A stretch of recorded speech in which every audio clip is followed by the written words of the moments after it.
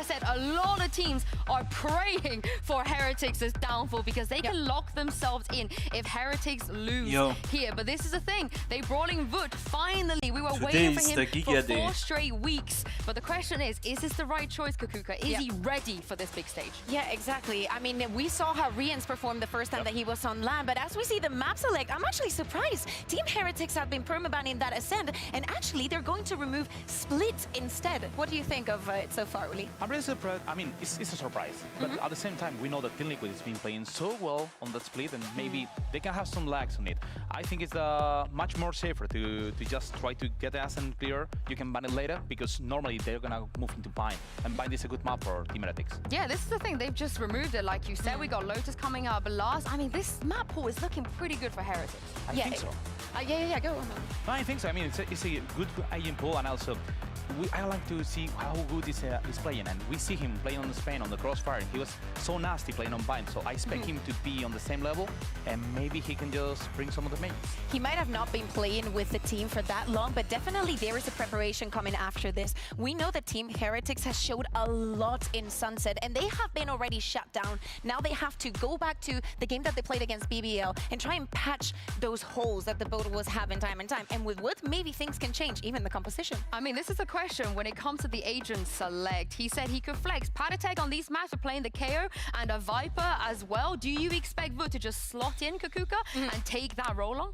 I think that they might have a plan before Patatech was in, right? To think that Wood would be playing from the beginning. But also it has to be a mix between the idea that they had and also now that he is here, what things are working, what are not, what have they learned about how the rest of the teams play in EMEA, knowing that, again, the stage is not the same as kickoff. You do not have 1 day between games. You have an entire week to prepare for your next opponent. Yeah, I wasn't here last week, so I'm going to jump you a fun fact, because I hope you missed the fun fact. But these teams are overwhelmingly high win rate on their own map pick, and neither of them have won a map when they went to map 3. So I feel like we're going to get to map 3, but I don't know who's going to win it because they're not very good there. And here is Agent Select.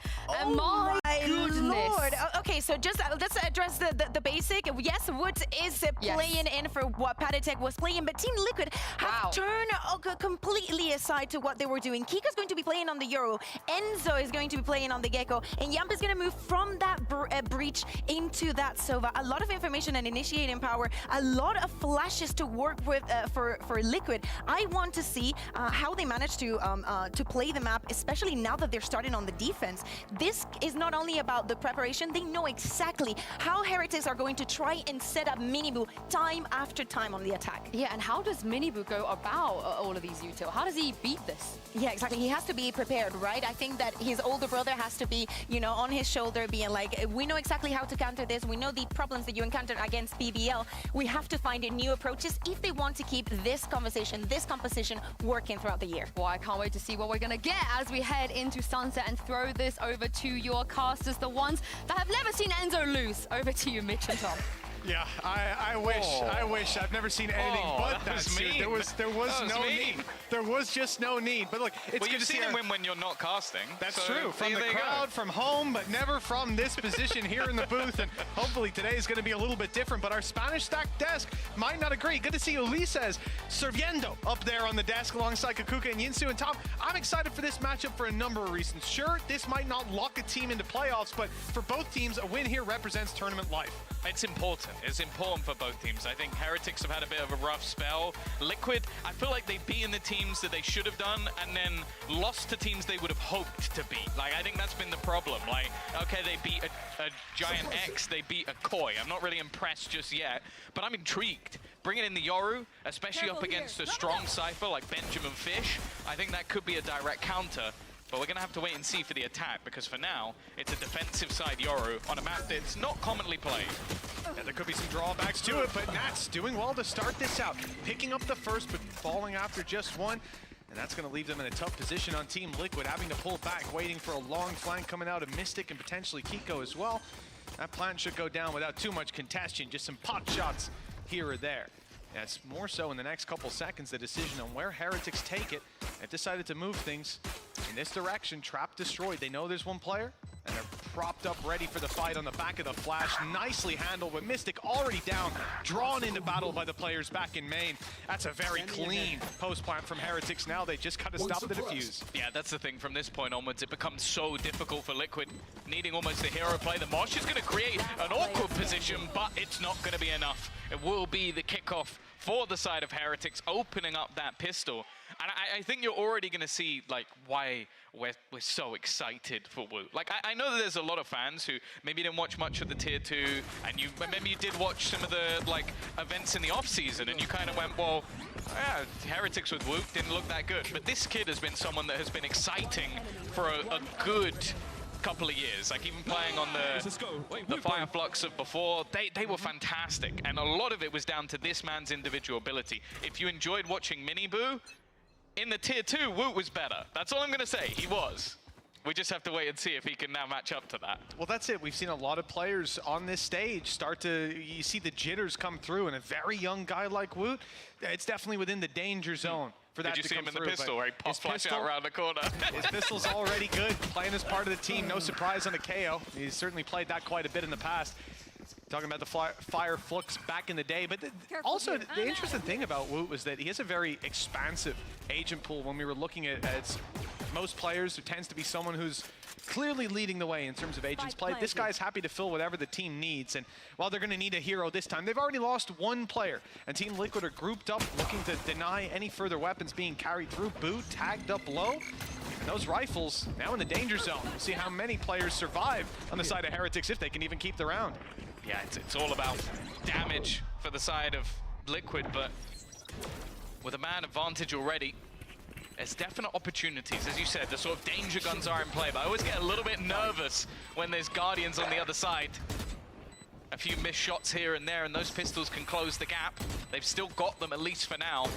And while for the remaining players, it may just be a case of going down to that spike, making sure no extra orbs are gained, and for Heretics, they recover quite well. Only the couple of players lost. Yeah, just 2 down, 3 rifles still carried through to the next round. Disaster most certainly averted, and a good start to the map for Heretics. With 2-0 under their belt, rifles come out, and we get to see some of these ideas now from Team Liquid, because like you say, Tom, there's some ideas there that could be directed at taking down the Cypher play from Team Heretics and making them uncomfortable on their defensive side, but right now, Team Liquid are on the defense themselves. And so making it work in a rifle round like this, is this somewhere I expect to see Kiko taking a couple extra risks with aggressive Yoru play? Or do they sit back and just see what Heretics are playing at? Yeah, I wonder if there's going to be some setups around that sort of avenue. You can already see Dizzy thrown out just for information, but a passive position held by Boo. And that is now going to be just an aggressive spot held from Kiko. Now, of course, for now at least, he has that ability to teleport back. But for Heretics, this is much more going to be like a push and probe. Look to try and see if they can find any early fights, if anybody's going to give them anything. Because you do have to bear in mind, this bonus has some real legs to it. You've still got the Guardians, but everyone else is running alongside with that Vandal. The real danger is Boo up top. The fact that, I mean, he can't push up without making some noise at least. But if Kiko did go for that aggressive stance, he could be in trouble. Now here comes the drone. That's going to guarantee no further aggression from defensive side as they take a step back. But Heretics aren't set on it just yet. It's all part of the push and the pull of the map. Some HP taken off Miniboo. He's down to 32. Not going to be too easy to slide into those angles now. It looks like they have set their eyes on this A site, and that means all the pressure will be on Kiko. He could just back out after spotting them initially, Tom. He's just peeking a pixel, but that's his choice. Let's see where he takes it.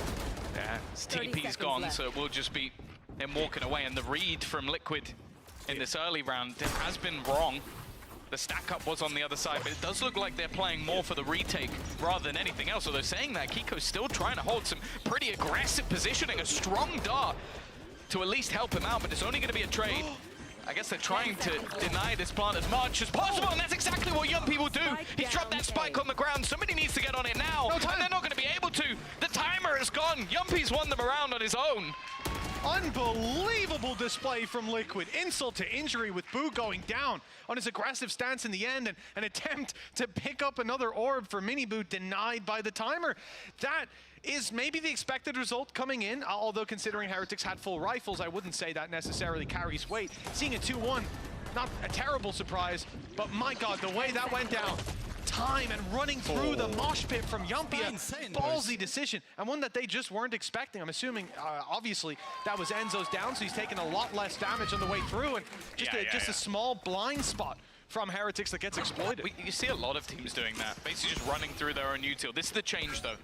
Heretics have always had these really explosive attack sides with Miniboo at the helm. Now, we had a quiet week last week, but my expectation is that will not carry through into this one. He's been one of the best duelists in the league so far. Looking at consistency, you really can't imagine it's going to be the same thing again and again. Now, ult already online for Woot as they look to take the A site. The knife alongside the ulti taking away a lot of the abilities here. Team Liquid having to do it with just the rifles in hand, and the paranoia perfect with Miniboo sliding in and securing the site. The plant goes down, and it looks like they'll wait out this KO ultimate. Utility on Team Liquid looking okay for the way through on Mystic and Enzo, but they're going to have to pack one hell of a punch to get this one done with Heretics really hunkered down. Yeah, it's definitely looking problematic now. Losing a player before you get into the retake's always going to be tough. Again, though, this player in the corner is caught. Flash a little bit delayed, but Yumpy's doing well. He looks like the retake king. The problem is his teammates falling all around him. Benji with a late lurk through the back, and now Mystic. Again, looked solid last week, but winning from here is going to be pretty damn tough. Nobody peeking. Cam even thrown out late into the round just to make sure that he can't be defusing. And in the end, he's just going to try and fade away, but Benji is waiting. Clinical to close him out. Immediate response from Heretics. And Los Niños off to a fantastic start with their 3-1. A little shaky, a little unconventional round 3, but they're right back on the horse. And with that, they've crushed Team Liquid's economy. Big round with that paranoia. Yeah. We saw it used up there again in the replay, and how quickly Miniboo is able to dive on top of them after. It's very hard to deal with that. I think the thing that I'm a little bit worried about just early on is that I'm looking at Liquid are playing a retake A setup, but it looks like Kiko is not. Like, the rest of the team are playing outside, waiting, and he is in there every single time. And if he gets killed, if he gets 2, that's fine. If he dies immediately like that, the rest of the team have to play for a deficit. And you can see 1 extra kill there, that might have made all the difference. I think probably he was expecting to be able to get out of there with the gate crash, right? I didn't note if he had one online at the time, but as soon as that ultimate comes in from Woot, that's ruled out, and the guy is just trapped. I like the idea to get aggressive with the pistols, try to take some uncouth fights, but, well, they have met a deadly duo holding the angle. The A site now off limits for the defenders, and they'll go pushing elsewhere, but Heretics are very patient. We talk a lot about the defaulty early rounds that we see out of these attack side teams. No different here on Sunset, as we can see that map control taken, pick found, and now Heretics once again group up and look to take this late round together as a team, not looking to be isolated and drop to these pistols. And they've got free reign over B side. But this is the thing I really like about this map for Team Heretics is I think Boo calls a great game in terms of the switch up of pace. Like, you have this Neon, you have these explosive plays, you have one of the best entry fraggers in the league, but sometimes you play it nice and slow. And it's very difficult for Liquid to know, okay, do we utility dump right at the early round to try and take some space, deny you, or do we sort of play back expecting you to run at us? It's just tough. So for now, obviously this round, expectations minimal to nothing. Like, if they get 2 kills here, I think Liquid have done a great job, but that's going to be easier said than done. I think, again, you have to look at the players alive, even Mystic Nats. It's not worth them even going down to another player. The Spike will do it just fine. Yumpy already has his ult online, so not looking to do too much there. Damage and taking away a weapon was the primary goal. Well, more so the secondary goal. Primary goal, go down to that Spike in the end, and it looks like they have achieved that. Success with flying colors. Nice and easy. 4th round, though, secured for Team Heretics. All 5 players left alive. That is a worrying sign, but they were only pistols on Team Liquid, right? It's okay. Heretics get to build up a little bit of bank. They don't have to invest too much, but if Liquid let it slip here, Tom, this could very quickly spiral. Yeah, and I think as well, even though last week we saw BBL, who definitely have had a huge resurgence, managed to beat Heretics on this map. I think prior to that, you're looking at them with wins over Vitality, Sentinels, Carmine Corp, Na'Vi. Like, this has been a really good map for Heretics. And okay, sure, lost to Paper X as well, but I think we can forgive that one. It was a great map for Paper X in their run at Madrid. So I think it was always going to be tough for Liquid. I want to see what response they have. And straight away, you're going to see an immediate use. I don't know if that was blind, but Rians has just taken out Nats. That leaves this B side so open. Well, he headshot him with the second pull, so nice and easy. Looky almost. I didn't think it had hit. The return, not quite so lucky. Nothing found on the side of Team Liquid as Heretics claim a free pick, site control, a plant that's very difficult to deny. When you come in as defenders, defusing that is a death sentence. Well, they're just going to smoke themselves off. Ooh. Look at that, Benji allowing the decoy to go by. Deep flash, that tells you Benji's not here, but Enzo's ready for it anyways. First is found. But here's where we get to see the difficulty that comes along with defusing. Now the spike is out in a bit of a corner that does give a wider angle to work with. Nice thrash through, player in the corner detained, but Rienz goes in for 3. The defuse is only half, and that's not close enough. 5 rounds for Team Heretics, and Team Liquid looking down in the dumps to start out Sunset. Yeah, I think you're seeing most of the opening kills go the way of Heretics, which is definitely helping them out with these post-plant scenarios. But then it's also just their sort of adaptations. I do think that that flash maybe wasn't supposed to completely blind Benji as he was up close. That was maybe a bit of a miscall. And that's actually one of the only worries I really have for Woot. On an individual level, I have no doubt he's going to be as good as anyone else in the league, if not better. It's whether he has the same supportive utility as Padatek, because that's something I think that he was very good at, especially in their run to get to Madrid. The util that Padatek was throwing was fantastic and really good for setting up Miniboo. Now, the assist that Woot's getting, already a good showing, but some of those are off the ult, some of those are off the knife. Right, I'm not going to get... It's always...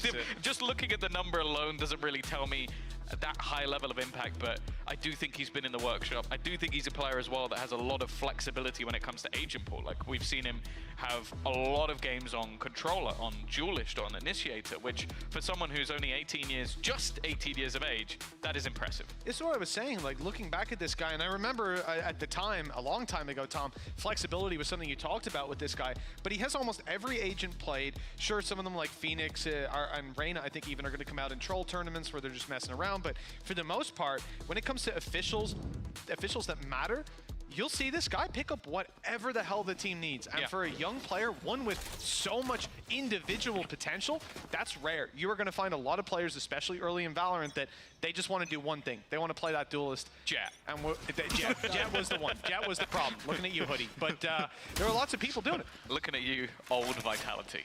Oh, okay. Well, that was because they couldn't lock 5 Jetts. We have signed 5 Jett players. It doesn't seem to be working. Who would have thought? Our Jett players not a good support. Much better now. I'll give them that. Much better now. Yeah, they've done well. They absolutely have. So have Team Heretics, a turnaround from back in the day. Maybe for a while, back to the form of back in the day. But I'm not sure you'll ever bring back the level they achieved in First Strike. Yeah. Hard to reach again. We won't go into that. No, we'll shelf that one. Either way, though, this needs to be now Liquid finding a response. The streak of rounds for Heretics, their credits are starting to get to a point of no return. They've got themselves a few ults online, although maybe not the most high-impact ones. And thus far, I'm not really seeing the value of that Yoru. Now, I expect more on the attack. 100%. But if there's no value on the defense, we have a problem. Well, that's it. Right now, Kikyo, no gate crashes to work with, so mobility's a little limited. Has his ult. Difficult to use without a gate crash. Sometimes you gotta commit fully, or just use it as the recon. The slow push through on mid has caught them off. I didn't think Heretics would be giving up this position so quickly, but of course only one of them has the ability to transition to the B site quite this quickly. Plant comes through. And on the side of Heretics, they want to recover that advantage with Miniboo's aggression, but he's being caught in a bit of an awkward spot. Those reveals giving them everything, and Kiko now committing to the ult. He's put down the decoy and bought himself the space. His teammates coming in from the off angle and defending this spike now is a tough task for anyone to manage. Boo is the last one standing, looking to avenge his fallen brother, and he'll not even get a shot off. Team Liquid are back on the board. It's late, but it's not too late. 5-2. No, I like the way they played this round. Like, the aggression into mid got them a lot of information, allowed for a quick rotation, but more importantly, just having that advantage. Especially in these sort of scenarios, I think the util that they put through to get them that extra information, I think that's been one of the things so far that has been kind of interesting is they've been able to walk into Nats' site or find Nats without too many problems. So the fact that this round, they basically walked into all of the traps, they got hit by all of the darts, it gave a lot of info, plus that ultimate. Even still, though, plenty more to be desired. And as said, no problems at the side of Heretics to buy up again. I'm out of here. Quick dash in. That was almost a chance. Mystic is down as quick as you like. And, you know, it's ambitious. I'll always applaud players Taking outside the box a little bit, but well, Miniboo's not going to be caught off by that. This is a big round to risk those kind of plays in, Tom. Somewhere Team Liquid come in already. Man disadvantage and low HP on Enzo and Yumpy down. But they had rifles. They had their economy on its last legs, and wow, what a strange way to approach the early round. It was just so... I can only assume he thought that he hit him with the paranoia, so that him pushing was really risky, but to just try and TP into that corner, when you know it's Miniboo, like, you know he's going to be in your face, you know he's going to be as far forward as possible, and, like, Mystic definitely expected that play, because there was a pot flash over the top, he counters with paranoia, and then he TPs forward, and it's just, yeah, a gamble, and that gamble didn't even remotely pay off. That's probably the freest opening I think Miniboo's had in a long, long time. And he also didn't have any support. That's the thing that gets me, Tom. You know, if there's another player there, it makes sense. The trap's worked out for Nats, claimed him a kill and a second as well. Who knows? If the trap wasn't there, that might have went down differently. But instead, some damage is done. At the end of the day, though, it's not anything noteworthy for the side of Heretics. No. They have got plenty of cash to throw at this, and removing another rifle from Team Liquid is all that they cared about. This buy is going to be pretty miserable from that defensive side, and so far they've struggled even with the best of buys. But that's the thing, it's like there's the extra peek there. I actually find, like, yeah, so he's trying to get away. I'm just surprised he TP's forward. That's the thing that surprises me a little bit there, but I guess it's just one of those panic moments that you go, okay, I've got to get out of the stun. If it worked, if Miniboo was hit by that, if he did slide in, if the TP was a little deeper so Miniboo doesn't see it on the way through, we'd be singing his praises. God tier player, huge play, but it didn't work. This time though, doubling up, not gonna have the paranoia to work with off rip, but it's sent in a little bit later. It's the same result. Yeah, exactly the same thing occurs. One player dead for Team Liquid, and Team Heretics sat on a default, sit back with map control, and have a little smile on their face. So plenty of time. Just to note, in the last series that they played versus BBL, Miniboo had 21 kills. We are in round 9. He already has 10. So I think it might be a different week for him. I think he's performing. Also, he came up against what looked like prime Kushner, which that's always scary. It's always scary when that guy's in his element. Sometimes there's nothing you can do. Again, though, like, just think about how many openings. I think I can think of one opening kill that has gone the way of Team Liquid. They have 2 rounds on the board. It really isn't going well for them, and they're going to have to try and play from a deficit again, with a lot of their utility already gone. It's only really Enzo that has anything left. Decent wall bang by Mystic. He had all of that utility used from Heretics to clear this site and confirm that wasn't being spotted from, but spams through the smoke. Ultimately, what claimed the kills, and the emerging from the cage. They are all caught. Oh, wow. 3 quick kills in the round is sorted just like that. The question is, can Enzo get exits? Because a 1v4 is too much to ask of almost any player. And he won't get the first even, running into Rian. 7 rounds on the board for Team Heretics. This is their map pick, and, well, it's showing right now. Yeah, I almost feel like this pause may end up just being how do we not die to Miniboo within the first 5 seconds of the round? Because the thing is, I don't even feel like they're changing a massive amount. They're throwing a pot flash, he's going for a face, there's a dart over the top, sometimes there's a paranoia, they take the same fight, they win it. So for Heretics, you're going, yeah, keep doing that. Keep doing that. If someone's going to face you each time in a different way, Miniboo's probably going to win that duel, and if he doesn't, there'll be someone there to trade. Whereas for Liquid, I understand the logic of, okay, I want to try and counter this. I want to try and come up with something to beat this guy. I feel like they might have to come up with a completely different idea altogether. Even just having someone on the other side. That's been one of the things that's been a little bit surprising, is they're always fighting from elbow and not A short, which he has to run past. Yeah, I think the idea, like, in this case, you have the second player doubled up for the initial dive. They were expecting Miniboo to go deeper for the kill, but Kiko peeks out ahead of it, so then they can have the support. And the third player, you're going to have a 4th player on that side of the map just for that setup. Third player standing ready with the paranoia. Obviously, the idea being the second that they get contact, paranoia goes out, both players from elbow can push through, probably Dizzy goes out the window. Oh man, you could have had Kiko pop off with 4 kills. Instead, Kiko gets domed in the head, they run away from the paranoia, and the round is just screwed right off rip. And this is what we've seen a couple times now for Heretics. They just have this steady default, they wait for Liquid to make a mistake, they punish it, and then they move to a site together. It's worked again and again. No need to change it now, but that's a pause for Liquid. And they're going to come in with some new ideas, hopefully, but not a lot to execute them with, Tom, with the pistols. Now, I said you're not going to have 4 players on the A side, Tom. They do this time, but it's you might as well. An immediate paranoia, though. It's going to slow down Miniboo. Result still the same. At this time, you can kind of forgive it a little bit more because it is just against pistols, but he's not losing this fight. You can put as many people in his way as you want. Miniboo goes, elbow, Miniboo gets killed. It's insane. He's on 14 HP at least. But I don't think we're even close to having a conversation about economical damage on the side of Heretics. There's 2 rounds left to play for. They have got the cash. But Benji has 7,300 and Wu has 7,000, and they're going to get more at the end of the round. And Miniboo has ult, and yeah, there's... Yeah. It's not particularly close. But again, it is just this same setup. The Heretics rinse and repeat, but it works. And that's the thing. When you have a youngster like Miniboo in your team who can execute that kill 9 times out of 10, and then the second guy is Wu, who, I'll be honest, thus far hasn't needed to do that much because plan A has worked. He's got 10 assists. I reckon 5 of them are from that same flash. Well, 8 of them were in the first, like, 5 or 6 rounds. The guy hasn't had a chance to support his team because it's like, okay, Miniboo take contact, 3 dead, okay. Or 1 dead, reset, flash out onto a site that's already clear, and then in the post plant, they got all the kills. Then in the post plant, he's like, night foul. They're not there, guys. Great. That's what he's had to do. He's playing his role, and his role's kind of boring right now because they're just winning cleanly. You're gonna have to say for the side of Team Liquid, you know, you have Bind up next, your map pick. Maybe we can see some more energy out of that side there, but the reality is, this map, they need a big turnaround, but they had the pause. And Eco has gone by. Didn't go too well, but it is what it is. This is what they will have discussed in the pause. Let's see what the adjustments are. 4 again. It's still 4 players on A. Can they deal with Miniboo this time? Surely they can. There it is! Opening pick for Team Liquid. Hunter's Fury chasing them down, and it's traded out. Flash is good. Turn the players' eyes away for a moment, and that is a disaster. Enzo got the one. That player's brought right back up, and the whiff behind leaves them with nothing to fall back on.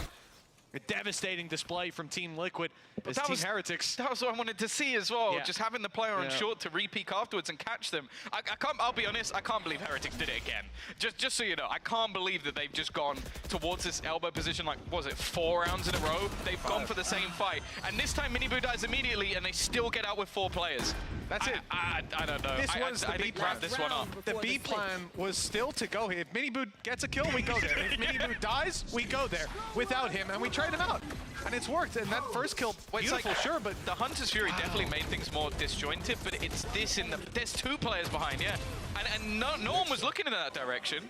And so there had to be something there. That is just Team Liquid whiffing. That's all you could put that down to. Because they had the right setup, the right play, they had the right utility, just need to shoot people in head. And unfortunately, that was the part that failed. They're still going this way. He's blinded and eventually taken down. Kiko's having a rough day. Let's hope it warms. Well, never mind. He's not going to warm up now. Lying dead and cold on the floor. So is everyone else. Again, they've killed Miniboo, and it's just been overrun. Yup, he's got to get out. Oh, there's a shock dart kill to even up the numbers. It might even be winnable with the shot through the smoke. Woot. Down and out, but no return. And it's solo. It's the solo play. Nats tries to chase down that kill and instead ends up giving another 1v1. And Benji wins it from a position that they actually managed to turn it to winnable. Now just comes down to a 1v2 for Yumpy. Now, one of the rounds they've won already was based off him forcing Heretics to lose to time. See if he can do anything in this scenario. The problem is, look how passive the remainder are. He's got to try and clear nigh on everything. They're waiting to see if he rotates around the flank because, of course, you're going to play a post plants from this position. Just look to bait out that time, a smoke to even section off an angle, and you can see Yumpy is trying to clear every single angle that is possibly available to him, but at this point, that timer is going to start ticking down. They know it as well as we do that he's going to be towards that spike. Boo almost giving things away, but it doesn't matter. He wins the duel anyway. A 10-2 Heretics, as said last week, definitely didn't go to plan, but this is looking like a different beast. It absolutely is, Tom. 10 rounds on the attack side. Say what you will about this setup and how it could perform at getting behind, Benji making his life awkward, all those sort of points we made earlier, it kind of goes out the window. Kiko's had one of the worst halves that we've seen from him in terms of potential, in terms of whiffs as well. Like, this has been a rough start. And if you imagine the sides turning and it changing, that's a tight turnaround, man. Maybe they'll get the ball rolling, and I think the real hope for me, Tom, is that they can get that ball rolling enough that they pick up some speed, some momentum coming into Bind, because right now it looks like Heretics are just a better squad after that first half. Yeah, you don't see many teams lose from 10-2 up. Right. Don't see many teams make those comebacks either, Tom. No, that's true. Maybe Liquid can be on the other side of the coin this time around, but they've got a lot to do. And they're up against, as I said, I think a very competent Sunset team. I'm not surprised, even after losing it last week, that Heretics have been happy to come back into this map, especially one that we haven't seen Liquid play since kickoff. And that was a narrow victory. Oh no, sorry, a narrow loss to Koi. So they've got themselves in an afterplan, a position that's definitely winnable. They need this pistol. That they absolutely do. The aggression hasn't worked out with Kiko falling as well. Down goes Nats, and like dominoes, these players one by one.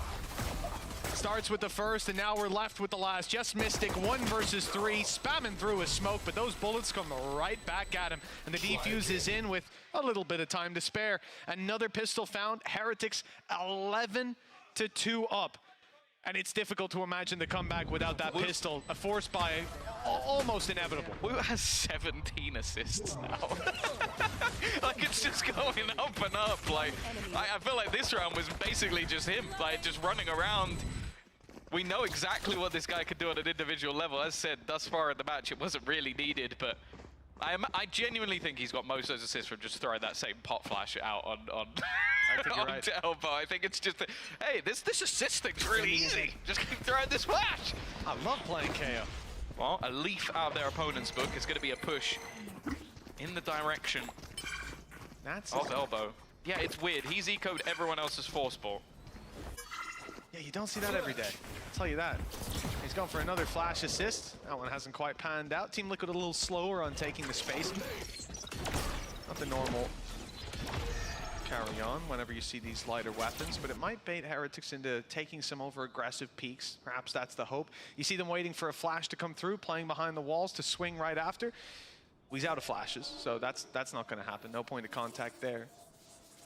Finding space here. Difficult challenge. Heretics are ready for it. They were thinking about re-aggressing. They've decided not to. And they'll just keep, oh no, now the re-aggression is coming in off the paranoia. They see nothing.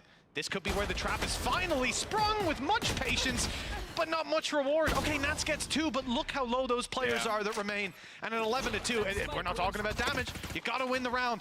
They have to pull this back from this position, and okay, Enzo does well to drop Rienz, but still 2 more to go. Still the spike to be planted.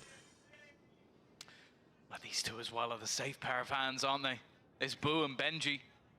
You can't see them making mistakes. I don't think he has anywhere near enough time to run to the B side. He's just trying to clear some of these positions, but in the meantime, they're aggressing. It's a little bit disjointed, but it doesn't even matter. Boo wins that fight anyway. 12-2. Close to an incredibly dominant map for Team Heretics, and I do think after this one, it might be back to the drawing board for Liquid and their Sunset. Yeah, I think that's fair to say, Tom. You might be coming in with some fresh ideas next time around because, well, this has been fast.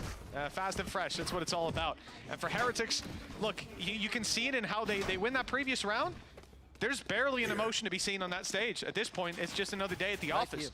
12-2. Barely a hiccup on this map so far, and now the chance to close it out. Another mixed bag of buys because Team Liquid force bought previous round. Nats is able to get a rifle thanks to his eco at least.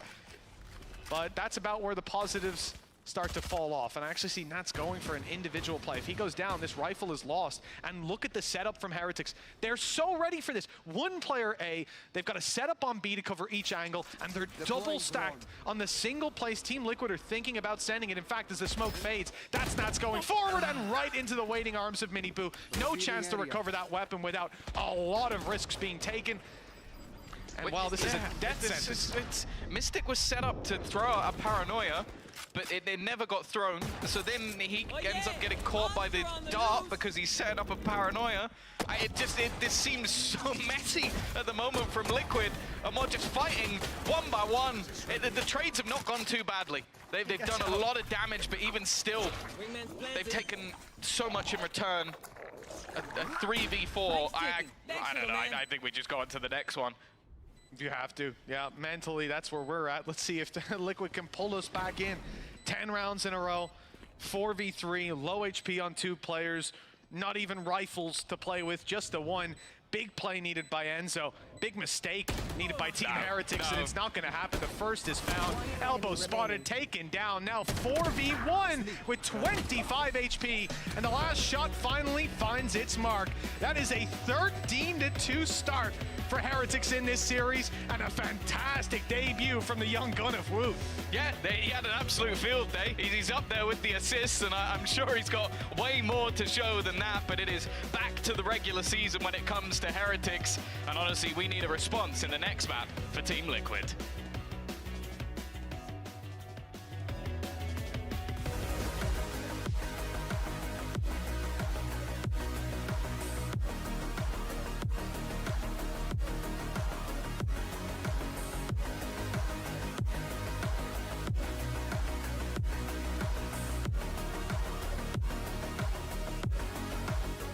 I know a place that will break you into 1,000 pieces.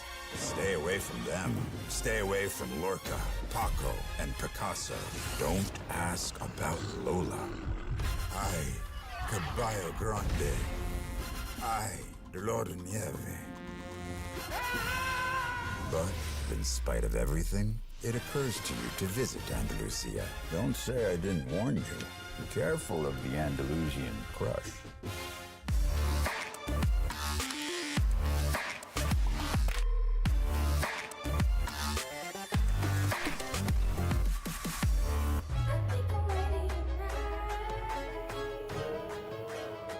Hey guys, it's Jimmy Lin, former professional Counter-Strike player and Valorant coach. Watch out for the stairs, clear this angle, you're going to be able to fight this.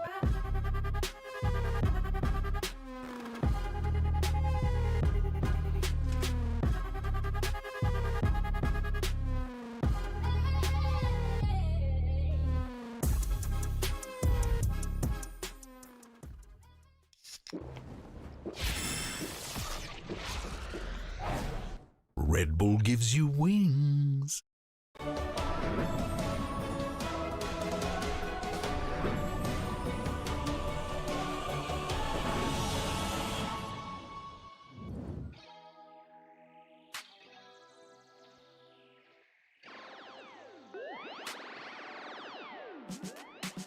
Feeling good, feeling great on my time. Won't let a hater block my shine. I'm just living my life. Too busy chasing good vibes. Chasing good vibes. Chasing good vibes. Chasing good vibes. Too busy chasing good vibes. I'm feeling good, feeling great now. A hater can't play with my day now. Get that negativity out of my face now. In my city, I'm the man of my state now. Yeah, I'm living life to the fullest. Baby girl, you're talking to the realest. Energy and joy, you can't steal it. Good vibes all around. Baby, tell me, can you feel it? I woke up, so I'm blessed. Just another chapter in the test. I know I'm doing better than the rest. Got a smile on my face, showing teeth for the crest. It's no sweat, I'm a vibe in my own right. Go time in the sun, yes, I'm gon' shine. So fine, got a baddie on my phone line. Feeling good, feeling great, chasing these good vibes. Feeling good, feeling great on my time. Won't let a hater block my shine. I'm just living my life. Too busy chasing good vibes. Chasing good vibes. Chasing good vibes. Chasing good vibes. Too busy chasing good vibes.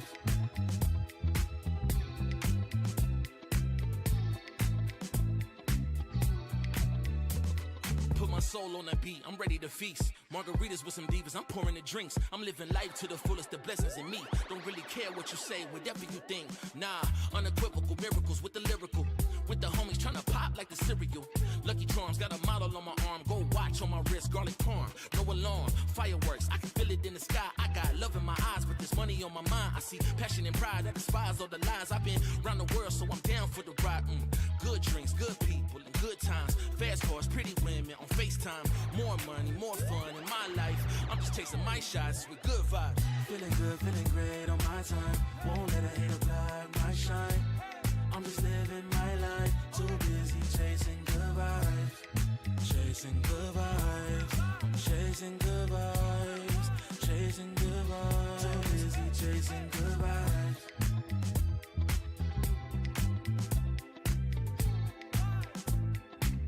Too busy chasing goodbyes. Feeling good, feeling great on my time. Won't let a hater block my shine. I'm just living my life. Too busy chasing goodbyes. Chasing goodbyes. Chasing goodbyes. Chasing goodbyes. Too busy chasing goodbyes.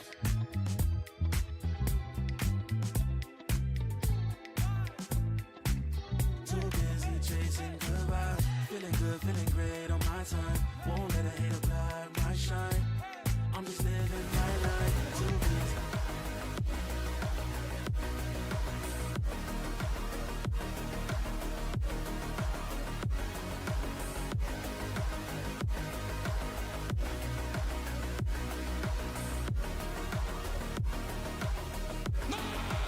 Bang! Nice!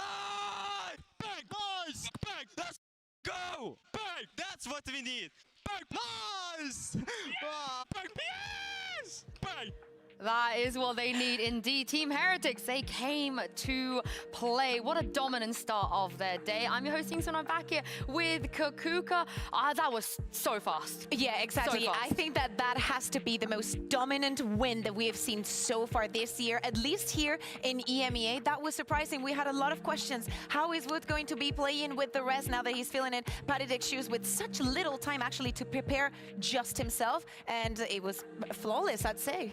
Honestly, I felt kind of iconic that he was team flashing a little bit. I feel like if you don't team flash, you're not doing your job right. But the assists was crazy. He had so many. Yeah, exactly. Especially with the KO knife, like it gives you a little bit of a free ones, but also it's that kind of edge that it was given them to perform like this. And I think this round's number 11 sums up everything that we saw during the first half. As Tom was mentioning, Team Heretics was not discovering the wheel. They were doing exactly what they have been doing in the past. And Team Liquid, even though time after time they were trying to shut them down, not even with 4 players defending on A, they could do a micro that could actually stop what Team Heretics had planned for this sunset. I feel like this round just summed up the entire game. All you have to do is watch this round. I mean, they won 2 pistols, 9 first kills, 9 first kill conversion, 10 plant conversion as well. Yeah. I feel like, Kakuka, if you're having a day like this, there's very, very little you can do against that as Liquid. Oh, yeah, exactly. And the homework was also pretty easy for Liquid. Like, number 1 has to be shut down Miniboo, right? You shut him down, you do not allow him to get comfortable, and then the rest will slowly but surely crumble. But they attempted, but they didn't manage to do it with the change of composition. Yeah, Bind will be up next, but first we got Miniboo here in the AIM Labs warm-up as well. Of course, Heretics, they picked Sunset. We knew they were going to do well there, but what about Bind? How is Miniboo going to do on Bind, do you think? It might be a surprise. Maybe we know the Team Liquid changed their composition for Sunset in preparation for today. Okay, it didn't work. It didn't go very well, but maybe Team Heretics is also willing to change something. In my opinion, maybe they shouldn't. I think that Wood's being so confident and so comfortable also on that KO for that first showing is going to give them exactly what they need. I mean, the kid can shoot. What can you do? I still think we're going to get a map 3. I really do. As I said with my fun fact, Heretics, they always win their map pick. And Liquid seems to always be winning their map pick as well. And also, it feels like last map was one of those maps you can just mentally go, GG, go next. Didn't work out, but let's try and get them back on Bind. I think that especially for Liquid this year, there have been a lot of those situations. Remember that at the same time, this is a team that is just recovering right now from a 13-2. They also were in the losing end. Yeah, exactly. Like they lost a 10-2 lead. So sometimes things just do not work out for Team Liquid. That doesn't mean that they are out and dusted. I think that they can do so much in this Bind, that they can adapt. But that's the other part of it. Are they going to adapt into the Euro Astra? What is going to be their approach shutting down Team Heretics, if Team Heretics can even be expected to be the same? This is the thing. Teams have felt like they've been really comfortable changing things from week to week. Yeah. Did you like the Gecko? Did you feel like maybe it didn't work out? I get the intention. To me, I think that also the last round was a prime example of a team being confident and comfortable with the composition. The way the Team Heretics was able to regain all that space onto mid means that they were comfortable. Team Liquid, on the other hand, not so much. Well, the Gecko is great pick here. It makes a lot more sense. And they're going to play Harbor Viper. Yeah, Harbor Viper. I mean, double controller, it is just a little bit different. Yambi is also going to be moving on to that KO, and Woods, instead of playing on the KO, he's going to go for the Sky. So of course, I think there's going to be differences. Boo is decided on the Omen, so no Astra to be seen. The Yoru is going to be a very, very important part. But Team Liquid starting on the attack. Mystic, we saw a couple of missteps when it came to Bind. For this attack, he has to be crucial. He has to be helping Enzo a lot, and I think that also Nats has to be very, very mindful of his utility. Are we sure this is a Bind? Agent select Kakuka, this is very off meta. Yeah, exactly. But I think that especially the things that we've learned from Na'Vi, especially on this map with the Gecko KO, the amount of utility that you have to swamp onto side has to give Team Liquid the same comfort that Team Heretics was able to find on Sunset with such a dominant first half. Yeah, they get to start on defense this time around as well for Heretics, which feels like might be okay for Liquid.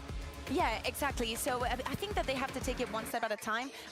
Team Heretics probably, once they're seeing this composition, they might interpret that something has changed, that they have to adapt on the fly. But just based also on the fact that they changed the composition and more so adapted it to Wood being here, I think that they also come with a plane of their own. And now mentally, the ones that have to recover are Liquid. They are the ones that are going to come with a new plan, with a new composition, and everything has to fall into place if they want to even take this to a map number 3. I mean, we questioned some of that potential synergy differences with Butch coming in. I love to see what they have cooked up with that Yoru Sky double flash combination, especially considering they got about 5 million wars that they have to flash past as well. Yeah, exactly. I think it's going to be very interesting also how he measures the utility and when to use it, right? Because with the KO knife, it's not the same. I think that at some point they're going to regret not having the KO in this specific occasion, because with so much important utility on the hands of Liquid, it could be such an important part, right? Of the possibility of them going into the game and then being like, well, maybe, just maybe we shouldn't swap this one thing, because this other agent would have given us so much more versatility and impact onto the round. I mean, you said about how Liquid probably changed their Sunset comp as a direct counter to what Heretics like to do. What about these changes here? Why do you think they made the Viper Harbor? I think that they're understanding that the game is a bit different to what it used to be, that they need to adapt on the fly and they need to show strength, right? Team Liquid is not a team full of new players, new faces that we're seeing incoming on the tier 1. No, this team has things to prove. They cannot just be average. They need to be trendsetters. They need to be recognizable for their playstyle. They need to leave a mark wherever they go. And so far, they have not been achieving that. So maybe trying to get these compositions and a new look onto things, try and pick up here and there what works from other teams might help them get the edge. Well, on Sunset, it didn't work out that well, but let's see what they got cooking up on Bind. Mitch and Tom, what do you make of this? Well, I'm very excited to see this. It's been a while since Woot. We mentioned all the agents that he plays. It's been like 10 months since we got to see a Sky out of him, and testing his support ability. Well, after that last map on the KO, it's easy to do that with the ults. Here on the Sky, I'm excited, Tom. This could be really good with the double flashes on Mini Boot. Yeah, the thing is, I do agree with you. I think I'm looking forward to seeing what Heretics will do, but I'm actually just more worried for Liquid. Yeah. Like, I think that's a more important thing, because I think Heretics, even in the last map, I don't think they had to play even close to their skill ceiling to beat Liquid. So I'm now looking at Liquid and going, are you going to turn up today? Like, are we going to see Kiko hopefully play much better on the Raze? I think it's a more comfortable pick for him, but it looks like they're going to be challenged almost immediately, as already it will be the force back as Heretics have to fall back. A little bit of map control fought for Mystic on the Harbor. Didn't have a great debut here, but we've heard a lot of good things about it in scrims and in compositions. This is a tactic they've practiced. Enzo's been isolated with the spike. The rest of the team had teleported, and the man left behind had the most important piece of the puzzle. Now Liquid have to go to the other side of the map. It's quite a trek all the way over here. Liquid? And, well, they have to fight B-Long against pretty much the entirety of Heretics. Not ideal, Tom, to start with. I would say as far from ideal as you could probably get. Suboptimal. Yeah. This is not going to be easy for them to retrieve. And I think they're almost going to have to win the round before they get that spike back. Yeah, probably. And I think they've made the right call here as well, splitting in towards Hookah so they can at least dive out and Team Liquid can crunch these players on long, but this is something Heretics are aware of. They're not silly. Rienz is left behind to watch this, and so a bit of a challenge for him. Already, though, they've caught the player up in the air. Looks like Kiko will hold on to life, but the rest of Team Liquid are the ones that are falling before Kiko gets isolated. And sure, they've got the spike back, and they can run it over to A. But look, Tom, with 4 players alive, Benji. they've already got someone waiting. Benji just around the corner with 14 seconds left. That should be the round cemented. In fact, if Mystic won this one, we would have to take him off the stage. Yeah, he would need some pretty impressive mechanics / gaming chat to be able to pull that one off. But no, it's going to be another 3K for Woot in a pistol, and that is a pistol round that I'm almost certain Liquid will want to forget.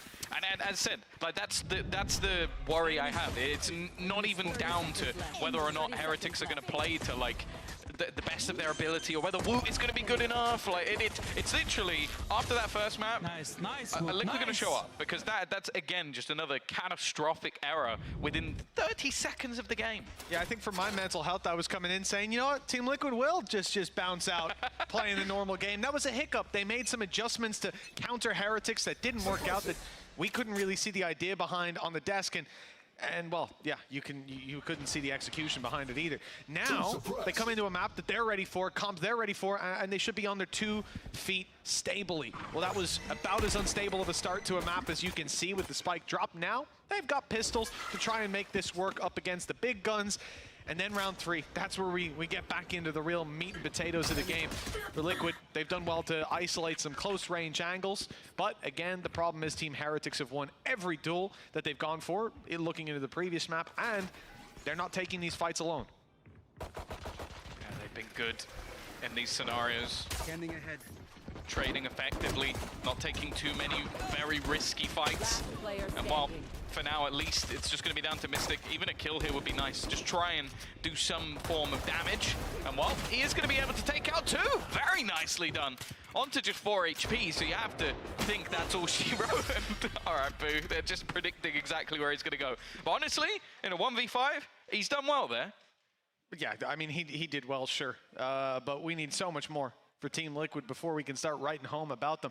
This is a round that carries a lot of weight with it, Tom, because the snowball of the previous map starts to come into play.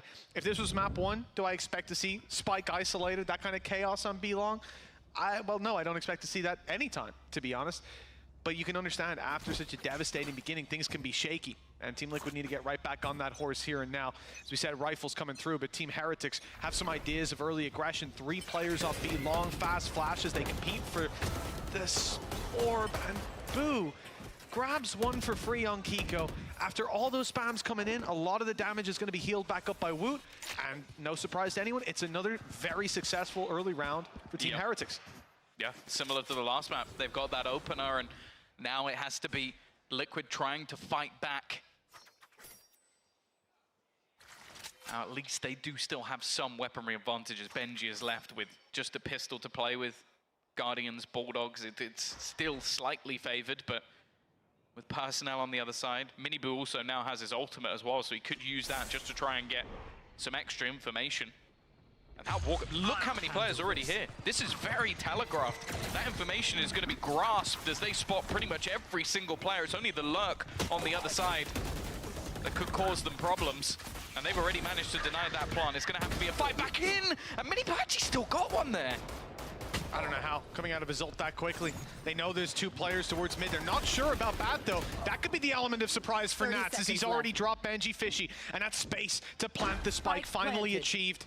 That wave wall disappearing. And now the Reckoning comes into play. It's barely even needed, though. Woot's pulsing body is all that it gives away, as he'd already been dropped. A clean way back through for Team Liquid. Even after losing the opening pick, that's more of what we wanted to see. Yeah, I think a better mid-round from them. Just being able to adapt on the fly. The timing of them pushing the smokes was pretty good as well to be able to take some of those fights, but it is the first round on a road to many. And even then, there still looked like there were moments where that could have easily slipped in the other direction. Of course, for Heretics, still going to be coming in with the purchase here.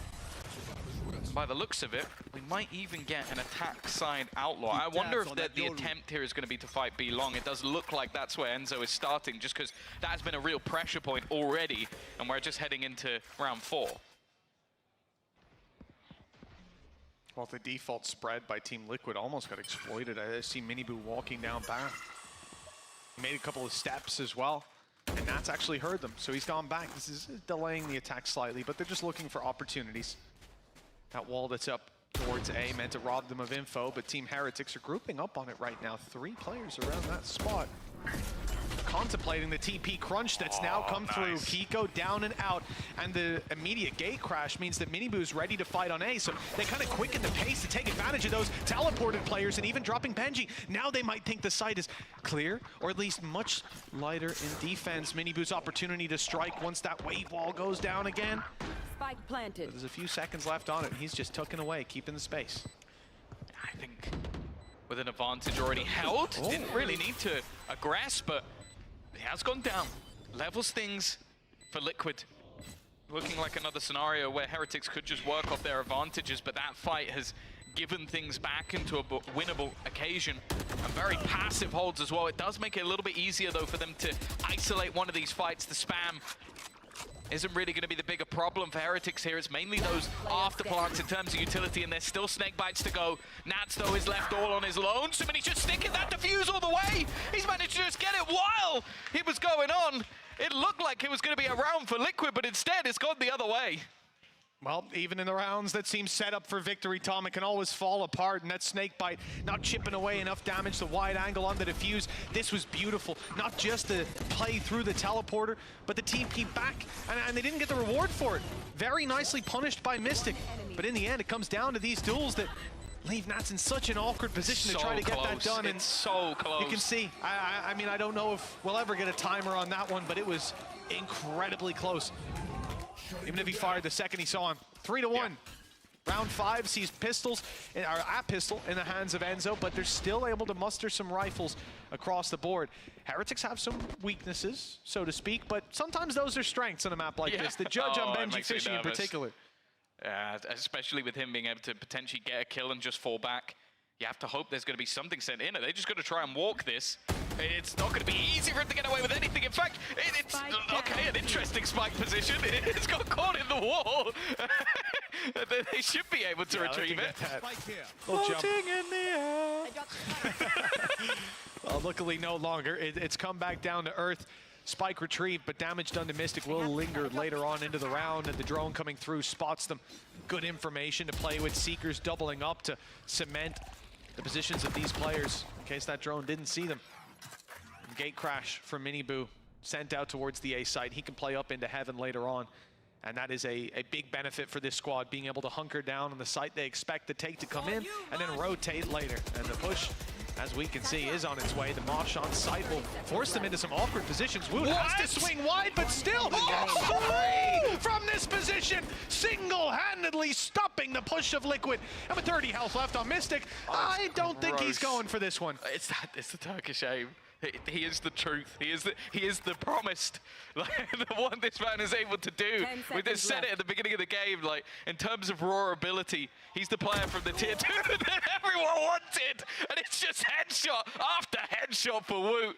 Absolute filth on his first day of the stage, and he's 9-2. This is the thing, Tom. Well, what was Liquid's idea here? Okay, mosh pit over the top. It lands on site. You know the player inside has to peek you. If anything, if we had their comms, I think that's the call. He has to peek. He has to peek. Sure, he does, but he ain't gonna lose those fights. Absolutely gorgeous. And a special shout out to Rienz as well, combining beautifully with the recon to give that extra information. No doubt that helped out in the third kill that we saw, the fourth. Sheer ridiculous confidence out of Woot. 9-2 debuting. And Tom, one of the things that we said was on this stage, nerves can kick in. And for players like Woot, he's in the danger zone. It turns out it was Team Liquid that were riding in that danger zone all along, because they've not been doing well. And a timeout called already. Remember, they burnt theirs up early in the last map, and there wasn't a lot to say about them. Yeah, I think it's one of those things, again, you have to go back to people who might not have seen Woot before. You're going to very quickly realize why every sort of analyst, every sort of commentator is sat there going, nah, just wait. Just wait. Like, the Turkish broadcasts have been saying it for ages. They've been watching this kid just light up. And the thing is, it was sad for Ascension last year because Fireflux were the team that everybody was waiting for. Like, they had players like Yedaje, who we're now seeing thrive in foot as well. Like, it was a really solid team. Unfortunately, it just didn't make it through the sort of strength of what was Turkey, even if the expectation was there. But it's so good to see him on this stage, and it's so good to see exactly what he could do. Crisp headshots to give them that round, and now, wow. They said last round they managed to at least get a buy on the board. Liquid are in much more trouble this time out. Sure, they have an ult or two, but they've already tanked the shock dart. I think Kiko's almost dead. He's not even seen anyone. Yeah. So's Yumpy. He was bitten by a few things, not just the shock dart, but even the Trailblazer comes up after. So all the information is there to play with. Team Heretics have a problem brewing, and then players are going to the other side. Nats is dead. Yeah, no way out. It was only him that was spotted, and the drone was super close inside the smoke, so there could be other players there. But we see the gate crash again up top. It's on its way over towards the B site. This is going to represent an early rotation potentially for the side of Heretics. They've spotted players, so Miniboo immediately comes in to help. And for Liquid, no matter where they go, they'll be running into the brute force of Heretics with pistols in hand, with low HP on Kiko and Yumpy. It seems to be a formality. They will need a miracle to make this one worth.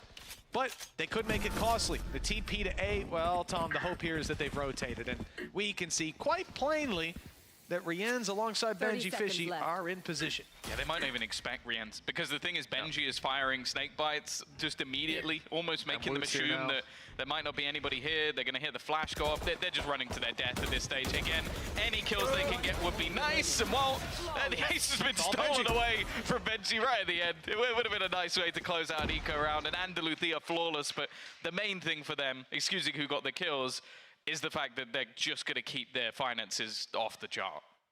That's it. As we said, damage was a question, but one we didn't expect a favorable answer to come through from Team Liquid. That shock dart did a lot. But at the end of the day, just clean setup. Rienz needed to do barely anything with how quick Benji was on those flicks. The only player that survived his wrath was the one hiding behind a wall. 5-1. Round 7 sees ultimates for Team Liquid. Viper's Pit, Thrash, Showstopper online. That's a lot to work with on the attack, and somehow Miniboo picks up the opening again. In comes the Showstopper. Will it find value to one blast pack left? There's a player in its sights, and Boo goes down. Yeah, again, leveling things up. Ultimates are in a pretty decent spot for Liquid here. Could use that Viper's Pit, then get into the post bar. Instead, though, Nat's actually the furthest back. So it doesn't look like that ult's going to come into play. He's going to be able to avoid this drone, though. Rienz goes down. A huge pick that makes this much more awkward. It seems like they're also waiting for the secondary flank. Timing, though, is going to be everything. If Mystic turns around, he's got a huge opportunity here. So many players just waiting. He's immediately going to take one down, but they're there to trade. Unfortunately, goes for the high HP player. Wanted to get rid of that Thrash. Even still, though, it doesn't matter. It doesn't matter at all, because Will is just making his name heard. Well, another little fake out from Team Heretics. Last time we thought Rienz was going to be the big player, and it was Benji. This time, Benji gets a flank on 4, picks up 1 kill, and it's looking like there's a chance for Team Liquid after this disastrous flank. This guy is ridiculous. Even gets blinded at the end. Miniboo desperately trying to get himself a kill, but you can't stop Woot. He's 12-2. And for Team Liquid, call a pause if you want. I don't know what you say about that. Oh, you might be looking at one of the best ever debuts at the VCT. Like, it truly is just ridiculous. You can see it on Benji's face. I think in his mind, he was probably like, I might have just lost us that round because I didn't get as much as I could have. He got Woot. It genuinely doesn't matter. You did good. Odin on the attack side, it's something that not many will try, but Enzo always will. And at this point, you know, everything else hasn't been working, so you might as well give it a go. Desperate times, Tom. Desperate times, and we're definitely seeing desperate measures. The tag up even onto Enzo. The Odin makes it a bit easy. No way to follow up on it, but they know there's players here. Obviously, with the Viper's Pit down, you're expecting it. There's at least 2 in bat. That's the info they have to work with. 59 seconds on the clock. Mid, pitted off by Team Heretics. Benji has that control, but they don't have the info. That's what Miniboo has got a mask in front of him for. The other dimension calling to him as he'll now go through and clear this pit. 1 spotted, 2, and he's body blocked, but he'll see 3 eventually. The shoot me comes in, but Rien's got to be careful of the decay. Be back out, and this is them cemented in their positions. Now that gate crash going into spawn has been spotted. In fact, you even have Kiko going back to spot it and kill Miniboo when he attempts it. It was a ballsy play, but one that hasn't paid off. They've got one less player on the site, and Rienz is 1 HP. He is decayed down and taken easily. Oh, that's an awkward spray, and Benji, he's a genius. For one. For one. He almost got more. I mean, he heard the second player. Yeah, I don't know how he suspected it, but then he turns and gets shot in the face. It's, you know, it is what it is. Well, it looks like this one's going a little bit better for Liquid, being able to isolate some of these players. Woo is feeling confident enough to put the Seekers in. He's going to take down Mystic. This should be an impossible round, and thankfully Nats is going to make sure of it. Doesn't allow anything more. You can see how confident this guy is at the moment, and the Odin spraying through is going to put Liquid with a second round on the board. They committed quite a lot to this one, but it was worth it just to get that over the line.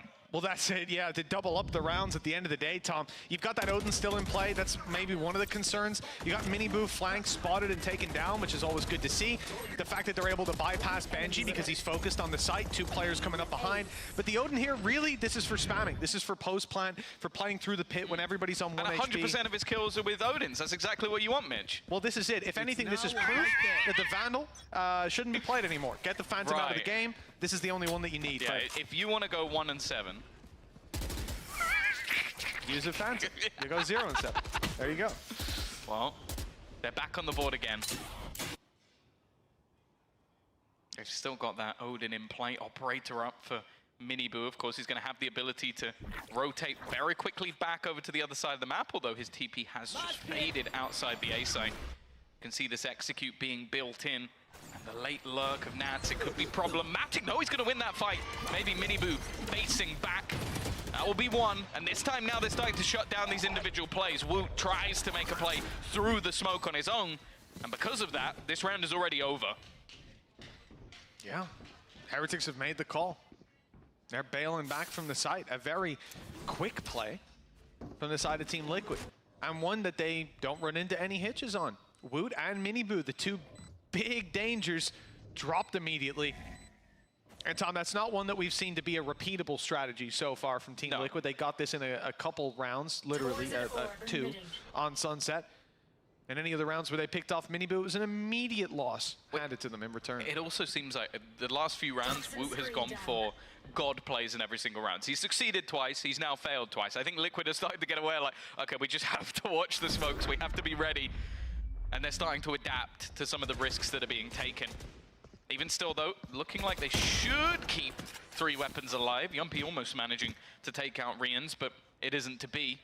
And by the looks of it, we might be getting ourselves a pause here for the side of Heretics. I think maybe just not wanting to allow this one to get too far out of control. I think it's the right call. Steady the ship in these moments. Liquid are starting to creep up a bit. They've already bested their score on the last map. And it's early days, no pistol under their belt either. It's a more competitive one for sure. But with a player like Woot sitting 13 and 4, Miniboo yet to be really activated, and Benji already showing that he's not just scary on a Cypher, an agent that we almost saw the entire comp of Liquid trained to beat on the previous map. Not efficiently, but they didn't get to really have their attack side get started either. But this pause in Heretics, like I say, steady the ship, get them back on track. And I guess refine any of those future, because a lot of the early plays have been grabbing the information and going for the flanks, getting players behind them, threading the needle. Benji managing to sneak his way all the way down B. And there's a question at this point, coming into the last 3 rounds, do you want to keep up those risks and potentially give away picks? Because remember, that kind of aggression did end up getting punished with Miniboo trying to make it into their spawn on the gate crash and stuff like that. Yeah. Seems like Team Liquid are a little bit more on their toes now. Yeah, as I said, even in the last round, you see Woot try and make a very early play to catch them as they get into the site rather than waiting for the retake. So it might just be a moment where, like, the coach, Neozinio, is just seeing a few players getting a bit ahead of themselves. You go, okay, let's calm it down. We're in the lead, but we don't want to allow Liquid back into the game because they could definitely turn it. They can definitely turn it back on. It's been a very slow start for them, especially on map 1. but they've definitely got the caliber of players things can change. Keep that defensive side set up on B. Yoru's got a clone inside hookah and a TP. Deep flashing as well for information. And the idea here, you fake them out with the decoy, TP in, maybe on the back of double flashes, and that is your control to take. Team Liquid won't be walking into that setup though. They've gone towards the A site. Maybe we'll see that in one of the future rounds on hookah.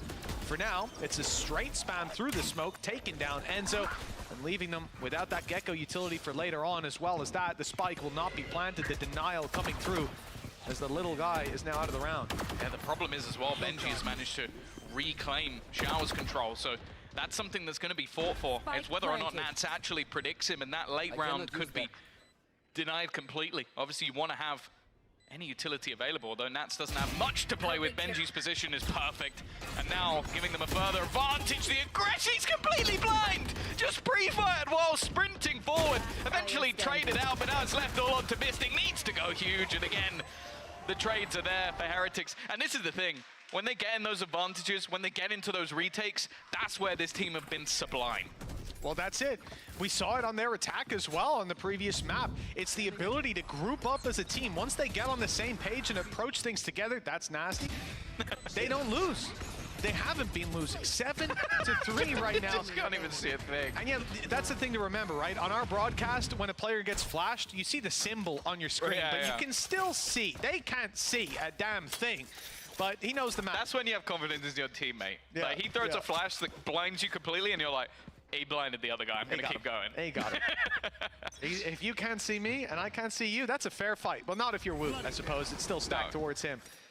Unbelievable debut from this guy. But yeah, it is against the Team Liquid that are showing some issues, showing some signs of falling apart here. And I like it. The same setup again.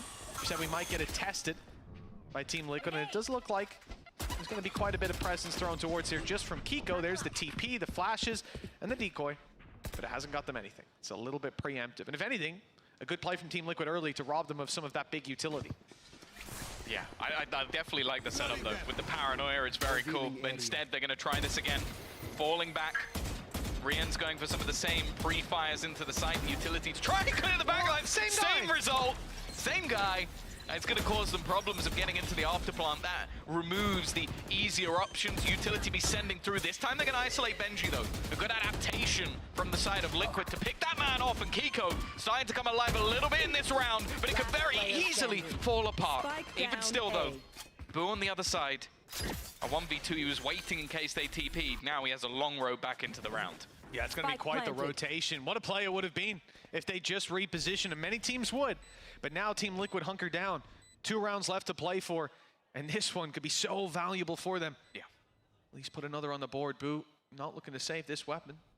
He wants to get in, get involved, but he's conscious. These players could be absolutely anywhere, and the time is ticking away. Bit by bit, slowly running down. He hopes he can catch them off guard, but as we can see, they're in good position, staring straight at him. And it's Nats to find that kill, putting another on the board for Team Liquid. The gap is now down to 3. It's manageable. They want to close out this last round, but put themselves in a good fighting spot for the next half. Yeah, big round from Kiko especially. Finding them the openers definitely made a big difference to being able to get into the site because they struggled to clear Rians. And I also like the adaptation to isolate Benji. As said, last round, he gets to hold on to Shower's control, takes out Nats. They don't have him alive in the late round, which is where Nats a lot of the time will do his best work.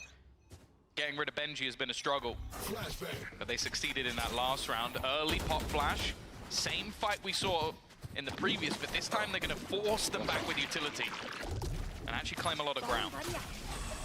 Oh, Heretics aren't giving it up, but, well, let's say without a fight, because Rian's has gone down, and now Boo has to second guess sticking around that angle. The rotates begin. And look, expect a gate crash to be left behind. I glance at the hood. Mini Boo has none left. No quick rotations for him. Woot's on his way over. Has Seekers, but he's not going to use them. They've heard the players coming. Oh, the knife. It's delaying some of the utility, leaving them in the open, and Kiko's easily able to punish. Spike plant could be undeniable this time, but I see Woot running around on this side angle. I'm getting worried. He has the info to play with. The wall will keep him locked out for just a moment longer, and the Tiger gives away his position. But they've all ran back. The post plant set up in full effect. The Thrash coming through. And that's actually going to delay them a little bit, cause some problems, or pull them into Woot, giving a chance for another kill. Team Heretics, though, in a 2 versus 4, both players in known positions. And Liquid shouldn't be giving this one away. That time already ticking quite quickly. Miniboo, the last man standing, won't have a chance, and this one will be a 7-5 half, short of a miracle. Yeah, no, there's absolutely no time for them to play with. It will be 7-5. Good resurgence in the end from Liquid. This was a game, again, that looked like it was going to just completely slip away from them. But getting 4 of the last 5 rounds, seeing some of the individuals in the form of Nats wake up, Kiko wake up as well, and ultimately being able to deny Woot from just having an almost flawless half. He's still 16-7, an absurd stat line for someone playing their first match within the VCT. But either way, we now have to see if Liquid can continue that run. Especially with, they struggled, didn't they, in the pistol rounds? I don't think they've won one yet. I think you could be right, yeah. I think last map, no, actually I'm certain last map was both pistols going towards Heretics, and I think a lot of that blame lands on the shoulders of Woot. This guy has been popping off, what, 2 out of 3 pistol rounds? He's got a 3K so far. Yeah, that's true. He's not quiet by any means, 16-7 right now. A chance here to extend that stat line from what we've seen in the past. Team Liquid on the defense, 3 players on B. Your Viper Wall is coming into position to block out the retake on B to get you back in on the retake. But the fight has come in. A site, Miniboo on his way through with the flash, and it's going to be Woot, the first to fall. He is finally dropped in a pistol. The return swings towards Liquid by a narrow margin. The low ammo catches Nats off guard. Boo, Rienz, and Benji Fishy full control over the site, and they're tucked in to play this one together. Mystic's going to try to isolate some of the angles. Still got Shock Dart available for Rienz. A perfect flash from Young P, but the trade is immediate. However, Enzo's there. The IGL leading by example. They've got themselves their first pistol under their belt, as it will be just 1 the difference now between them and Heretics. Well, that's a much better look from this squad. And honestly, it just comes down to killing Woot. That's all you need to do. So much more in Enzo running through 14 HP and being able to find both of those kills. That could represent him with a little fire lit under. That was Enzo doubling up on his frags so far. The whole first half concentrated into just 1 round. So you should play either an Odin or a Ghost. I reckon he's got some karma to make up for, honestly. Every smoke, just start popping shots through it, because he was domed on the way through a bunch of times with no vision. Yeah, Rienz might have more kills through smoke than he has not through smoke. That actually might be true. Here we go, though. Expectations for this round for Heretics, very low. And again, any damage they can do could be a problem. Kiko looking a little bit different on the cam. Looking good, actually. All their players are looking good today. They are. They're all. You would say you have a crush on all of them. They're just so beautiful. Every single one. Well, opening shot from Kiko. Almost no reaction in his player count, but he has managed to find 1. As Team Heretics close the distance, and apparently you can hip fire this weapon, but it's in the hands of Kiko, you can at least. 3 players survive for Liquid, and the score line tied up 7-7. Yeah, big round from him. Still a few weapons dropped along the way, so not going to be too clean, but enough that they'll still be coming into the next round, and this is where we expect to see a response from the side of Heretics. Rifles available. They've also got that dimensional drift online, which, especially going into the attack side, that's normally where you see the heavy value from it. You can clear a lot of angles for free, and especially when there's weaker weapons, that becomes incredibly important. Well, off rip, we're going to have an ultimate out of Miniboo by the looks of things, scouting out the A site, where previously you'll see a Brimstone combo with this on the ultimate. Yeah. You don't have that in this composition. In fact, you don't have that on the server right now. Miniboo's got a lot of space. Finishing out here, he spotted Nats. Nice easy kill, and a huge amount of control on the back of that ultimate. Team Liquid are locked out with Heaven control, and a super late flank coming through from Mystic. The man advantage might be even, but the weaponry definitely sits with the attackers for now, and tag onto Enzo. Drop down that little bit lower, easy to finish off. There's some damage done in return. We haven't seen the kills come through, and the wall bang is so good. 26 HP left on Miniboo. A tag onto Boo as well. It's manageable. It's winnable on some level, but with Kiko going down, the odds definitely not in favor of Team Liquid. Mystic, the last man standing, and they'll find one, but the ammo is running dry, as were the chances for Liquid in that round. Lead stays in the hands of Team Heretics. Yeah, it's the thing with this round that's actually a little bit more annoying is that I understand why Liquid went for it because it was close, but if they hold for the exits there, I think Heretics are screwed because you had Mystic on the flank, you had two players up above, like basically just holding them in to position. The only safe exit was actually through the showers, so obviously you go for it when you're that close in a position, but they could have done a lot of damage in that scenario, if not for a little bit of unlucky timing with the flash and different things like that. Nonetheless, we're still going to have them on a purchase again. We're going to see ourselves that Outlaw. And already, we're going to see Heretics looking to try and take some early control towards B-Long. Looks like Liquid are responding in kind. Kiko making a slow play through Bathroom. At the same time, Benji Fishy sneaking his way through A. Got himself a nice position, opening pick onto Yumpy. All these players in Heretics hunkered down on long. They've been spotted. I'm surprised Mystic sticking around for that fight. He has support of Enzo, but they've already lost Yumpy on this angle. I think you see them desperately wanting to recover it. Now, we mentioned Kiko lurking up through Bath earlier. Here's his reward, finally found, and found indeed. They're getting a little bit nervous, getting some flashbacks to the last map. Even still, though, evening things up. Now, they've got really good positions. It just depends if they sort of walk around expecting this to be an A hit, but now with the utility going down, Liquid are actually in a very good spot. A wraparound already coming through from Enzo. They have to run through the snakebite. Miniboo is going to be up for that first fight. He knows that one of them isn't. Actually, Mystic goes down. Natch now under pressure. He's managed to find one, but it all comes down to this late lurk, this late rotation coming in from Enzo. The first is free. They know exactly where he is, but he also knows the same. Showstopper should be able to make things truly problematic for them getting a plant, but the fact is, look at where Boo is. He's gone. Crept into the shadows for a plant. And right now, Team Liquid putting together the pieces. There we go. You see Boo try to go towards spawn. And his position here is key. You know Team Liquid are going to group up. He wants to force the fight as they rotate, but they've gone the other way. There'll be some time before he realizes that. It's nice and open at least. He could be in almost any position. Even Bath is a viable spot for this post plant. Not optimal, but something that they have to be worried about, and the time doesn't let them clear everything. There's the info. The first player dropped, and that could turn the tides in their favor. Enzo diffusing halfway already. Is he ready for the Heaven Peak? In fact, he looked like he was going to stick it. He comes off for the fight that Boo happily obliges. Team Heretics extend their lead up to 2 and show no signs of stopping.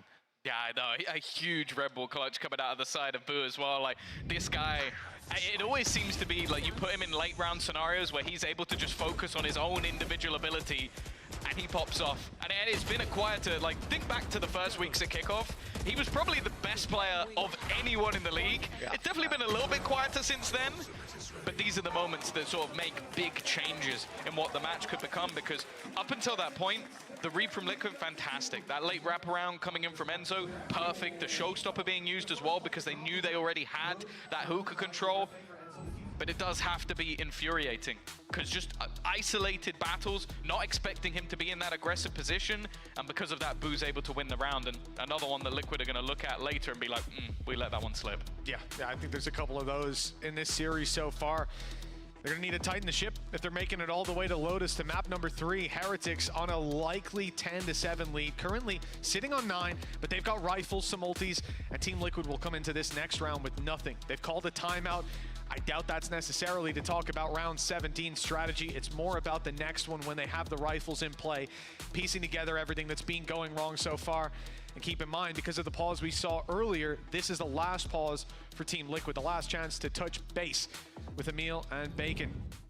And now we get back into things. 10 seconds till the barriers go up. You can see exactly what I was talking about. Team Liquid don't have the money. They're not going to force buy here. Thrash is online next round. Viper's pick could be there as well. Even if it does come online here, I doubt it's going to be used.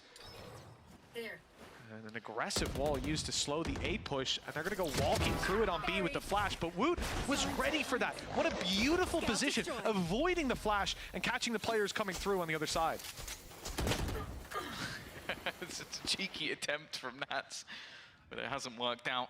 And again, just the patience of Heretics is what's paying off for them here. I don't know if he's going to get away with that orb. There was definitely players in a close enough vicinity, but not going to actually be fighting for it. And after they've heard every single player TP, it is no surprise that Heretics are going to go straight into the B site. Knowledge is power, and so is the afterplant. They're going to have it comfortably at this point. Yeah, post-plant setup. Not even seeing the orb thrown on the spike. They don't expect Team Liquid to get anywhere near it. Post-plant instead is them looking for a couple more orbs. Woot just one away from getting his Seekers online. But you can see Team Liquid don't want to give anything away. The flash will reveal them. Give the information at least. But hunting it down is unlikely. I say that and I'm looking at Woot's body language. He's definitely looking to go forward. Flash in his hand. I wasn't expecting this, but here we go, and he's down just as quickly as he goes into the fight. But that does mean Seekers are online, a price they're willing to pay, a potential retrieved weapon for the side of Team Liquid. But that's even going to go running into the site to try and claim another victim. All three died a spike as intended, and 10-7. The scoreline we expected comes to fruition. This is where Liquid have their chance to start the comeback, and well, after this one, Tom, I don't see them getting another opportunity. No, you've already got yourself a couple of ultimates available. This way you're going to have the rifles as well, but Heretics also just haven't really been letting things slip. Like, their early halves have been fantastic, their attack sides especially. Like, that's where I look at Woot and go, you got a new player, and maybe your defense can be a little bit more problematic, or some of the setup utility. That hasn't been the case whatsoever. And now, looking like we might see some early aggression. In fact, they're going very quickly. The flash in the return, though, 3 players through that wall. Liquid can be thankful that they left that angle before the re-aggression came through. Some space taken, but given right back up, and now Heretics look to do some of the same. One player spotted up top, revealed, at least by the information, by the comms, by the pings, and now Miniboo completing the teleport on the back of the flash. Yumpy was ready, but just not quick enough, and that's the story up against a player like Miniboo, hitting shot after shot. In comes the decoy, it's caught one, and then the peek I thought was about to come through. Miniboo's being very patient in this corner, had to give away his spot eventually, and he will go down for it, but it's still a 3v4. It's still a tough position for Liquid. They need a pick here and now, and there's setups on setups from Team Heretics. Actually, they've caught both on the way through. Boo now has to have a big play from up top. The spray from Woot is good, and he'll get more. Of course he will. Should have seen that one coming. With just 35 HP between them, Tom, Heretics survive and put 11-7 on the board. Honestly, his headshot percentage might be 100. It might genuinely be 100. Like, it just the way that he's so patient in correcting back to the head. Like, he's not wildly spraying or panicking at any second. Like, again, this is a newly turned 18-year-old playing on the stage here for the first time ever. And he's so comfortable. This is the second look, just corrects his aim. No pressure, no sweat whatsoever. And, well, you can understand the frustration. I lip-read that. I don't know who else did, but I'll lip-read that one. And I think if I put myself in that seat, exactly the same reaction. What a frustrating way to lose so many of these rounds where you can do the right things, you can get yourself into advantageous setups, you can have these little post-plant plays, and yet still, on the way back in, Team Heretics have to rely on one thing, and it's not their setup. It's not, everything can go wrong. If Woot's still alive, the round is still winnable. This debut has been unbelievable, and just 2 rounds away from having a flawless record within the VCT for good old Woot. Yeah, you know, it's pretty good, especially after back-to-back losses for Heretics, which I don't think many were expecting after what we saw from them at kickoff. Nonetheless, still got the Viper's Pit. Now you have to bear in mind, Enzo in that retake did throw out Thrash. So they lost one of their ultimates, didn't save it for the next round because, well, they needed to take a risk. Still gonna have weaponry here, but it's not the prettiest picture. And it does seem like there's a world where Heretics actually want to try and challenge into this Vipers, but in fact, they're going to throw out one of their own. We've seen this round already. Yeah, we saw it with the shoe on the other foot. Team Liquid are familiar with this setup already, picking up Brienne's, but now they have to turn and face this pit. The flash is perfect. Yumpy couldn't see a thing. Kiko trying to thread the needle through, and he'll do well for one, but no chance of winning that fight up against Benji. Nats emerging from his pit at just the wrong time. From what we can see, Woot is on his way around. He won't spot him. The pit's concealed Nats for a moment, but up top is Miniboo cleanly closing that out, and Woot finally gets his chance to strike. 12-7, a 5-round gap, and that is going to be a tough one for Team Liquid to bridge the gap on almost doubling the rounds flawlessly. And Team Heretics, they really do not look like there's a lot of weaknesses to exploit. No, they haven't lost a buy round yet. I think that's what you need to say. Like, when it comes to this side of the map, it's been 5 attack rounds in a row. They've had a different sort of setup for each round, be it using the Viper's Pit in this one to get themselves into position, be it in the previous round using the Dimensional Drift to just give up everyone's information. Every ult they've used has been impactful. On the other side, unfortunately, it seems like it's been the opposite.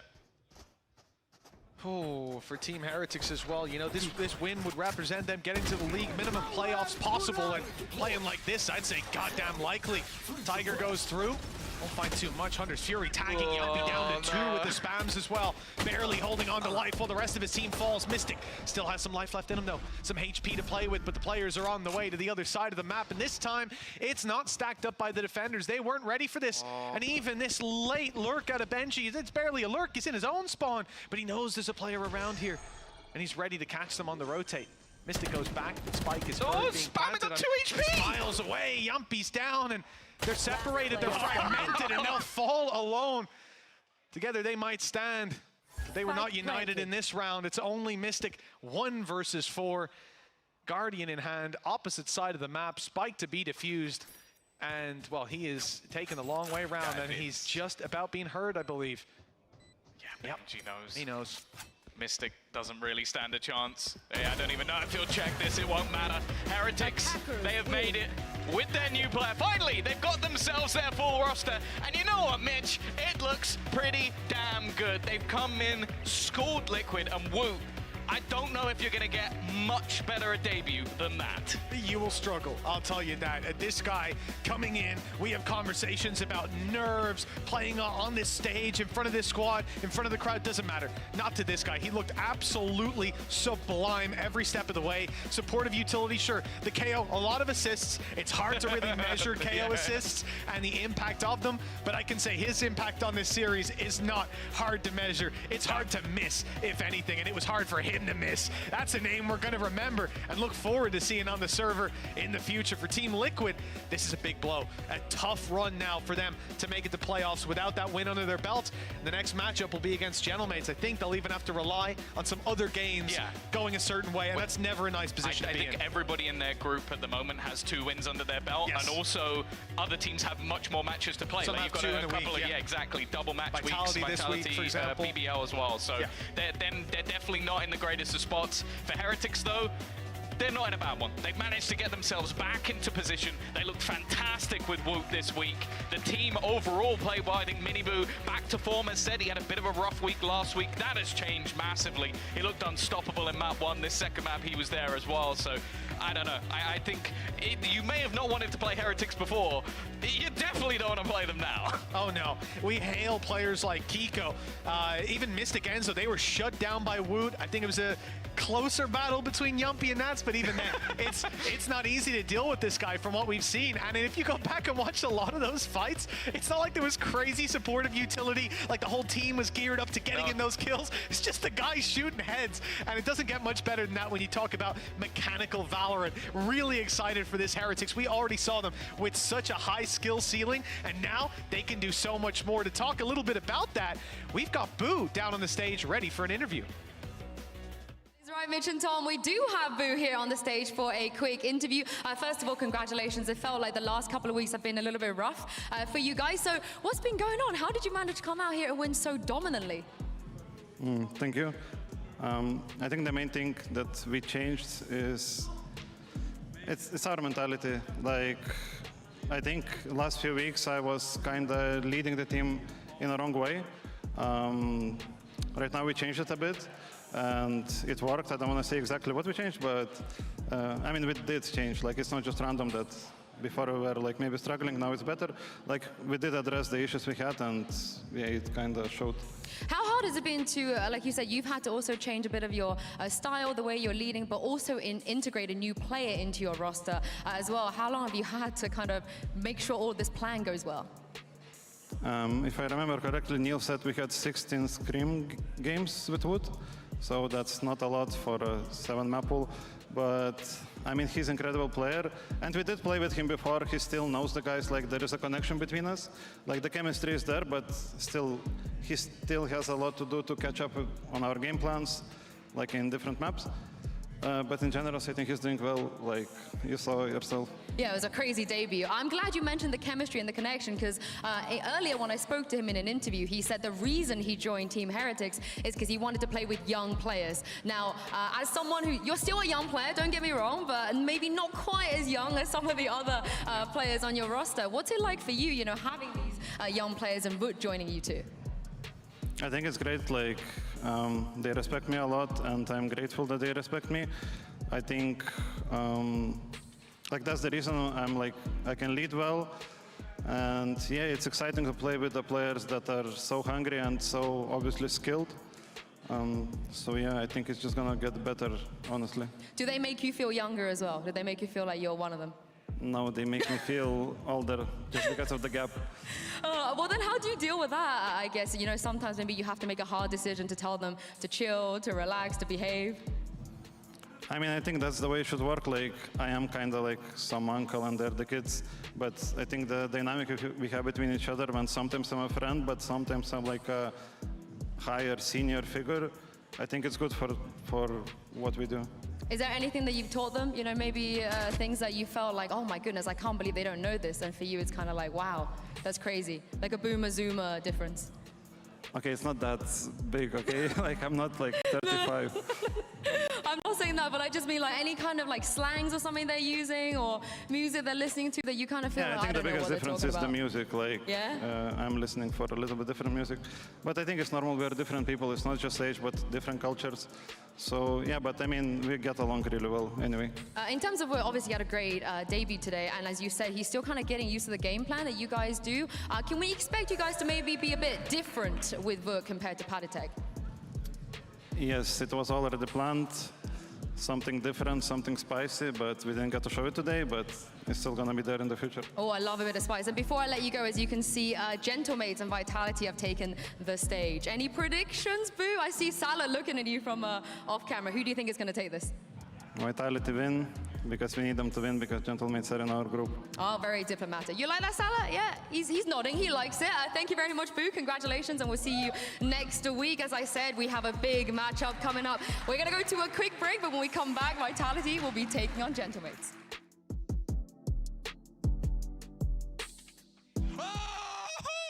Bro! What? Oh, it got me up! Oh!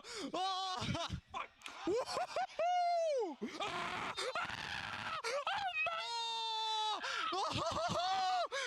No!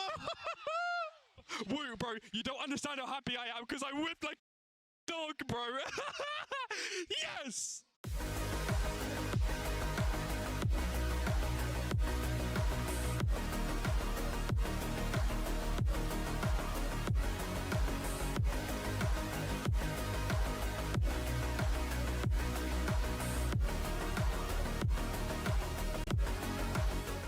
I know a place that will break you into 1,000 pieces.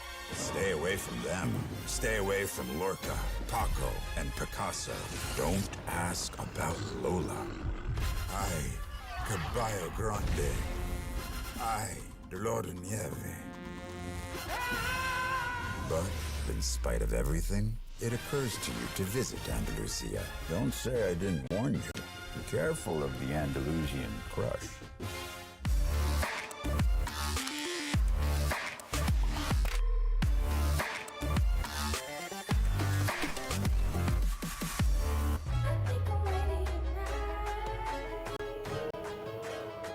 Hey guys, it's Jimmy Lin, former professional Counter-Strike player and Valorant coach. Watch out for the stairs, clear this angle. You're going to be able to fight this.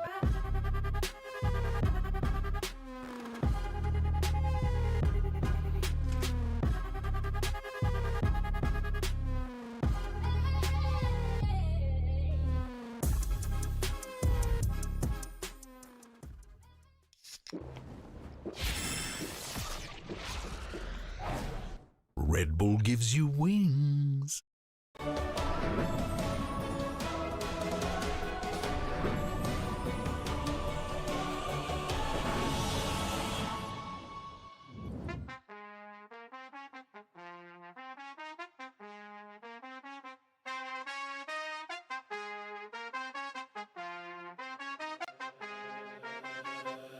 just the way it goes. That's just the way it goes. That's just the way it goes. The way it goes. That's just the way it goes. That's just the way it goes. That's just the way it goes. The way it goes. That's just the ballin', spotting, ballin'. Phone was dry, but now everybody calling. Good at taking risks, yeah, I always go all in. Swear to God that I'm deaf to the talking. I can't hear it, see the finish line. I know that I'm near it, yeah. Cut the check and I'ma clear it. Ain't nobody out here that I'm fearing. Ay. Easy to see things I wanna weigh up. Used to think it's hard, now I feel just like a layup. I've been in the gym, yeah, I'm tryna get my weight up. That's just the way it goes. That's just the way it goes. That's just the way it goes. The way it goes. That's just the way it goes. That's just the way it goes. That's just the way it goes. The way it goes. That's just the way it goes. That's just the way it goes. That's just the way it goes. The way it goes. That's just the way it goes. That's just the way it goes. That's just the way it goes. The way it goes. That's just the. Hey, you ain't realist, like you got a few disguises. Walk in the room, I know I'ma be the flyest. She like me, yeah, it's hard for her to hide it. One-on-one, ain't nobody like this. Got this far by doing me, I'm everything I knew I'd be. I don't care what we used to be, no, yeah. They try get close to me, you can't get what you want from me. I got this vision you can't see, no. Easy to see things I wanna weigh up. Used to think it's hard, now I feel just like a layup. I've been in the gym, yeah, I'm tryna get my weight up. That's just the way it goes. That's just the way it goes. That's just the way it goes. The way it goes. That's just the way it goes. That's just the way it goes. That's just the way it goes. The way it goes. That's just the way it goes. That's just the way it goes. That's just the way it goes. The way it goes. That's just the way it goes. That's just the way it goes. That's just the way it goes. The way it goes. That's just the.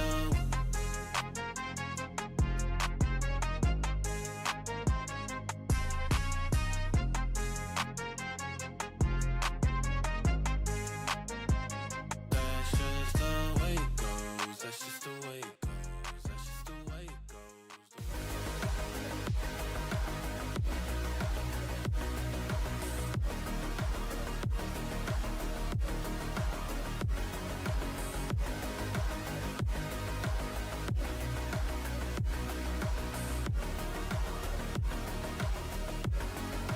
All right, all right, all right. It is a great day to be a Team Heretics fan, and it's about to get even better because we've got Benji Fishy here with us in the studio, and Kakuka joining me, of course. First of all, Benji, congratulations. What's it like to go back to your winning ways again? Oh, it feels good. It feels like, you know, when we win the game, finally be able to go up on the stage and bow again. Oh my God, it felt so good. I was literally saying, like, while we're walking up, man, it's been so long.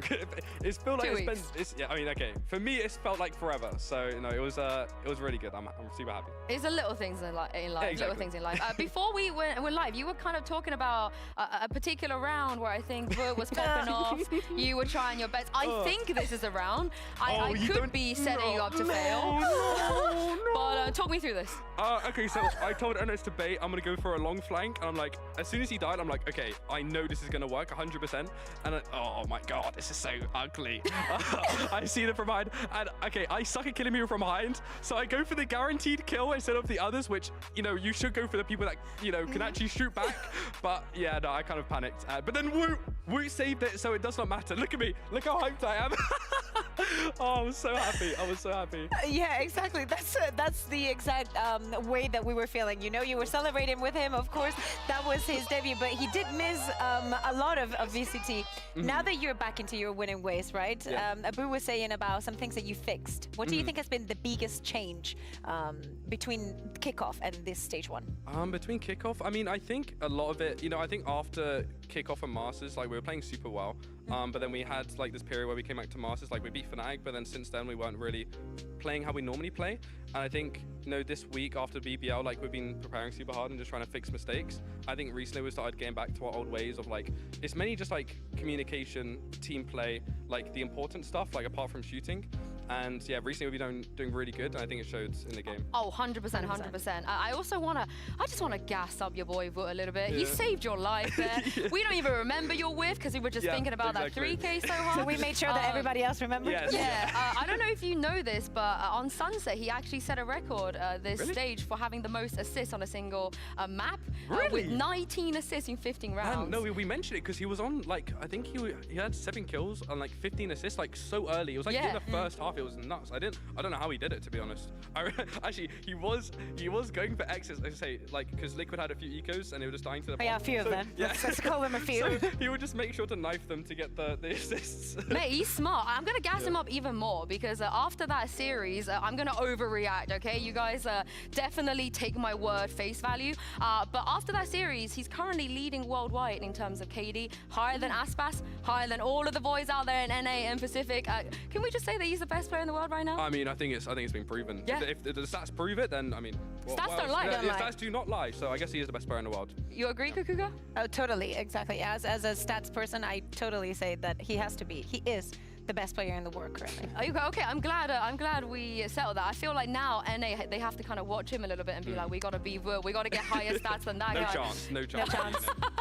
But let's talk about the next match of today, because after your win, you've kind of thrown a little bit of spanners into the works, you know, the group standings, the permutations are kind of going up and down here, because Kukuka, of course, both of these teams are still in playoffs running, but it does feel like Vitality might have a slightly harder job to do than Gentlemates. Yeah, exactly. I think that the jobs is pretty much the same. You mentioned that it's a harder job because Vitality actually has to play twice this week, right? That can be ruthless, but the situation for Mates isn't any better, right? So I think that whatever happens, Vitality has to come on top today if they want to keep thinking about those players, just because of how the Alpha team is looking. Yeah, luckily if Vitality just win the remaining of their games, they will lock playoffs no matter what. There won't be any sort of like tiebreaker things. And of course you want them to win. Oh yeah, I'm a Vitality fan for life now. I mean, okay, for one day. For life. You want some honey? For one day, I am a Vitality ultra. Like, is the Golden Hornets. Golden Hornets, there you go. I'm a Golden Hornet for today. A new Golden Hornet. I bet the Gentlemates fans are loving that. But it feels like Mini was more of a kind of Gentlemates fan, even after they beat them last week, because he said here, scores aside, Mates have an interesting playstyle, and I can see us incorporating some of their concepts in the future. He's a little bit ominous there, but I do want to go into this and segue this into our segment, which I know everybody loves, contender or pretender. Benji and Kukuga, I'm going to give you a couple of things. I want you to tell me, do you think they're a contender or pretender? And I'm going to start right from the beginning. Kukuga, you'll remember what you said last time.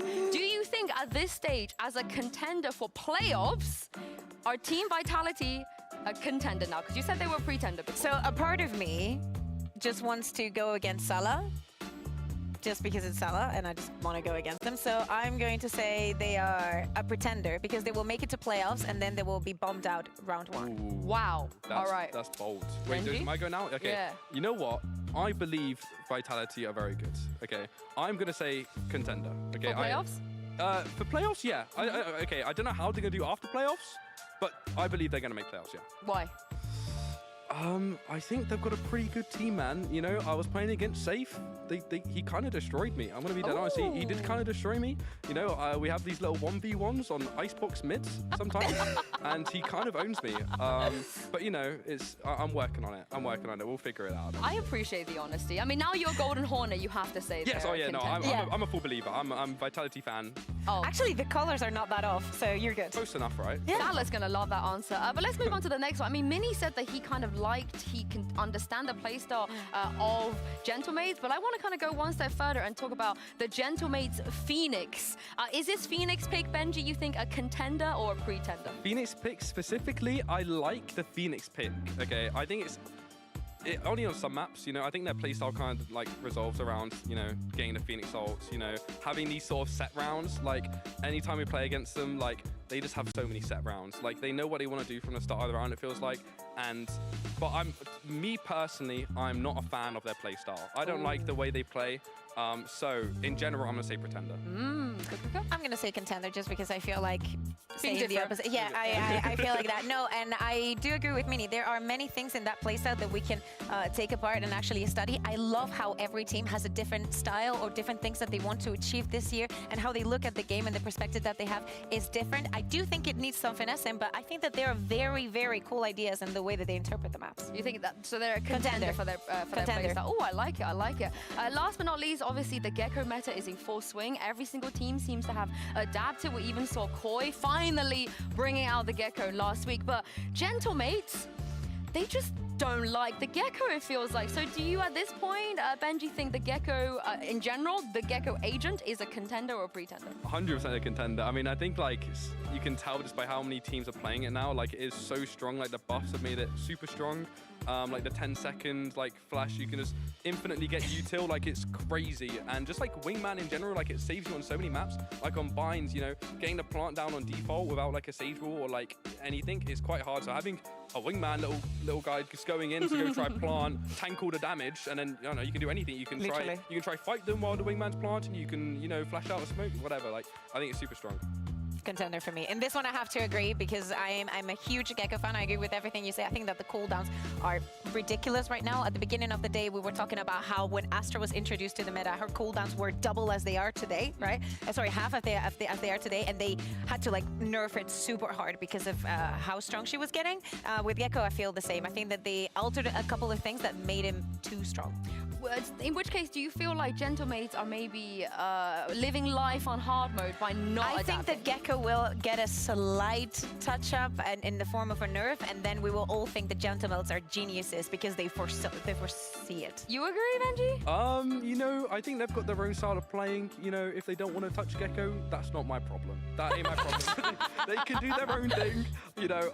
So yeah, I'm happy. I'm happy with whatever, to be honest. You just want Vitality to win. You just want them to win so bad. Do you have an allegiance in this race, Kakuka? Do you want Vitality to win as well? I actually do. I agree. I really like the team. I like how they're innovating as well. I think that most of the teams that I like and support are the ones that are innovating.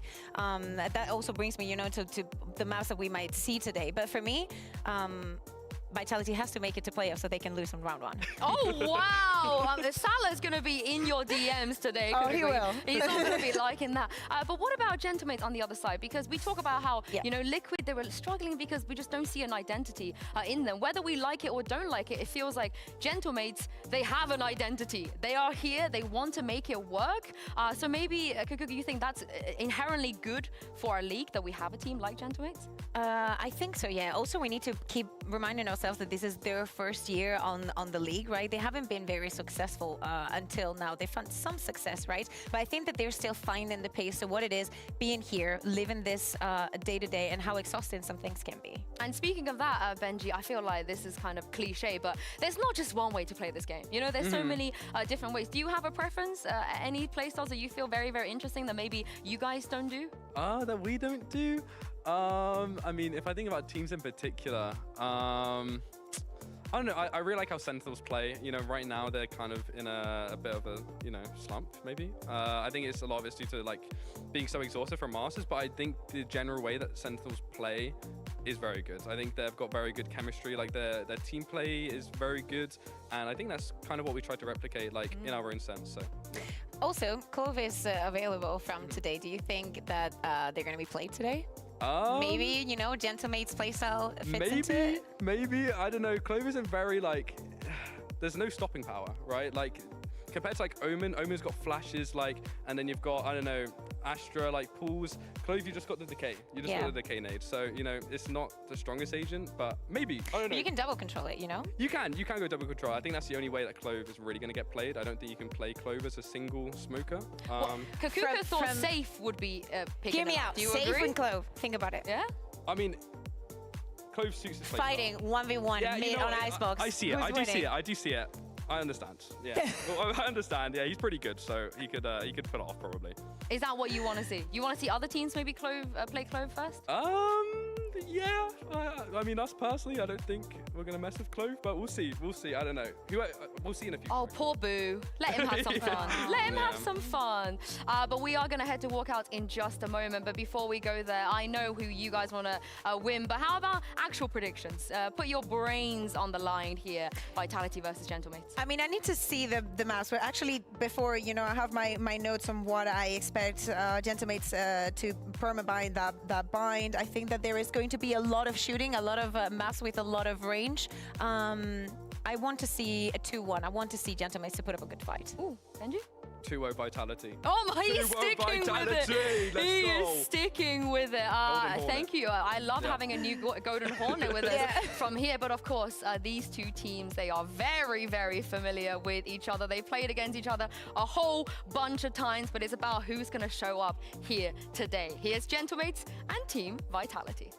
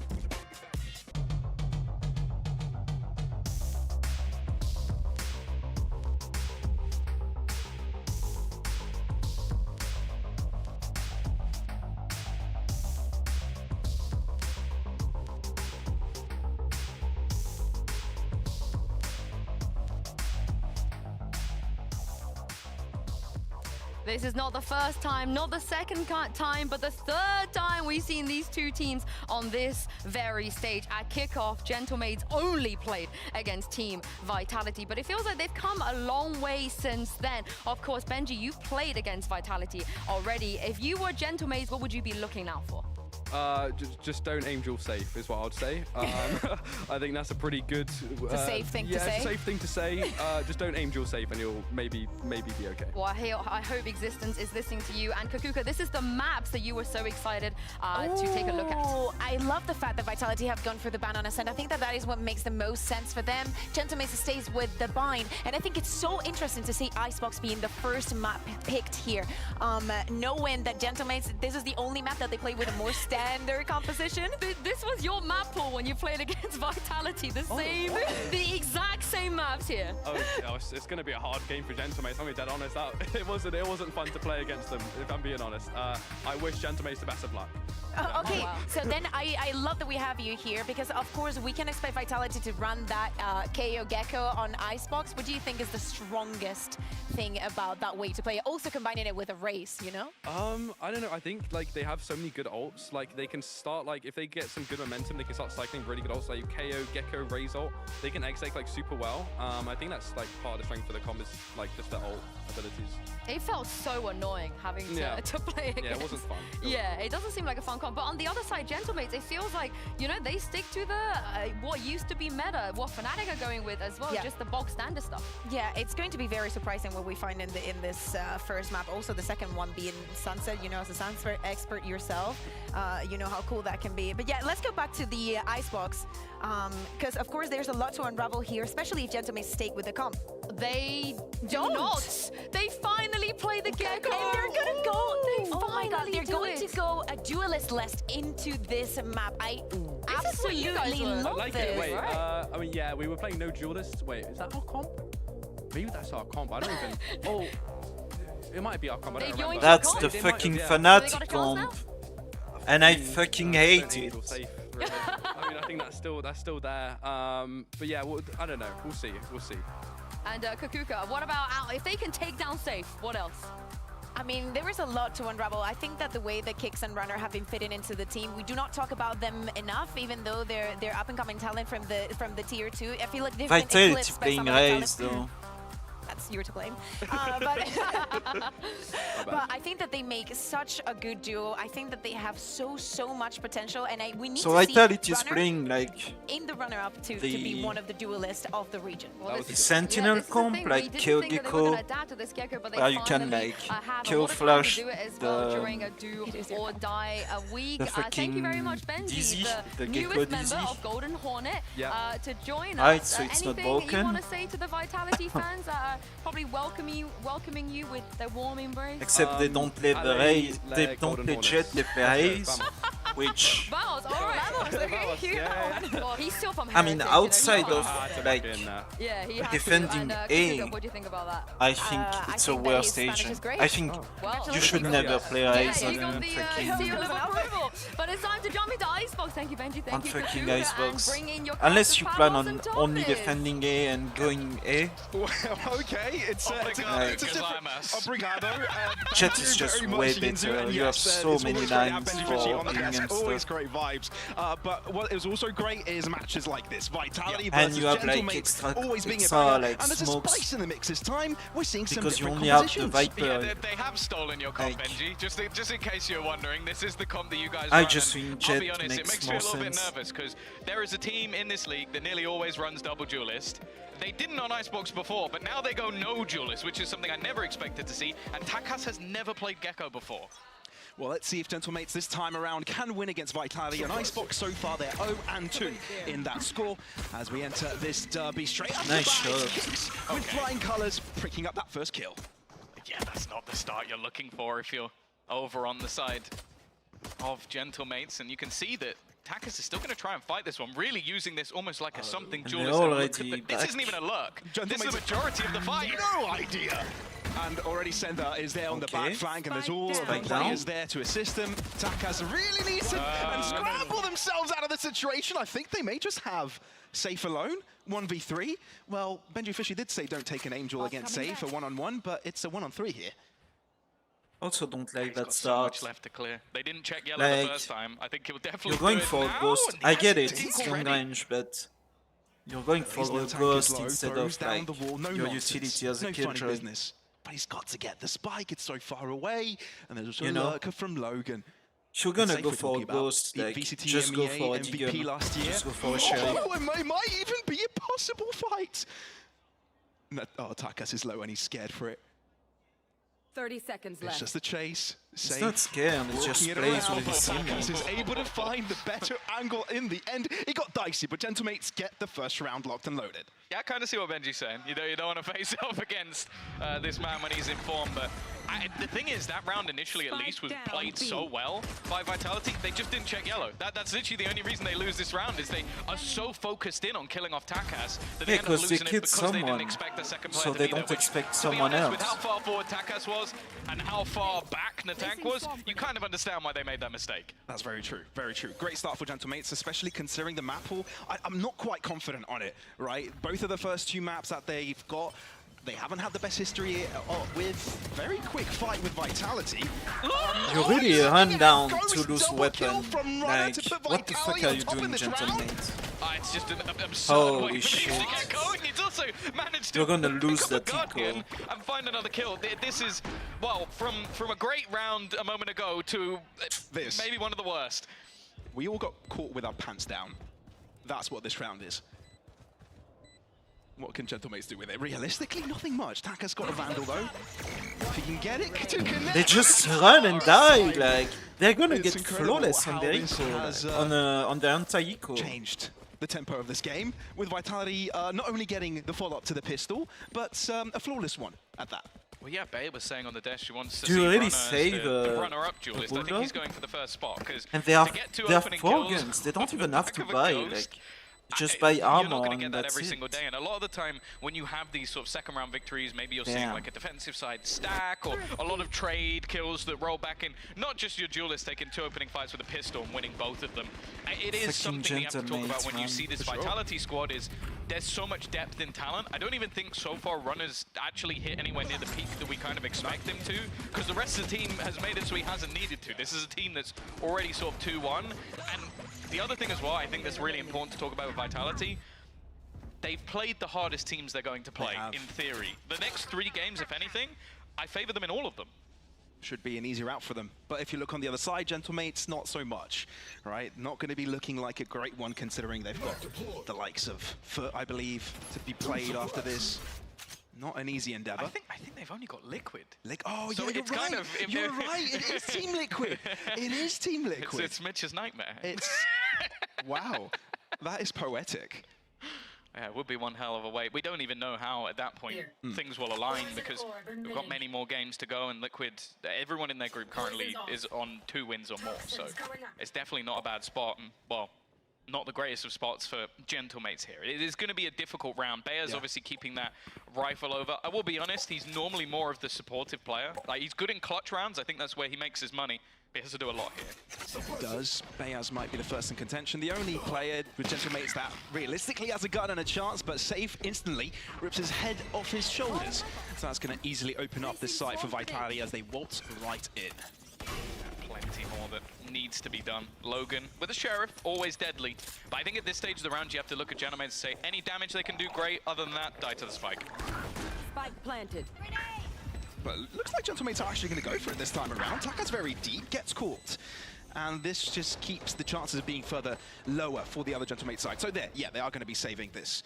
But you're right, this is a match that Gentlemates have got to win if they want to have a chance for playoffs. And you know, when the fate is in their own hands, it's still a good thing. It does, you know, they don't really depend on other teams winning, losing. They've just got to win this match.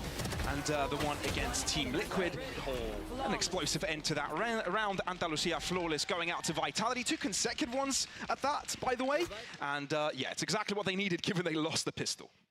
Yeah, the thing is as well, Kix being able to pick up those remaining kills is going to put him in a great spot. You're already going to have Thrash online, high impact ult. That's something you can really build up with this Vitality side. Like, if you get a Showstopper Viper Spit, like every single ult is high impact. Like, a lot of the time you're going to go, Cypher ult's okay. Like, maybe you look at other things that are going to be in play on the other side, but like a Res, very situational. But every single one of theirs is super high impact. And it looks like they may just build into an early A site execute. Natang getting a bit aggressive. Yeah, it's not only Natang, but he's got the reassurance of a back line for him as well. Maybe front line, everybody lining up here, but Runner's super accurate on his first engagements. And Vitality, in a matter of seconds, are way ahead in this round. Yeah, that looked way too easy. Like that wasn't even like, I don't think they threw a particular pot flash or anything that left them awkward. That was just dry firefights for Runner. He's just won both. And it's exactly the same as round number 2. It's a very bad sign early on for Gentlemates. And it's brilliant that you highlighted Runner earlier today as well, right? One of the rookies that came into the season and has had high-flying performances. He hasn't really stood out, given that we had so many other rookies that have popped off. But let's be fair, he's one of the reasons why Vitality has done super well the past few times we've seen them play. And he's keeping those stats up, keeping those entries, and pretty much allowing Vitality to play off the advantage every single time. Vitality going for the chase. They've got money for days. They've got no risk in this. And you can see there's this whole swarm trying to close in on the Gentlemates roster right now, trying to get rid of all of the rifles. And are we going to be seeing another flawless? Are we going to be seeing Logan dying here without taking one down with him? That's exactly what we're going to see. As Safe gets Logan in bed as well. Yeah, you got 3 players, 5-on-1 right now for the side of Vitality. Like, it's almost just looking too easy for a lot of these players in their battles. We're now starting to see like the ultimates as well building up. And they might have something to actually play with going into this next round in terms of there's not going to be much on the other side, and they can also just come in with everything. That's very true. I mean, it's crazy that Vitality did get that Thrash very early and still didn't have to use it. And now they've got plenty to their disposal in this attack. A little bit of a slower start to this one. Gentlemate's not going for a fast exchange. They do have Natank lurking very deep on that left-hand side. They won't be greeting much apart from keeping the information. Wait, Gentlemates are going in for another fight though. Historically, it hasn't been that great for them. This might be an opportune situation given that they've gotten so many players stacked up onto this A site. But still, Vitality are vigilant. Yeah, I think as well that Dizzy just hit 2 players. So they already know there was a couple aggressing there. You might expect another supportive player, and actually, it's a full stack up. Uh-oh. I thought for a second he might go down, but no, it's just going to be surviving. That's such a massive dagger. They've realized there are 4 players here, but they've already gotten 2 kills. What's the call here from Vitality? Did they back away? Wingman sitting in, safe on the lurk, but they're still being caught. Gentlemates have got numbers advantage. How did that even happen? Thrash catching one. But how much can be done about this? Kicks on the chase, still 2v2, Natank on the lurk. Do they know of it? Classic out. Judge not really good on the long distances. But now he's close up. And personal! Runner drops, and so will Kicks! Gentlemates are right back in the fight! Yeah, it's a round as well where you kind of look at Vitality and go, you have that lurking player, didn't really push forward as maybe you would have expected. A couple of players caught immediately off the back of the Dizzy, and as you mentioned, the knife as well. So I kind of sit there and go, it seemed like the information was there for Vitality, but it was just those firefights. We see the individuals on this Gentlemate side work it with the pistols. Natank and Taka's always up there on the board. This duo has been fantastic throughout the season, but it's just whether or not those rounds can actually turn into anything, because that's been the major issue. It just hasn't really gone anywhere. It really has. And Natank is one of those players that has overshadowed the likes of Runner. He's got the top ACS score of the entire league right now. I mean, that's kind of insane given that Gentlemates haven't had the wins that other teams have had. And he's still being able to perform time and time again. This round at least is not going to be too problematic for Vitality. Still have finances, still have that showstopper. And after Util is broken in mid by the defense, you can already see Safe is going to re-aggress. The thing is, though, it seems like they're just going for those same executes again. Very true. Quick collapse. Respected by Gentlemates. Runner falling low. But yeah, until that showstopper is thrown out, no engagements will come through. But Safe is being a cheeky man. All the way around. Not even considering mid, actually going up tube instead. Sender keeping an eye out for the lurk on the back end, and Whalers is no more. They played so well with the utility here. His flank could be absolutely everything. Safe in a perfect position. He's just playing on that timer, waiting for them to try and execute him with 2 players ahead of him so desperately low. Now he can almost just play with them, try and pull them back even further. Exactly, all he has to do is just stay in that position and just play with the feelings of Gentlemates, because they've got no comfort going in, no comfort falling back. They'll have to try and save these guns, and Vitality, will they let them? Runner on the chase? Yeah, they're just happy to pick up this round as they do sustain their lead. You can see Kicks already. He's thirsty for this blood. He's thirsty to get rid of these weapons. But the job has been done. Yeah, put them to sleep even more. Yeah, it's more just, I like the way that they're playing with this. I think it's something that Gentlemates are going to have to adapt to. Like, you can't allow Safe to just get in on the flank, especially when you're actually running a Killjoy that should be able to get you that information. We've seen teams, I think it was Foot, had that problem with their defensive side where they don't run this Sentinel, that you're going to give up that control. When you do run it and you take that control initially, I'm a little bit less forgiving when things go wrong. Like, they definitely weren't ready for his play, and even though he only gets 1 and goes down, that's absolutely fine. He bought the time that was needed. I mean, we can see the approach here from Gentlemates. They always like pushing up a little bit, whether that's the sidelines. Now in mid, up against Tube. No one will be greeting them, but maybe they can break the bots. It will cause a little bit of uncertainty for Vitality as they push closer to this B site. But they've only given an audio cue away here from the Orb. And it seems that Gentlemates have got an inkling of the happenings. There's lockdown available though, if they want to use it, but in fact they might even be able to just get this plant down for free. Yeah, it's not going to be denied. So now a post-plant lockdown. They've also got themselves Thrash. This is not going to be an easy retake for the side of Gentlemates. Not at all, and I'm trying to look at the utility from Gentlemates, and they don't even have a flash available for them either. Dizzy has just been thrown out. Oh, and it seems to have worked so far. Lockdown is going to delay. It's so huge. The Thrash from Kicks is still there for the guarantee. Whalers approaching. Two trying to sidestep Sender's peak and the flash on the defuse already. Diffused up. Right, Sender running out of bullets, but it seems to not have mattered because they're off the spike. That's the important part. Whalers on the chase. Thrash after them as well, but back on the spike again, and there's not much time to it. Limited visibility, and Gentlemates get the execute.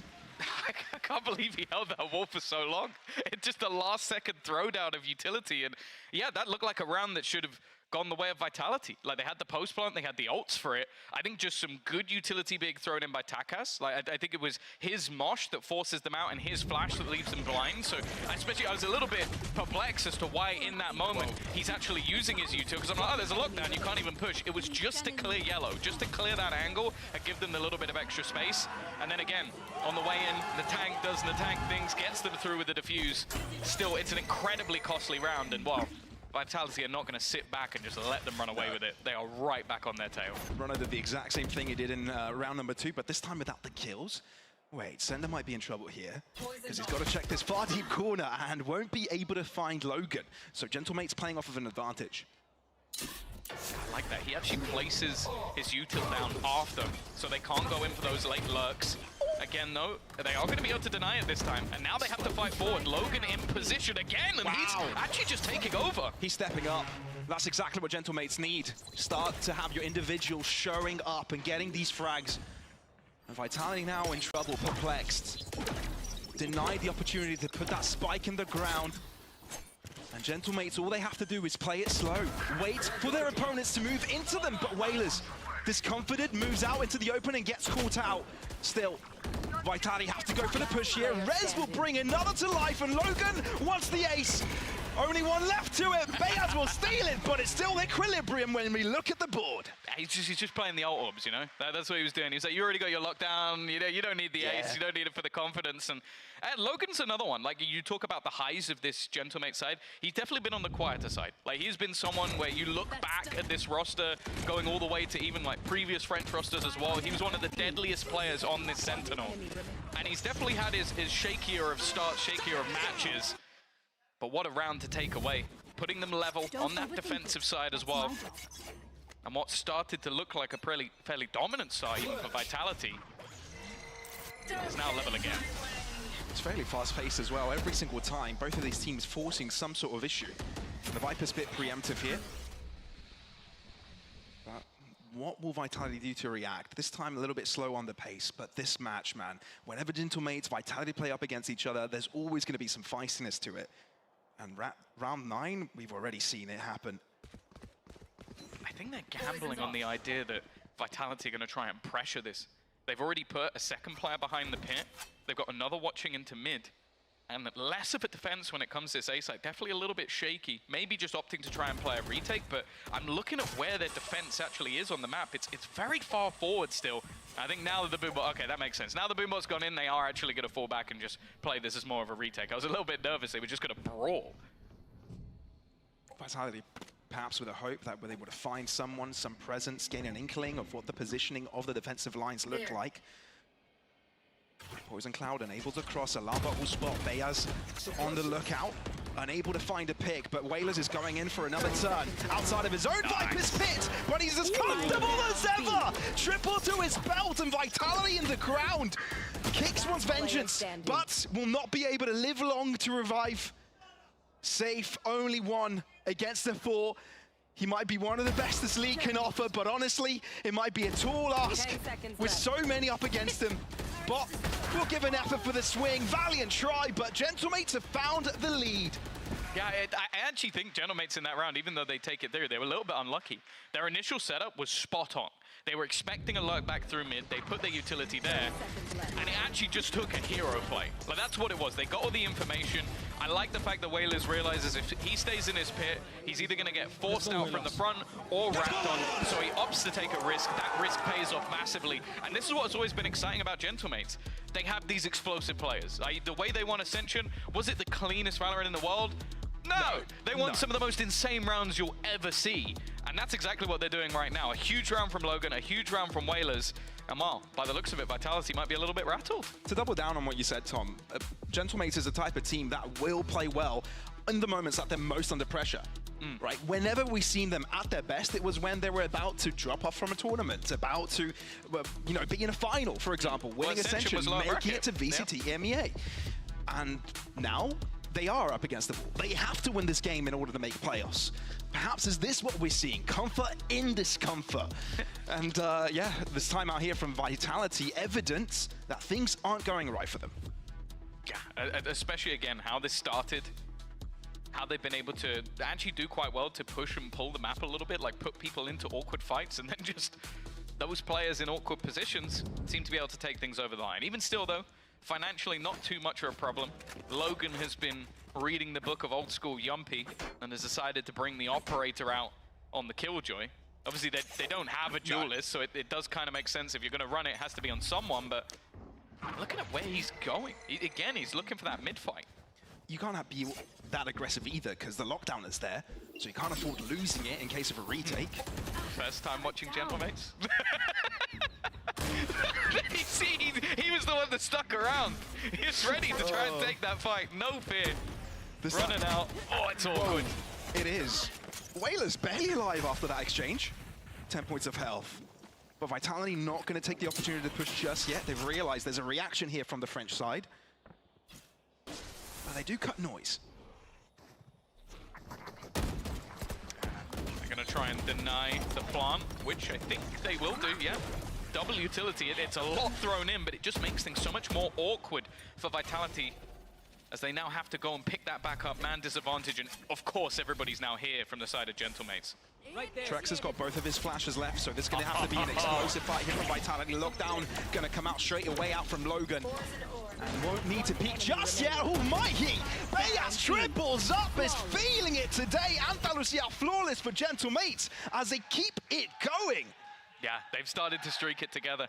They've started to work out what their opponents are doing, these early fights going their way, but also just, again, this is one of the flaws of the composition that's being run by either, well, no, more so by Vitality. When you have that Sage Wall, the real value it brings is you can create some sort of blockade between the plant and anything else. When you send in little bro, your wingman, to try and get the plant, they're just denying it. That's all they're doing. Double utility. They used a fragment and a mosh because they were like, okay, if it's on the corner, or if it's not quite in the right place, one won't do it. So let's just deny it and we'll just play from that position. And it's working wonderfully. That is absolutely absurd. Ratty. This time Runner, though, does find the answer at least. Thrash going to be used straight away, though. Vitality don't seem like they want to mess around. They've already been denied the opportunity to be ahead at half-time. So how can they react to this? I'm actually amazed that Takas is stuck by. This might be his downfall, though, or he might be able to change the tide of this round. Well, Wingman has been stopped, and so is the Spike Plant. But this elevation from Tex is just so dangerous for the rest of the players from Gentlemates to start move in, and it's already evident with Bayas' cross instantly put in the dirt. And Vitality finally have some comfort to this. Within the Viper's pit, they can hide the toxic screen as well, giving some space for Runner. But instead, it's Trex who loses life. And Takas is going all the way around, behind. How does he work around it, though? Because he still can't see his opponents. Still, it's anyone's game. Oh, but Kix reveals himself to win! The intuition in Takas' head is absurd. And there's still an opportunity for them. Whalers is the one to find the final kill, but Gentlemates are keep on giving. I love watching this team. It genuinely at times is just sheer lunacy. Like, you've got the wall to start it off, nice trade, but it's just the fact that, I don't know if he saw like a gun barrel or something, or if that was just like, I'm just gonna tap. No, nothing. No, absolutely nothing. Just decided, a guess that's gonna just clear out a Viper's pit. It's gotta be infuriating. And wow, Existence has got a little smile on his face. I can't really blame him. 5 rounds in a row now for the side of Gentlemates. A map that was chosen by their opposition because of, again, some of the struggles we've seen from them. The last time they played this was versus KC. They lost 6-13. They've already got 7. Yeah, I mean, in the same matchup, the last time these two teams played Icebox, it was 13-3. Kind of mad. And this time, Gentlemates have brought a twist that Vitality did not expect. So far, so good on the defense. We'll have to see how that works out on the attack. But for now, one more round left in the half. And Runner might be in trouble here. 2 players lurking around here from Gentlemates and go for the double swing. Quick way to find yourself numbers advantage. where's the support? Like, if he's claiming an orb, you need somebody watching around that angle. We know the Gentlemates are not going to shy away from a fight. Especially in the last round, that orb is going to be worthless in the end. You've got the lockdown at least. That might get them into an afterplant scenario. But again, just look at some of the ults that are already online and are close for the side of Mates. Saw you, Mosh. He's breaking the wall. Oh no, he's not. He's just stuck on the step. I thought there was something in the way. He's just stuck. Well, it did take him a while, but he will get to his spot. Thrash in response. Can he save his teammate's life? It's Kicks to do so, but Takas needs to check every corner. They could be anywhere, because they've been quite ratty thus far, but the lockdown will allow Vitality some room to get the spike down. There's so much util still available, though, for the defense to try and get back in. They've got flashes, nano swarms, snake bites, and even little bro to try and help them. Mate, they've won with numbers down and the Viper's pit on the site. Making it work with a numbers advantage should be a walk in the park, unless Kicks can do something about it. This is a position he hasn't taken before, but turns around. Not the timing he would have liked, but at least Safe and Trex have got something going for them. But Takas, this game, he has stood up and gets Gentlemates the final round of this half. Yeah, I think one of the things that I'll be critical of Gentlemates in some of these matches is that they've kind of overcooked, and also I feel like they've narrowed themselves down to a composition that revolved around a Phoenix, revolved around maybe a Yoru or some aggressive flashing sort of duelist. In this case, they've gone for a composition, they've seen another team run, maybe they've run it in scrims, we don't know, but it looks great. We're seeing the individuals pop off as well. There's not one player that I'm going to be like, this guy's carrying them, or yeah, it's Natang just doing everything. No, he's second on the board, but there is a very minimal difference between the rest, and everybody's had their big moments. And that's what we love about Gentlemates. When they're on, it seems like everyone's just performing. I mean, coming into this one, we looked at the maps, we said maybe this is quite bleak for Gentlemates. Everybody had them as, you know, the underdog, and definitely showing up here, definitely making everyone to second guess themselves. They've got double the amount of rounds Vitality have, and I believe it's a 6-round winning streak for them as well.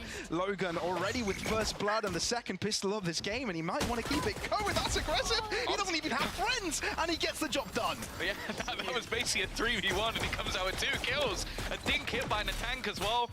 They are feeling confident at this stage. Okay, Spike not planted. All right, Natang. Maybe a little bit overzealous, but look at the HP. 11 and 12 for the side of Vitality. One bullet should do it on either of them, easily. They're not going to go around. Oh, we're talking about Gentlemates here, Tom. They are going to go around, and Kicks, oh, he's not looking at them! And instead, Wailers gets to pick on Sender. This is bloody absurd. Oh, they're waiting as well. They're so ready for absolutely everything. It's just these mid-rounds again. And look at the position of Takas. He's just waiting for him to try and come back through mid. This pistol couldn't have got any better for them. A huge opener for Logan. A great reposition as well from Mates, calling off the charts. And while Vitality, they're not looking good at this point. It's the same thing over again. Keep them on their toes, keep them thinking, keep them second-guessing. Keep them having their eyes on their backs. Watching out every single corner won't be enough for Vitality. Because Gentlemates are everywhere this game. It's one of those games as well. If you're like a scoreboard warrior, you sit there and look at the kills, you're not thinking this is 9-4. Like, genuinely, just look down. It's actually ridiculous how close a lot of these have been, but in those big round scenarios, in those clutches, that's where Mates have been better by a hefty margin. And while obviously this round, Vitality can't really afford to invest much into it. You're going to have a Sheriff, Ghost, not much more. It has to be a gamble. It has to be a risk taken. And actually, for now at least, Gentlemates are taking this one quite slow. But bear in mind that that's what this comp sort of allows them. You've got an awful lot of utility that you can play with, extra flashes, that you have the knife as well, you have the dizzy, everything that can find you out where this stack is going to be. And then if it comes down to it, you can just use the wall to get you in an afterplant, and with pistols, there's not a whole lot you can do about that. No, not really. Last time Vitality lost the pistol, they had an answer to it. Not quite as fruitful, no 2K from Runner straight away. Natang is looking to get up and send his face. This is not how you meant to play a Sage. There's no way, and he's going even further, and again Kicks is not ready for it. You've got to have your gun out every single time, every moment of the game. If you don't, you might as well die. Well, if you do, you might die anyway. Gentlemates have turned up with thirst for blood. That's the pistol player. That's the only guy who had a pistol. That's why he was playing like a lunatic, because it didn't even matter if he went down in this round, just earn up an extra orb. But that's another Andalucia flawless. And honestly, this looked like, you know when people go into like one of the other gamers, like playing Unrated or something, and then they upload clips to YouTube, and it's like, look at me playing Sage in a real game. This guy's doing it in pro games. He's just running around having a laugh. Put up grim walls, just doing that. It's crazy. Absolutely ridiculous. He's a maniac. Insane. But we're the insane asylum here, because we're the ones witnessing it. There's my buddy. How does Vitality even come back from this mentally? They've got guns now, right? They've got something to work with. But it's the final straw. Lose this and you'll be losing the game. Your own map pick, by the way. Yeah.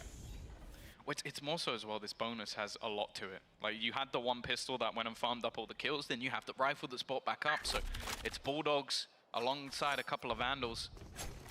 Mates as well, normally pretty good on their attack side of most maps because of that sort of structure of training that's been created by Existence. And, well, once they get in the afterplant, they're ever deadly safe as well as Caught.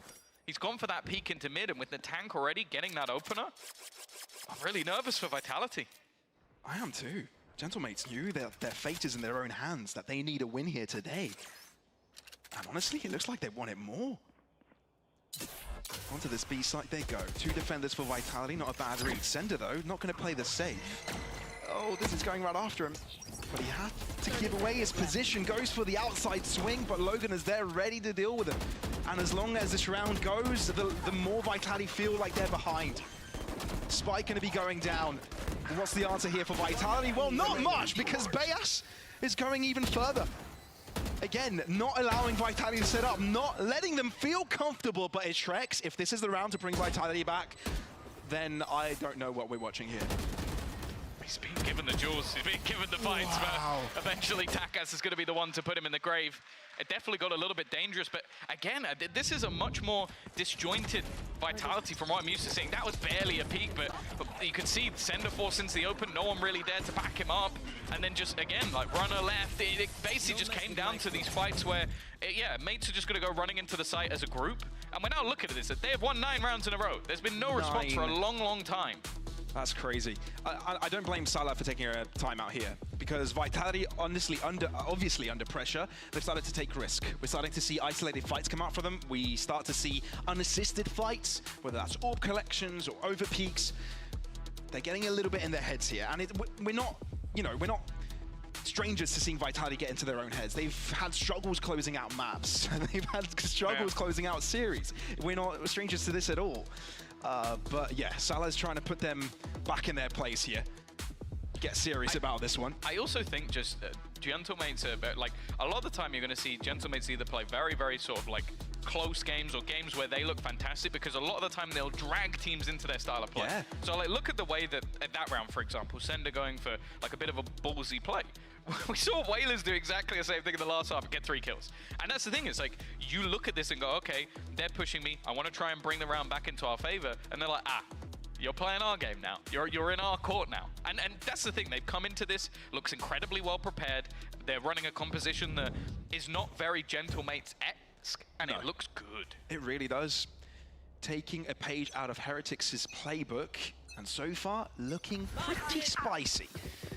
And honestly, we haven't really seen too much of their attack, to be fair. It's all been Vitality being trampled over. Maybe we'll get a chance here, but it's pistols for Vitality. They've got to respect it. It's going to be one of those rounds that we've seen so many times before over on this A-site take. Bomb grenade out. But maybe they need a bit of a confidence boost. The save getting a couple of Sherry headshots. Starting to feel that he can smash heads again, because that's what they know how to do. They've got really great players on this Vitality roster. They need to remember that, of their capabilities, right?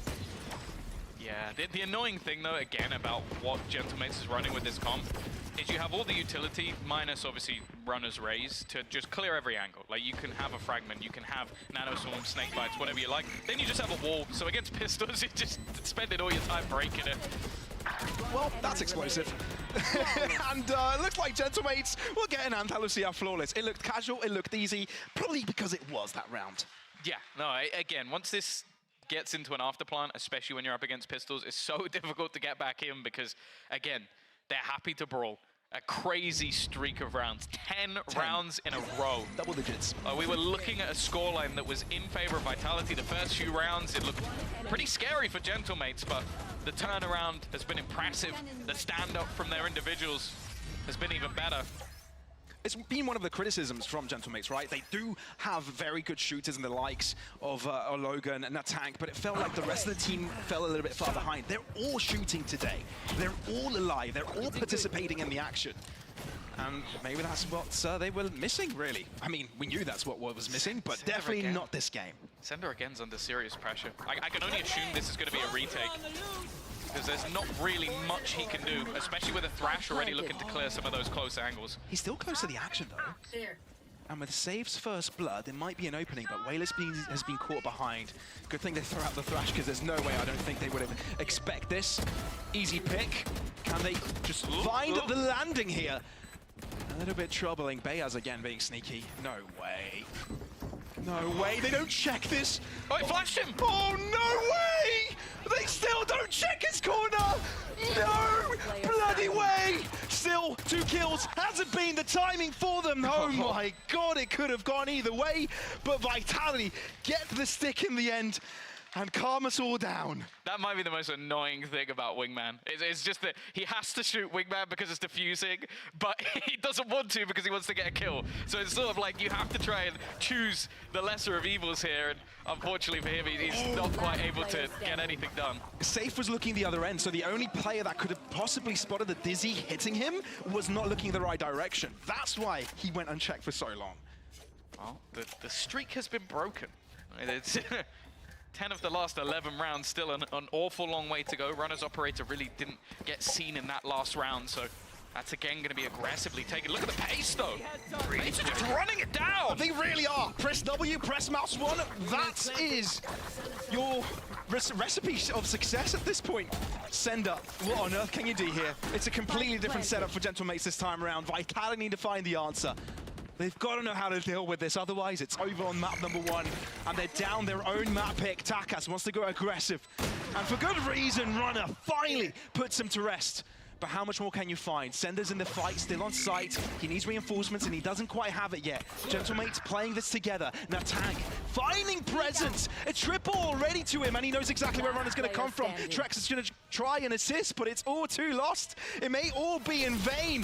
A 1-on-3, that is just cannot be. It's Gentlemates, but there was nothing gentle about that first map. I think we were owed about 3 aces within this series that all ended up being 4Ks, but what an incredible turnout from Gentlemates today. They've always looked good when it came to facing off against this Vitality roster. Honestly, Vitality need a response, Pavlos. I guess we'll see after the break.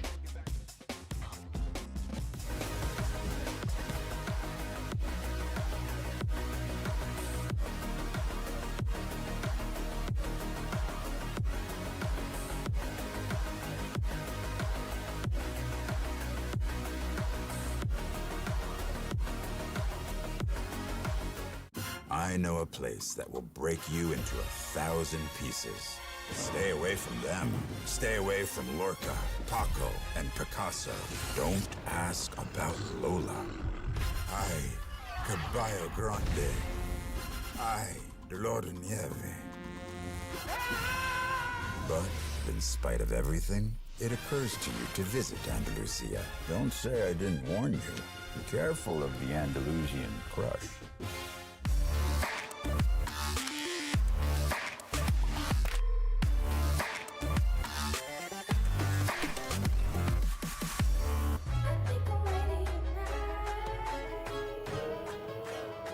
Hey guys, it's Jimmy Lin, former professional Counter-Strike player and Valorant coach. Watch out for the stairs, clear this angle, you're going to be able to fight this.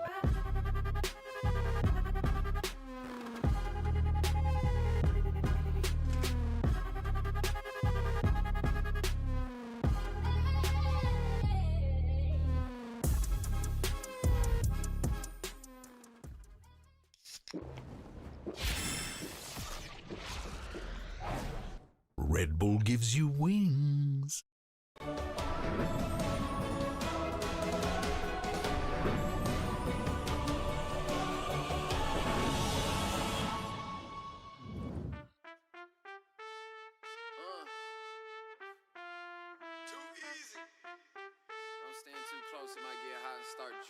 Yeah, it's a whole lot of ice on me. Don't stand too close, cause you don't if you say that you might know me. No, you lying, you don't know me. Yeah, it's a whole lot of ice on me. Don't stand too close, cause you don't if you say that you might know me. You know you don't know me. That's facts. Spent a bag on the whip, parked in valet. Just took another trip, skipped a drive, called my pilot, then jet down to LA. Yeah, tell me, who you know like this? Let the beat bang, turned off the light switch. I was in the VIP and met a spicy mamacita. Took her ass straight to Costa Rica. Yeah. It's a whole lot of ice on me. Don't stand too close, cause you don't if you say that you might know me. No, you lying, you don't know me. Yeah, it's a whole lot of ice on me. Don't stand too close, cause you don't if you say that you might know me. You know you don't know me. That's facts. Step back, homie, don't let this freezer go dripping. Cause these jewels might mess around and flood the whole kitchen. Took a bit to get it, was on a mission. And now it's platinum plaques, back to back. I spent a couple mil, you spent a whole rack. Bought the block just to give it back. Remember I was moving rocks, now I spit crack. Yeah, it's a whole lot of ice on me. Don't stand too close, cause you don't if you say that you might know me. Yeah, it's a whole lot of ice on me. Don't stand too close, cause you don't if you say that you might know me. You know you don't know me. That's facts. I'm too cold for you. Diamond straight out of Mount Everest with it. Yeah. It's a whole lot of ice, homie. It's a whole lot of ice on me. Don't stand too close, cause you don't if you say that you might know me. Yeah, it's a whole lot of ice on me. Don't stand too close, cause you don't if you say that you might know me. You know you don't know me. That's facts. I'm too cold for you. Diamond straight out of Mount Everest with it.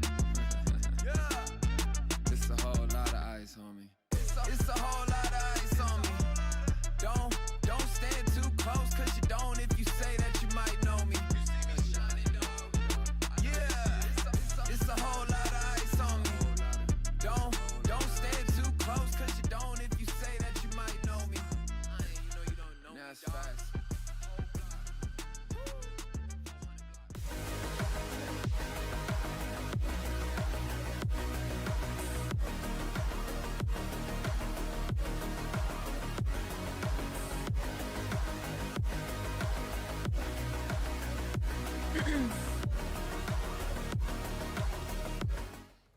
What a fantastic start that was for Gentlemates against Team Vitality on Icebox. I'm your host, Yingsun. I'm back here once again with Kakuka, joined by Mitchman. Now, you don't have much luck with Enzo, but it seems like you are a real good luck charm to Logan over here. It feels like it. It feels like it. Every time I'm in the building, I see the guy win, I see the first guy lose. It's unbelievable. I can't cast Enzo, but I can be on the desk for Logan, and the guy looked pretty good today. I mean, just another day at the office, I guess. I mean, I think it was not only him, the way that they actually managed to bring it back, you know, playing to their strengths, but also reading into what Vitality was doing was very, very nice to see from them. I mean, Kakuka, now we can understand why they changed that comp. Oh, yeah. Oh, yeah, not only that, we've gone from a team that either ran that super vanilla comp or plays a double duelist to play a duelist-less map, and the way that they were doing it was by looking for every single initial duo from the defense, right? You do not have the jet, you do not have a way to deny that trade, but it didn't matter for them.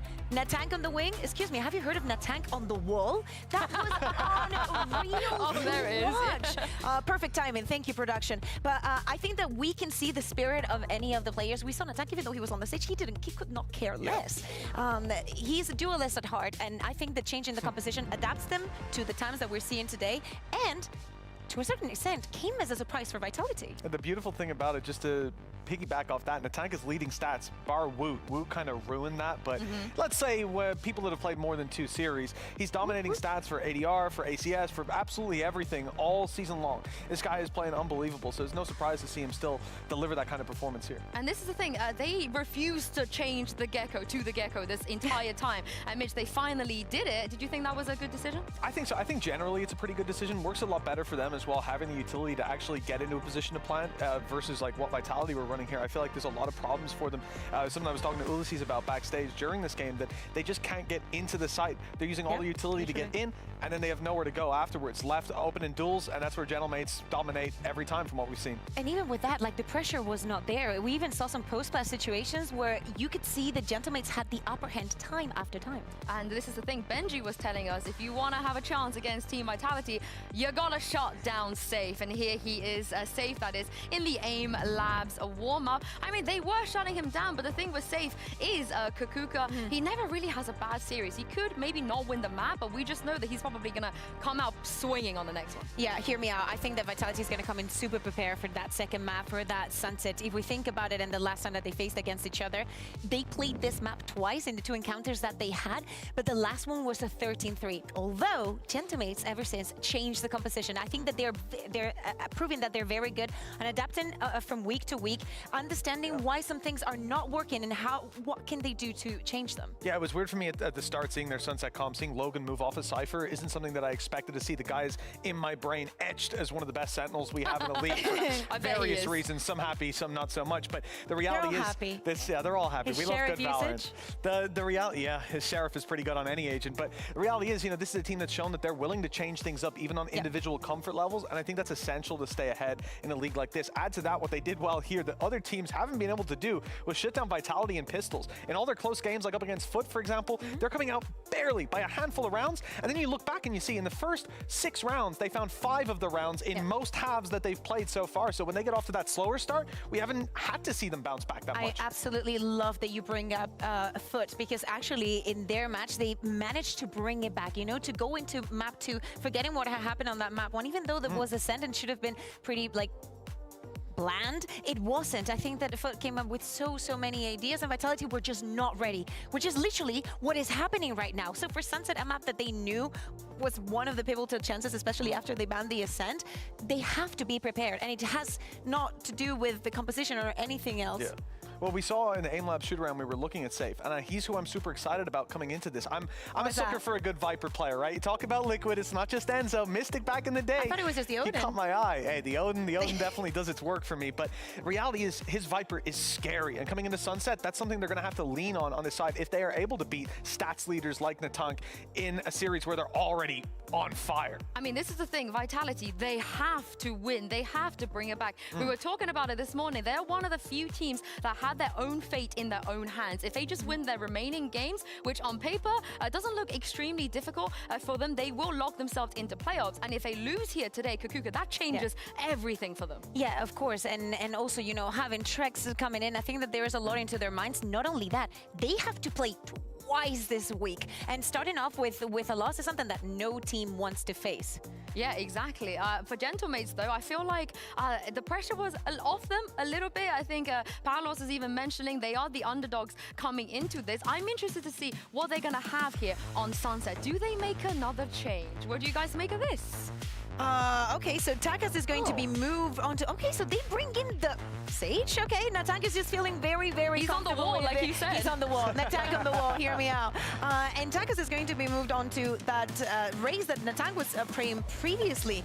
I mean, there is no Gecko, but I can see the ways of this working. I think that the usage of the Sage wall, especially on the defense, should give Whalers a little bit of more room to move around the map. I have to say, I'm a little bit disappointed, though, because I was expecting to see Takas on the Neon, where he has just been flawless in terms of opening duels. They're very good at setting him up. Someone like Bay has his flashes consistently hitting. And you're playing against Vitality, who don't typically run a Cypher, so you're not worried about those traps. But no, we won't see the Neon here today. Let's see if the Rays can live up to it, though. I can't wait to see it indeed. Vitality, they have to win here. Pavlos and Tom, the pressure is on.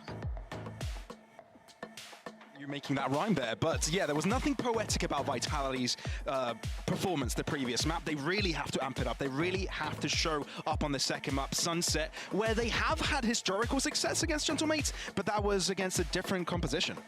Yeah, the fact that they picked into this map, I think, clearly shows that they're feeling confident that they're going to be able to upset a team that have been able to basically beat them on this map 13-3, 13-10. So I think that obviously it's a different time, changes completely in their composition, and their last one was very reliant about like set plays, and this one can be, I feel, a little bit more free-flowing. I also think it's disruptive. That's what the Sage does. That's what Foot have done very well with the Sage on other maps as well, is just making things awkward. Well, let's see if they're able to make it awkward yet again, but this time on the defensive side. Quick push coming out from Takas. Lovely flash coming through from Beyaz, allowing 2 quick kills, and Gentlemates already on pole position for this round.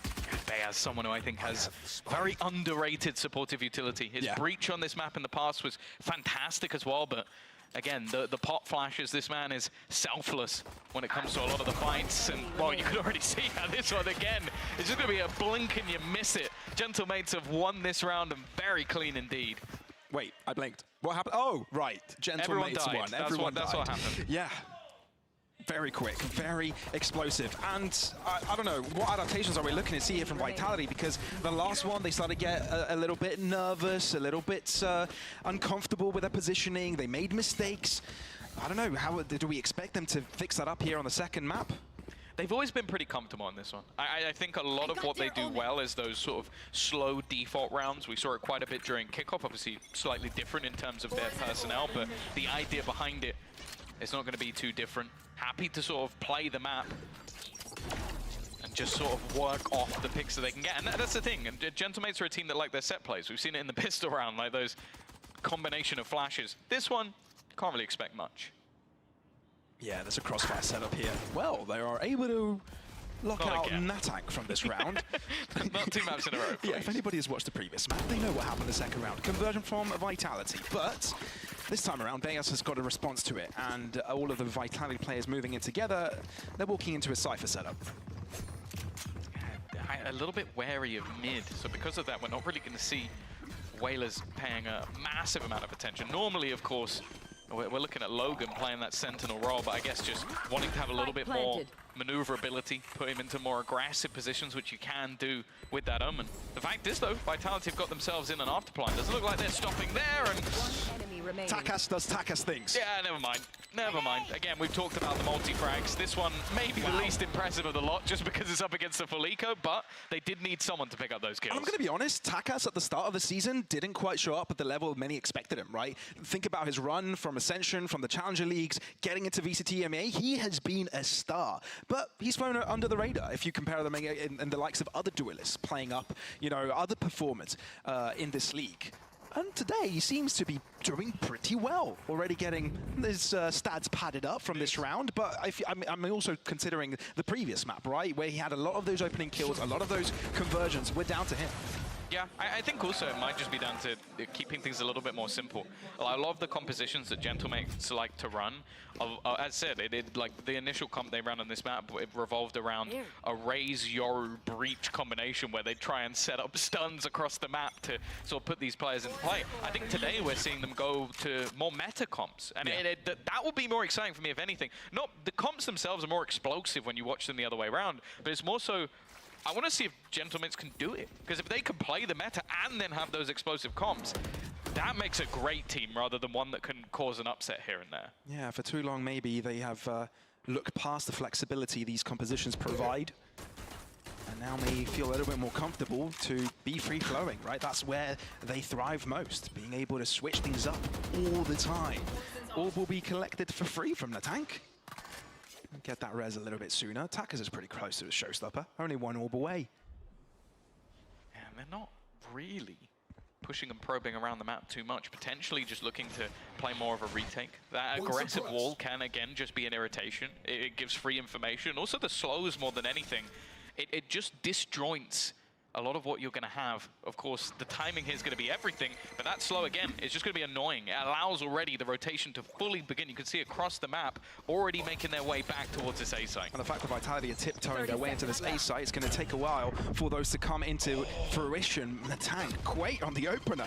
And even if he's blinded, he still finds impact. And Gentlemates have got all of the cavalry arriving just in time. The smoke is a little bit too deep, and Whalers is able to surpass it, no problem at all. Still though, Vitality finding some answers, running out of time. The Wingman is sent to put the spike down. Whalers and Logan are there to secure the dub. Vitality are really not allowed any round wins today. No, and then again, it's just the explosive individual plays that drag them through. Huge round coming out of Whalers to sort of just break this apart. The thing is that the counter flash, I believe, in that early fight that came out of Bears actually saved him, I think, because he could see the player flashed rather than just being completely blind, but also his opponent can't see anything. So again, just solid counter utility from Bears, a silent hero, while Whalers might be the, I guess, the loud and proud hero. Very true. Well, someone else that has got to be proud this round is Existence. I mean, looking at his team start to shake up a little bit better than they have last time. Or last kickoff, I would say. Any other of the other times we've seen Gentlemates play this year, to be fair. I'll be honest with you, I came up here earlier during the first game. Yeah. He was having a little nap. I'm going to assume he had a really long night working counter, because this is the thing, like, people who don't know him from CS, don't know him from previous games, this guy was a mastermind and is a mastermind, not only in just setting up his own team, but also in finding counters for his opponents. So I think that's where you kind of look at Vitality now and go, okay, is this a coach battle? It could be. Runner, first blood here. But you're right, Salah must have grown up looking up to coaches like Existence, right? He's definitely been around for a while. But this is Gentlemates restoring what should already be the status quo. Superiority in this round. It is, after all, rifles against the pistols. But yeah, I believe Salah is still the youngest coach in VCT EMEA right now. 23, 24 years old, something like that. And Existence, he's been around for a long time. Yeah. 30 seconds left. I was watching him before I got into esports, so that's all you really need to know. There we Got go. nothing to say. Nothing to add to that. Paranoia. It's going to get them in. That's the main thing. Get into the after plant. A trip doesn't look like it's been broken though, so falling back might actually be a bigger problem. But with the weapons they have, you expect aggression. Safe, Sender. Okay, this just got interesting. It became doable. That's what happened. Natank in the smoke is not able to find the pieces. Bayaz has to save it. The IGL of Gentlemates looking to save the day. Sender having the backline covered allows Vitality collect the Thrifty. That was so close to him pulling off another absurd round to give Gentlemates another victory that they probably shouldn't have had. But hey, it's the pistols, those sheriffs. You know that your opponents want to fight against you.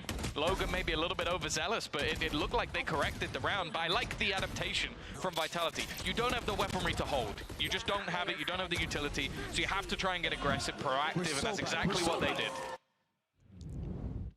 I love seeing Safe trying to hype up his players. He's been doing that a lot this season. He's changed completely in approach, kind of getting a leadership role in there. Fatherly approach, I'd say. But is it enough to put Vitality in? There are guns to work here with Gentlemates, and they've got a trap. Don't lose to a Bucky, please. Well, it's Natank. Natank on the wing! And he will succeed with the first kill. Whaler's there to back it up. Replenish yourself with some health. He's still there. And he's still alive, kicking, breathing, and may want to go for another fight. Okay, I like it. Kicks from above, showstopper put in, rifle collected as well. Taka's going to be able to fall out of there without too much damage, and Logan's waiting as well to try and lock them in. The thing is, if he goes down here, this round is back on. That was a bar fight. But now they've got to take a breath. Fresh air, Logan on the look! A double kill and round secured for Gentlemates. He couldn't have timed that any better if he tried. Just peeks in as both players end up lining up, and I'm not happy that this worked.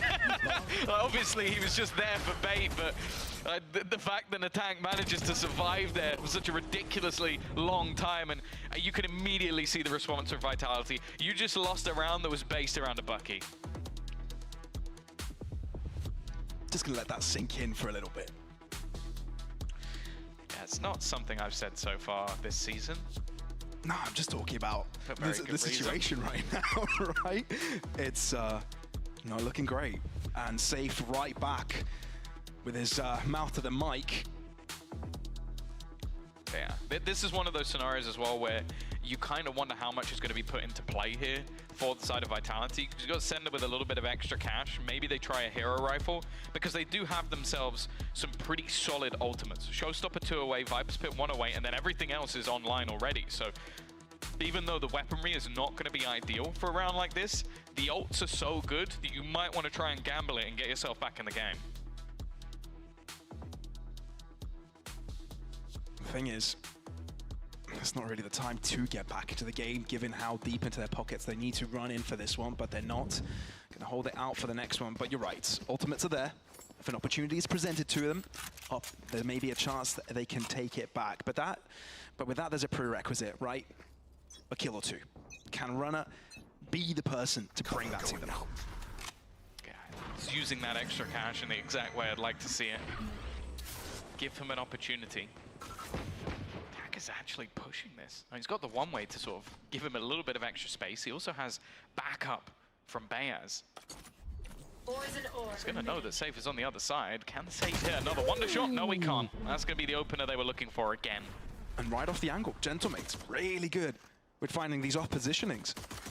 And not only on these eco rounds, not only on these pushes, it's always, every single round they're able to get into positions that Vitality would never have expected.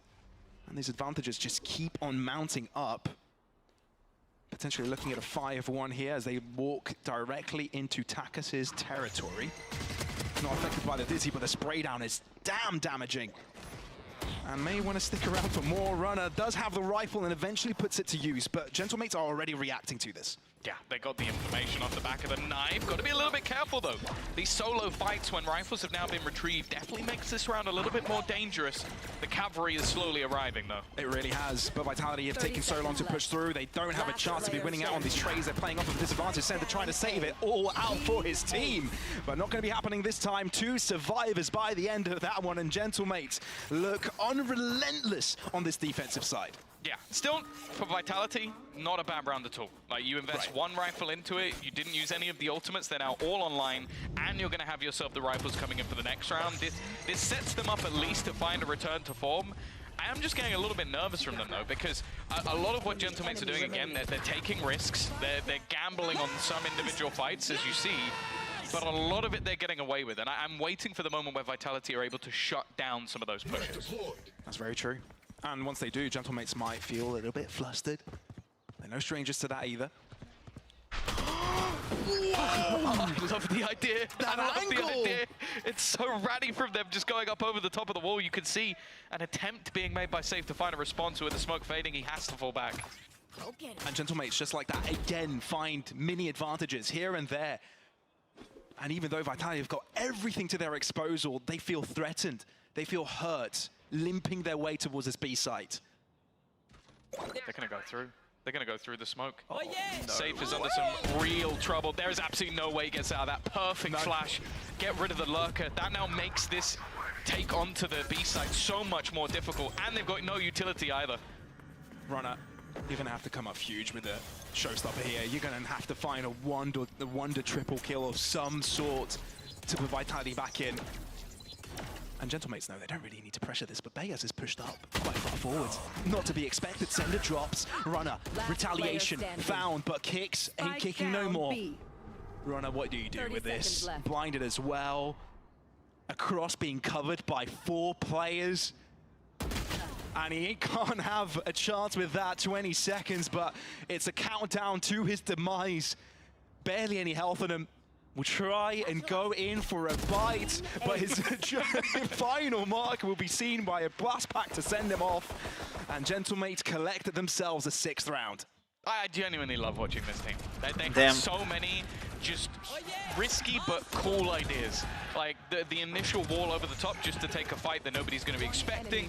You smoke that off, you think it's almost an iron wall on the other side, and then to not only just sit there and go, okay, that's our aggression done for the round. No, there's another layer. They pop flash through, take out the lurker, and then it's just like they are boxed into the site. There's nothing else that Vitality can really look for. Again, they've now got 4 ults. One of them was used in the last round.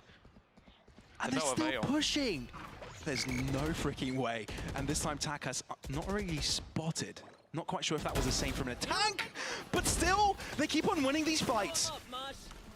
I can't believe it. I just can't. Yeah, I guess Kicks must have just not seen anything as they just walk down mid. That is, again, just a blip.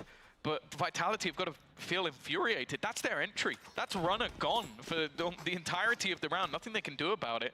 Showstopper out as well. And now you can see this is what Gentlemates do. They have that initial aggression, and then they just fall back. Maybe there'll be a re-aggress later in the round, but for now, they don't need to do anything. Absolutely not. Logan does get walked onto. Uppercut. We'll put him to rest for now, but Takas, well, he'll be in trouble here. Not quite finding the 1-for-1 within that nade, but still drags one down with them. Beaz? What? And Stave stuck around for Beaz, but the rotation has come through for Vitality. They head towards this B site, and Gentlemates' defenses have greatly been extinguished. It's a little bit awkward. The trips are still there. There's one more just in an obscure position. Rez has been used on the other side of the map, so it's actually going to be even for the retake. Whalers, though, he's trying to be a little bit cheeky, and that's exactly what he does. No way, works out. Catch a sender on the cross. And now there's a Viper's Pit available for Safe. Will he be using it? I don't think so. There's no real need. Actually, he goes in for it. Tries to find another angle. Maybe keep Gentlemates second-guessing themselves. Try and spray down upon them. Safe going around here. And the tank, though, I'm pretty sure he checks this. No, he doesn't. Walks right past him, shorty in hand, but Safe is right behind him, lurking like a shark, looking to move out from the depths of hell and drag them all down. Holy. Is there enough time? I'm not quite sure there is. Safe Oh, 5 kill. There's plenty of time, and Gentlemates will be securing themselves. He could have another got round. 6. Man got 5 That's kills, an ace. still lost the round. That's got to be one of the most brutal things ever. He would have had to get a 6K to take that one. The bonus ace would have been needed for Safe to be able to get that. And it's, the thing is, it started with such a strong performance from the side of Mates. Aggressive positioning, good clearing off utility, and then this man just went absolutely ham, but it wasn't quite enough to get things over the line. Vitality, they're going to take their second pause within this first half. Damn. The fact that it came down to Safe needing to pull out a miracle kind of shows the spot that they're in. I mean, we're starting to see individuals shoot back. We're starting to see some positives from Vitality, but again, even though Safe. Vitality gets something going in their favor, yeah, they've got Safe. Benji Fishy said it. Don't 1v1 Safe. Don't do it. Yeah, they didn't. They 1v3'd him. They 1v3'd him. Still. He still almost won, but let's ignore that. But Gentlemates had an answer in the likes of Whalers this time, who, to be fair, hasn't had great performances this entire year. But and it's one of those moments that any other player, any other team, you see a player like that isolated going for 1vx in any situation while there are other players around to help is ludicrous. It's insane. It's a play that shouldn't happen, but Whalers went for it and it paid off. I think the reason I think they've switched up the comp and put him on the Sentinel is because I feel like he is that smart player. He is the guy who is going to play the odds in the right way. Like, a lot of the time, Logan is a risk guy. Like, he will win you rounds with a Sheriff you'll never see before. Mitch is having flashbacks as we speak. But the fact is, Whalers is the person that, again, safely uses his cam, gets the information, takes a 1v1 he knows he can win. And then it just works for the team playing off the odds. And Vitality, their players, albeit being of some of the greatest caliber that we've seen in this league, haven't been quite showing up, apart from Safe. Okay, we said his name a few times. Got #1 Estonian on the server, yet to show his mark. Don't you That dare. is nuts. It's going to be checked by Vitality. It's at least traded. They expect Beaz to be there, but they drop back. That's the thing. Again, that was more just conditioning. They've been placing that wall every single time so they can get themselves the orb. So this time they try and play on top of it, and they managed to take down Safe. Now, obviously, the trade is there. But at the loss of Safe, after one of the only times we've really seen a round look competitive. Vitality, though, it's a pace change and the showstopper gets nothing. Again, it's a risk play from Logan to actually make it work. He just holds his ground and presses that mouse 1 button. Vitality got the plant for them. At least they've got that going for them. And the Trex null command does deter Gentlemates from using any utility on close proximity. Takas wanting to go in with a showstopper and by Trex, keeping Vitality alive. Still a 3v3 though. That's a night TP by Sender too. Can now, not only do they have to get on the spike, but they have to deal with all the players hiding out. When Main still blinded, doesn't care. into the smoke. Vitality are starting to lose players left and right. Gentlemates are winning their trades, and there's nothing Kicks can do about it. Damn. They're just doing everything right. Again, the util coming through, the team play and the retake looks fantastic. The fact is that showstopper was dodged by a millimeter. It actually sent the TPs out the way in the last second. But again, it's just locking in some of these individual fights and being able to take them all over the line in the end. 8-1. Running away with things. After what was a matchup that they played 2 times already this year. The first time they had a dominant map, then they fell flat. We've seen it before as well, where they've been dominated, even in some of the games where they played against Vitality. But every single time they got better. Every single time they've improved. And honestly, unless Vitality have something left in the tank, this might be the first victory for Gentlemates in this matchup. I thought you said in the tank there, so yeah, I thought you did a little bit of wordplay, but no, it's not the case. Ultra aggro from Runner doesn't pay dividends because, quite simply, he's not a Gentlemates player. Because only those things work for Gentlemates players. It's gotten a bit under control. Well, not really. No one's got control over this one. Perhaps SafeHat does? No, not really. Gentlemates, they took a bit of damage that round, but it's still theirs. Yeah, there were moments where that looked possible. But again, it's only been that round number 4, that round off pistols. That's it. It's a Sheriff round. That's the only round that Vitality have managed to win in this one. You can understand in this round why there's some aggression. It literally is the Battle Sage. It's something I don't feel like has truly come back for a long, long time. Like, people would talk about it. Okay, maybe you could say Cracks did it when he brought it in, CNED a little bit. Other than Foot, no one has been running a Battle Sage. The tank is a Battle Sage. He is a duelist that just happens to have a heal. Not a very good heal if you're healing yourself, but... He's not just your healer. No. That's the advert. Should be a next line of the Nana Tank song. But let's see how this one works out. Wow, very good save here. When works out, he's been sent on a mission, a solo mission, and comes out on top. I can only assume that the tank thought that Logan had that cross covered, because the fact that they were so far forward already, definitely a little bit deadly. Oh, he manages to shoot it, but it's a good pickoff. Runner very quick on his feet, and it leaves just one man actually defending the site at the moment. Honestly, if he got a pick off of the kill on Thrash, I would have been bowing down to our new king.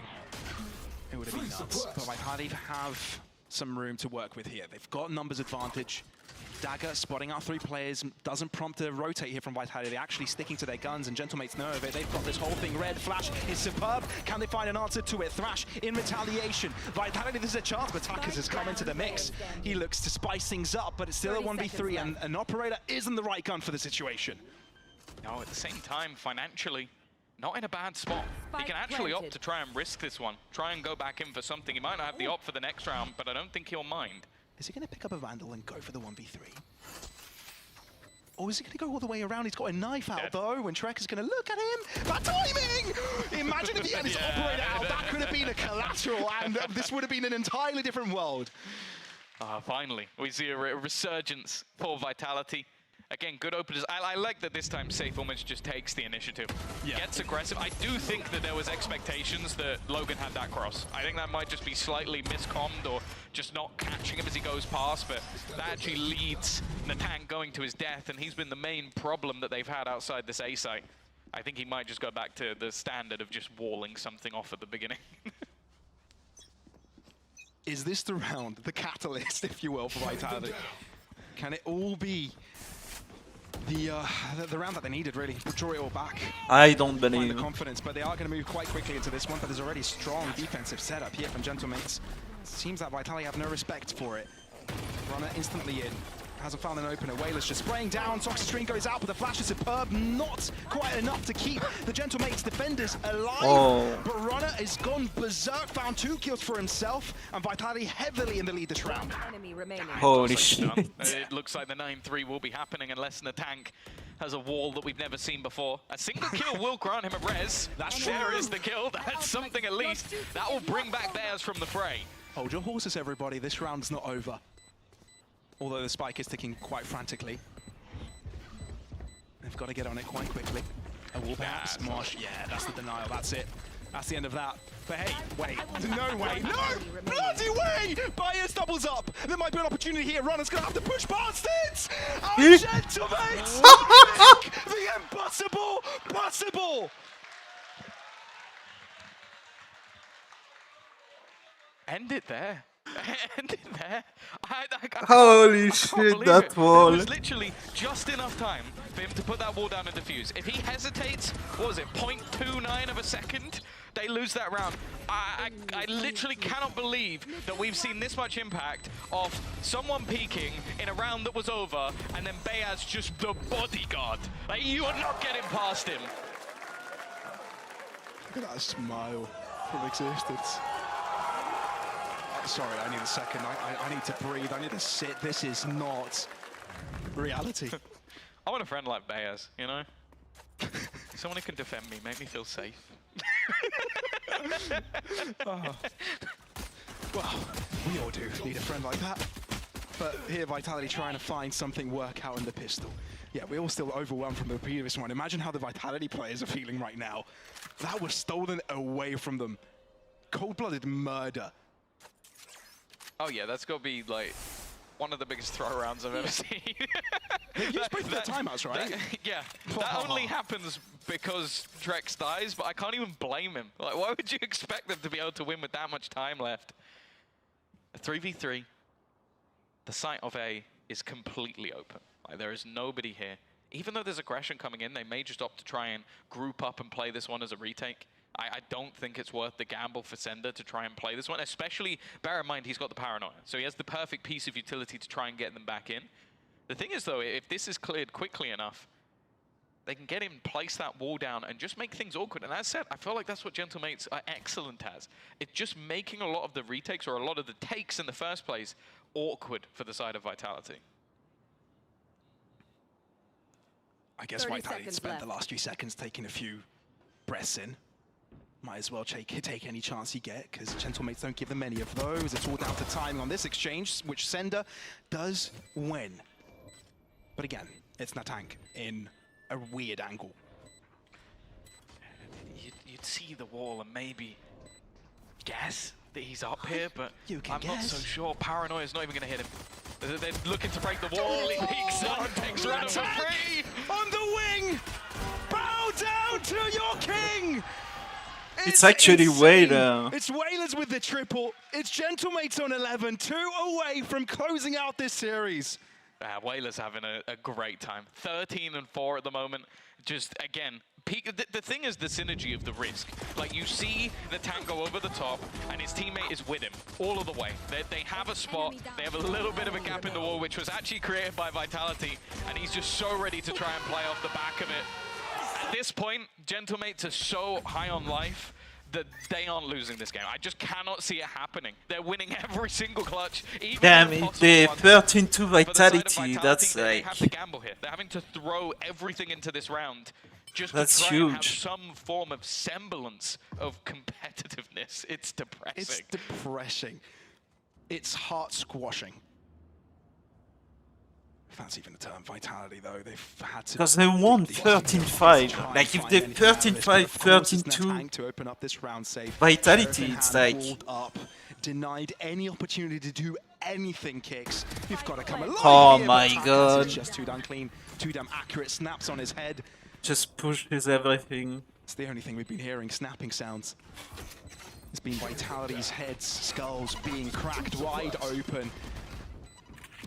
What truly can you do? Close up the distance. You've got this thing as wall is being troubling to deal with. Safe, only good for the one as Takas looks to clean up with a ghost. Send up. You sent your team into death, and now you'll have to follow them.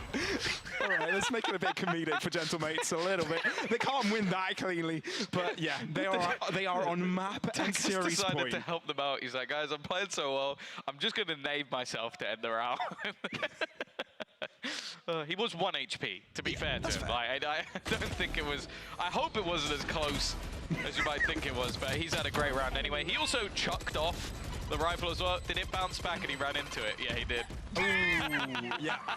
There was one shell over the wall. that causes demise, but they're laughing about it. Why wouldn't they? Of course they are. Of course they are.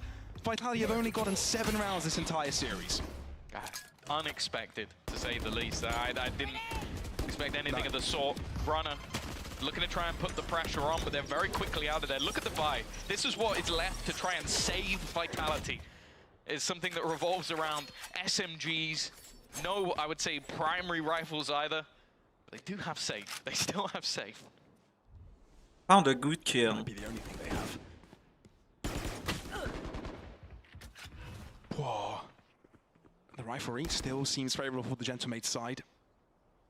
But anything that Vitality do, they need to second guess it, triple guess it. Very deep positioning here from Takas in mid. While the rest of the cavalry moving in towards this right-hand side. Safe's holding out. Only defender towards this A side. I mean, who else do you want? But honestly, if it's up against 3, even the greatest will struggle. Flash out indicating presence. Save has to drop back, respect it. Trex, good read onto Takas' positioning mid. Vitality have softened it out. 30 seconds left. An opportunity. Safe again. He's just trying to buy time. 25 seconds left on the clock for them to try and make their move. He's going to drop the spike as well. There's a trade. Still a chance for a clutch. And it would be the most Gentlemate's way to close it ever. Again, Tom, do you reckon? Logan on the plant, Bayas on the swing, but it's Vitality to finally get a win. Okay. It's not been their day. This is not a mountain to climb, Tom. This is... No, you're climbing a volcano. Even if you get to the top, you're gonna get burnt. Like that I don't see how they can possibly get back into this game, especially with the way that their opponents have been playing, even just on an individual level. Like someone like Whalers or Takas or Bayaz or the Tank or Logan will clutch out one of these rounds. Screw it, if it goes far enough, maybe Existence will jump up on the stage and clutch one. We've seen everything today, Tom. I wouldn't be surprised if we saw that. But yes, Gentlemate in the stratosphere. Get my way. Merci. Oh, 1 sec. I will deal with him. And yeah, I'm sure he would. Buy round on both teams. Vitality, they've been able to hold on for a little bit. For how long can they do so though? Sender flashed off, but mid kept wide open for Gentlemates to move into. Yeah, that flash was thrown in basically just as a ruse. It's forced them back initially and allowed them to claim space elsewhere. The rotation won't be anywhere near as quick as normal. Runner there to try and stop up this onslaught. So far good for it, and it's clutched up from Trex. Good pincer movement. And for that, Gentlemates will have to wait to close out this game. Tripwire destroyed. Now Whalers has some space. Come on, are we really believing again?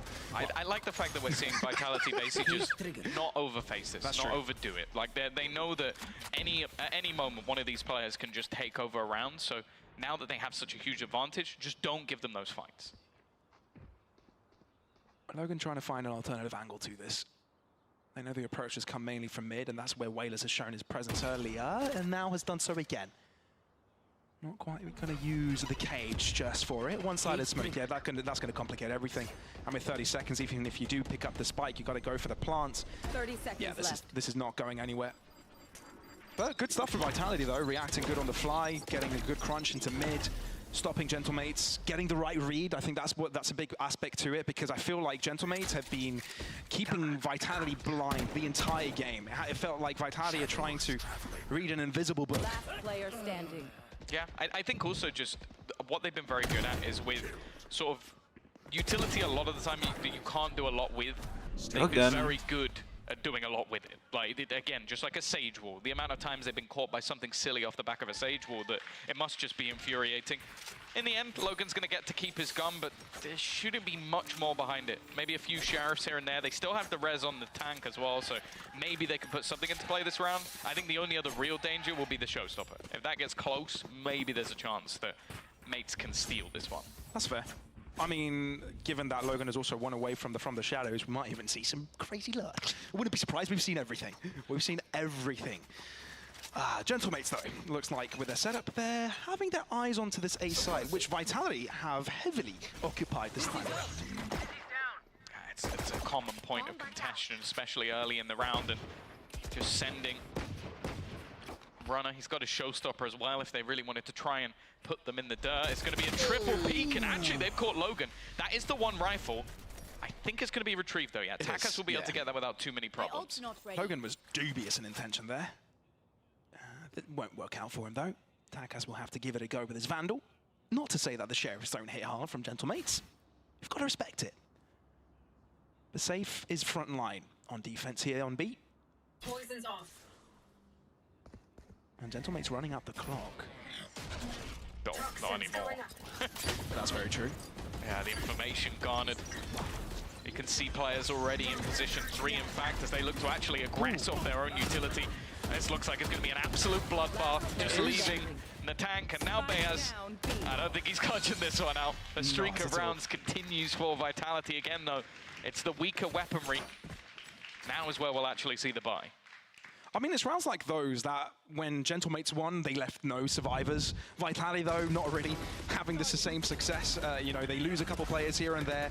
It's always, the economy is always kept in check, right? Not really allowing Gentlemates, not really allowing Vitality, rather, from gaining momentum here. I will say, when you're 12-5 down, as long as you can buy, it doesn't matter. I don't know. That's very true.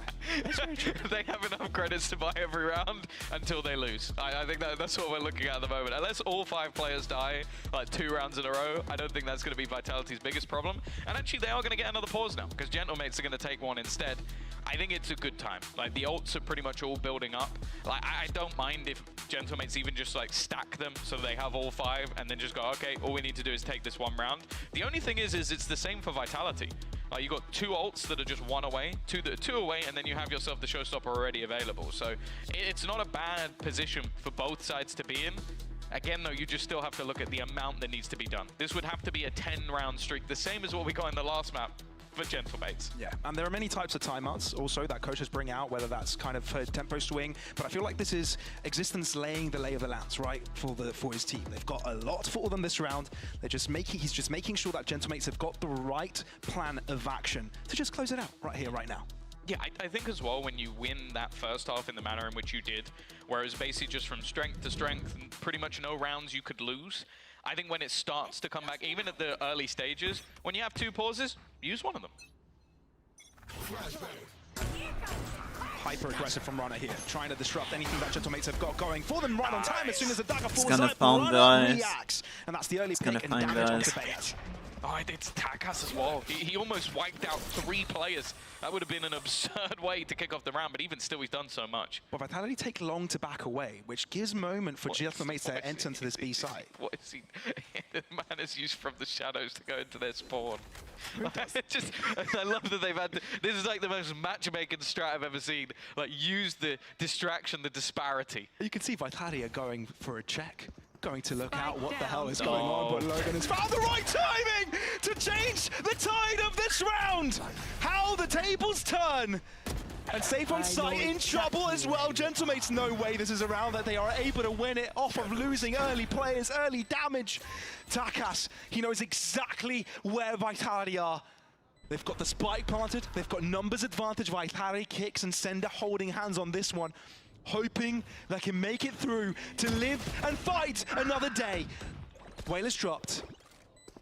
And that makes things a little simpler, but they've got to move outside of a smoke, and they don't really have a flash to do it. They're going to have to go for a dry peek, and Logan puts them to rest. Gentlemates, a 2-0 that no one thought possible, keeps their hopes for playoffs alive. Honestly, we've always had nightmares, or many people have, when it comes to Logan. You think about his Killjoy, you think about his Cypher, mainly Sentinels. Yeah. People are going to have nightmares about his Omen tonight. They TP'd into the sport to close it out, but it was a team performance today. From bottom to the top in terms of kills, just 5 difference from the entirety of the team. And that's the thing with this Gentlemate squads. When they're on the same page, when they're running it down, when they're working together, when they're trading effectively, and when they have the right plan, they could beat anyone. Got to add something to that, and when they're feeling it. And let's be fair, today they were feeling it. Yeah, I think the tank Sage as well, like, just allow that man to go for some trickery no matter the agent. It's just a little bit of fun. He's having a great time. I don't blame him. I don't blame him. What a tremendous performance from Gentlemates today. Not only did they show up, but they made Vitality leave. Right there, souls and hearts went in this one.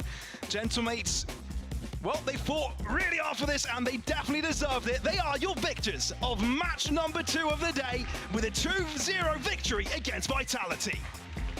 Yeah, it's a fantastic. Sound guy?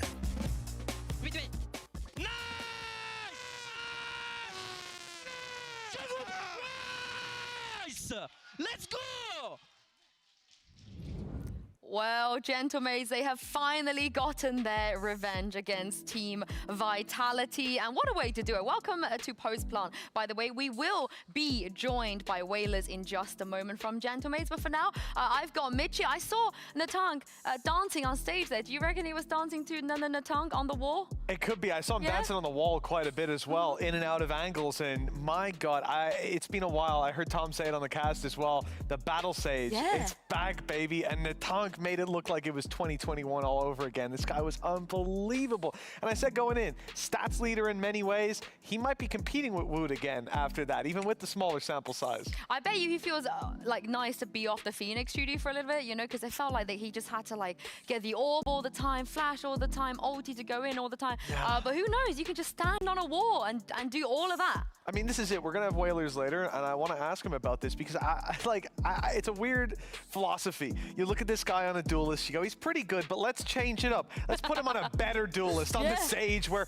I mean, even that wall to win out the pistol round, to have bought the wall, to be in the right position.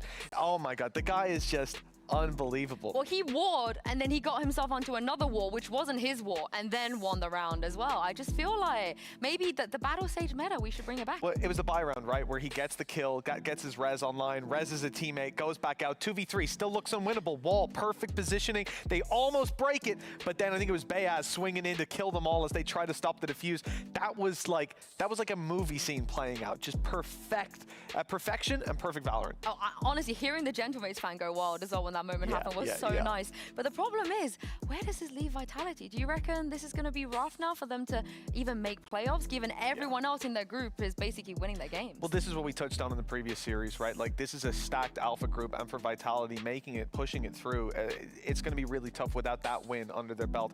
They have, I believe they're the team that has 2 matches this week, right? Yeah, they got Giants. So Giants up next. Is it Koi after that? Yeah. So, like, that's somewhere they could take those 2 wins, but now they're in a similar position to where Liquid are, where the win or the process to get to playoffs is sort of in the hands of other teams. They have to rely on other results not going their way and on winning both of their games. That's the one leg up they have on Liquid. Liquid only have 1 game left. They have 2 chances to take a step forward. But this is the other thing, though. They got 2-0'd because I feel like we have teams here that even when they lose 2-1, they can grab a map. Maybe you'll get yourselves into like a 3-way tiebreaker, and then the map might kind of send you through based off of the tiebreaker rules. So I'm a little bit worried for them. I'm a bit scared for them. Yeah, I would be pretty terrified if I was in their boots. I think, especially with some of the other matches that teams in their group have coming up that look to be kind of the easier ones of their season, the chances of them making it through now, very low. And also, you have to think about the potential then for ties to come through. So it's not just about getting those wins in terms of series on the board. It's about getting your 2-0s, dominant victories in those matches. So if it comes down to something like round difference, you will at least have an opportunity to push it. And this 2-0 definitely doesn't help them out in that regard. I will say that you've suffered in the hands of Logan. You know, you've been on the receiving end of what he can do. How are you feeling about his performances right now? The guy's unbelievable. I mean, it is strange as well, like I said, to see this guy not on a Sentinel and still deliver that level of performance, but he's just next to untouchable. Yeah, hello, Whalers. And speaking of unbelievable, Whalers, welcome. I've been waiting a long time to have you here with us. Welcome. Congratulations for today. Before we ask you a lot of questions, are you aware of a chant that involves your name, which we're trying to like push into everyone's brains right now? Like a fan chant. A fan chant? What do you mean? With your name. I made one up, and I'm trying to. I didn't hear about it. Oh, that's okay. That's okay because I feel like everyone in the studio hate me because whenever you're on the screen, I just go Whalers, Whalers, Whalers, just like over and over again. And I did that a lot today. You really popped off. Thank you.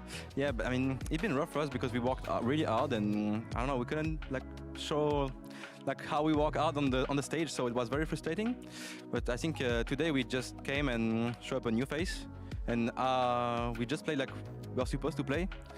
And yeah, it worked for us. I think today was a real statement because you faced Vitality. I feel like they're the team you keep facing. This is the third time you've gone up against them. Do you feel like all of the experiences you had going up against them before maybe helped you to get the reads and not be so afraid of them this time around? Not really. I think just like, I don't know, against Fnatic and KC, we just didn't play like ourselves. And it cost us because they're really good like individually. So yeah, there was just a no match and that was so frustrating for us. So yeah, today we just showed up a new face. I have to ask, man, like coming into this series for Vitality, do you think that they're a team that delivered their highest level here today and you guys were able to defy that anyways? Or do you think they played a little bit below their level? Like Icebox, for example, coming in, their attack side was really tough. Do you view that as something you guys did extremely well or something they did poorly? I think like we came with a new like comp. Yeah. And I think it maybe, I don't know, they couldn't play like they were supposed to. And yeah, it worked for us, so. This idea of bringing in the new comp as well, is this something that's coming from existence? Is it a team effort? How did this come about? Yeah, it's come from existence, Of course. He was smiling so much today. I'm glad you mentioned the comp, because let's talk about it a little bit more, because everyone else in this region, except for you guys, play the Gecko. You were the last team. It kind of felt like you didn't want to or maybe didn't suit you, so why do you think it took so long? And do you think maybe the Gecko is helping you getting some wins here? Yeah, obviously it helped a bit, but like I think we can play without it anyway. So yeah, we just didn't play like ourselves. So I think we can play in the agents. That's not a problem. But yeah, obviously like when you play when you have like an initiator like Gecko or Fade, it helps a lot. So yeah, we are. I don't know. I think it just like make Valorant easier if you use Life Gecko. on easy mode. Yeah, exactly. Life on easy mode. So why did you guys wait so long for this Gecko, and why today to bring it out? Because we believed in a comp, and it was working pretty good in prax. So yeah, unfortunately not on stage, but yeah, it just helped us, so we just took it. And what are your views, Mitch, on the Gecko? What did you think? About the Gecko in general, I agree with you. I think it just makes life a lot easier. That flash right now for info, when you throw up the Dizzy, you're knowing exactly where players are, how many of them there are, these sort of things. It's a really useful agent. I'm curious for you guys, watching you with some of these pop-off plays, the energy went super high. And what we see, like you guys were screaming, you're getting up, you're very animated. And we see a lot of coaches and a lot of teams call for pauses when those things happen to calm the team down. But you guys didn't seem to do that. Do you play well with this energy? Yeah, I mean that's what that was like actually a problem, because we are really we are a hype team. So if we are just not hyping each other, it just fell off. And even if, like I don't know, like Nathan was clutching last game and no one was screaming for him, so we just like change everything and say, yeah, let's be ourselves. I mean, talking about Natank as well, these walls, how much time was spent on the ideas for Sunset? You guys were so aggressive. Well, walls inside of mid, fighting on top of them. I mean, there were some cool ideas where like a couple of times you'll wall a position and then 3 rounds later, someone's on top of the wall to surprise them. And these things are cool, some conditioning, but I've never seen a team, or at least not recently, have so many ideas of how to use a wall so aggressively. Is this something you spent a lot of time on, or is this something the Tank spent a lot of time on himself? I don't know if I can say. Of course, if you can't say that, that's okay also. We just pass on that one. So I will give you an easier way to answer. Is it Natank that wants to be on the wall? Is it existence that's like, hey, yo, get on the wall? Stand on the wall. I will just not say anything.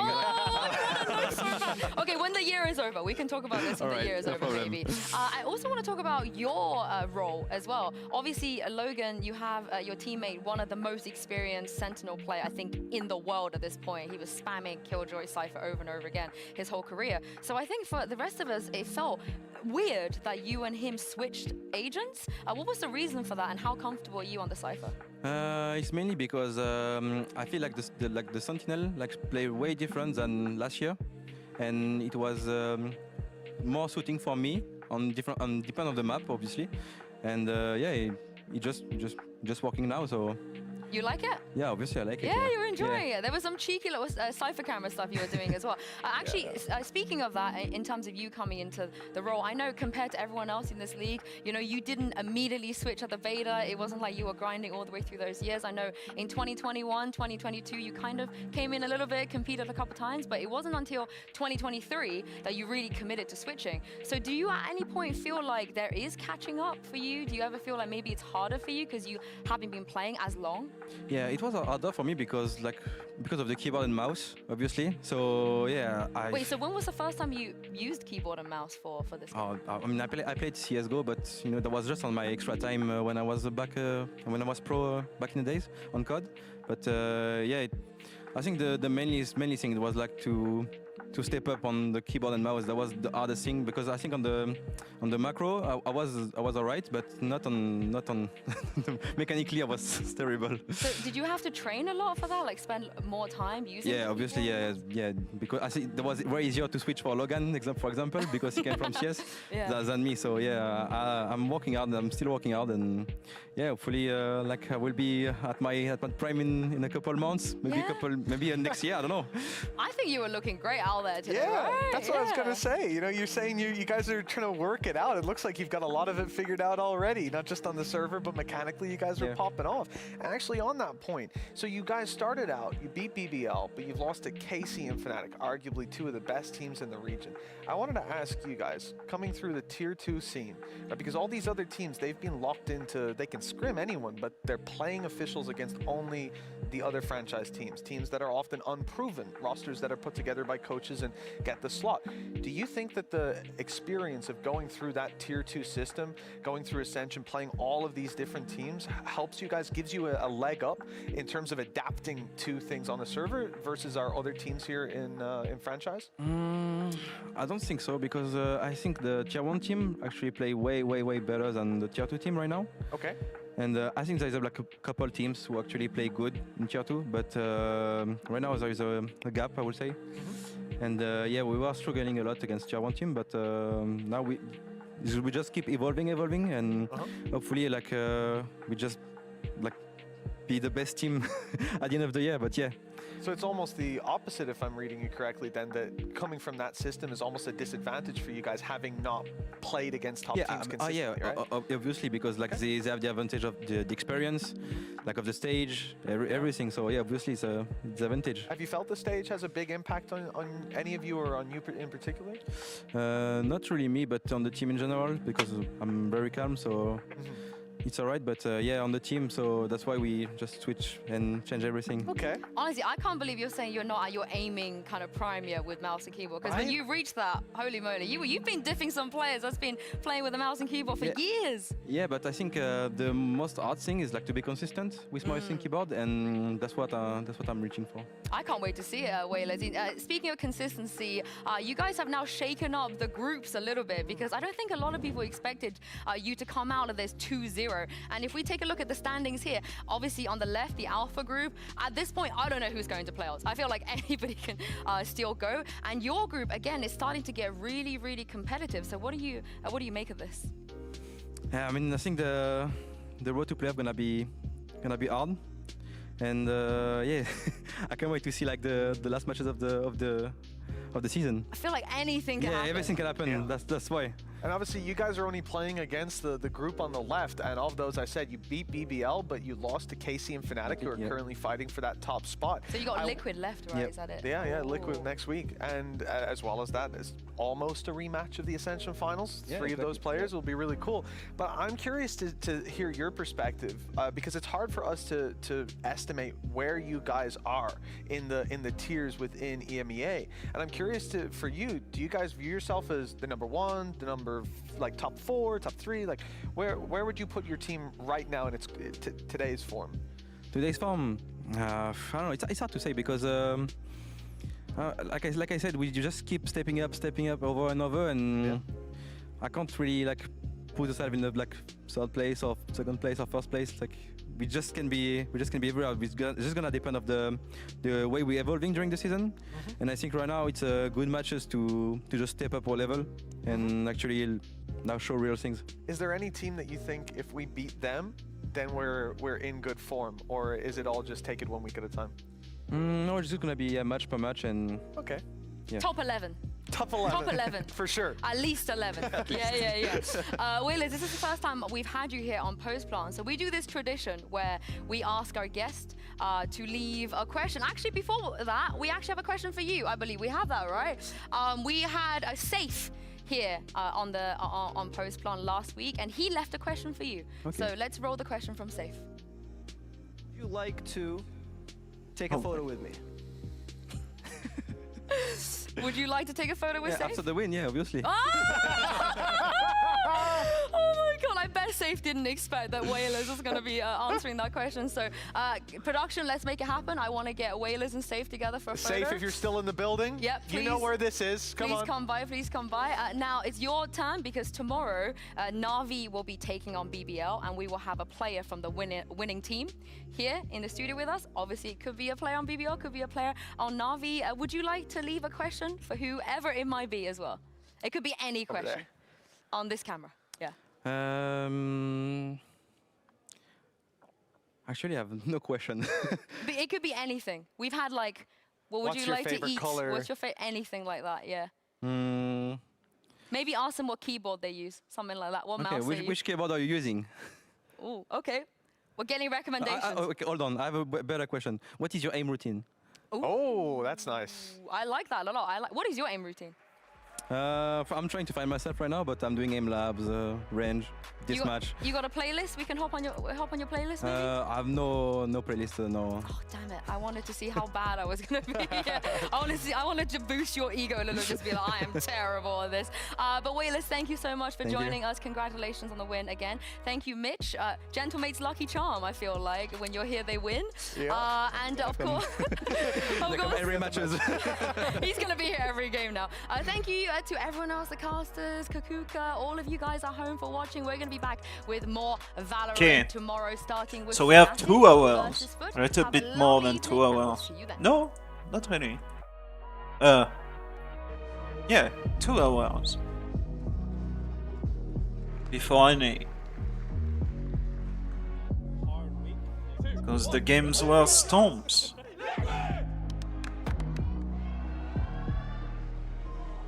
So, I mean, if you're watching the VOD, skip in 2 hours if you just want to watch the VCT, you know?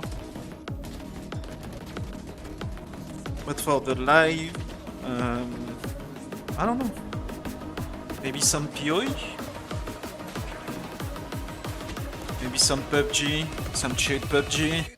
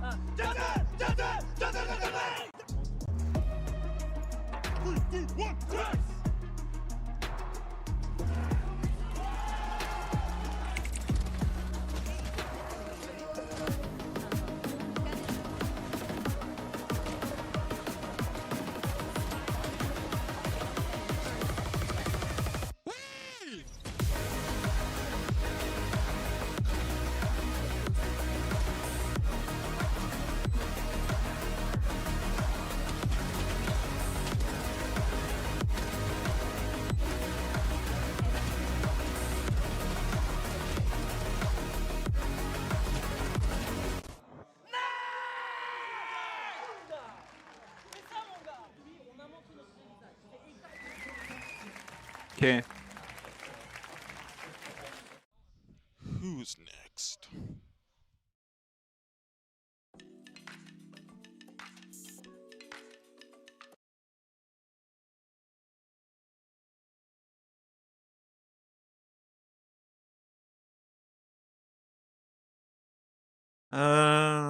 Yeah, let's go PUBG.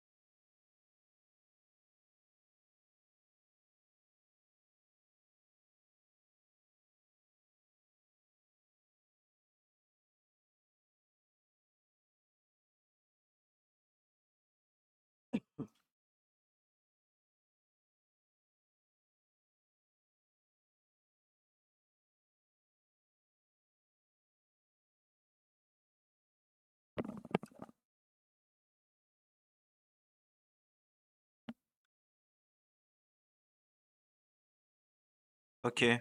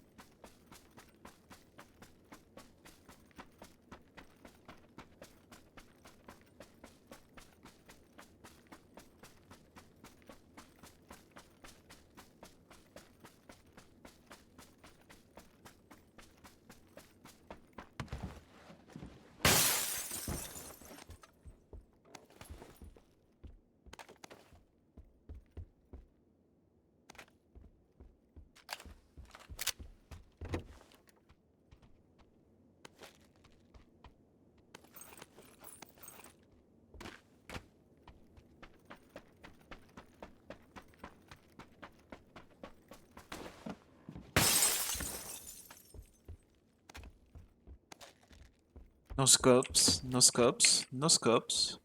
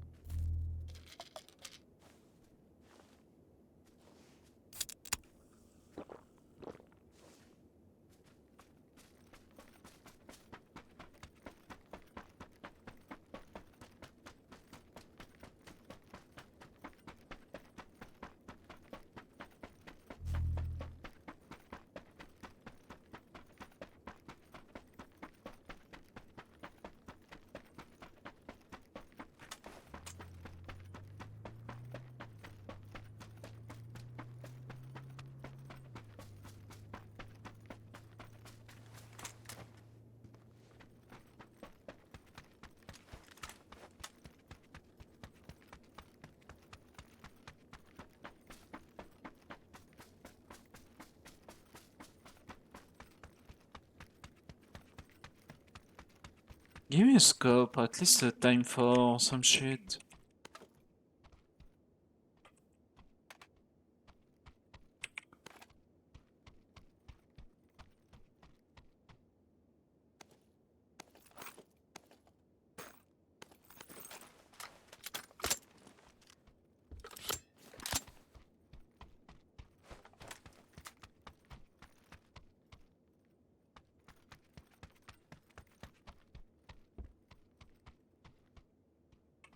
Oh, SK.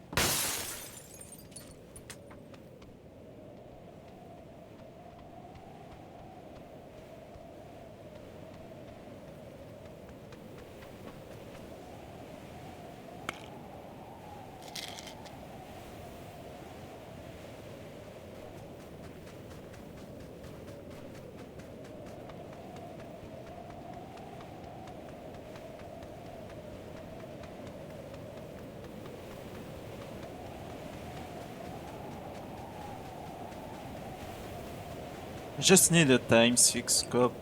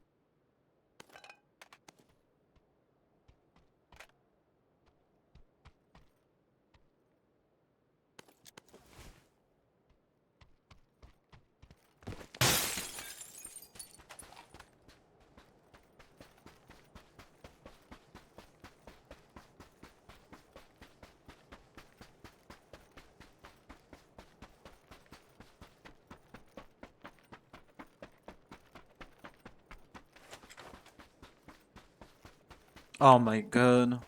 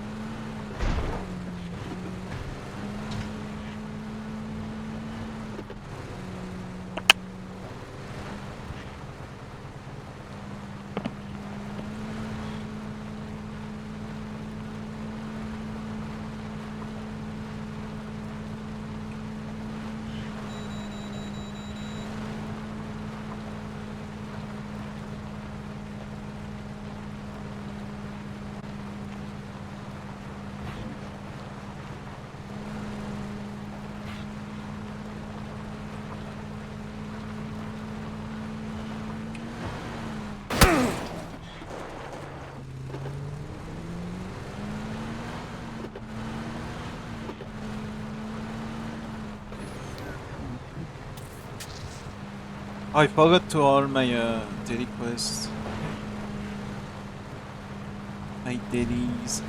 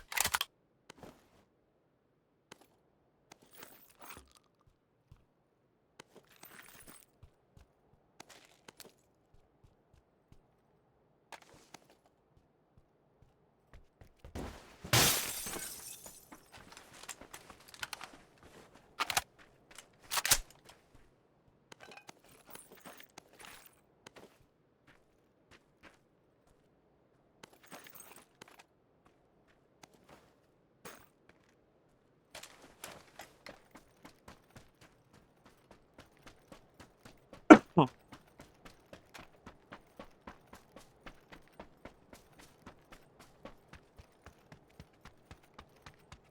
I need a helmet, I need a bag.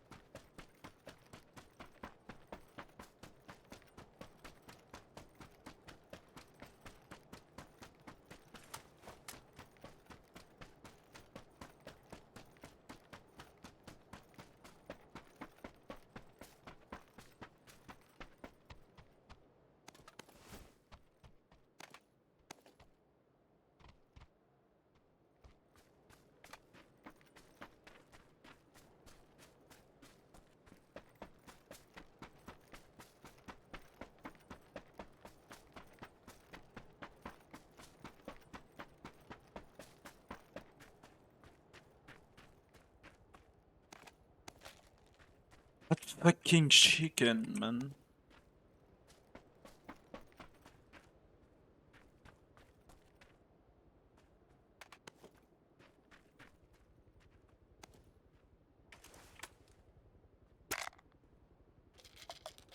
Honestly, I have good gear.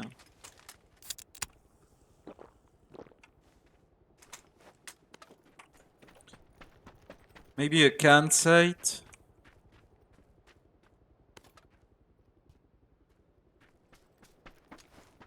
But yeah, I should go. I'm far away. I need a car or bike, something.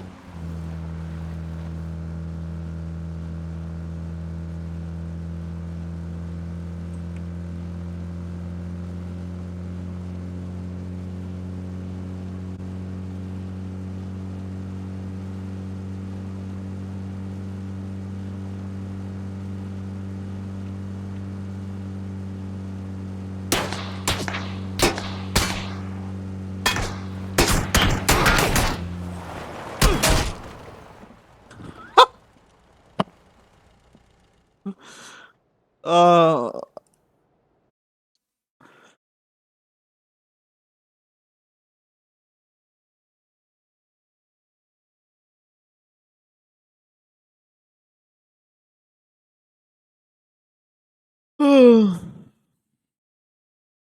Fuck me, dude.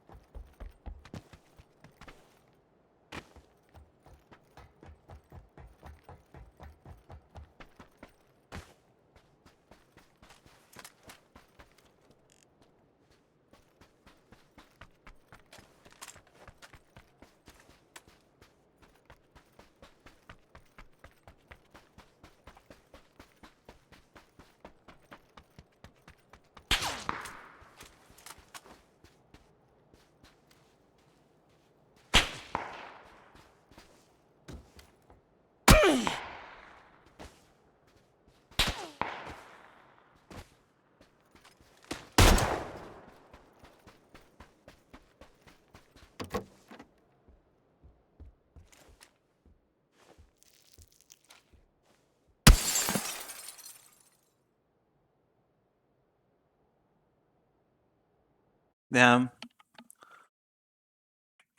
Those fucking games today.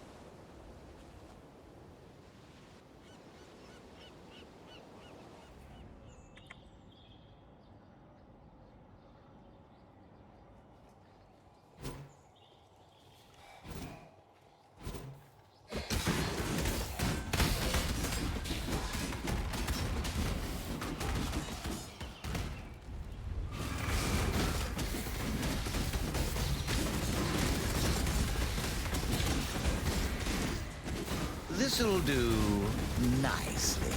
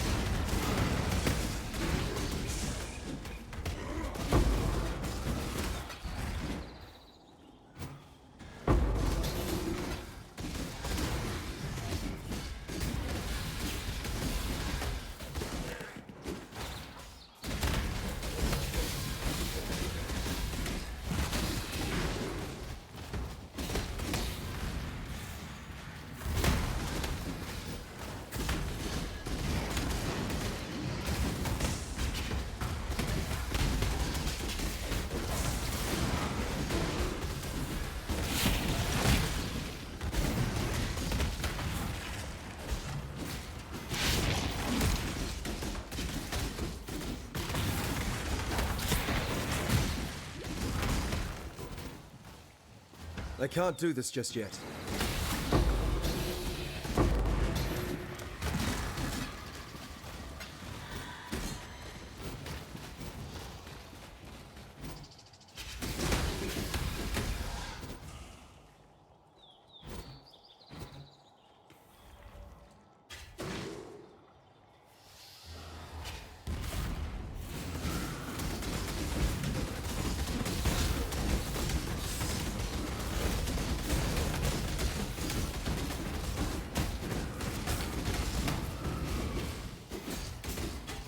My spirit is spent.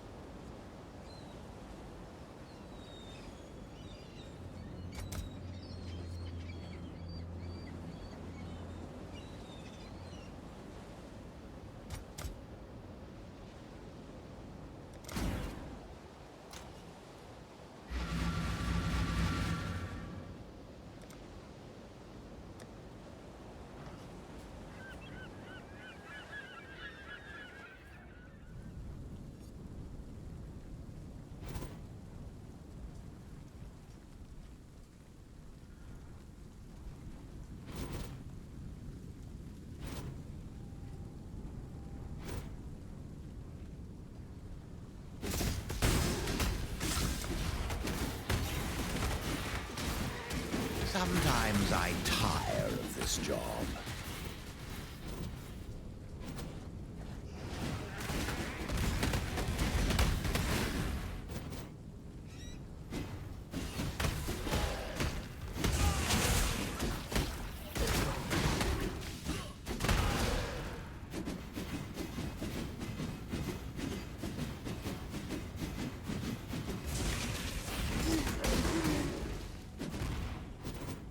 I can't do this just yet.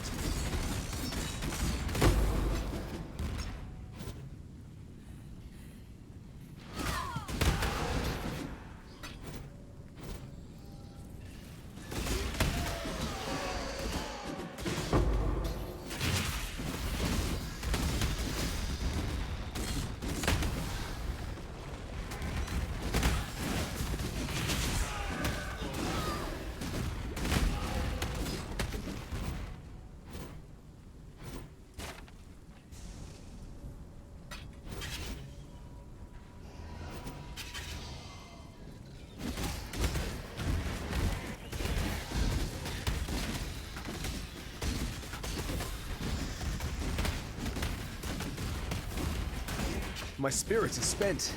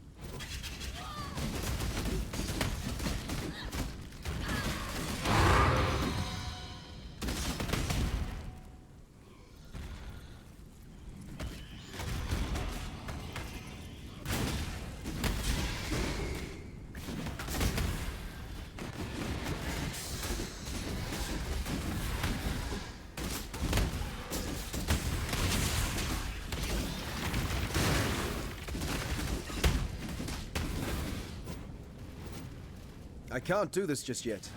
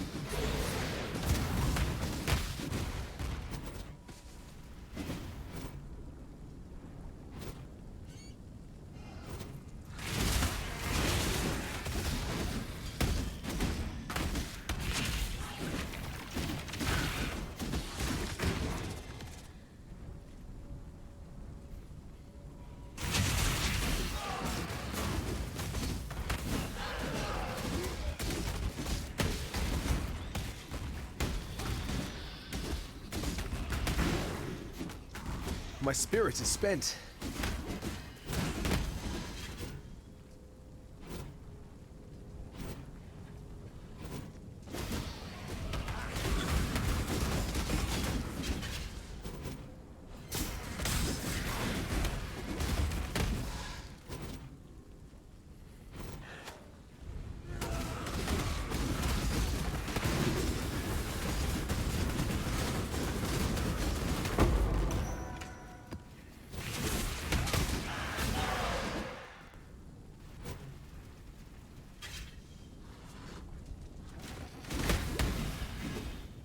Thank you for the follow.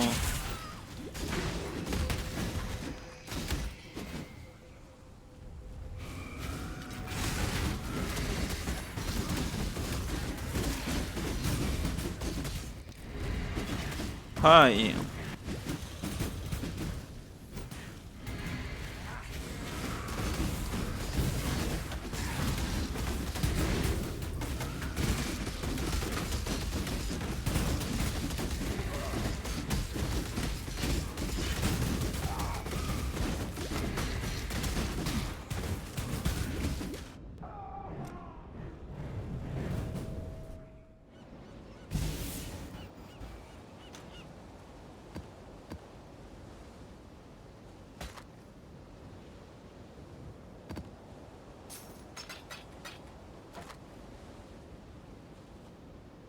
Hello. Warm nights.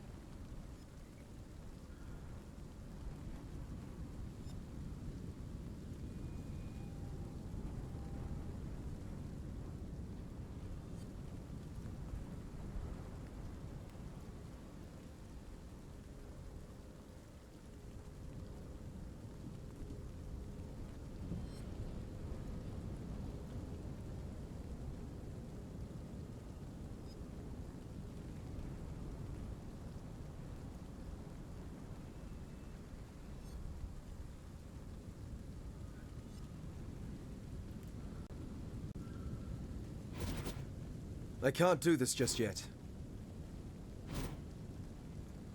Yeah. The fucking Scorch mode.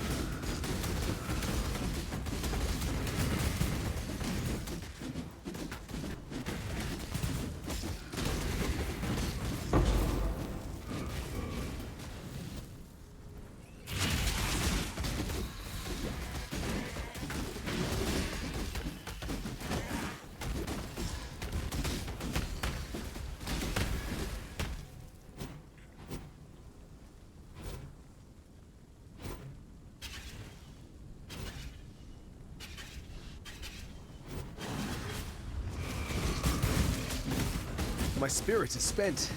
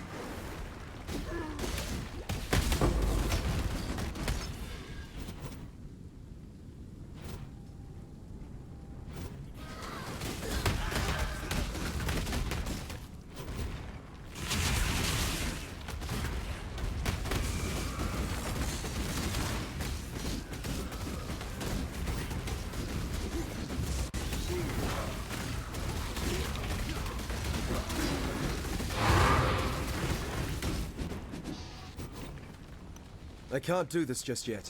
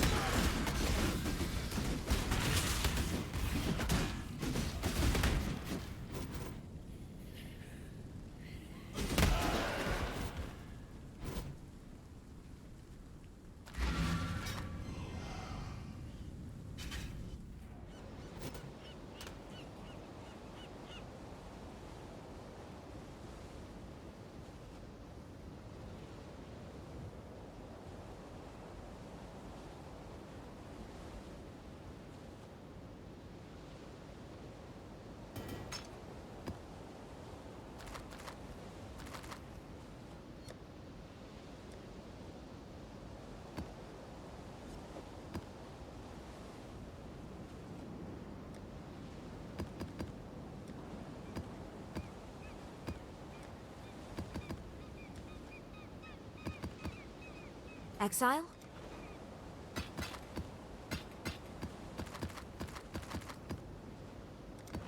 Warm nights.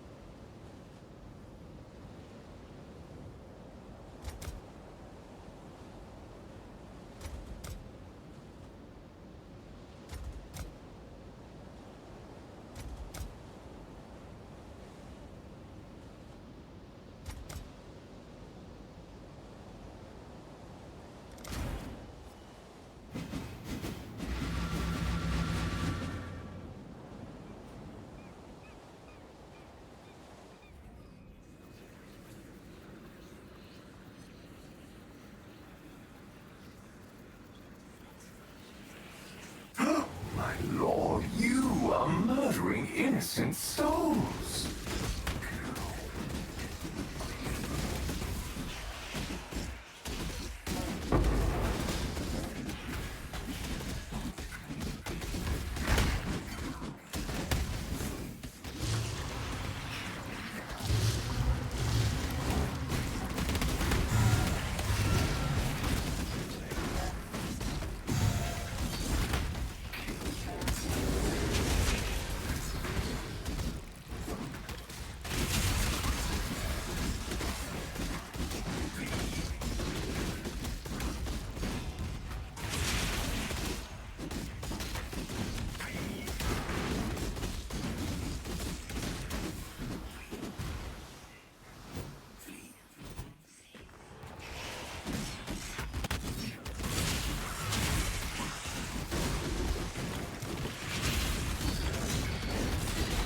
do you find a corpse in all this misty emptiness?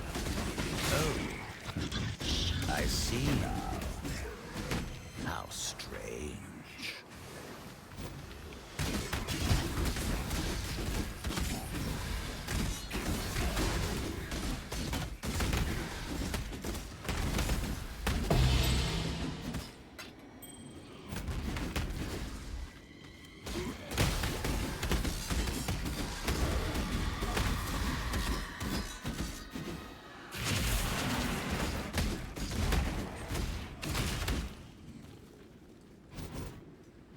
I can't do this just yet.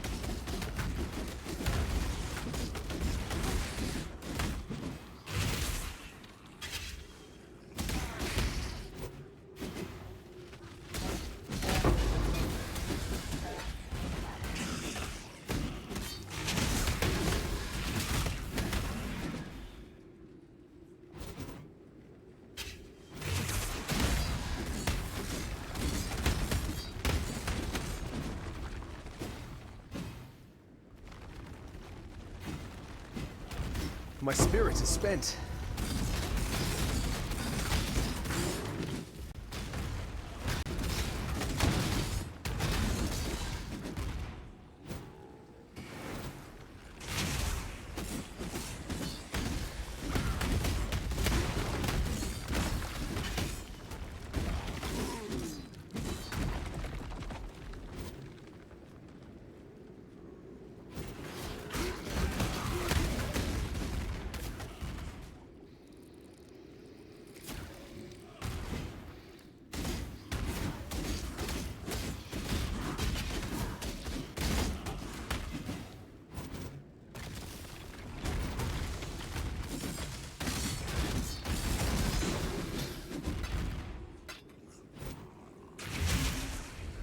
We'll be expecting visitors.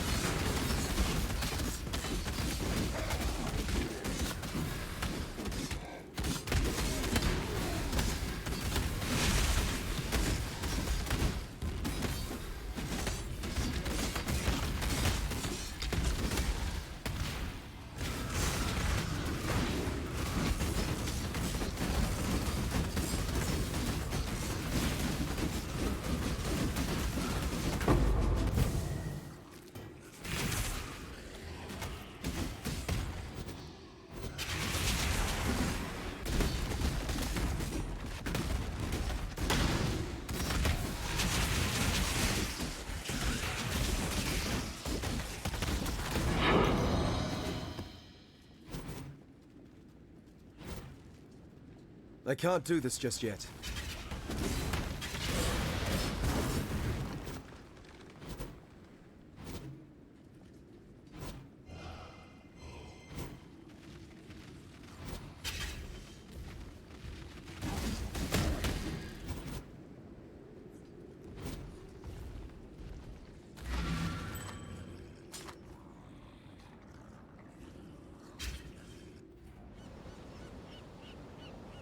Salah.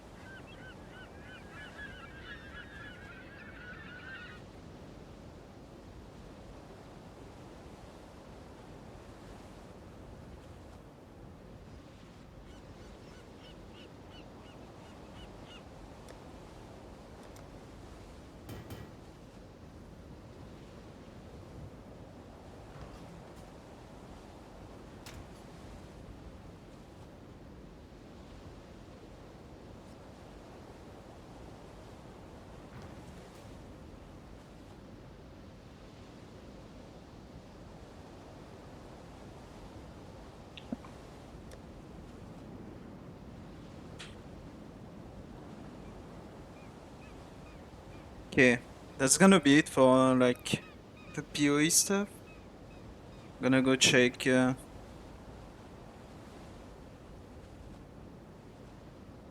if we have the fucking games.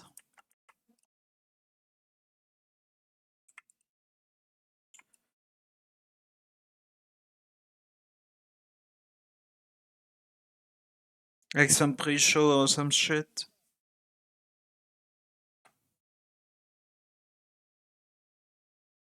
I'm gonna take a break first. Take a quick break.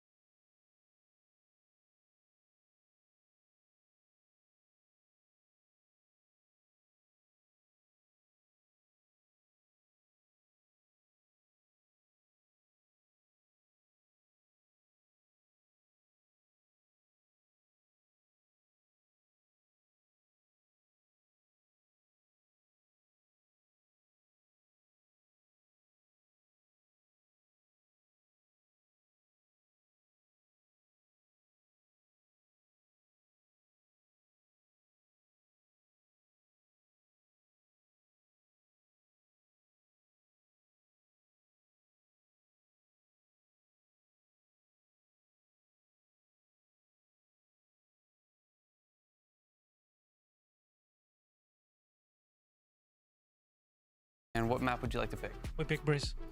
Love pick Breeze. And would you like attack or defense? Attack. G2 select attack. And what map would you like? We'll pick Icebox. G2 pick Icebox. And would you like attack or defense? Attack. Love select attack. And you have one map ban. We ban Ascent. Love ban Ascent. And what would you like to ban? We ban Bind. G2 ban Bind. Decider map will be Lotus, and Lev, you have side select. We play attack. Lev, select attack. All right, best of luck today, boys.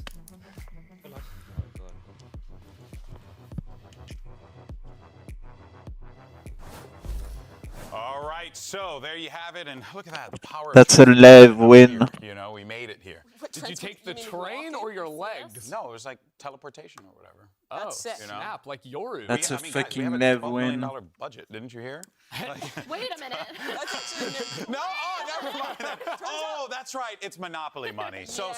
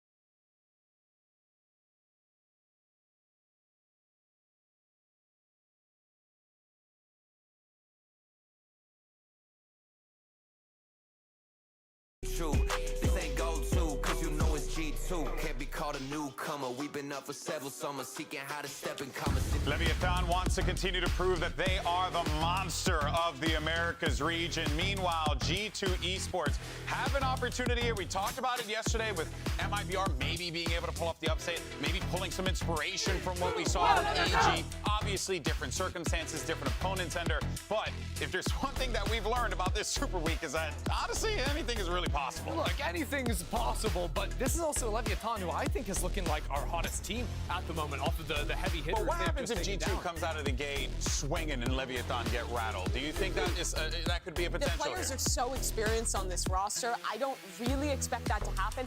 In my mind right now, I'm kind of writing off that Cloud9 game. It was the first of their season. They came out, they stumbled, and they've looked incredible since. I mean, they talked about how they fixed their fundamentals off of that loss. So I feel like that loss, yeah, it may have been just a bad day, but also they needed that to become the team version that they are today. So I think it's going to be really good. And actually, I never talked about this, but for a short period of time, I had Ito Fata as my coach on an org that we shall not name.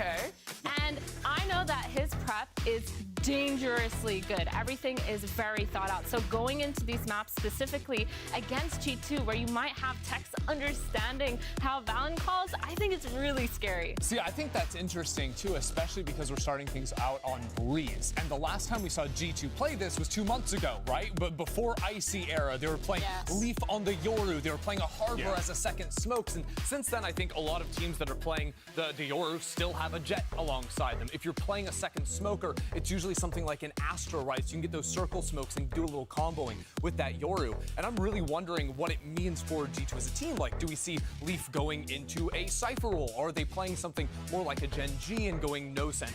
Yeah, that is a big question.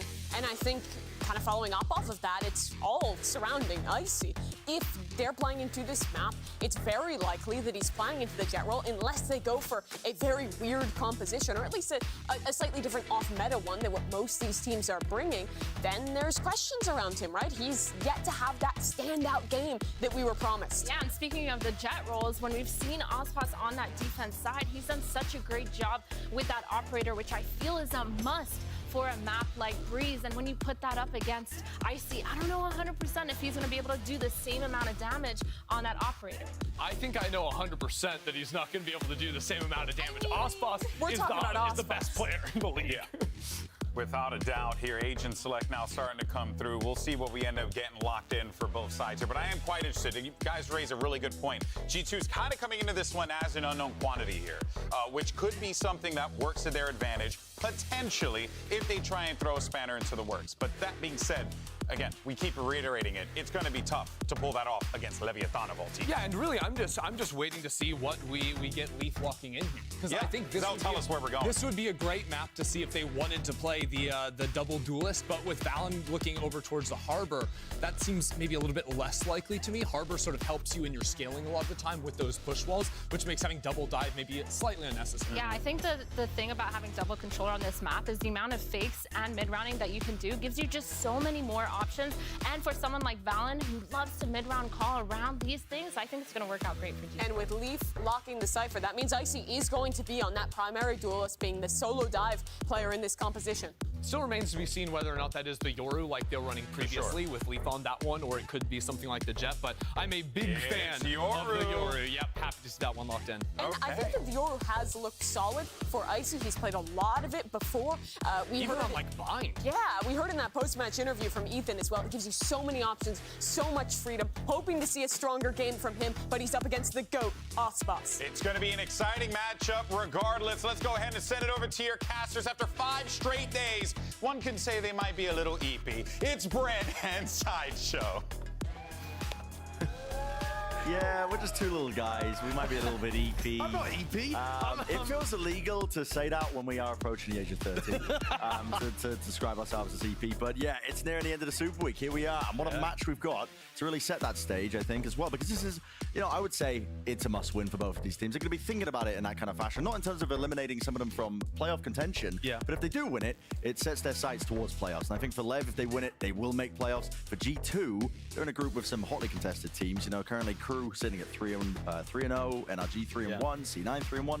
They need this win to get themselves that third win, so we can stay in contention of it. The whole day today is big for LATAM fans because both of the LATAM teams are in a great position to get some big wins. But also, Sen fans should be rooting on for Lev here because G2 getting wins is bad for Sen at the bottom of the table. So all of these kind of things. And listen, one of our big stories is going to be who can shut down Aspas. Is he just going to run rampant? And immediately he goes down. Yeah. Mazzino baited into making another reclear play as well, thinking that G2 would probably leave that area after they got the early pick. And so, listen, this pistol round is basically wraps already. G2 are going to be able to get in, get the plant, and play a post plant in a 5v3. And Leaf, miles away, can connect on some kind of post plant flank as well. You couldn't write a better beginning for G2. No, you really couldn't. GB was asking the question, what happens if this team gets out to a strong start and slaps down Lev early? Well, this is looking good at the beginning. One of the questions I had was that who was going to be shutting down the monster player that is Aspas. Now, Leaf, wait, is that? Hold on. They're just defusing! There's no shot! They're getting away with that! That's a 5v3! And they're inside the Viper of what's going on? What happened there? G2, how have you let that slip? What a problem with the snake bites? What occurred? I mean, they've got... I just assumed that was wraps. I'm not gonna lie, I assumed that was wraps. It missed. Oh. Selena missed. Good catch. I mean, Lev know that they've gotten away with it. That's unbelievable, to be honest. Yeah, well, I mean, if Tex was not already talking his talk in the comms, he's gonna be after that mess up from G2. That's right, the revenge match. Tex versus his former teams. But, you know, listen, he didn't seem too hot on it, the overall narrative. We're trying to shove it down his neck. King definitely was, and his team definitely was.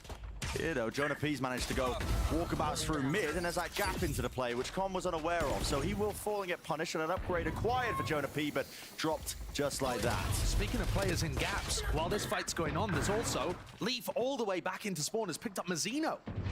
And so hold on about this is a 2 versus 2. Valen sticking his plant. Doesn't expect this one though. Aspas, he spotted. Brooks player crossed up though. Valen takes the peek. Very much alone here, so it draws it into that 1v2 for Trent. Only with the Sheriff, 2 shot darts, dart. Not really planted for him, so he has to just open himself up wide into the angle. A nice try from G2, but early on here, we are actually seeing gaps in what Lev are going for. The fact that on a pure eco, G2 are able to walk a player, they make it feel like a big A main push, and they're able to walk a player double door and walk a player up mid into nest. Look at this. Yeah. Massive gaps in the defensive setup there. So, yes, it doesn't end up with a round win, and yes, somehow we're 2-0 up for Lev, when it really should have been 2-0 for G2, based on how the pistol round began. But we are starting to see things that we've got to keep track of throughout this game that could be holes that G2 are looking to exploit. Mid take from Lev. Down that angle, of course, G2. I think the one player sitting there is Jonah P looking to contain, and they're just going fast with this one. The Reckoning to set themselves up. Even the reveal onto King is going to be a bit of a sitting duck here. Jonah P could clean up, surely. At least hearing multiple footsteps. It's a hard rotation of Lev. Many mollies being forced out already just to try and push them back and away from this plant. And this is going to pull out a little bit of the cove. There are 2 players that would die to 1 shot of Aspas as well. So there's still going to be this pressure to get the plant down. Timing to take the fight. King, he's dropped Trent. These rifles are not really doing too much at all. They swarm the position. They've got them surrounded. There's not a single avenue that's open for him. Jonah P has got to offset and contend with way too many players there. 3 in a row. The Leviathan. That's lovely. The utility that came in to deny the plant for G2 is immaculate. G2's compositional strength, having that cove, you should be able to get the plants down a little easier than running default compositions. But we saw Fragment Grenade coming through, Snake Bites coming through as well. And it's quite reminiscent of the way that Lev were playing their defense on Bind against NRG, throwing stuff at those players, stopping them from getting into comfortable spots. And that's a bonus round conversion. Man, the more that Lev run away with this, the more I'm going to be coming back to the fact that G2 threw away the pistol. Yeah, what a massive beginning. That could have potentially been that early utility. Oh, it should have maybe set them up for a nice early fight here. Still, it's the rifles that do win out the day. So Lev, that 2-player advantage now. G2 are definitely going to be looking to slink themselves into some forward positions. Right behind this high tide. They've cut themselves up onto the left side approach. Mazzino's picked up the back of it, though, so even if there was a lurk into Nest, they have that trip halls, and then Mazzino's watching for any kind of deep play. So Lev should still feel fairly comfortable. They went for that push into elbow, and we're seeing a couple of teams do this. We saw the other LATAM team go for it as well, where your Cypher and Jet push out together, one holding elbow, while the Jet tries to get on top and get that really nice sightline into mid. And that's an evolution of the play. Prior to this version of the meta, the Jet was just doing it on their own, so you're seeing kind of the interplay between teams. And G2 now driven into the B site. Got access to it, at least the first portion of it. Still, they haven't cleared out the backside players, which is left. So to be able to get this plant down, the question is, how do you deal with this guy? Right now, Aspas is online with it. Easy pickings. Trent just can't quite withstand it. Slev, they are really running away with it at this point. I know it's a half-by round, but the economy is getting built up entirely now for Leviathan. Ults on top of it as well. It's going to be a long time before Lev have to run any kind of eco round. Yeah. Even if G2 make a massive comeback. Trent, one away. Oh, yeah, got the Hunter's Fury online with the death there. So they might be able to make some kind of play. It's very common to combo the Euro ult with the Sova ult. So if they can get another orb, and this is the play that I'm talking about, this double walk down mid, I think it conditions the attackers into being very scared that that could be an option. Yeah. And Aspas has barely had to buy anything other than the Outlaw so far. He's now going to make the upgrade to the Operator, though, so full armor on almost everybody on G2. Not going to save you from Aspas's one-shots again. Look to do some damage. Look at this early peek into elbow. Will anybody just walk right into him? What an adjustment and a flick. That was a jump spot from Icy. Oh, that was so good. On Icy's extended arm as well. This off angle is dirty as well if you're not anticipating it. It's rare that a Jet would really play up here, but a couple of stray bullets means that Trent does have that level of awareness. At least to push him back and away off that angle, but another first kill going their way. Despite the fact they're in a 4v5, it's the positioning up here of Leaf who might be able to do something. He's got himself into a very deep position over at Halls. And now G2 coming back to A, and they're in a nice spot to make an A split work. Leaf still has 2 cages. He can cage this off, open the door, put a lot of pressure on these players. Close here. No way, just a dry swing and peek for that mid-round information. Not set up with the util yet.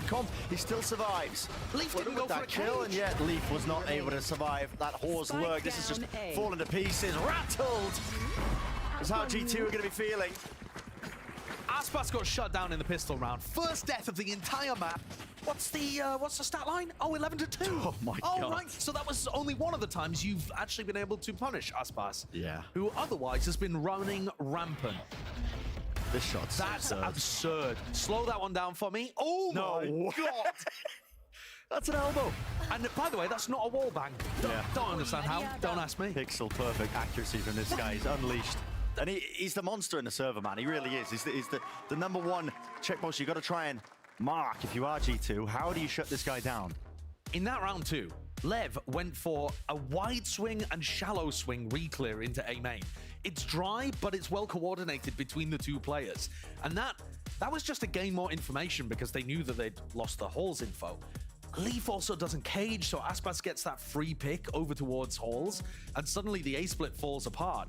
But then the follow-up was so nice too. Yeah. They recon flashed for Aspas to peek in when there was only 1 player left alive.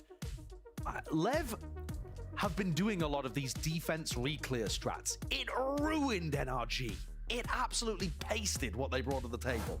Breeze is a tough map to do that kind of stuff. It is. Look at the utility that Lev have to work with. If they want to do heavy defense re-clears, it's nothing like the Gecko Breach comp that they had on Sunset. And yet they're still finding opportunities to do that kind of stuff with what's available to them. Even throwing in the dry re-clear of A main. Yeah. Oh, that's a scary team if they've got the confidence to go for that kind of stuff. They're just constantly being creative, inventive on the fly in these rounds. And they're making G2 feel comfortable to set up for it. And look at that. I mean, talking about the comfortability, Aspas, this guy is lighting up the server. It's just predicting that people are going to be pushing up behind the cascade. Yeah. And he's bang on. Sending the G2 players scattering. And I was talking earlier about G2's possibility of syncing up ultimates. It's really common to have Yoru ult into the Sova, because you basically just Sova ult your Yoru while they run next to people. Yeah. Another big combo with the Sova ult is the Reckoning into the Sova ult. And Valen's death there will get him slightly closer, but he's still pretty far away from getting that one online. And there's just no assail in these positions. Yeah, they are so damn sharp today. Lev not missing a beat. They are looking like the scariest team in America right now. They really are. They're the team to beat. My mind keeps going back to that pistol round, Josh. Yeah. G2 are going to be kicking themselves for it. I hate to draw attention back to all the way, I mean, at the beginning of the round, but that's the only time where Leviathan have looked like they've slipped up. Yeah. And they've tripped up, but... Yeah, and they just stuck the diffuse and just won the diffuse and win anyway. So G2 need to manufacture themselves a way of using these ults to gain themselves around. They're going to go for this fake play up Halls. Actually, the gate crash here is committal, so it's going to be a real take of Halls. Icy's somewhat committed. You'd imagine he's going to use his ult to disengage here. What did he crash? Dimensional drift forwards here. I mean, somewhere the other side of the map, that's Aspas actually going down into elbow, and he's spotting out a few of these stragglers who are seeking to defend now this B side, but it is easy access for them, or at least it should be in theory. A little confusing on Icy's ult pathing, but it's got G2 the site. They're going to pit. Yeah, pit down. Tag onto the backside player. Shock darts. Rebounding. Sending in that long-range artillery, but Mazzino eager to not make any noise. Just waiting for the rest of his team, trying to play inside this pit, and that flank attempt, while it does pay off. Tex taking out Valen. They still have to deal with a lot of obstacles that are here, but that lights them all up towards the back of the site. Leaf is doing dirty work here all around the map and the site. Struggling, contending. How will have turning this? Jonah P. Not again. Last one left inside the pit, but this time the molly is correct on the course. And a spray down as well, anticipating that fight. That's a Red Bull clutch and a wonderful turning point for G2. They needed that round on the board. That was a must win, especially when it got into that 1v2 scenario. Jonah playing it well, hitting the snake bite this time. The turning point in the round, though, was Aspas getting punished, so let's see how that happened. Yeah, just going for the setup. They heard a lot coming up Halls, so Aspas felt like he was safe to go for a peek like that. And that's the power of the Yoru. You have the Yoru and the clone running up Halls. It makes it feel like there's way more players over there. Yeah.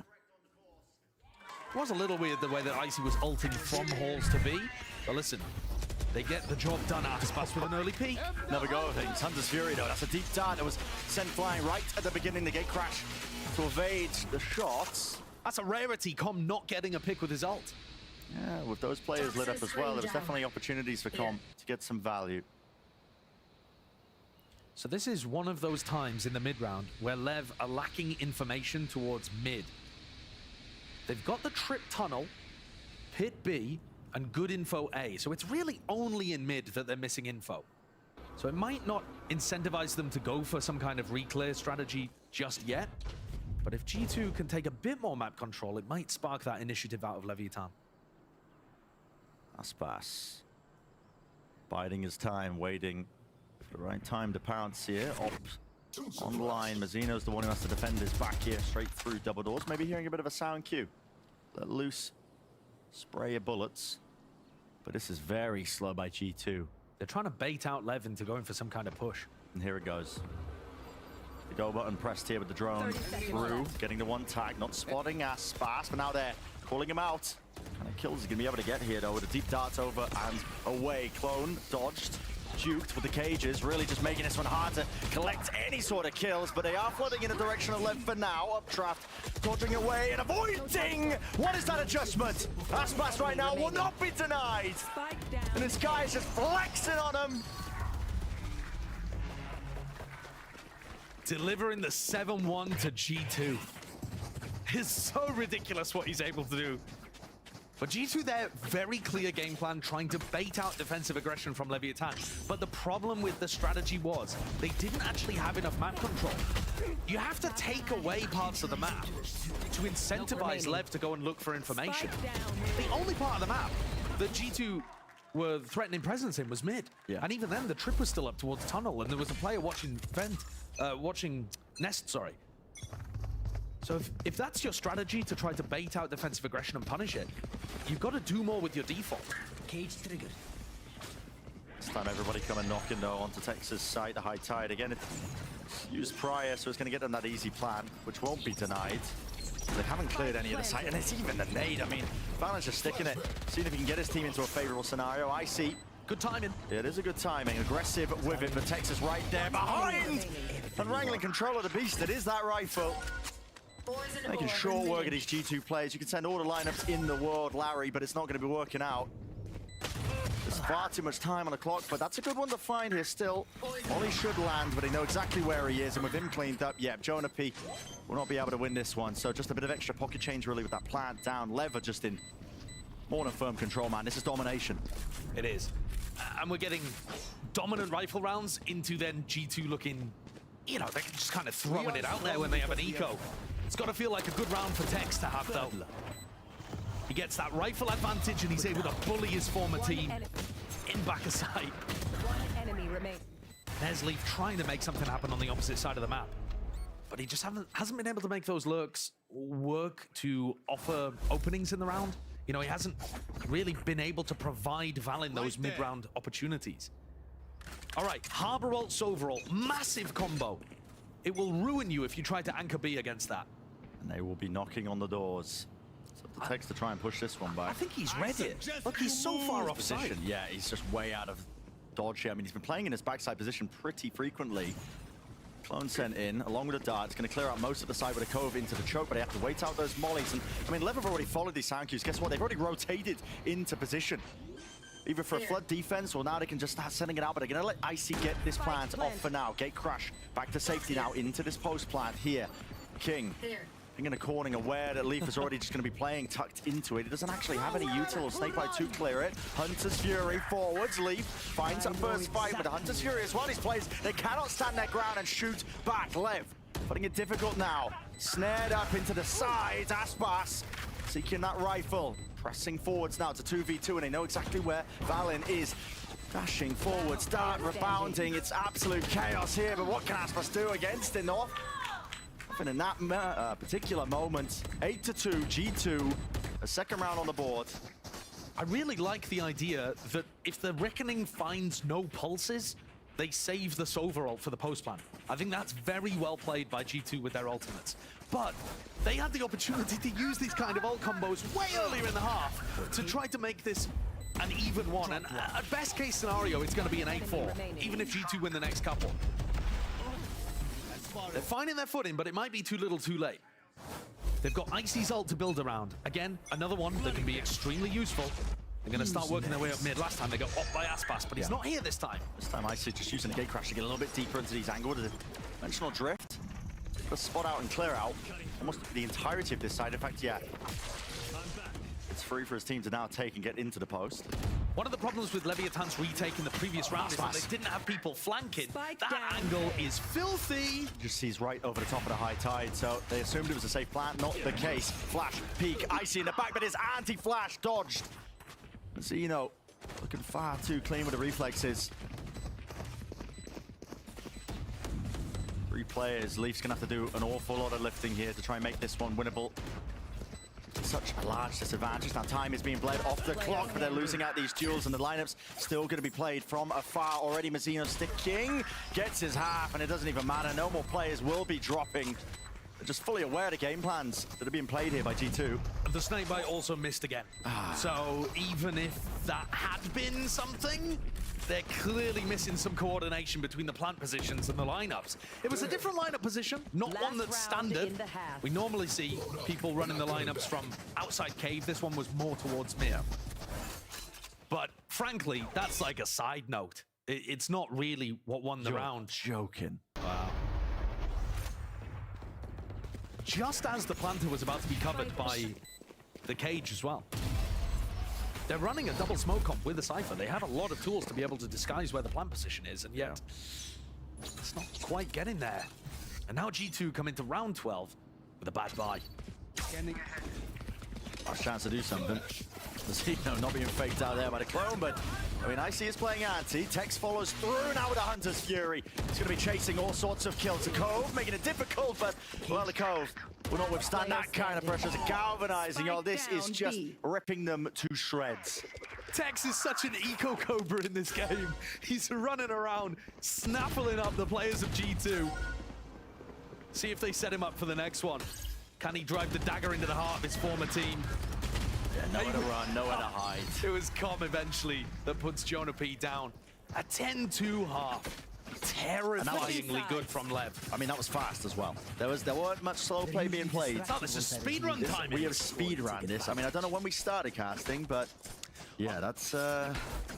Yeah, well, I'll tell you, the fastest one that we've had so far was G2 themselves playing against Furia. 13-3, 13-3. So beating the speedrun record here for Lev, beating G2 would be amazing. Keeping track of it. Someone in Salt would be making a video about it. Yeah, we'll be putting the category up in speedrun.com. But yeah, what an absolute blistering pace. Send it over to the analyst desk to break it down so far. Thank you so much, fellas. I think, you know, in the streets, we just call that a good old-fashioned beatdown, okay? That's what we're seeing. Only in the streets is it called that. But honestly, real talk, though, it all started in the first round. Yeah. Literally, it was just round one, and then that point. Stuck on. It didn't have to be this way. Like, it was just a massive blunder from G2 in the pistol, where they started out, they go up into a 5-on-3 situation, but they've got 2 players late rewrapping and 3 players playing off-site. So it's just a full stick waiting for mollies to come in. It was just a disaster in a space where it absolutely shouldn't have been. And then Lev get this bonus round as well. Yeah, I mean, Lev in this one, I mean, credit to them. They did a good job of getting some stall util, forcing that planter off. But consistently, that util was pushing the G2 planter off. And then they were going for these fights into backside to try and buy themselves some space. But when we saw these late round fights, it was generally uncoordinated, right? One player swinging ahead, getting punished by a Sheriff, getting punished by Ospas. And I feel like that was a story that repeated throughout this half. Yeah, it definitely felt like Lev made G2 struggle with their utils, struggle with their comms. Like, a lot of the util they were using didn't really make sense for how the round was playing out. It felt like they didn't understand the timings that Lev was kind of taking as well, kind of putting a wrench into all of their game plans. They couldn't hold down sites. It should have started as a 3-0, but it felt like they just started losing that momentum. And because they lost those critical swing rounds, then in round 5, we have Ospas with the first op for the first time. Lev wins that. So then it's an eco round. So we go into the situation where every other round for G2 is an eco. You're never going to win a game like that. On top of that, we're seeing these hard walls go up and Lev being able to sneak up and go for these flood retakes. They were constantly ahead of the pace, and they're in a winning position. Yeah, well, now we're in a position, as you said, Mimi, where Leviathan could very well close this out quite quickly, and you might be talking to us pretty soon. So we're going to send it back over to Brennan Sideshow. I prompted a question near the beginning of this game, you know, who is going to be shutting down Aspas as the monster on the battlefield. But so far, no one's really stepping up to the challenge. He's made this map look like his playground. Jumping around all over the place. I think that's what makes this map pool so damn scary. For G2, that is. Because you've just got Aspas running around on Breeze and Icebox here in the first 2. How on earth are you going to stop that? Who's going to step up to the challenge? Even when they do bring him down, it just seems like divine intervention that Lev still end up winning those rounds. G2 with 2 players towards double door, heard Lev pathing that way at the beginning. And now, as things go silent, they're looking to go and re-explore. Valen and Jonah P here know that there is nobody in mid, but where have Lev gone? Is it towards the Cypher that's in the halls, or the opposite direction? They've lost a lot of control over towards B main as well, so there is that uncertainty. That's why G2 are making their way over towards B, just in case. I see. Good kill to collect. Tex the lurking player down towards halls, but now pretty aware of the fact that this is going to be an A plant. The dart. Lev are going to be using that to take that backside control. Com could definitely get caught here by this fast flank occurring right behind him. Yes, was unaware of the fact here, and he is going to be squeezed from every single position and angle. I mean, with the classic, how much work is this guy doing? Having to dodge and juke and duck away from these shot darts up onto the ropes. Jonah P does win that fight out. This is a great start for G2. With advantages to be found, and they are making it nice and clean. Aspas. Last one now. Try and push them all back here. Only 5 more bullets left, and there's no easy shots, no easy targets. Valen now sticking that defuse, and guess what? Not planned it for him, but the Cove in place. It's a pistol round wrapped up nice and pretty there from G2, with some really, really elegant ideas of what they wanted to do in the mid round. They certainly didn't have a great idea of where Lev were going, but it didn't matter. Because when G2 double up at double doors and then re-clear mid, no matter whether you plant on A or B, they're getting fast flank retakes off. And the cherry on top of that was that when Tex went down, the trip is disabled. So they then get a good flank onto Cobb. Let's go, boys. Go. Simple, simple. Starts with one. It does start with one. Yeah. You need one at a time, but you need many of them. They got a right mentality. They're gonna even make that a possibility. Jonah P getting hit by the knife there. If that happens on rifle rounds, it will open up a little bit of an avenue for Lev. Wow. Good awareness. What a sick off angle for Yeah, I was just thinking that. Just anticipating the lurk up. Fast on the play by Aspas. With him shut down, a lot of danger of the eco round does go away. Lev now looking over towards this B side. Now Mazzino, probably we're going to be waiting for the knife cooldown. If Leaf get tagged up by it. Oh, it might even go down to a few stray shots here. It's this setup that's going to be pushing them back in a way. Lev are really quite keen and eager to try and get themselves into the site, but now different direction. Pivot out towards Albo. They're going to know where Valen's positioned. That's one of the weaknesses, I suppose, of running the harbor, is that you always give away where you are every time you use that high tide or cascade. But this round is more to do with feeling out what G2 are doing on the defense. It's not like Lev are really coming in here expecting to win. But you think about the way that G2's comp is going to work on defense. They don't have the jet. So if Icy does try to go aggressive, it should be a little more readable, a little less easy for him to escape.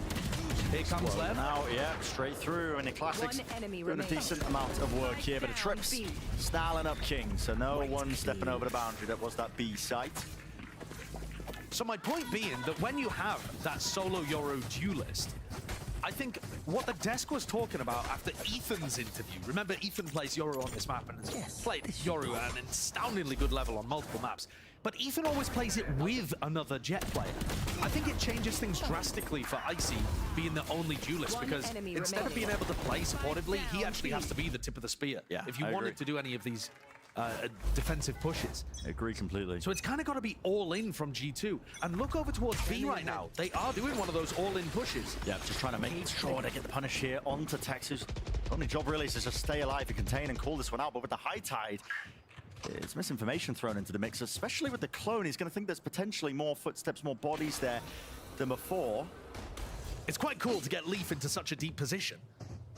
Not only that as well, I think they were just trying to make Lev rush into a decision, potentially to rush into the A side. And if you react into A, that's where Icy has the gate crash. Yeah. It's well thought out. Do they think about Leaf? This is where the high tide was pointing. Oh, it's just not What expecting awareness. it. But yeah, great awareness from Tex, knowing that that was a slight gap. Had to be re-cleared here. Now Lev can make their moves all the way over. Valendo, Outlaw in hand. 2 shots will do it. Volleys have to be dodged and juked and avoided and evaded, but not the bullets. Tex is just lighting them up right now. What a takeover and a round. Subtle with it. He's one away now from the ace. Looks like we haven't seen too many of them, to be honest, in the Super Week, but This is one of those aces where you get the 4 kills very impressively, and then the rest of your team tries to help you hunt down the final one. They know where he is. Jonah P. Shots.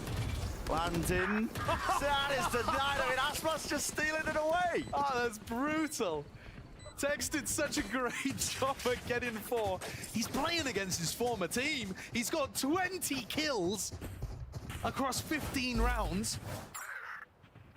He's overtaken Aspas. Maybe that was the reason that Aspas stole the ace at the end. He needs the kills. He's like, all right, get down. Get down. I'm the one playing for the stats. But that is insane. Yeah, I mean, just feeling just empowered, I think. I swear, Tex has got most of these kills as well when G2 are on eco buys or lighter weapons. Round 15 again, it's like an anti-bonus for Lev, and he runs him over. Weapons out for IC. And it's got a very long sight line to look down with the Marshal here, while Lev are exploring into mid. Drone used for some of that information. Heavy emphasis towards mid here. You can see that G2 playing it somewhat similar to the pistol round. This is what their setup was. Val and Jonah P. When they heard this movement away, they started walking into mid. And you're seeing a similar thing happening right now They're walking forwards as Leviathan start to take A main. And this puts G2 in a position where the retake A comes from many different angles. Now, the difference was on the pistol, Tex also went down, so that trip was disabled. Spotted out a shoulder. Tex wins that fight. No ult left immediately, but Valen, what a response from him. I mean, just 3 kills toppled like that into the main, executing. And we talked about it. It was the difference maker last time. The double swing is lovely with the coordination. All caught to perfection, and rinse and repeat, I suppose. Mazzino. It's an ace on the cards here for Valen. Wall still up. He can back away, and he does have the spike. With only 17 seconds to utilize it. Running short and shy of the time, so Mazzino sticking to plan. Valen gets a bit of a run on, and there's the kill. Okay. Valen's got to be feeling decent about that one, but they're still so far behind, it's not time to celebrate just yet. I think it's slightly worrying as well that they've only got one strategy that's working so far, which is this defense setup where Valen and Jonapi push down mid. Now, it's great that it's working, but it's such a single-minded idea on your defense that I think Lev are going to read into it real quick. It's a little confusing. They haven't got the idea about it even at this point when it came out on the pistol round. But I would imagine the brains inside Leviathan will be able to figure out what's going on, because it's whenever they go towards mid and then run away, that's when they're getting caught in the back. I think it's pretty easy to put 2 and 2 together. Different defense setup here for G2, not going for that same kind of play. The Reckoning is good to try to stop these sight hits from coming through, and Lev are going for an A split. Yeah, wow, no command. Waves emanating out now. It's going to be catching all the players towards the back of the site and more. Jonapi, he's feeling that squeeze. Valen to the side, playing that anti-flash through the cage as well. Many targets to deal with. He is being overwhelmed here. Jonapi just can't provide that supportive fire, but the rest of G2 still alive and kicking into the 2v2. Aspas wasn't dropped in the midst of this one, and now he's going to be re-exploring up towards the stairs. Trying to take a good fight as well, but doesn't overstay it. Dart doesn't get broken in time. Aspas playing out of the position. Trent, what a fight to take. Got the confidence back with that one. Com would have to be ridiculous from him. And the fight to be an isolated 1-on-1. Sova versus Sova. Shock dart, rebounds away, getting the info, getting the knowledge, the jump spot, an additional confirmation, and Com running round and round, but Trent is way ahead of it. What a round from Trent there. He gave away his position with the recon dart and allowed Lev to know where both players were, just swung out on his own without Leaf's backup, but deletes both of the players he was taking fights against. I guess sometimes when you're getting outclassed as a team, you have to take matters into your own hands, and that's what Trent did here. Look at that anticipation. Yeah, I mean, he's so aware in the clutch there of where Com is going to be playing. And for the first time, Lev are going to get knocked down onto an eco round, and this also prompts the TAC timeout. Some time here for the coaches to come in and probably talk about the strat that was used in round 13, round 16. So that can be a small adjustment. But also, potentially, Lev looking to try some other stuff out. I think, to be honest with you, Lev's attack side calling in that round, the split through A, I think it was all sensible. They didn't quite have the most coordinated peek out through the cage. They double underhand dashed, but the dash from Aspas was under yellow instead of on top of yellow, and that meant that they couldn't coordinate a double peek out through the cage. Small details like that, you just tweak them a little bit, and the rounds will be even more going towards Lev, I think. Let's see if they do make those adjustments here, because right now G2 are, stringing together quite a substantial amount of rounds. Money as well is just piling up, and the ultimates. And that ult combo still exists, the Reckoning into the Hunter's Fury, which is massive, especially, I think, on B post plants, where you have those players tucked in ladder and boards that you need to clear out. A win here for Lev in this round looks like pulling out some of those defense side ults. Repel them. That's what they'll probably be looking towards. Listen, it also might look like Aspas killing 5 with Bladestorm. but I think Always on the cards. Set the expectations reasonable. Yeah. But you never know with Aspas. Everybody grouped up. Aspas is the sole player playing towards double doors here. He will be applying that extra pressure and squeeze through from the main players. They are not looking towards it. Hopped up, get the info. Just barely ahead, but missed out with the Blade Storm. Hunter's Fury will relieve quite a lot of this Jonapedo. Weave it in and out, but the Phantom Spray just can only do so much. Still, 2 kills. Did donate over the rifle with him falling. The plan down as well. There's a fight on the flank. What are we here. feeling? Worried about it yet. This flank potentially being hurt here by Leaf. Reckoning used to take this space up and scale quite fast onto the approach. King has already caught himself a kill. Already with that rifle that has been done in and only just being dealt with in the main angle. They know where Leaf is now at a position. And time ticking away despite being planted. Leaf is getting a move on here. He's not really being shy about it, not really obfuscating any sense of his positioning, and just not ready to collect that kill, so it's a thrifty win for Lev. You talked about best case scenario for Lev, what they were expecting. How about winning the round? Yeah, exactly. That's the thing with this team. They're just so good. Yeah. I love that eco round strategy though. And to explain what's going on for Leviathan, it looks like on the minimap they're splitting A, but they're not really. They're making it feel like a full A main push.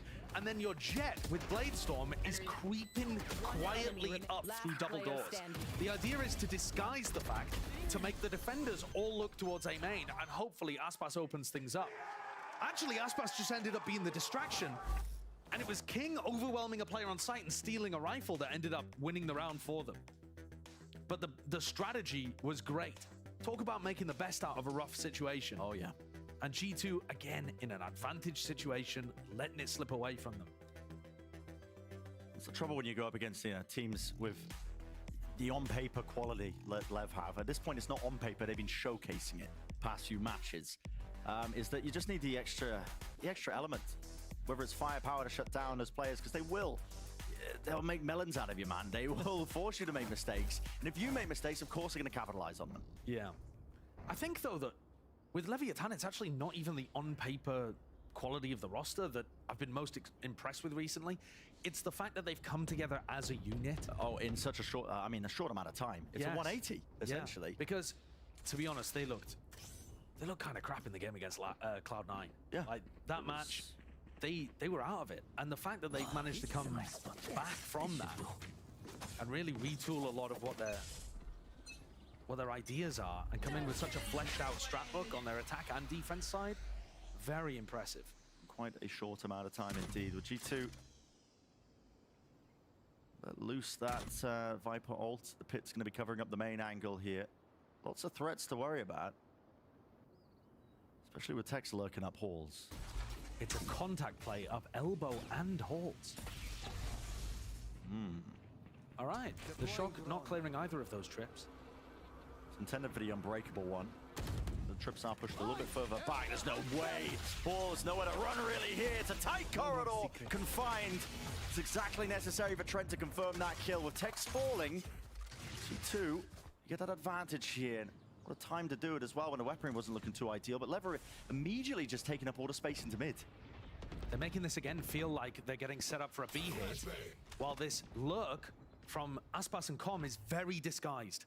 Look at the player archers. They're all looking at the site now, only just now thinking about the mid lurk. And they've lined up perfectly for him. Look, Com and it's Aspas, so good. they're tearing them to pieces. I mean, they were using their own high tide against them to get into that top mid angle as well. Just a bait and switch. Valen really just seeking to pluck him apart in that mid angle as well, but he's not going to be able to get too much done now. Still, the pit will fade away. Jonah P, they've got to be aware of his position, and now definitely so. Dart just lights him up. Shock Dart's pushing him back and away. Mazina with the plant and a pit to play within.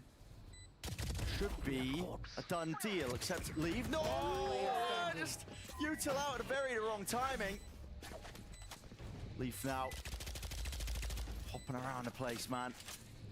He's seeking an avenue, a kill, anything at all, and he is making it look relatively fancy.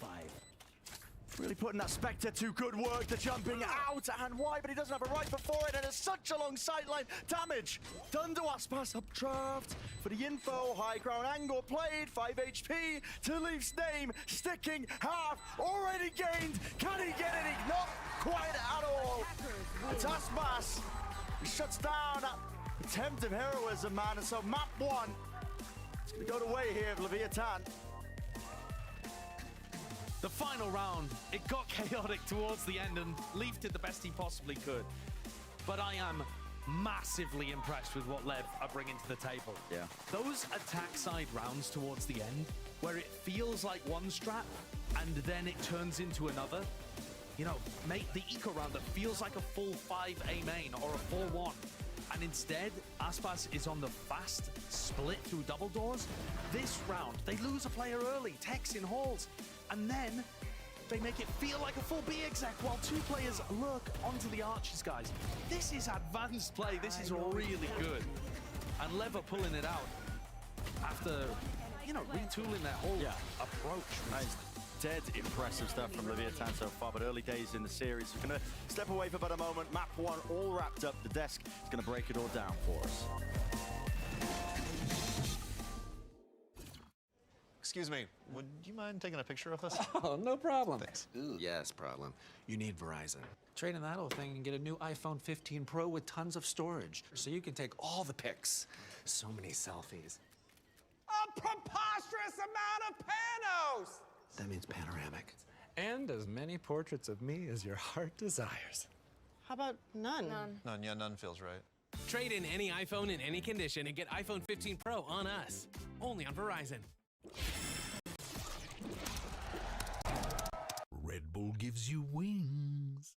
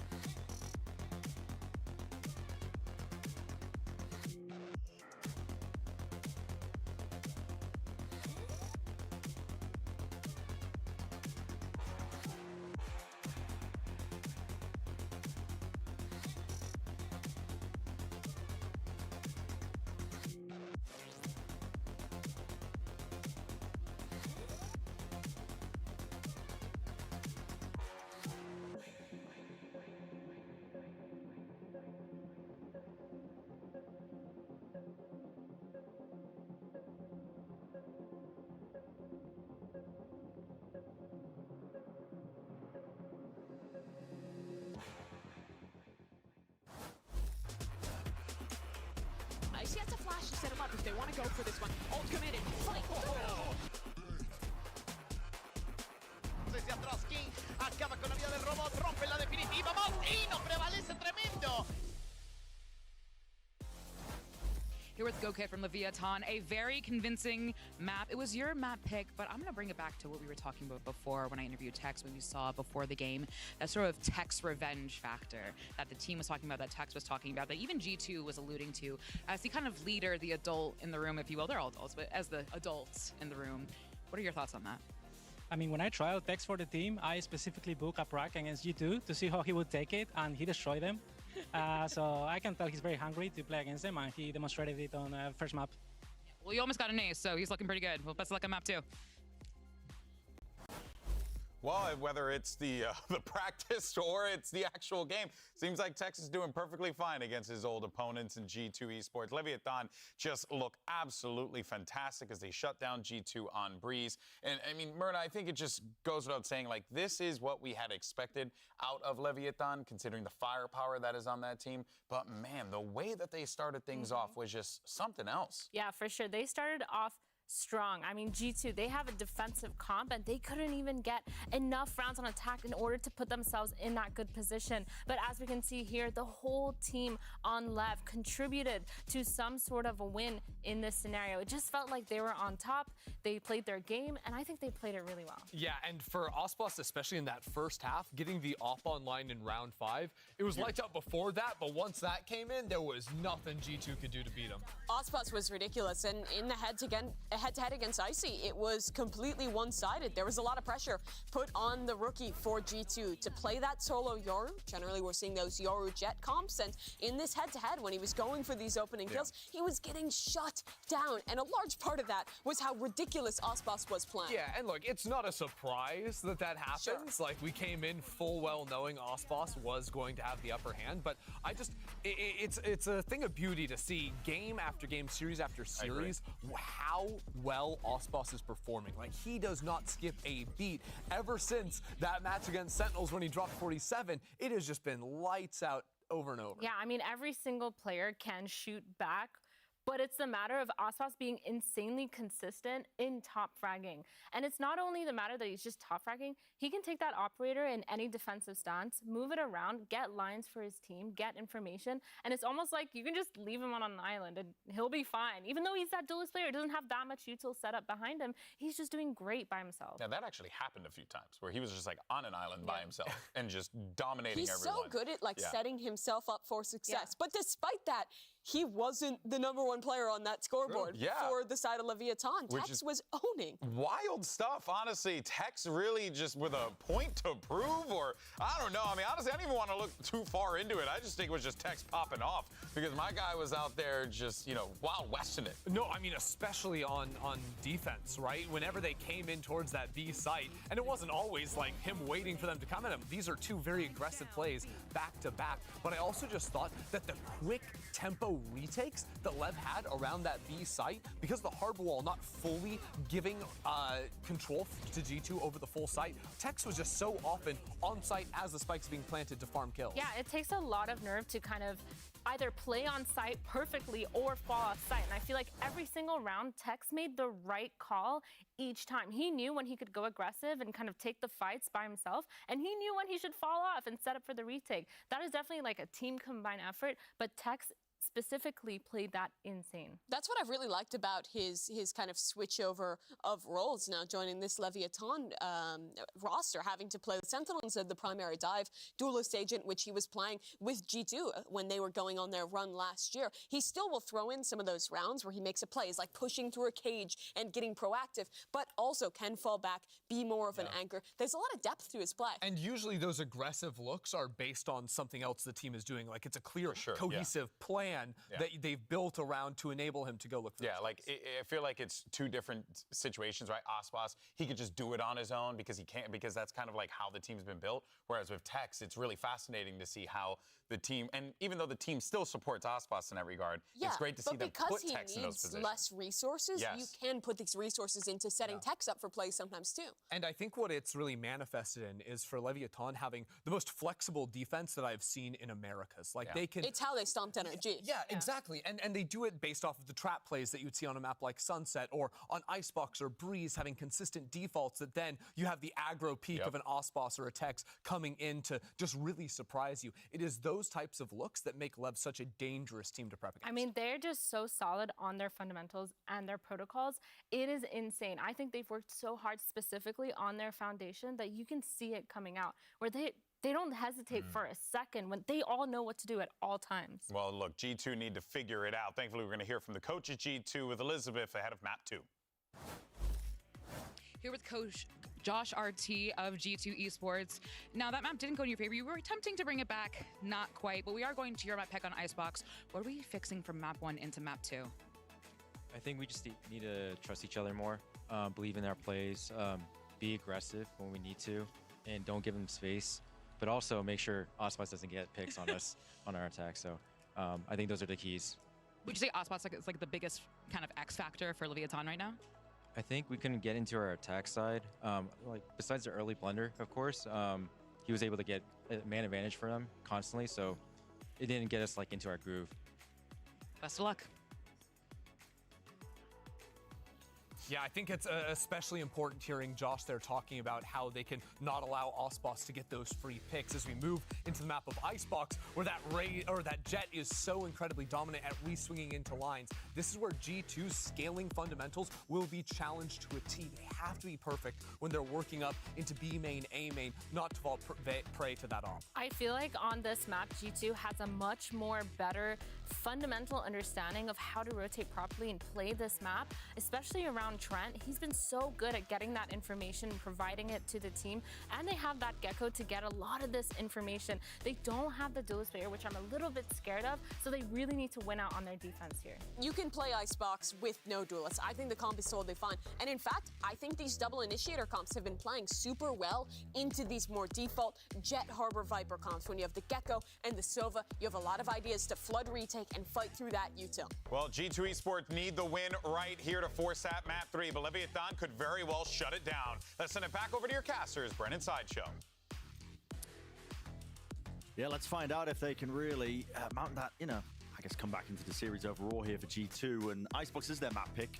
They're going to get their choice of that at least. And with the composition they're playing, it does give you a lot of options, I think, as well. It also can be quite limiting to a degree. For me, personally, I keep harping on about this, but when you don't have a duelist into this comp, when you're trying to set it up with the double initiator, who's the one who's going to be taking that space? You have the tools, but who's going to be the tip of the spear for you? I think that's going to be a question and something I'm looking at, I think, for G2 on this particular Icebox. The desk was talking a lot about how Aspas works with or without resources. Yeah. And that is an applicable conversation to have about G2 as well, because the resources are kind of given by IC and used by IC. It's his job to push off the back of a lot of his own util, which is a little more awkward sometimes.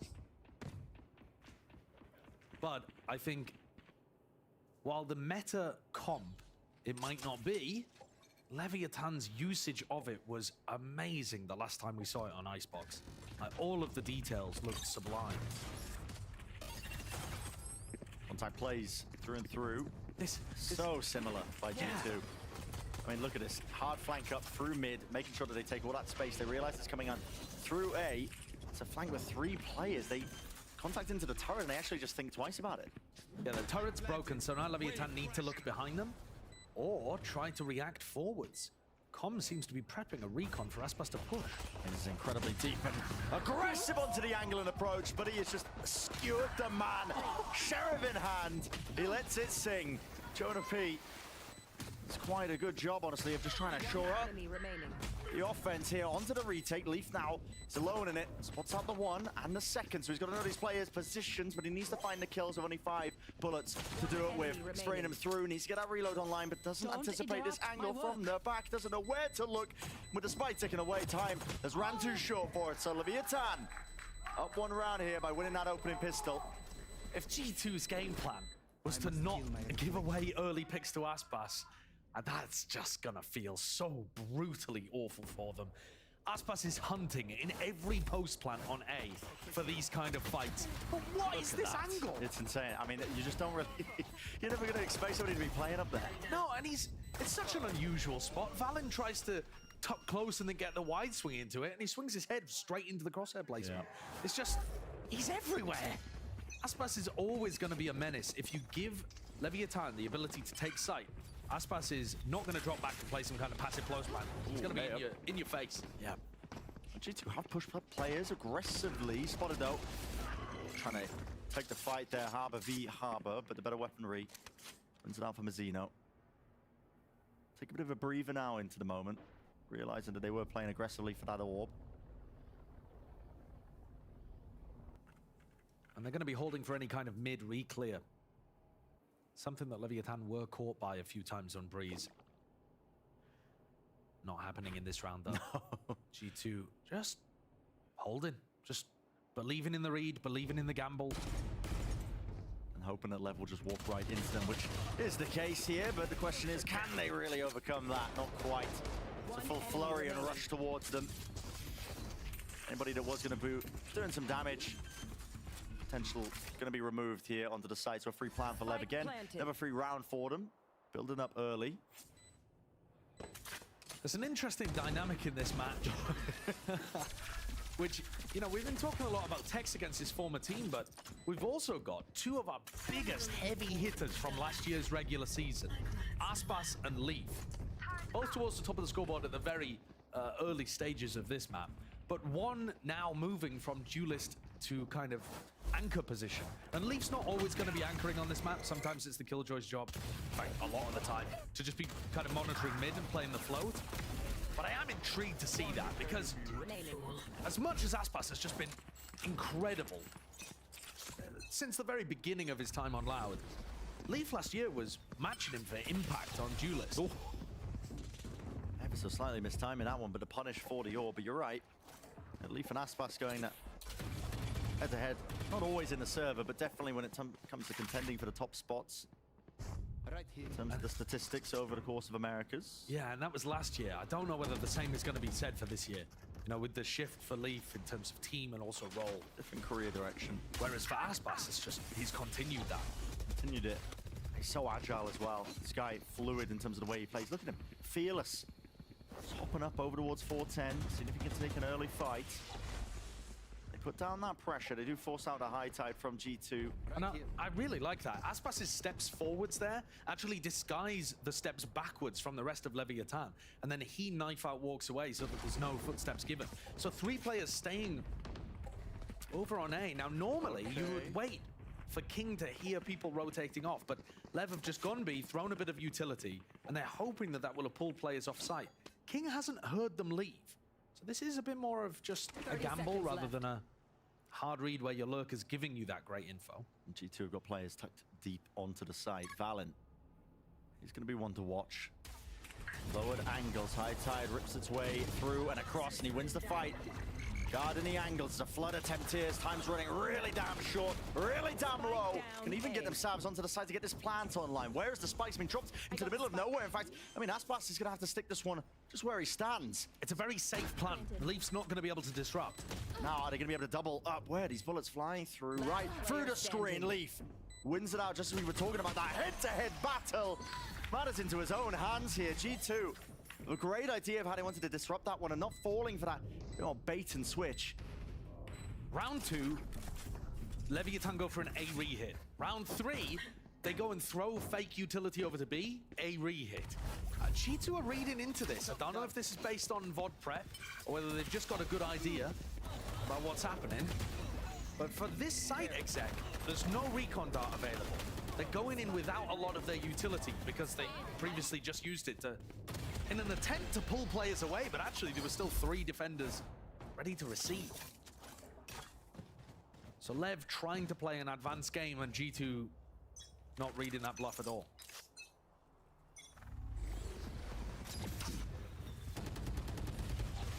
Same early util here. Snake by shock dart. They know how hard the G2 are playing for those early orbs. Poison orb emitting. So far, Valen's calling has been quite good. Very aware in terms of the possibilities that Lev could be landing over towards A, having good game plans cooked up. This time it's, I mean, heavy emphasis onto mid. I mean, they've got 4 players watching. Yeah, so you've got this mid re-clear potential going on. And another thing to draw attention to is Leaf's ultimate. Maybe He's just sent Tex. it? Yeah, just sending it. I think just hearing that pressure over towards the A side, maybe just trying to buy some time. It is a strange one. It's early on into the round. If you use that for retake, I don't think Lev have any tools to break it. Now Mazzino, that's his cue, ends up sending the reckoning. Hello, fight! I mean, just startling and scaring each other there, but Icy, he does win it against Text. Valin, a wide face there, just trying to dodge and avoid the stuns that were sent flying. Vulnerable up, but it doesn't matter. Ever win it out with a gunfight. Oh, Jonah P's snake bite actually takes down Mazzino, who gave his life and the Cove to get the plant. A real chance here. I mean, Jonah P lurks his way up top, but the angle's watched for by Com here. It's going to be covering it. It's a blight on the map as well, and it gives the right angle here for Aspas. Bren, I think G2 were in position to win this round, and all they had to do was allow Lev to plant on A, and then get set up for the lockdown. And I think a re-clear through to mid, they should have been able to fight over screens. But what they're probably scared of is, once you get Aspas in position in the post plant, you might find it difficult to even get to screens, but you can just put it heaven. Yeah. And then play the retake from there. So I'm really confused as to why Leaf decided to use that lockdown so early on. It gave Leviathan still 45 seconds to use Harbor Ult and commit to their attack. I think that was a big misplay. Of a almost punish. But yeah, you're right. I mean, you're just making a decision-making easy for a team like Lev there. And they see they have that much time on the clock. The lockdown retake is not very good against the Gecko KO compositions because they tend to have molly lineups to break the lockdown. But if you're playing against a Viper Harbor comp, they don't have too much. Maybe they specifically know that Tex and Com have great Nanoswarm shock lineups or something, but surely you'd be able to break the nanos. I just... Sometimes Occam's Razor, it was probably just a misplay rather than some kind of advanced 5-head strat.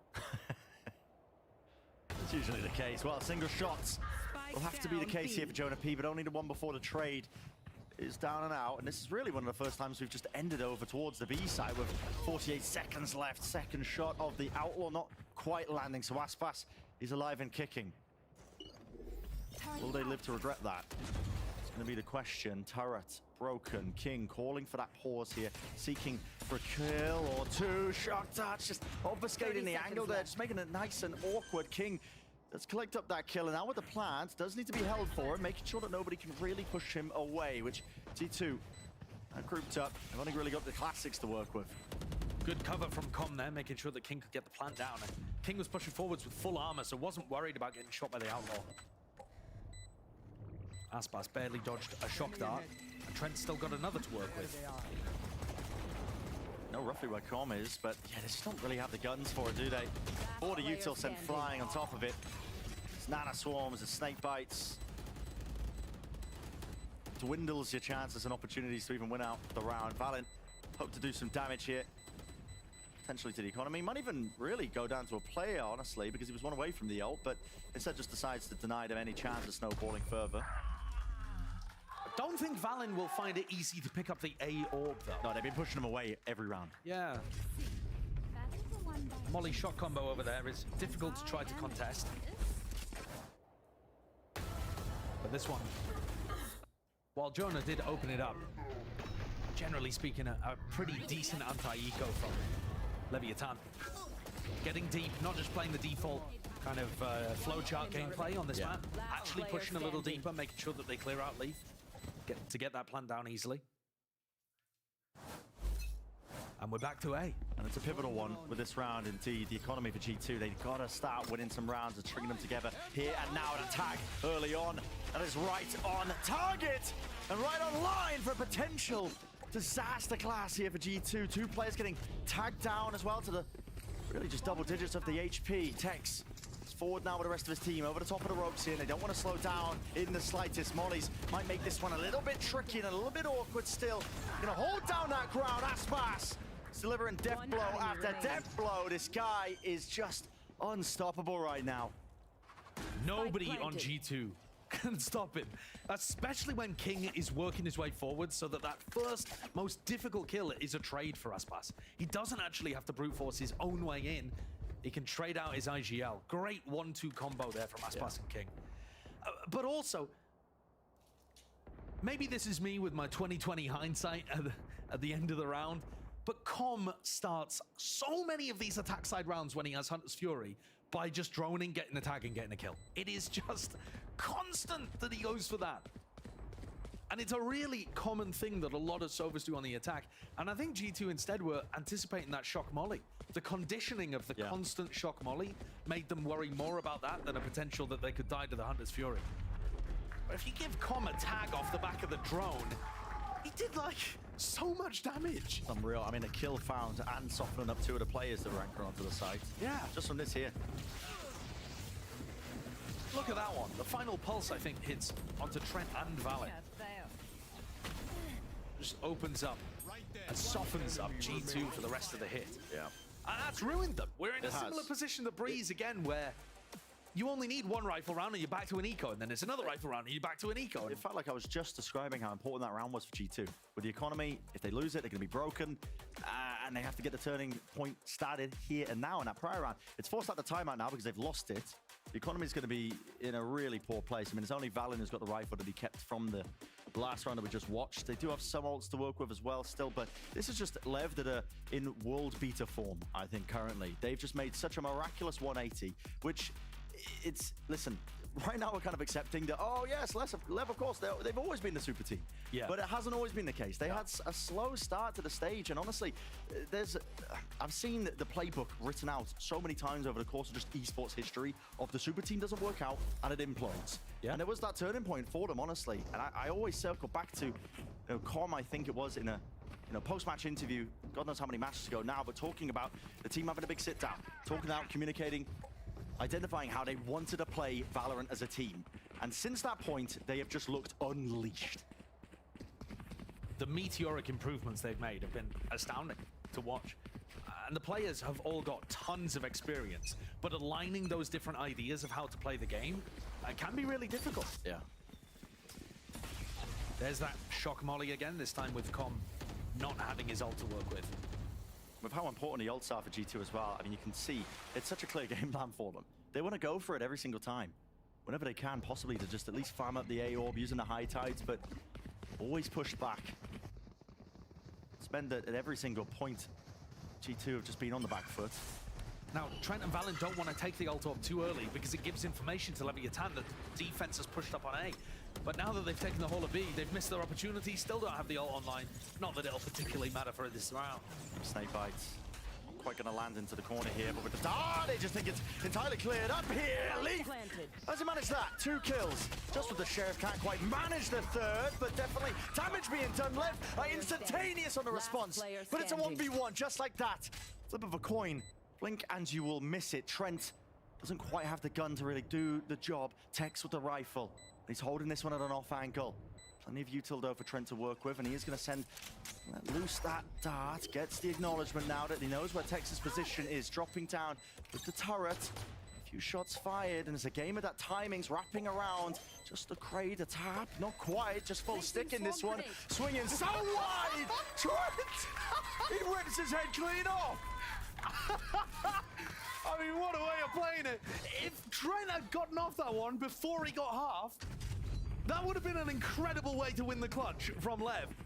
But instead, Tex made to look a little silly in that. It's insane. And look at how this play happens. The snake bite misses the corner, and the recon dart takes so long, that pulse, to travel to the corner, that actually it's not cleared by the time the cloudburst dissipates. Concentrate, Sova. The time, it was ticking there. I mean, the widest of wide swings. Lev will be hoping that they'll be fine still throwing that one away. It's got G2 back into it, though. Call that one a lifeline. Yeah. With the ults now as well built up, just from them losing these subsequent rounds. Aspas has gone for these early peaks with the Blade Storm. He does make this map look like, again, a playground. Use the term a lot, but he's so agile. Knowing all the ins and outs of the angles. Meanwhile, pressure over towards B. That will force this Viper's Pit out. They've missed Jonah. They have missed it. Oh no, got the tag. Got the tag, yeah, in the end. And Tex is quick onto the approach. Look at this. He's got to be worried about the snowman position. Just doesn't really think about it. Yeah, Leaf gets value from basically the same spot 2 rounds in a row. And also, it felt like Tex had an opportunity there to spam onto Jonah P. 2 rounds in a row, maybe Tex is feeling a little bit of sympathy for his former team. Yeah, going easy on him. They deliberately sent him to Lev. It was an inside job. For this match right here. Holding the Reckoning. But it just looks like Lev. Okay, it looks like they contact as far as they're willing to go. Setting out the Reckoning. No golden beams of light in the air, so they know it's relatively free. But now sent out by G2, Hunter's Fury, Trent. At this particular angle, Aspas trying to go for that same spot once more that just did all that damage from behind the flank. It's all synced up. In the chaos of the situation, Leaf is striking them right where it hurts. Zeno can't reset the aim and doesn't even expect the second player to just be swinging out there from lower. So G2 are getting these rounds now together right on time. That's that 1-2 punch from the Reckoning into Hunter's Fury that I was talking about on Breeze. And G2 pick a great time to use it. That put a ton of pressure onto Aspas. Forced him to take a fight he wasn't quite ready for. And that's now 2 rounds in a row where Leaf has also had massive impact. Picks this one up on Tex. Comes around on the flank and kills another 2. Lovely round from Leaf. They're gonna have to make an adjustment. It's very clear the area that Leaf is now playing on that B defense. Yeah. In back Snowman, well, he can be isolated. You can try to send a harbor wall that cuts off Snowman and fight into that area. Yeah. You also have to consider as well, it did take 3 ultimates for the win there for G2. Yeah, but I think, yeah, I mean, that's very valid. It wasn't an eco swing round. Leviathan were coming into it with a bit of a half buy. Now taking his time out, seeking the right course, I think, as well, to see which direction they really want to take it into, because there are some stuff that they do need to correct, just in terms of how they're ending in some of these rounds. But yeah, that one got a bit funky with the Viper's Pit down, the Reckoning and Hunter's Fury to clear through. G2 won't have those tools again. A couple of mistakes creeping into the game from Leviathan in what has otherwise been a pretty flawless series so far. So cutting them off early, nipping it in the bud, very important. Icy with the op. That's interesting. Fallon with the purchase there. Bit of access to it. Icy is gonna have to be opping on the low ground here, and you'd expect him to be peeking underneath pipes towards the right side. But that's a really pushed up position. He needs a lot of support. Yeah, this is the angle I'm talking about, but you know, if you miss the shot here, you're really relying on Trent and Valen. Zeno, some level of awareness. No, not quite. Who's going to jiggle for that one? It's a combined offensive. Icy! He's given time to rescope him, but Aspas will not let him get away with that. He's so hot on his heels, and he is deep into the site now, claiming all of A. Just the entirety for him. Leaf, though, immediate shutdown. I have the spike. Another situation, actually, where Leaf's having impact. This is going to be difficult for King. G2 could even play full A retake in this position. I think you can play full A and B retake. As long as Leaf and Jonah group up and find an opportunity to use the lockdown, they should checkmate King. That's what they're doing. Backs against the walls, making sure that they cover the cross and the blind spots of each other. But King have open access here to the A site. Going for the plant, a lockdown committed. And this will confirm King's position no matter what. Does make it more predictable. He wants to get ahead of it. And guess what? So does Leaf. Way ahead of it. Expecting that to already be cleared out and respected, but King, it will do nothing of the sort. Into the 1v1 over the ropes, missing it! Slightest of blind spots, but maybe just not paying attention in time. It's Jonah P. Seals up the round there. I thought King had an opportunity. He played that situation so well, but Jonah coming across on the ropes, very unexpected. I think the difference maker in this round is the fact that Icy is able to get the kill onto Comp. This big fracas occurs over towards A, and Icy gets the opener and still has time to scope back in to get another kill on Vent. On Belt, sorry. It shouldn't have required Aspas to shut down Icy. But you can see Leviathan didn't want to bait out that play. They just wanted to crush it. And that ended up with them going into the triple stack on A. The AWP has moved. Oh, it's getting competitive as well with that early kill. Straight down mid, up the gut. King falling nice and early. These advantages flowing the way of G2. I think that's got to just be spammed through smoke, right? King must have bloomed his Viper off. Got to think that's insanity occurring. I mean, G2 just like that. talk and talk and talk about Lev being this world beater team, and then just like that, G2, they answer back in kind. Aspas trying to dash and make something of it. It's a flawless round. As quick as you know it, 5-5, evened up. Another round where Leaf dominates. I'm not exactly sure how he's getting so much value by playing Killjoy in this map, but he feels like he's all over the place. Some rounds he's defending A, some rounds he's getting spam kills in mid. He gets a spam kill in mid and then pushes Tube for another onto Tex, while Lev fruitlessly tried to drive into B. Getting the op online and getting Leaf more active have been two huge win cons here for G2. Yeah. But now, massive amounts of ultimates available for Leviathan. And so in theory, it should swing really the advantage of the favor for this round here for Leviathan. But already, G2 are making moves into mid. Yeah, Tex cannot afford to get caught here. The turret watches. Turret down. Broken, going for a swing and an attempt, Tex! It's risky, but ultimately wins it out. McCom helping out with the Hunter's Fury. Any sort of connections? No. Any sort of space gathered? Not quite. Team not really taking it just yet. I think you could slow this down if you wanted to. You don't have to go into the plant immediately. But they're rushing straight into it. A lot of util as well. Expended there with a shock dart. He's trying to break that one. The plant is down for them. You've got Pit here, lockdown. Lots of opportunities to make this difficult for G2. The drone's already in. Did it tag onto Mazzino? It did.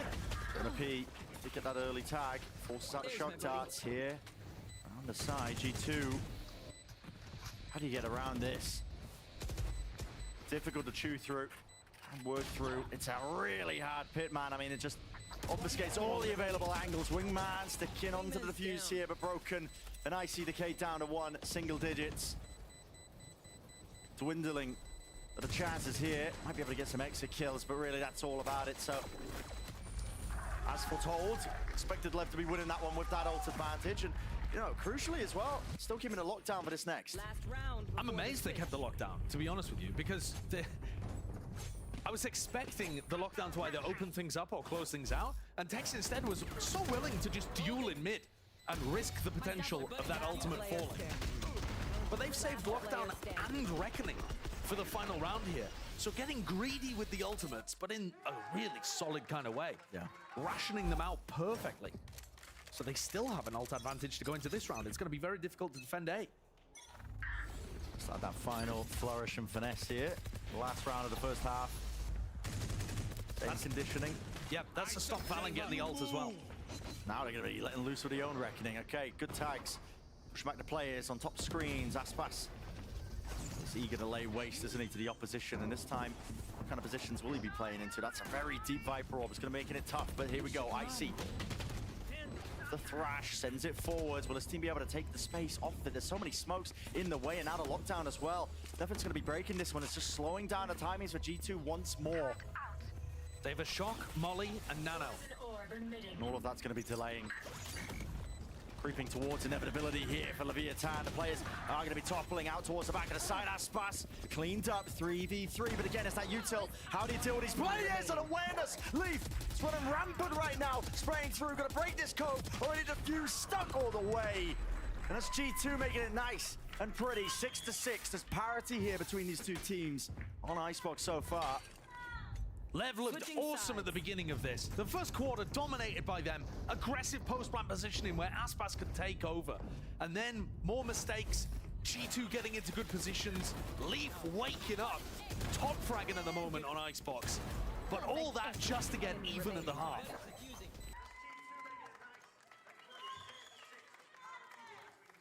Just to get even, but maybe that's enough here. I mean, 16-8 is a phenomenal performance of Leaf and Leviathan. Some questions that they need answering as well, I think, on the other side of this. Let's send it down to Liz, who's down on the floor. Thank you so much, gentlemen. A 6-6 half. And now I'm here with the manager of Leviathan, Juan, who is, I was talking to you before, you've been doing the manager thing for a while. And, you know, there are people who are watching, like the Tariks and the Finesses, who have that professional experience. There are people like me who have zero professional experience, people out there who have zero professional experience. So a couple questions for you about being a manager. What is it like supporting your players kind of like away, literally off stage from the side? Okay, they're pretty like easy to handle. Yeah. And then usually you have to have like their necessities, like please, you know, like for them to be happy, to be comfortable with the org, the team, on the stage, everywhere. Like they just need to be happy, comfortable, and the only thing they have to worry about is like to play good. Yeah. So what is the hardest part of your job? It's related to what I said before, because there are some. I mean, each player is different, so each player needs some different things. But once you get used to it, like it becomes like pretty easy. Like you flow with the team, you know. Is the flow the easiest part of the job? Yeah, when you flow, it's easy, but like the hard things, like to manage altogether, like to adapt and get that flow, you know. Now we were talking before. You play Valorant. What's your rank? I picked in Morla. All right. Well, I didn't. So thank you very much, Juan. But we have a game to get back to. So casters, please take it away. You could, Liz, if you put the effort in. I believe in you. I believe too. It's possible. It's very easy. Josh has done it. Yeah, listen, if I did it, then anyone can, can't they? I mean, I am a talentless sack of meat. We're about to head back into this one, and I think this is still going to be a bit of an uphill battle for G2 with how good Leviathan's defense has looked so far across all of the recent games that we've watched. And with Aspas still looking good, I know it's even, but I think the impetus is on G2 to prove that they can push this across the line. I would agree as well. I mean, Leaf has been able to do it for them in that first half, but he's playing quite fluid, you know, as much as a Killjoy player can, but taking peeks down mid, winning those fights out. You can force fights a little bit when you play the attack side Killjoy here. You know, if your team is defaulting towards B, you can try to take a lot of space on the other side of the map. Normally, people are going to play it passively to avoid getting punished. But if he's feeling like he's got a good read on the game and his aim's hot, then you can try to make more aggressive lurks. A lot of possibilities racing through Aspas's head. Look at these players peek from, meanwhile. A noise made earlier by G2 out towards B. Oh, just spots Leaf. Yeah, Leaf's hoping that there was nobody home. Because G2 have droned over towards B and put that cascade up, they're expecting and anticipating that Lev would lean their defense in that direction, but it's still very spread. As he used the, it's going to be clearing close here, but only 30 seconds left, and Lev have got the right read on this one. You can tell it. The high tide. They want to seek to fight this one and disrupt this plan before it can even go down. It's going to come down to the bullets spraying through, along with the util denied in the moment. So now G2, they do have to get that move on, picking up the spike here. Dizzy over the top, not watched for, not even broken, but the right clicks. Mazzino doing his best to sell copies and countless amounts of the bundles here still. Icy presses forwards. He's tucked though, his position is noted. Has to be the combined might and swing. 1v1, Leaf versus King. Tapping away, Leaf! Rips it away. Continuing to have such awesome impact in this map. He's taken over. Certainly has. You saw him trying to get the more aggressive lurk play on A. Couldn't find his opportunity. Called for that timing of the hit back over towards B. And then secures it for them in the post. Nice refight there as well, actually, from G2. Icy with the high Dizzy catching Com underneath. And even with Mazzino's response, that's a great beginning for G2. Oh, yeah.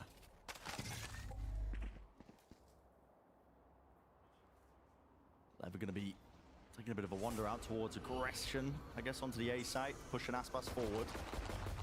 As soon as Aspas gets no signs of life, they've hard rotated players away, especially with the drone being used by G2 to clear. And I don't think they'll do this as much on the rifle rounds, but on the eco, it's so worth the gamble. Yeah, a little gamble stack. Definitely win rounds from it.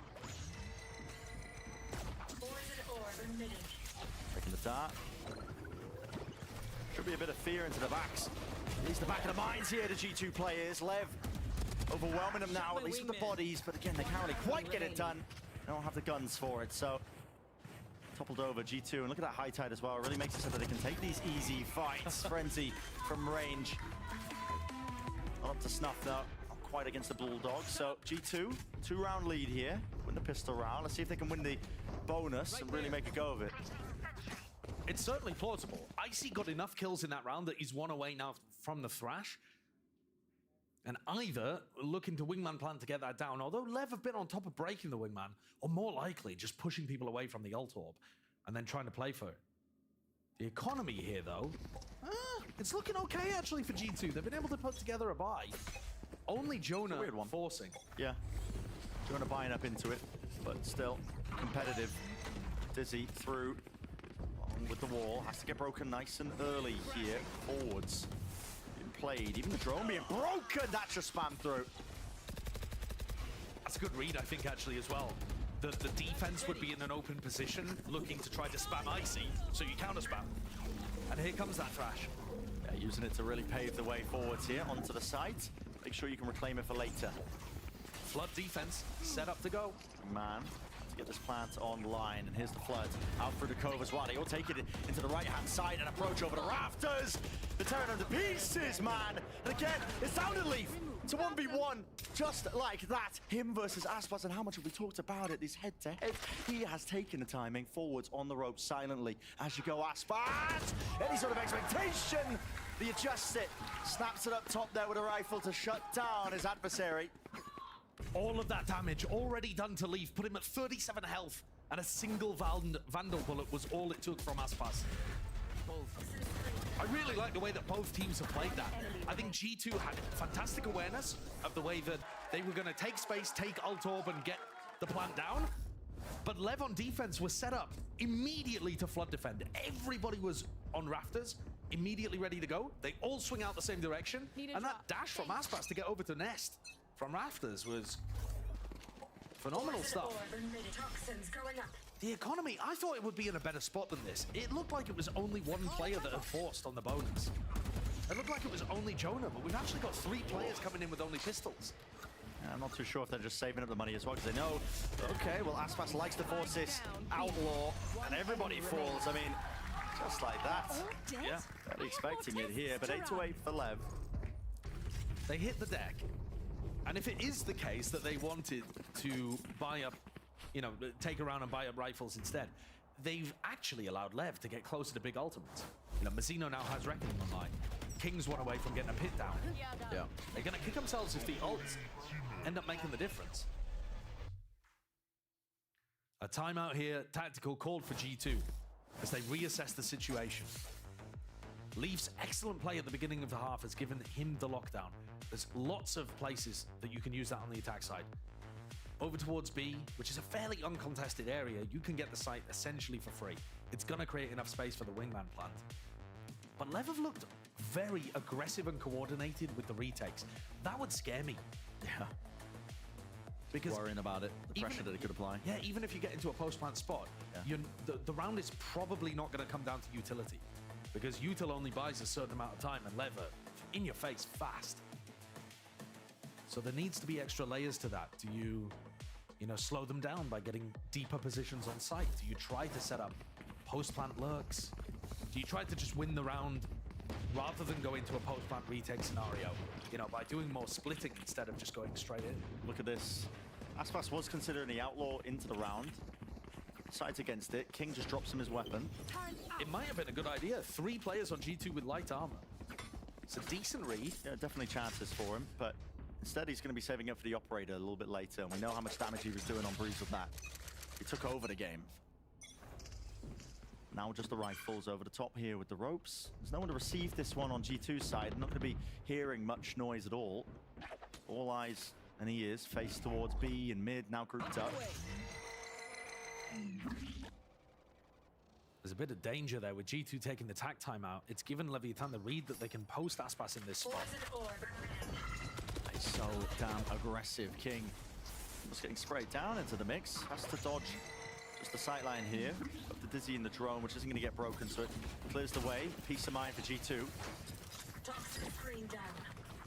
Up top, though, it's a high-low setup here with a Reckoning forwards. They want to try and fight this one. Lev really getting active now into the mix, trying to take that initiative. Jonah P. Just a fadeaway shot there. I think maybe even getting slowed down in a moment, but he does find his target here. Sprayed through into the cove. G2 trying to fight over this one. Tooth and nail, but the util is just chopping them up. Anyone who tries to hold that ground with the back sight of yellow nano swarms. Not being broken here. Now the lockdown. It's perfect timing for Leaf. They're going to have to go. And they have to go fast here. Cove has to be broken, and it is indeed. Everybody just getting chewed up, chopped up onto that defuse spot. Aspas, no choice now but to respect this one. Running around, but detained. And that is going to seal it, no matter what. Gives the acknowledgements for G2. They are just out of there, hightailing it, keeping the guns, keeping the weaponry. and crucially, getting a bit of a lead. So I was talking through G2's responses of how they can drag out that post plant situation. And they did apply quite a lot of pressure as the plant was going down. They got up fairly deep. They didn't just use the lockdown to get on site and get a post plant. You know, they pushed forward.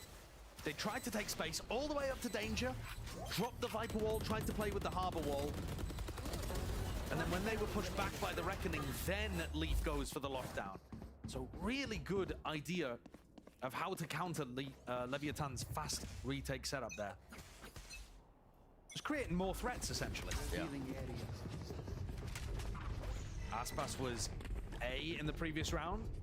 Now he's gone to B. Both times G2 have avoided him. Not by virtue of having any knowledge. This time just chance, really. Luck at a draw, especially when he's got that operator online. And another round where G2 do a good job of pushing back the defenders and picking up an ult. Yeah. What's a call here with a Reckoning? Flooding through. Lev looked like they wanted to have a good chance here, just trying to flood back into this one. Maybe with a Hunter's Fury, they might still choose to.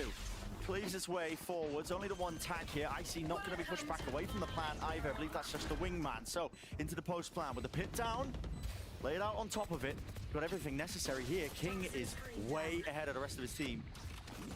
He's caught a nice little timing there, but has to dodge and juke away from the mollies and still dominating these angles. Not going to be pushed away from the pit. G2, they lock it down. Retaking into it with the operator, just not an option here for Lev. So another steady lead now being accrued up. This will be the 10th round for G2. I think Valen's doing a great job calling around his ultimates. He's keeping it simple. He's getting into good positions this time, you know, picking up the Reckoning to open, pit to close. Just making it tough for Leviathan to always set up these retake scenarios.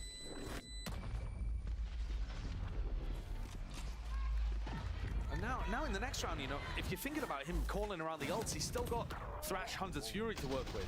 An opener and a closer again. Yeah. I think Valen's got a great idea of how to snowball these kind of rounds. And Leviathan, they're the team under pressure here. I was talking about the fact when we were at the 6-6 half that I thought it was the impetus was on G2 to prove that they could actually get things across the line. But now the pressure's in a very different direction. And I think as much as he's always carrying that weight of responsibility, it comes to Aspas again. He has the op. He saved it from the previous round. And he's just not been quite able to get the read on where G2 are going. And that could be a blessing or a curse, because when you're playing full retakes into these comps with an operator, you're late to the party often. It's very difficult. It's brutal. It basically takes you out of the game. Now, he does have Bladestorm to work with now as well. So he's going to have chances early round to set up an op peak, and then he could retake with Bladestorm and just, you know, pass the op along to King or something like that. But getting him in position to actually be a threat in the early round is something that G2 have failed to, Leviathan have failed to do the last couple of times. Because G2 are not really, they're not messing around. They're not defaulting. They're picking a side of the map and they're committing on it. And so if Aspas guesses wrong at the start of the round, he's out of it. It's honest to God Icebox gameplay. We have it any other way. And when you have the ults on the attack side, you can call like that. You're like, all right, well, this round we're going A, we're getting ults, we're committed to the Very site. structured game plans. Yeah. You can't do that as much when your ults aren't cycling. So Aspas looks like he's looking to try to walk down tube and get the peak here with a recon dart from Com. And he might end up finding an early pick onto Jonah, but they're just not giving it to him right now. However, I do still want to draw your attention to the sightline that Aspas is on, because at the moment, there are two portions of G2 that are unconnected from each other. Whereas previously, we've seen G2 very grouped up on one side of the map. The early peek, though, just to remove the turret. He wants to be mobile, following where the action is. Currently, well, that noise being made, Mazzino, an attempt to get that mid-round information for his team to play off, just results in him paying him with his life. And he's got the information, but what cost here for them? Because G2 now open for the taking is the site. Aspas, there's so much you can really do in this spot. Like I said, I mean, waves of smokes and util. Not exactly like you can get aggressive either, but he does still have the dash active and the Bladestorm. Plant. Wingman from IC not being spammed down, so still getting into the post here for G2, not being pushed back away from it. I think this is probably a situation where you want to just, going for the spam kills. I mean, vulnerable Dub Leaf just locking down that angle. This guy is on fire right now. Aspas wants to just get out of there with the operator again, having to save it, and it's that That curse that I was talking about. Yeah. I was halfway through the retake. I was like, right, well, drop the op over to King and see, pop the Blade Storm, see what you can do. But they didn't even want to commit to that. Oh, and he's not going to be able to save the op. At least he's got the Blade Storm to work with in the next, so it's a buffer for the economy. You know, at least silver lining, he didn't pop it and try to go for it. But I just want to take a moment to again credit Valen's calling, because they've come out the back of a Leviathan timeout and decided to run a fake. 2 rounds in a row, they've just grouped up and picked a site, exec on it with ults. And then this round, where they could do the same again with the Thrash and then Hunter's Fury, they actually fake A, contact B, and they catch Mazzino going for a really wide jump peak, not expecting anyone to be there. Forcing a hand here for Lev. Oh yeah! Monster And on the again, with G2, I mean, there you run the fakes, you're talking about the conditioning is so damn well timed here. 5 players grouped up from G2. Not hiding their intention here over towards B. Yeah, you run the fake in the previous round, now you can use the ults. Thrash to open, Hunter's Fury to close. And this is where you need hero plays. That's why Aspas is taking those liberties.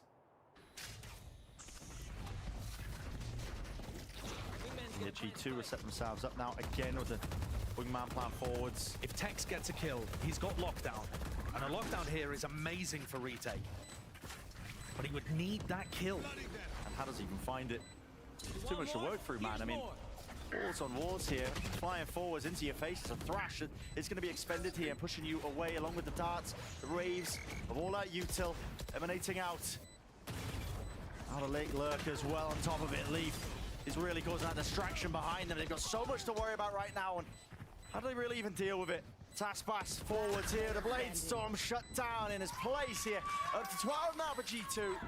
They didn't even need the Sovereign. They had so many other ways of closing out that round. Not sweating.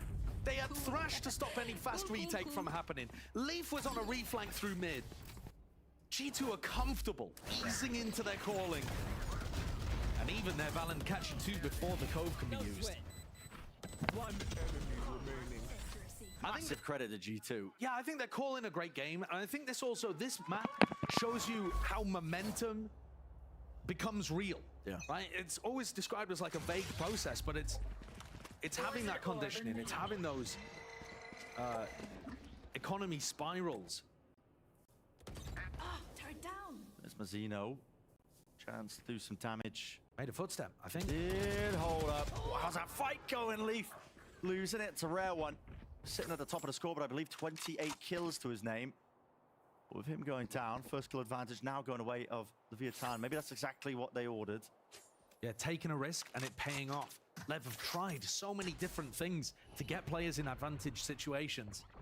This is one of the rare times that they've got one. Toxin screen down. Grouped up now, though.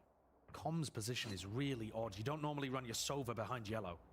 Just the off angle here in the movements.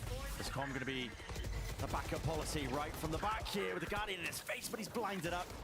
Dizzy doing most of the work there for it, so all the kills. Tex seeking that timing. He's walked up right past even the wall. High tights on high tights again. It cuts up these angles, and it's an unfortunate one here because Mazzino just doesn't realize that he's not even set up for that fight here. But as it fades away, doubled up, they were able to make that one happen. Valen making noise now up through the flank here. They've got to try and deal with him in a dash to disengage and away, fading through. Lockdown needs to be broken, and Icy delivers that death blow. That's a 13-8. Flourish and finish. Map 3, ready and waiting. G2 proving that they can hang. Nice showing from G2. An excellent attack side from Valen. Just so many opportunities to flex his calling. And Leaf up Like top they there, beat C9. 400 ACS, 28 kills. Oh no, it's Relatives. No. Oh no, they beat Furia earlier. Yeah, it was the same day. Earlier this week, on Monday. Mitigated. To be honest, there's a bit of a mixture of the calling, but also Leaf having a good game. Definitely didn't hurt them. Popped the hell off, and what a comeback that was as well after getting brutalized in map 1 of Breeze. They've made it a possibility. They have a chance here. We will be heading over to map 3.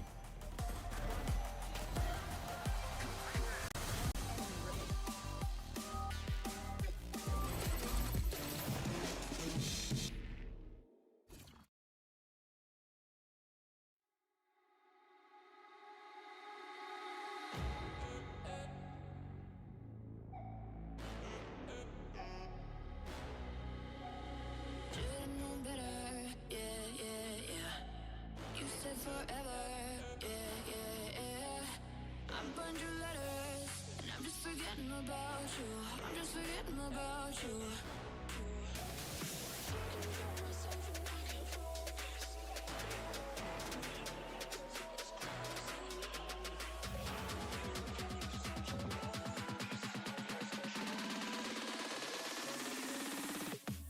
Talking to myself and I can't focus.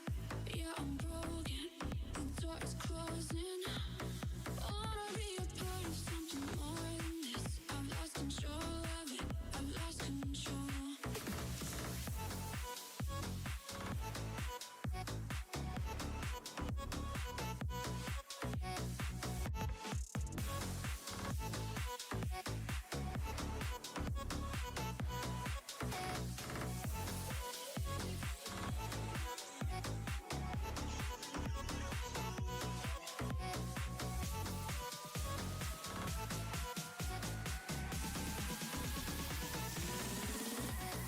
Should've known better. Yeah, yeah, yeah. You said forever. Yeah, yeah, yeah. I burned your letters, and I'm just forgetting about you. I'm just forgetting about you.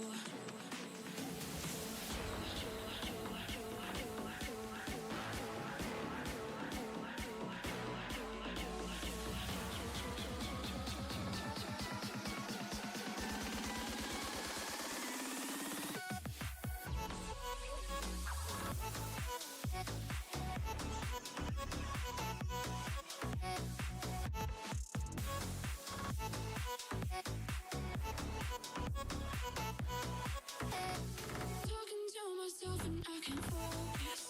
Yeah, I'm broken. The door is closing. Wanna be a part of something more than this. I've lost control of it. I've lost control.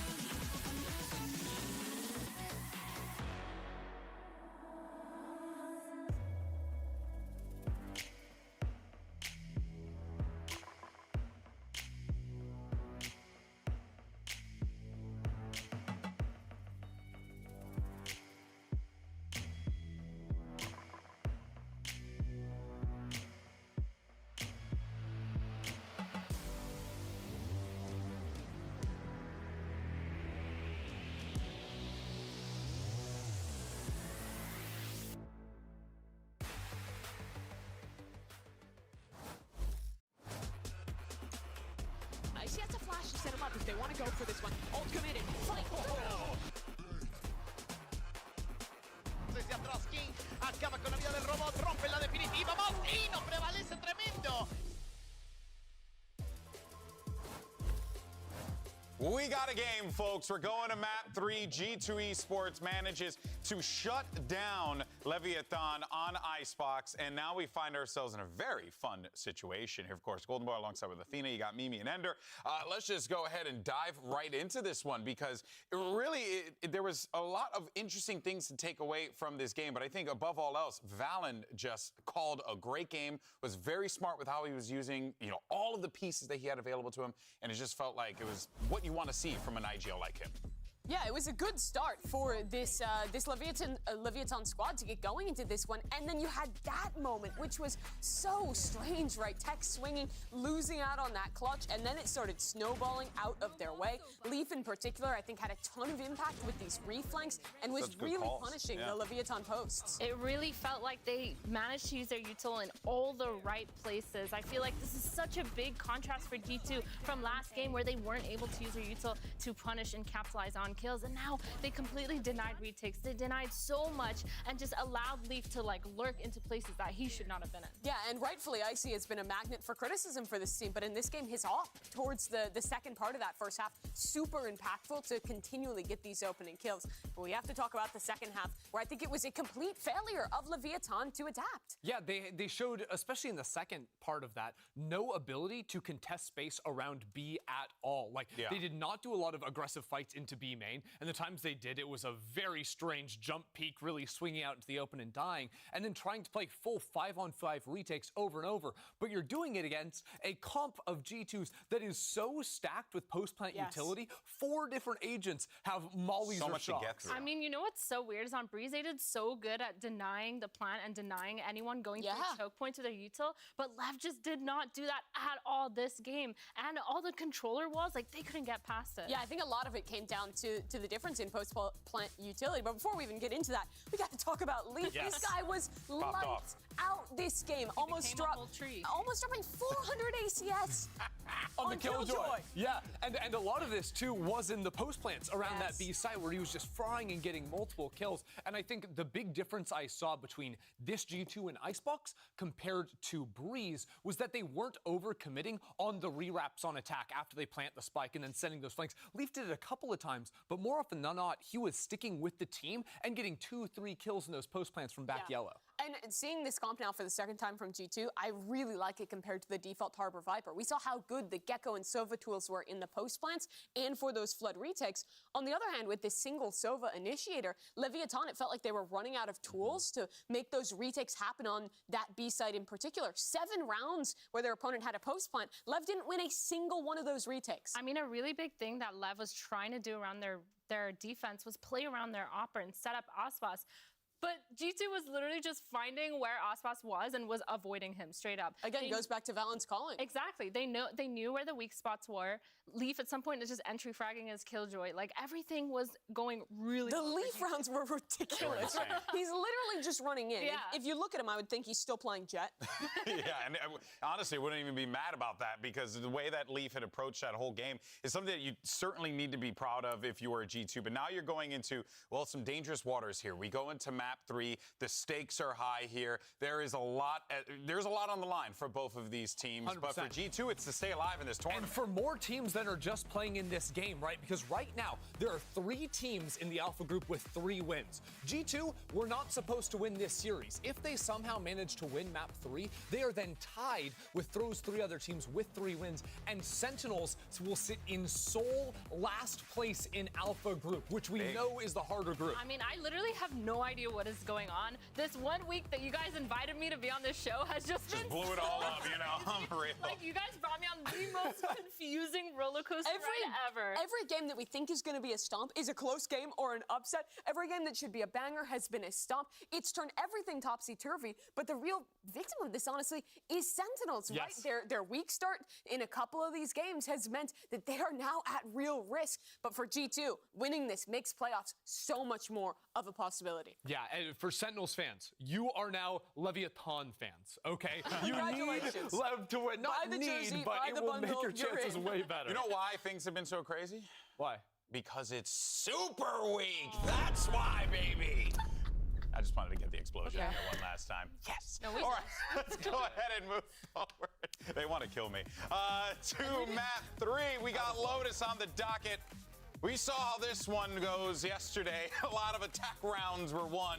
Question is, you know, what are the adjustments that can be made here, Ender? You know, who are you really going to be keeping your eye on as we get ready for this map? I mean, I'm just still remembering the 47 bomb from Ospas on this Lotus map. Yeah. So as boring as it does get, I do think G2 still need to have a focus of getting around this guy. We heard Josh RD come out after game 1 and say, hey, we did a bad job of dealing with Ospas. In game 2, we need to do better. And what did they do? They called around Ospas on their attacks. They weren't just running into that operator. Now it's going to be the Rays coming in for Ospas, but they still need to deal with them. I mean, I feel like going into this Leviathan, if they can pull out the way that the things that they normally do, like on that sunset where they have those trap plays, Lotus is a map to do it, especially with those raised nades, especially being able to fight forward. I feel like if they just have that confidence in order to play the way they normally play, they can set themselves up for success. But, I mean, Leaf going crazy, if he just starts running in like crazy, I don't even know how to predict this. You saw that manila folder that GoKid was carrying? It's just Ospas Go Kill in there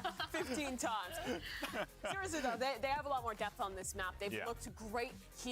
Their win over Sentinels was not just off Ospas. It was off an incredibly well-called attacking side. They do a great job of pushing and pulling in the mid-round. King is great as an IGL on this map. Yeah, I think all of that is true, but to me, the single strongest thing they do is their opening round skirmishes. I think they are elite on that front. The variation they can pull, especially when they fight in both Mound and Rubble, you are hard-pressed to find a team that does better than them. They also do a lot of really good mid-round reclears that are super effective if you're not ready as an attacker.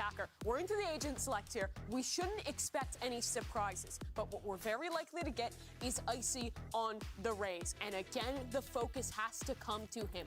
all those opening round skirmishes, all those big moments are so often built around the Raze on this map. He needs to be great. I mean, we just saw him playing Gecko, being really good util for the team, being good kind of behind enemy lines. We saw Leaf take that forward positioning. But It's a on different map brand like, now. Yeah, on a map like Lotus, you need to be pushing, you need to be confident, you need to be taking all this map control. So we'll just see if he gets to do it. This is going to be awesome. Here we go, the third map. Can G2 pull this out? That's going to be a massive one if they're able to do so, or can Leviathan shut it down here and now? Let's send it over to Brendan Sideshow for the call.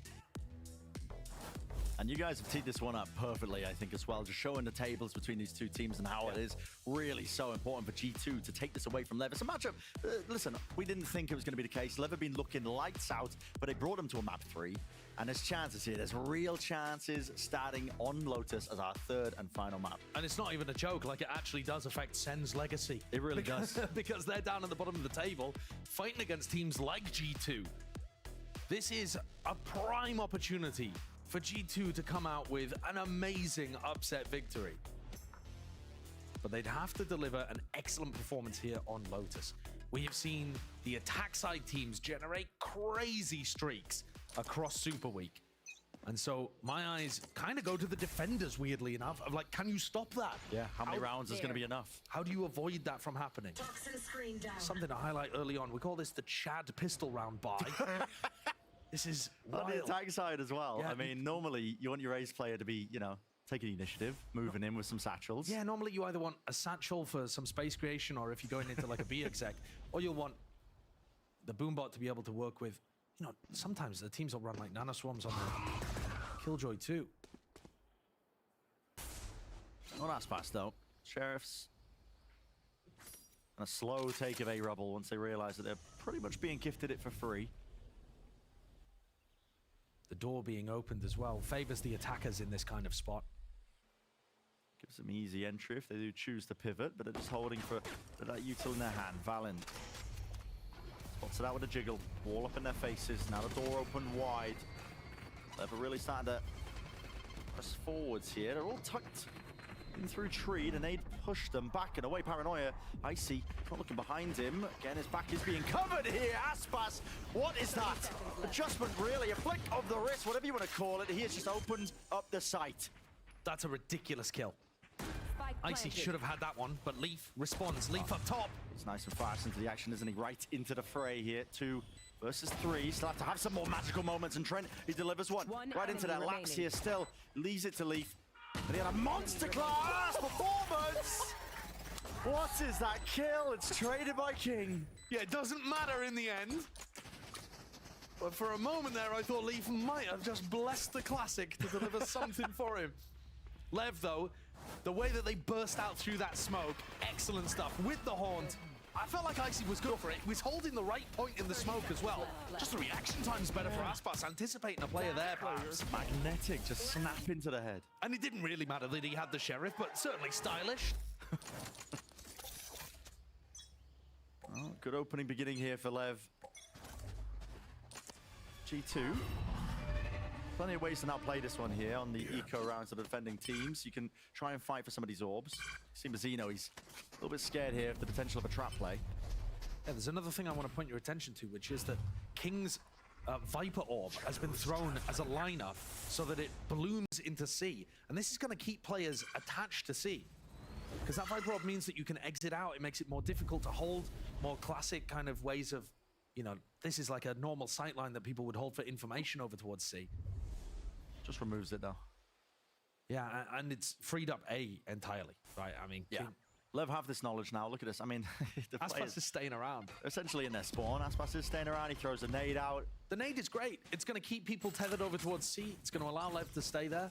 Or rather, allow Lev to get the plant down on A and cement their position. But one of the side effects of getting this kind of instant plant is that G2 might try to deny ult orbs to Lev. It is possible. Or to walk right into him. Yeah. Aspas, the target. You don't really want to give the ult orbs to. You don't want to give him any sort of kills. Okay, everybody just stand to whiff their shots here, but Aspas forwards, past that one way, and now just 2 away from the showstopper. Yeah, and I really think this is a misplay by G2. I think in this kind of spot, you have such a low chance of winning the round. You actually want to deny Altorbs in this spot. Aspas is now 2 away from getting a showstopper. And this is how, you know, Valen should recognize it. This is what he did on Icebox, is generating that momentum. It's the basic game plan. We talk about it almost every single time for the attacking side. But I think G2, all right, this is normally where Lev are going to pull something different out of the book. G2 need to be ready for some kind of fast set play. What do your early round protocols look like here? This is looking like a clash over towards Rubble. So Valen and Icy have got to be ready to put this one back. It's going to be a haunt up over the top towards the top left of Lev. I feel like there's a lot of pressure. Zone haunt slipping past. We're being pushed back here, but the door opens up for Valen. Still going to hold it down here. It's got the one way in the wall, of course, up, so the threat of that decay damage. And the all being picked up there. A few stray bullets, but nothing connecting. Aspas now one away to the big one. I assumed it wouldn't be that relevant in this round, but Aspas actually has the opportunity to go and get the all on C. Yeah, they haven't fought for C either. So this is when you were talking about what options are available for G2. I wanted to see them fight over at least one of these orbs. Yeah, and they deny it away. They've done neither.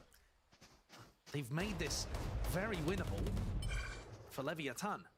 Because now you have to worry about that showstopper, and what do you do with it? They also haven't used this opportunity as the ult orb is getting taken over towards Mound to do some kind of re-clear play on A. They've just got a passive setup everywhere around the map. Yeah. They're giving Lev their run of the place. The only benefit to G2 right now is the time on the clock. 30 seconds, 3 players defending A. They're seeking to delay this one here. Okay, Rocket. See what sort of damage that Aspas can do with a nade.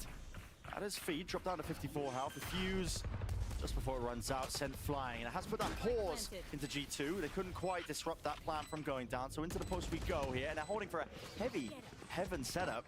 2 players here, a little bit of a cross there. This was one into the pit. Orbs dropping, Icy. Chances to come alive into this one. Maybe he can make something happen for the rest of his team, but there's still smokes in the way. They want to clear out Rubble. They want to clear Tex first. This is a new protocol that teams are adding on the retake. It's too much to clear really for them. Eventually trading him out. It's barely there, but how much more have they really got? The util, it's sent flying forwards and away. Mazzino's still in a high ground position, but he tucks away just at the wrong time. Aspas dropping them all like flies in a moment. And that's the bonus round for Lev. Off the back of G2 being too passive. Offering Aspas both ult orbs. Hey, you want them both? Well, we'll just decide to fight over nothing. Yeah, this isn't exactly, you know, rocket science. Teams have been playing Lotus for quite some time. With these comps, you know how they operate. The one silver lining is that you don't have another ult available for Leviathan to use. But the problem is they're now dropping G2 down onto an eco. Yeah, so this becomes the kind of like farm round where you just run around and try to build up ults. We're already into things here. King got punished. That would be a great start for G2. They need some element of magic here. Maybe Lev will just take this one as a bit of a gimme, try to overfight, and G2 will be offered something. Yeah, G2 have recognized at least they overwhelm that A side, so they take up the orb before it's even available. Lev have got different ideas. Good paranoia. Yeah, Orb's going to be pluming here. Good movement as well to just topple themselves up onto the box. Showing a P, just the one before eventually falling. Smoke timing. Blocks off the heaven angle, but there's a slightest gap. Can't quite nail it. Leaf was looking for an easy shot there. Nice shot. As well, Trent tucked close and a bit of a one and done, and it's really just a one and none. I'm not sure I'd want to push that, Zeno, because you know that there's a player inside there with a Marshall. Marshall will do it. Hold up. This is eventually going away at G2. I mean, he's picked up this upgrade now, and Leaf, yes, his position is noted and known. Aspas, but he has to win out this fight. He's being distracted. Flying right over him with the satchels in play. Icy is making all sorts of distractions. Up and over you go, but you ran out of bullets. The right click. Holy. Leaf, that's a 50 for G2. That is a thrifty round conversion, and G2, they bloody well needed it. That's the magic you need from G2 to stop the avalanche forming. In its tracks. Another amazing round from Leaf. But why are Lev trying to fight into spawn in that situation when one of their players already on 63 health? They didn't go immediately, so they couldn't dominate the smoke. And then when they walk in, they're walking into a crossfire from Waterfall. Yeah. It's just, there's simply no need for it. You have a plant in a spot where you can play it from Mound. They just got roped into playing things too aggressively there. That's the kind of mistake that G2 were begging them to make. It's given them a route back in. The defensive side of Lotus as well, you know. Question becomes, how many rounds do you really need? Already one on the board this early. Set the sights on a second one. Potential's definitely there, but this time Lev moving over towards the B site. Knife 4. A good acknowledgement there. There's no quite tags happening whatsoever now. Their own Nightfall going to be used, and this is rapid by G2. I'm going to just flooding right back into this one, making sure that all those noise and sound cues cut away. There's nothing really that Lev can rely on. No comms in sight. Lockdown, even being expended, just making sure that Aspas has no avenues. That was such a sick call from Valen and Trent to immediately pop through Hobbit and just Nightfall the whole of the site. Really fast reactions. It's left Aspas in a essentially unwinnable spot. Shouldn't be a way in. For a player of his caliber, you've got to give respect, but you don't want to give too much space. Take the fights together. Has to be the call by G2. And just spamming, waiting off somebody's contact. Yeah, as soon as Leaf takes the point, everybody else will follow through, so even if Leaf didn't get the kill. Locking it up, so G2 on that second round now. Stringing it together. What's the economy looking like for Lev? It's broken. Yeah, they might try to put something together because they're very close to ults. But look at the pace on this. There's a lockdown, there's a Nightfall, they're applying pressure. They're going for this flood retake so before quick. the plant has even gone down. Yeah. I mean, that's not even, you know, technically a retake round, but they give the site and then they collapse back onto it. They are mine. There's a tiny amount of danger here, but really not a lot. A Vandal, a Guardian in the hand of Aspas. It could snowball if Lev get a pick. Like you said, with how close they are. Burning the showstopper. Even the Viper's Pit as well. If they get themselves onto the C site, it would be difficult for G2, but they're actually going to use their own Viper's Pit first. Trying to P, making sure that he holds down that one choke point. Everybody now making movement towards B, but G2, look at this. There. It's diligence and discipline together, just holding it with a triple face out towards A. They are going to be so fast if they choose to flank this one. And already there, I mean, Colm was just jiggling, peeking out wide there with a knife, not expecting players to already be on that approach. This is a nice call, though, from Lev, just re-clearing this spot with the contact, knowing that G2 are likely to back away. The satchel from Aspas might have given the game away here, though. Oh, Trent, Odin in his hands. Lots of bodies, the war drops, though. That's a classic play, you've got to be ready for that one as well. And this is now worrying, because Showstopper to get in, King's Pit, G2 have got to prod up some resistance here. Looks more than winnable. Paranoia flying. Aspas. He's not shying away. He's brought down though. Icy, that's on his ult as well. Showstopper here with a rocket. Rebounding, potentially waiting. And it does strike back. Even anticipating that re-swing through the smoke. It's all heads up. And there was danger there, Josh, you're right. But it's all navigated quite perfectly. It's Icy in the round, shutting down Aspas as he goes for that. It's nice pathing from Aspas. He gets hit by the Paranoia and blastbacks a small way into sight, anticipating that it wasn't being held, and Icy was there to back up Valen. So far, G2 are calling really nice defensive setups. They're getting into sights at the right time, they're flood defending at the right time, catching these opportunities and putting the pressure onto Leviathan. Things here, though, start to reset again. Lev have ult advantages. They can start that snowball going once more.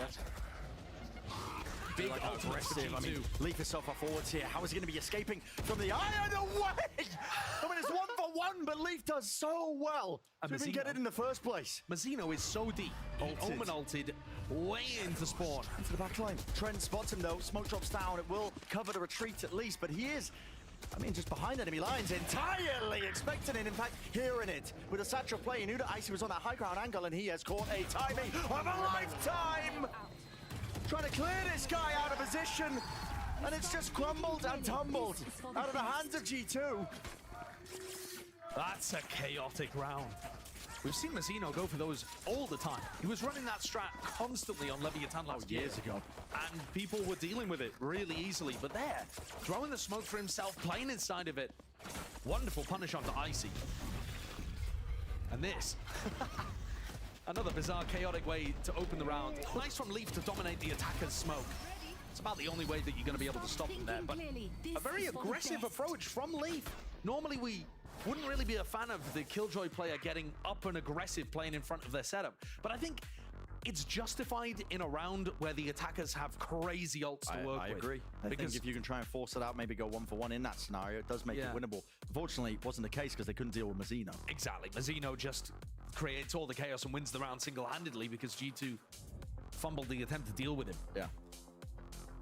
But I find it difficult to assess where we're at with this half so far. It is hard. Because we've had such blowout attack sides.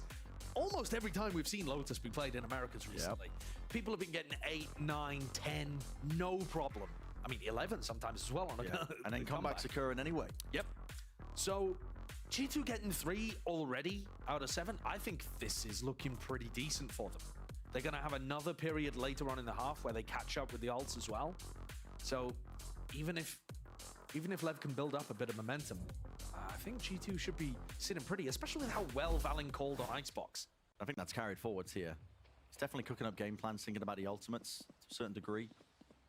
And I just love the decisiveness, I think, as well, that G2 are making these decisions to take fights together. There's always the confidence there. It was missing on Breeze. Horn, one way, thrown over towards Mound. Leviathan, this is their classic way of being able to take it. Sometimes go for the one way, sometimes go for the closer smoke. It's actually the positioning here of Icy that I'm paying close attention to, because you can use your nade positioning to counter the lockdown. And again, the defenders have got to be thinking about those attack side ultimates. And you've got a great opportunity to do like a bounce nade. Can't exactly do that on the minimap actually, but you know, bouncing it off the corner there. I get the point though. And you can also try to do the same thing over towards B if you get a good read on where Lev are going. Thinking ahead, trying to get one step ahead, really, of the lockdown in case it could become a problem. Not really too many good places to use it over towards A, so just the one way to cover Valen. And this is supposed to be dragging players over. Lev applying that pressure to A, it's supposed to be pulling people, but Valen's opened the door, seen that there's nobody there, and he's calling the C hit already. Oh yeah. Excellent anticipation from Valen. Very, very ready for it. What ults will even be offloaded? 30 seconds left. So Nader trying to take the initiative forward here with a seize, and they collapse right through the choke point. There's a cacophony of util enough. You should run. Makes a foul concoction, but with all that expended, the lockdown now has a bit of freedom to get used. Still, the plant does need to go down here, and time was running short. Still, it clears the way all the way through, even connecting onto that kill into Leaf. I don't know why he's taking that fight out wide. He's trying to break the lockdown there. He realized the lockdown was in a position where he could break it through the door, and he decided to send it. So doubled up, smoke up, cuts up the angle. One more approach away for G2. Paranoia's good though. Satchel forwards! Mazzino, no way! And he's just gliding through the sight, slicing him as Icy's going through the air. What a player to step up and make his impact felt. He single-handedly wins them one of the previous rounds by using his Omen ult, and this time navigates the near site. What is this? There's no Tracking shot. Icy through the air whilst running backwards. No way. He's so good in those scrappy moments. It's on a knife's edge that round was. Lev who find that footing. Zeno TP'd forwards. Valen, you really seek to try and refight this one. They're not even thinking about it. Mazzino again, the difference maker. You've got to have an extra layer, I think, if you're going to try and fight a rubble like that. Expecting at least that there could be a player to take up that space and positioning. Valen risks to be taken, and he knows it. Almost going for it. Speaking of risks as well, Leaf, look at this guy. Trying to make the hero play. Down 3v4, knows that he can't make a normal defense work. Jonah on an off angle, another kind of hero setup. Should get traded immediately, surely. Surely, locking it, ADS, Bulldog. That is just binding him to pieces. Shredded in place. Decayed vulnerability, all applying at the end there. But he should have been traded. Oh, he should have been traded immediately. These defense players are so willing to take risks, and it is catching Lev off. Despite the best efforts of Mazzino. What is this? Aspas looking to clear the box. It's the kill on King that's the most surprising, in my opinion. King should have been able to whip through that wall. Yeah. And you see glee and a bit of disbelief writ large on the face of Josh RT.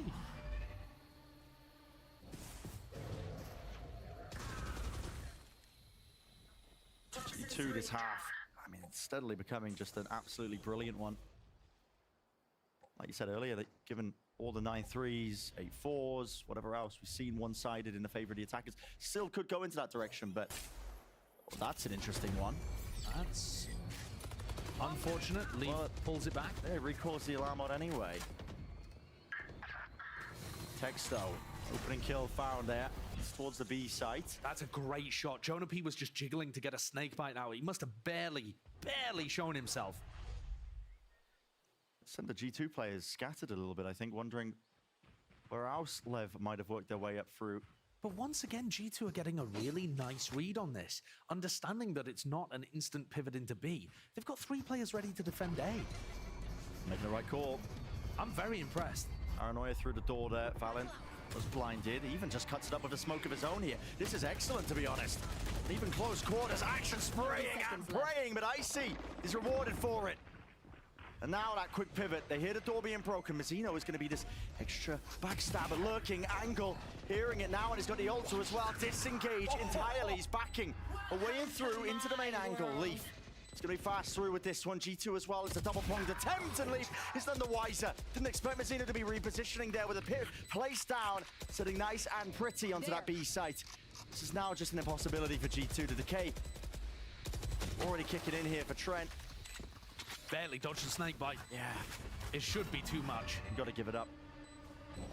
They're going to look to save because these 2 players are the only ones with 4 credits the rest of G2 can buy.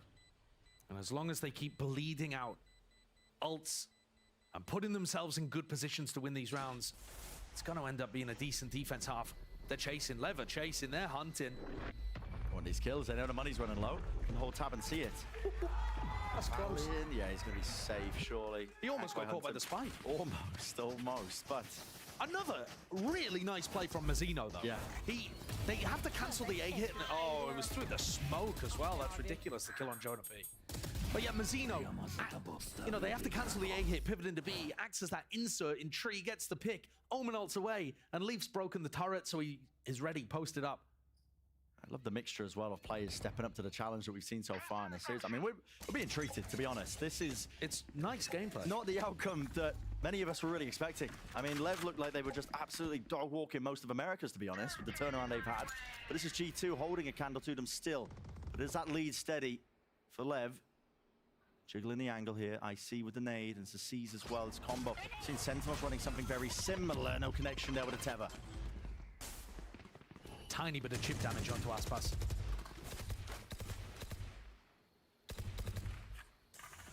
Off the back of Mazzino TPing, I think, is what they chose to use it.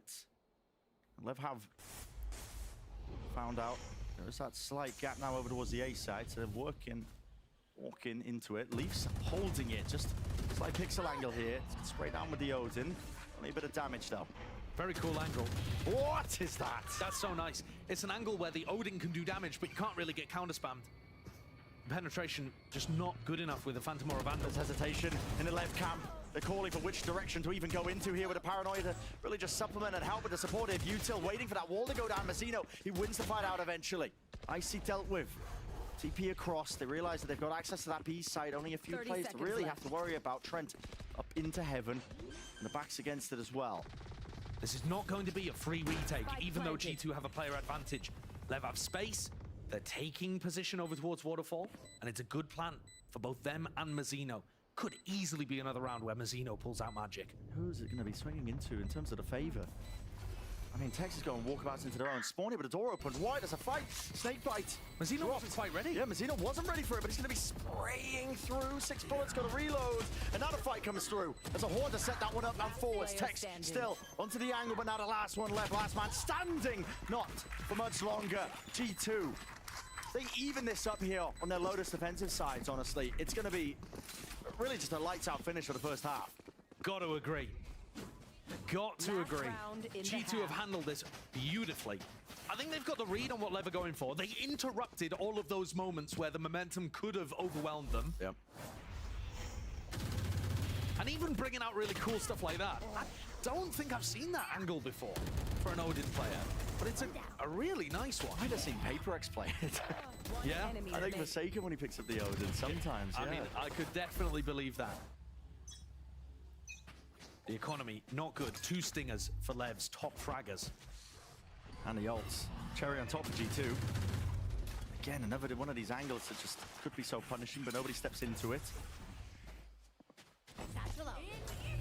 Side set forwards though. Aspas, Showstopper slowed down with a bullet tag. Has to commit the rocket though. It's just a 1-for-1 in terms of the ults going out and wide. The bullet tag home with the nades. He's a little bit delayed. G2's flood defense here is going to be massive. Nightfall, Showstopper, how to Lev hold on? And they're so fast. Through it, I see. This rocket that could have been a difference maker. They would have taken the fight straight to them, just holding and locking down that choke point. That is the waterfall angle. Or the tails and trails are not going to be stopping them. I mean, the sound cues cut away. It matters not for them. Bow down. What a round from King. Incredible shutdown and a 2K to boot. You're choking. I think it's still an excellent defense half from G2. But Lev have just stolen one back at the final hour. And the money was bad. Yep. Barely any ults to work with. And yeah, it's a 7-5 finish. Flawless in the end. But it probably should have been a slam dunk there with Nightfall Showstopper coming through from Waterfall. You gotta imagine. I want to see a replay. How on earth does he hit the shot onto Icy and then follow it up with another 2? It's just insanity. Yeah. A great, great finisher there.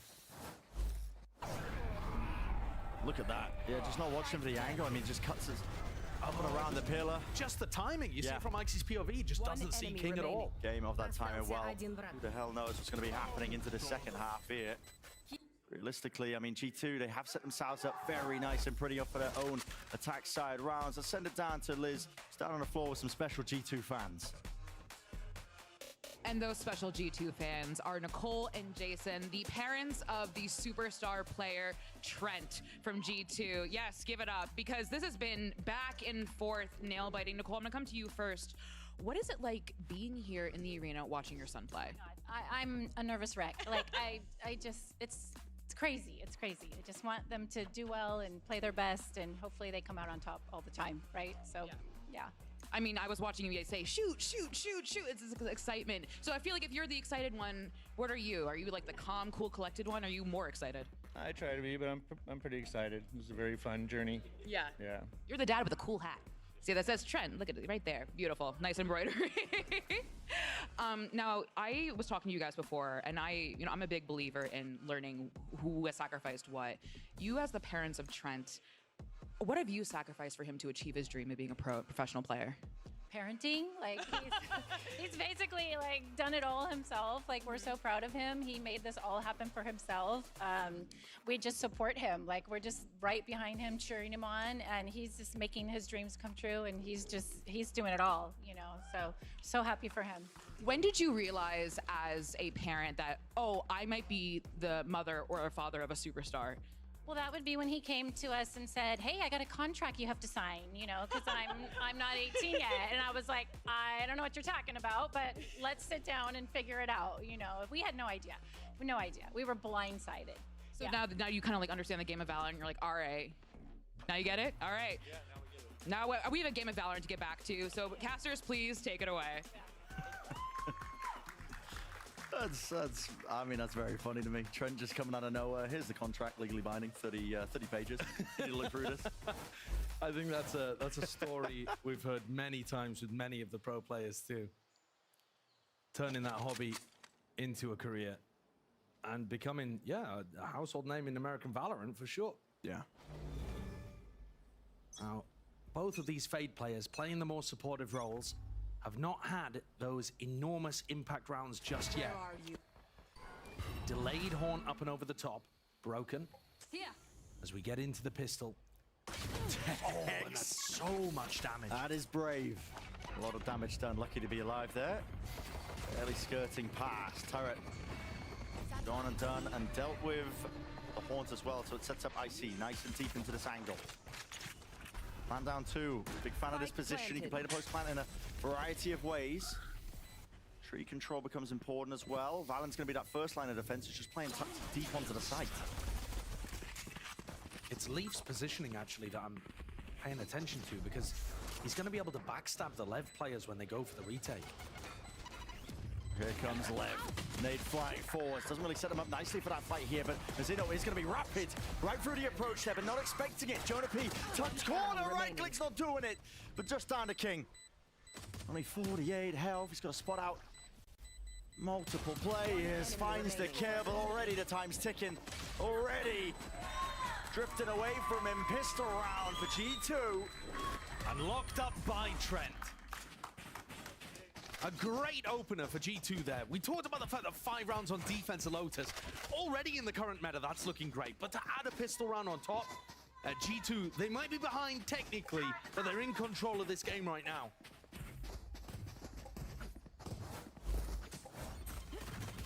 Icy's getting great value. I think a lot of people would be anticipating him getting gapped in this by Aspas. Yeah. And that just hasn't happened. Yeah, Aspas played phenomenally on Breeze, but map 2 and map 3, Icy's been right there. Blow for blow. Putting up the numbers. So this is a little different. Jonah using his Viper Orb to create that pressure over towards Mound. Swapping around the Omen and the Viper's responsibilities, Valen and Jonah. Interesting way to take it as well. Yeah, I think it's quite cool for your Seaside default, actually, because you can drop the orb whenever you like. I like that element to their game. So push back that space. Start making moves over to a different direction.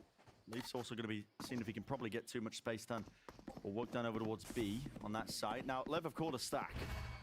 It's a gamble from them, but might come up correct. It just depends on how much poking and prodding I think the rest of G2 do. They don't want anything to do with A. It's a little unusual to end B against weaker weaponry, but I think Lev's buy is so weak here that you're not really worried. 30 seconds left. Yeah, so due diligence shown, at least with the util. Clears a path. Taking baby door. And this is another situation where Placing sentry. I think Lev just want to throw themselves into the spike. I don't think you want to allow those ult orbs to get harvested for the attackers. Because then you go into the flow chart, and then it's a bonus round. They might have some ults to work with. Yeah, and even though G2 did take the fight on the second round, I think they kind of made it more difficult for themselves, even though they did win out in those later situations where they stopped the avalanche. It required a bit of magic. Yeah, Trent's going to go hunting. He's 3 away. It's a big one. He will go down, but it's still 2 away now from that one. And G2 will seek to get a bit of a move on. Losing a few players. Yeah, this isn't going to do terrible damage to the economy, but I think it is good that Lev have just thrown themselves into the maw there. Yeah. Poison's off. Who's the closest to an ult? I think it's Trent with his It is Trent, yeah, he's 2 away. Yeah, and 2 away. Probably, like most of the time, I don't think you're going to have that available this round. Now, we did see G2's defense be really, really passive in round 3. So I want to see a change from that from Lev, but you can definitely feel that they're thinking about that, right? Just the way that they've even played round 14 here. They're conscious of the fact that they don't want to be feeding G2. Yeah. So a force buy from Leaf. Knocking down the money. He's going to be holding. Aspas denying that C orb, or at least making an attempt to. In fact, Lev doing it on both sides of the map. I mean, look at this deep position of Azino. Yeah, I've missed whether or not they've already taken the A orb, actually. They may have done that. And of course, if you've taken it, then you can give up that space in the mid-round and you're not so bothered. G2 going for that A-Rob will retake, though. They put a cross-map molly. It is still there, the ult orb. Snake bites. Some out wide. And Aspas has drifted, was defending C, now Mazzino. over to B. Mazzino, I mean, they just cleared us with a snake bite. They might not even expect him to already be up there. Oh, he's in the animation. Spotted him, backs away. TP might be necessary here, at least to disengage in a way. Yep, it's an evacuation. He was literally in another world. I mean, Omen players getting jump scared as they come out of their smoke animation. You can probably relate to that. Look at the positioning here of Com. Door opens. About 40 seconds to the mark now for G2 to start to make some movement around the map. Nade forwards here, but they haven't cleared out. This guy is tearing them apart across 5. Set up Valen. There's that response. But he's been softened up down to 7 HP. 30 seconds left. Does have the spike, but just yet not anticipating that position. So Lev winning the round. That gun advantage. Yeah, and I did misspeak actually at the start of the round. I thought it was only Leaf that had forced, but Leaf and Valen both forced in that what should have been, I think, a bonus. And now their economy's in a bit of an unusual spot again. Team's not playing these pure bonuses, and it's hurting them. Nice bait and switch setup, though, for Lev on defense. Yeah. Com only had 1 kill, I think, in the first half. Playing very supportively. And now he's starting to find more opportunities to have impact. Ripped up from G2, but Aspas taking punch shots, and heads will roll. It's answered, but honestly, the damage has been done here by Aspas already. Might be able to receive a rifle. If Tex goes down. Upgrade. Tex, though, it's the off-angle play and a movement, just ajar with it.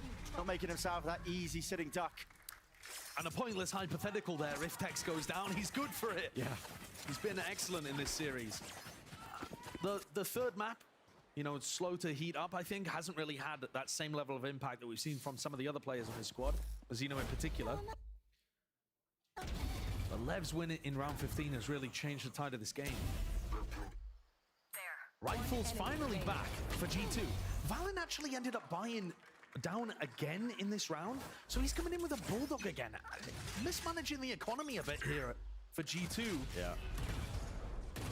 Just prioritizing the full armor, I think, as well, just in case Aspas is going for an outlaw purchase, which he's known to do. Aspas on the other side of the map, he's already got his ult on through the A side, so that should trigger some response, at least from G2. Valen commits it with the ult as well. He knows he's got that space there, but can't get the kill. And the Prowler was just chasing, biting away at the heels. He knows that both of these players anchoring on C have no audio because of the Nightfall. This retake from Lev now does have some potency behind it, like I said.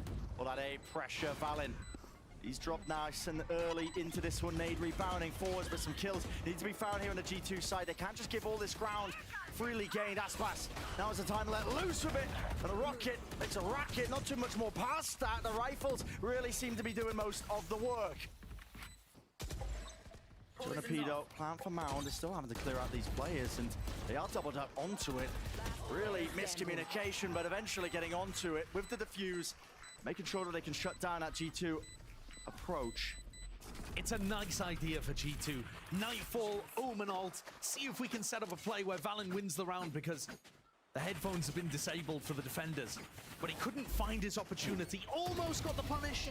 And instead it was Tex who turned around and dropped his former IGL. A change of fates. Some bitter irony. At G2, they were in the driver's seat. In round 13, 14, it felt like we could have seen some momentum gained. But that defense side for Lev, they're finding those openings. A reminder that Leviathan's defense on Lotus, when we saw Aspas dropping crazy kills, 47 kills, their defense wasn't that great. No, it wasn't. Losing a lot, but honestly, those losses you can learn quite a bit from. G2 take this opportunity to go for a fast B-pop here. Sticking onto the plan, you got to be joking me, man. And it's so rapid in terms of the flirt. Just trying to push them back and away. Spike. No man's land for G2. Very similar to what G2 went for themselves. Yeah, they did. The Nightfall insta-flood into B. Great away the response. sound cues. I mean, it's G2. They don't know when to actually take those timings to try and fight them and push them back. They don't know what's occurring. And you're there so quickly, before the plant can even hit the ground. A great way of keeping G2 reeling.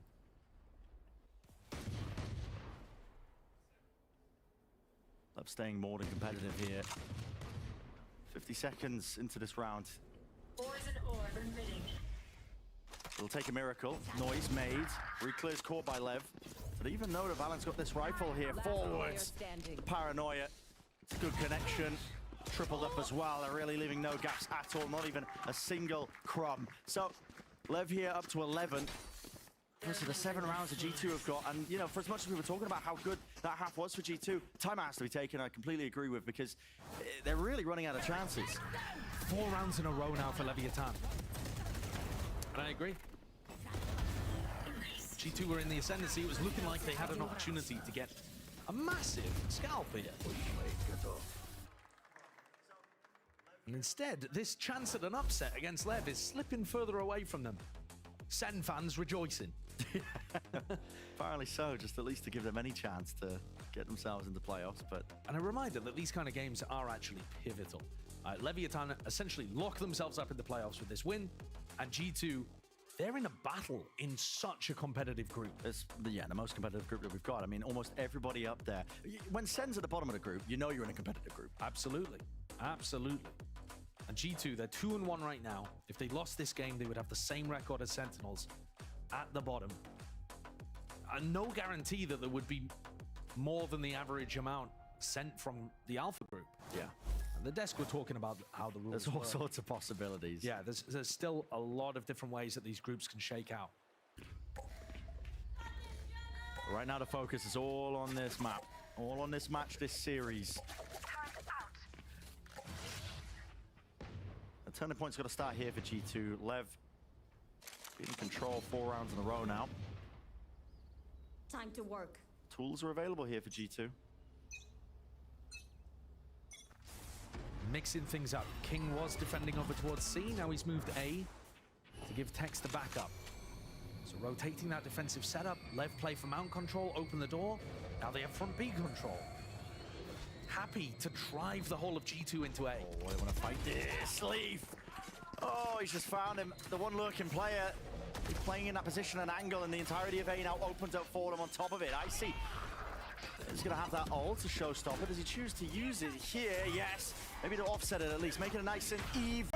Flying forwards. Maybe not the intended target, but I think he was just hoping it would catch onto someone. And now, shoes on the other foot. G2 find themselves advantaged here into the post, still holding those close positions. It's up to Lev really to use that util to try and clear it. It's a Paranoian peak, and that is beautiful. Vecino, good timing and discipline taken with it. Satchel forward from Aspas. Smoke up, horn broken. Close corner by Valin, not anticipated. And this guy, a thorn in their side here. Leave it to Aspas once more, but it is an unwinnable situation. It should be, in all likelihood, and he recognizes it. Up and away, satcheling.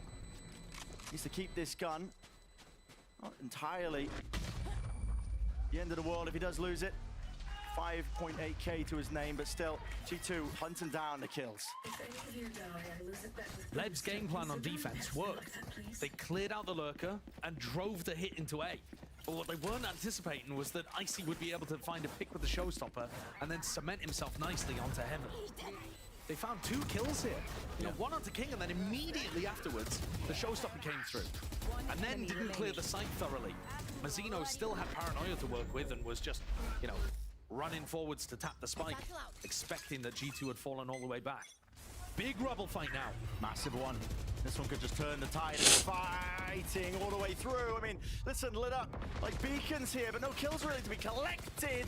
Running through them with all that util. I mean, they're just choked entirely. Can't get past the snake bites. And Leaf. Almost the entire chamber expended there. Yo, that is a nasty anti-strat from Leviathan. They're throwing down Mazzino's smoke so that Aspas can hide inside of it and dodge the haunt.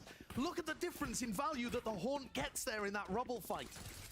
The attacker's haunt is designed to try to light up Aspas when he goes forwards. Look, Aspas is inside the smoke here. Fully hidden. Dodges the haunt. Meanwhile, he's fighting somebody that's lit up, and then Mazzino teleports up on top. 1-2 punch. Sick play that Lev have not brought out very much here. And using it at the final hour to get them up to match point. And that has got to be a defining moment, hasn't it, surely? Like you said, match point. Map point. This is it. Mazzino breaking that haunt again, disrespecting them. A pit drop down towards C. The avenues closing away here. Lev just seeking to ferry and push G2 right towards them.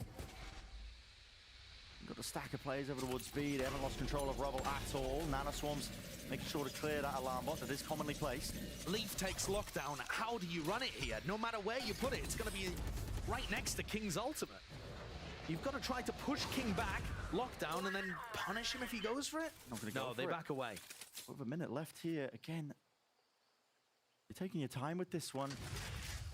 The back of my mind, I'm worried for G2. Aspas of a showstopper. Yeah, I think no matter where Leaf tries to get this ult off, Aspas is going to be kind of tracking them around the map. He's going to have answers for it. Because it's it's almost impossible for the lockdown to be used on C, and I think Aspas is going to realize this in a moment. And here's the chokehold. Lockdown. Gotta be respected here. 30 seconds left.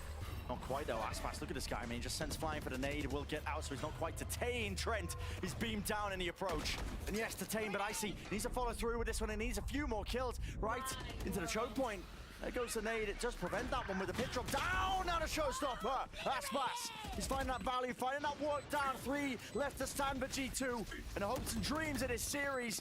They stand, and they might just fall right here, right now. But G2, from the more almost, pulling it back into their hands.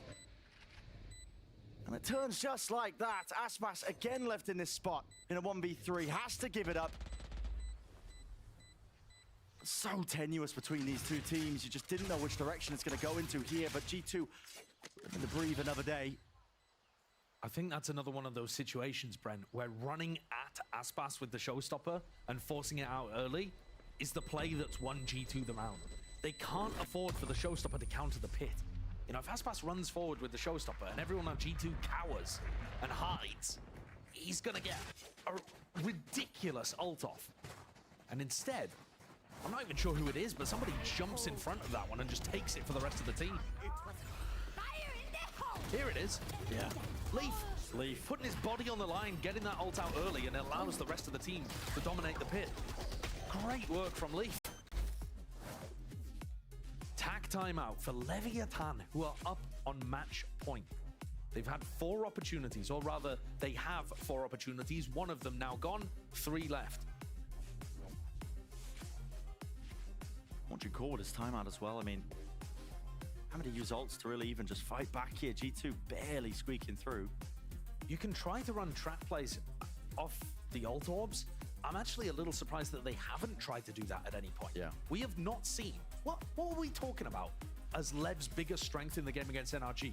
It was the defense re-clears. We've actually not seen many of those. We haven't seen them lose mount control, take front B and do a trap play into mount.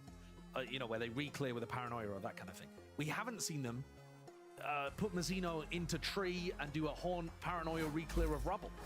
We've not seen any of those kind of strategies come out from Lev. And I think identifying this round as one where Trent is 1 away from Nightfall, pick an ult orb, do a kind of trap play off the back of it where you re-clear that space. I think that'd be a really nice idea to go for. You might have read your minds here. Side by side, Mazzino and Aspas over towards C, looking to contest this one. It's a one-way. Pre-placed, looking like Aspas as well. A high-low setup. Mazzino's positioning here is really nice to see over the top of any kind of orb, any kind of smoke that G2 used to take mount. Having said that, actually, it doesn't really work as well with the Viper smoke, does it? Doubled up, though. Off angles from Lev. Guns, barrels might be spotted. This game of timing is just brutal. G2 picked to pieces here as they look to just re-aggress over towards A, and they just don't expect King. The bait and switch play. Straight from the playbook of Lev. I mean, they pulled this one out earlier. It's great. They dominate both ult orbs in the fight. C fought 4, A fought 4, and Tex, he gets that opportunity to drive the dagger into the back of G2. It's left down to Trent and Jonah P. In a 2v5, it's not possible. Lev have navigated these difficulties. Where are you? And it's all but wrapped up. 35 seconds left in the round. Contact plays in order here just to try and find any sort of advantage in the round, but it is wrapped up. 30 Surely it left. should be. It's a mountain to overcome here, but Lev tested, pushed.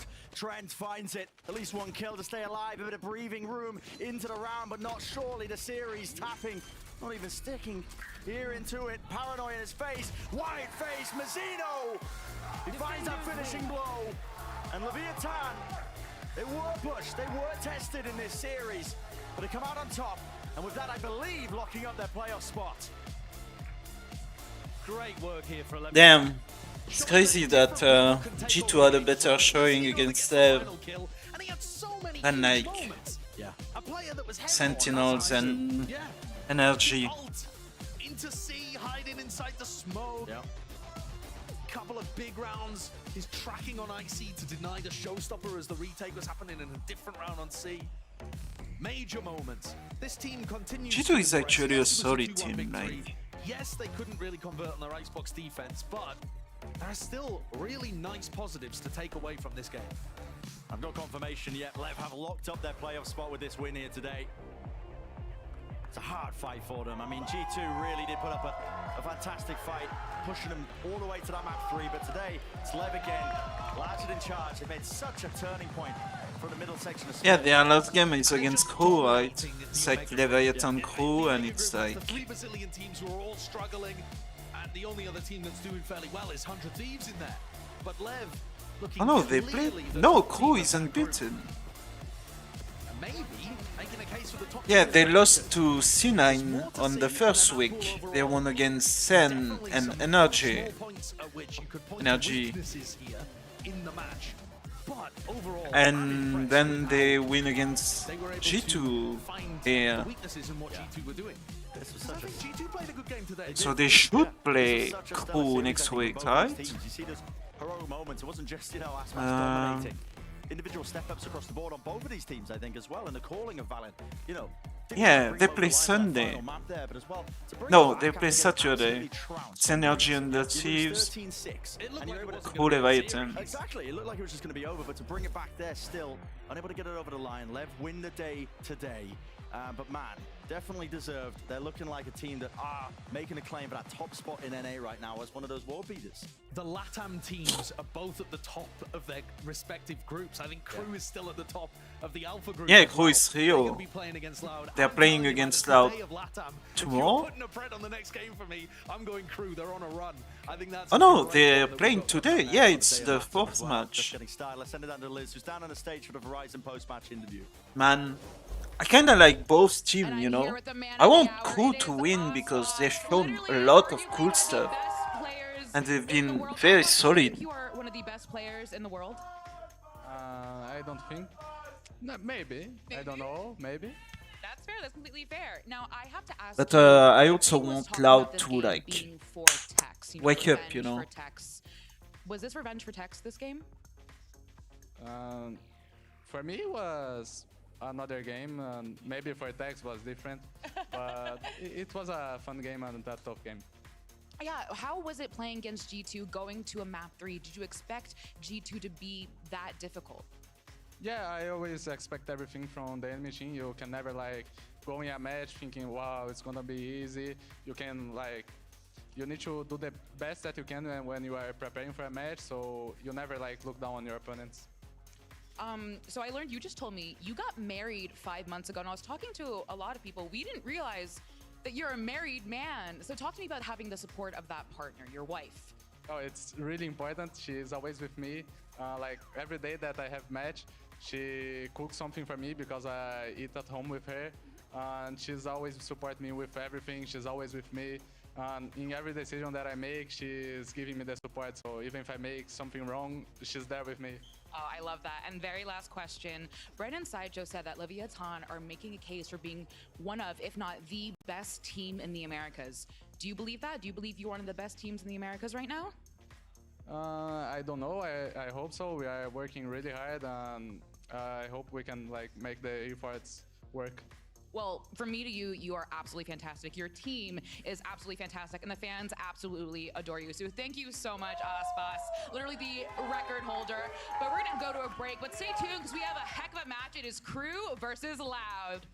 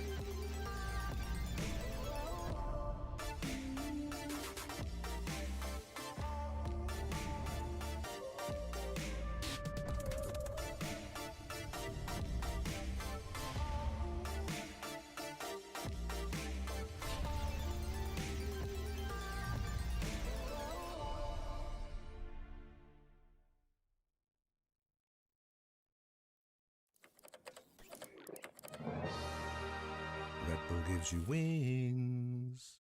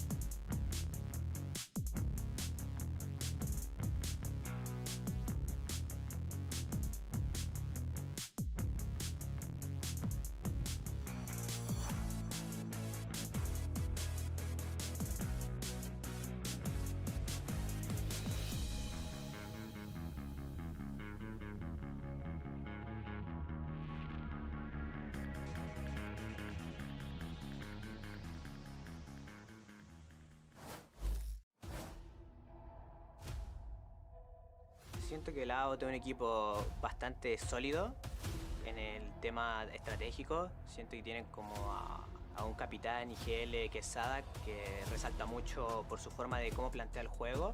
In a 2v2 now, Sadak has his ult. Sadak's gonna have to do it on his own. The flash up. It's Jazep on the other side, and Sadak clutches it out. O jogo contra a Cru eu acho que vai ser um jogo muito difícil, principalmente porque agora eles estão com um jogador novo que é muito bom mecanicamente, que é o Hit. Positioning here, still he will pick it up without really too much of a challenge here because the players are low. Chorgamon starting to the open, the trades are not online. Agora o nosso próximo confronto vai ser difícil, eles são um time que está muito bem no campeonato, então realmente a gente vai ter que se preparar muito bem para enfrentar eles porque não é um time bobo. De que Cru quedó 0-9 el año pasado y queremos demostrar que no va a ser así obviamente este año. Queremos darle una alegría a la gente de LATAM y siento que se la estamos dando y falta mucho por entregarle. Welcome back to VCT Americas. We're finally here, the final match of Super Week. Look at this guy. And my guy's go. Oh, he's doing the jumping jacks. He's doing the jump whatever. Look at me. Do I look like I work out? And the bottle flip. Oh my God. Hold up. Crew's winning it all. There is no. This is the proof that this team is undefeated. Hold up. We got to come to the camera real fast. When we get to the studio, we're going to have to engage. We're not coming to us because they're still going. Oh. Okay, you didn't have to show that. All right, you're a pro player. Oh my gosh. Myrna, Oh my God. bottle flip. It's Do the it. team building exercise. Team building exercise. Oh, that was looking good. So Yo, I blame the texture of the desk. No, he you plays know in Pacific. Oh, God. Oh, that was a good one. Honestly, that's most. Don't worry, most, GB, he's done. Guys, I'm fired. Everyone can rejoice. Most relatable analyst test of 2016. That was good. That was good. All right, well, let's go ahead and talk about some big news, breaking news, because Leviathan have clinched their spot in the playoffs with that victory. And if you're a Lev fan, you're excited about this. If you're the Lev guys, the team who didn't think they'd be in this position at the start of the year with the way things were going. Yeah, I mean, after that match against C9, a lot of people were big doomers about this team, but they bounced back so strong. It's a fantastic win for them to secure. Yeah, I mean, their last 3 games in a row have all been super impressive wins. I think against NRG and Sen in particular had people believing in this roster, and they close out strong against G2. Sentinels fans also eating good. Yes. Yes, now that G2 are still tied with them down at the bottom of that alpha group. Yeah, that's right. All right, well, let's go ahead, though, and shift our focus here to our match at hand. Loud, of course, the defending America's champions. Now, they just finished 4th in Madrid, and here they are in a very precarious position, Athena. They find themselves at the bottom of the standings, which when you think of Loud, you think instantly of success, and yet that's not the case this stage. Yeah, it genuinely makes no sense, but it does make sense when you do watch the way that they're playing. So unlucky. It feels like a lot of their strats, a lot of the way they normally play, they're just so out of form. And I don't know, I feel like they've had a game plan, but it's just not working out for them. Yeah, it felt like a lot of, they had a good initial game plan. I actually liked some of the new comps they were bringing out, but when it got sloppy, when it got into like the weird late rounds against Cloud9, the pinnacle of like winning in sloppy, scrappy moments, Oxy running as their spawn, things like that, they really struggled to deal with those kind of off-timing plays, and then that started to snowball for Cloud9 into winning that series. And that's something that you'd expect Loud to be so good at, especially dealing with, you know, a very aggressive duelist. This is a core that's been together for so long, played at the highest levels every single time, never missing international. Like, this is a team that should not be getting run over by those sorts of things. And it's funny because Loud has always been a team who has regular season games like that. If we remember last season, every win was 2-1. Every win was coming down to these last little minutes. But the thing then was that Osboss and Les were constantly bailing them out of these situations, and we just haven't seen quite that same firepower, that same ability to salvage these crazy games from Quick and from this year's roster. Yeah, there's definitely a lot of questions as we get ready for this matchup, but thankfully, though, we got Elizabeth standing by to hear from Kawanzine to maybe get us some answers. All right, Kawanzine, come on over. Hello. So let your team go through really quickly. Yeah. How are you? I'm fine. Good. All right, I have a question for you. Okay. You are now secondary calling. So what has that change been like now that you're fragging out? Agora você é uma espécie de co-capitão, né? Como é que você se sente agora que isso está acontecendo? Acho que eu me sinto muito bem, porque eu calo muito pra mim na frente junto com o QCK. Então eu pego umas killzinhas, baito ele, e pra mim tá sendo bom. I think for me it's really good. I am right at the front with QCK, and you know I do the calls, get a little kills, so it's kind of cool. Well, best of luck. Thank you. There we go. All right, they got that fist bump. That's what's important. Okay, so, well, let's actually talk about Kawanzine, you know, stepping into that role a little bit here, because it has allowed Sadak to get a little silly and have some fun. And but that's inferring that Sadak didn't get silly when anyone else was secondary. He stays silly, but now he's sillier. Deadlock is peak silly. Yeah. I'll say that. Pushing in front of your deadlock wall is even that's what's more crazy to of a me. peak of Because silly. I liked some of the ideas with the deadlock. We were kind of trying to break it down, right? You have like these stuns that make it really tough to clear towards C. But he was just fighting in front of his util every round. And I think he was put in a position where he felt like he had to be the playmaker, which was so strange. I mean, I feel like when you pick Deadlock, I'm so excited to see the plays that are surrounding it. But literally, it just felt like he just kind of felt like it. Like, you know, like He just wanted to protect his utility. Come on, guys. Space agent select. No, he literally just started using Deadlock the way that he wanted to play. And I'm just like, I wanted to see a lot more. There's so many more things you can do. Yeah. Absolutely shutting down choke points. But I didn't see any of that. I think defensively, I didn't see that. I will say on attack and post plants, that's where Deadlock is at her strongest IMO. Like, that is so dominant, where you can lock down an entire choke with the that wall. wall, when you're on that like 40-second timer, is so huge. It just eats bullets, eats time, and then you're also getting stunned as you run into sight because you have to make noise to retake a site. Like, I do think that's where it looked pretty solid for me when they were actually able to plant the spike. Sure, but I think the issues did come down to that defense where they were really running out of time, running out of options, right? I agree. And they ended up constantly losing A on Lotus, so they felt like they had to make these forward plays there and pull the Deadlock away. That setup was never actually getting tested towards CNB. I'm not a Deadlock sympathizer. I was going to ask, do you think that we see a little bit of Deadlock today, potentially? I mean, I would imagine if they get Lotus, they're playing it again because it's their second match in Super Week. You don't have a lot of time to adjust and pivot. Oh my god, I was not ready for that.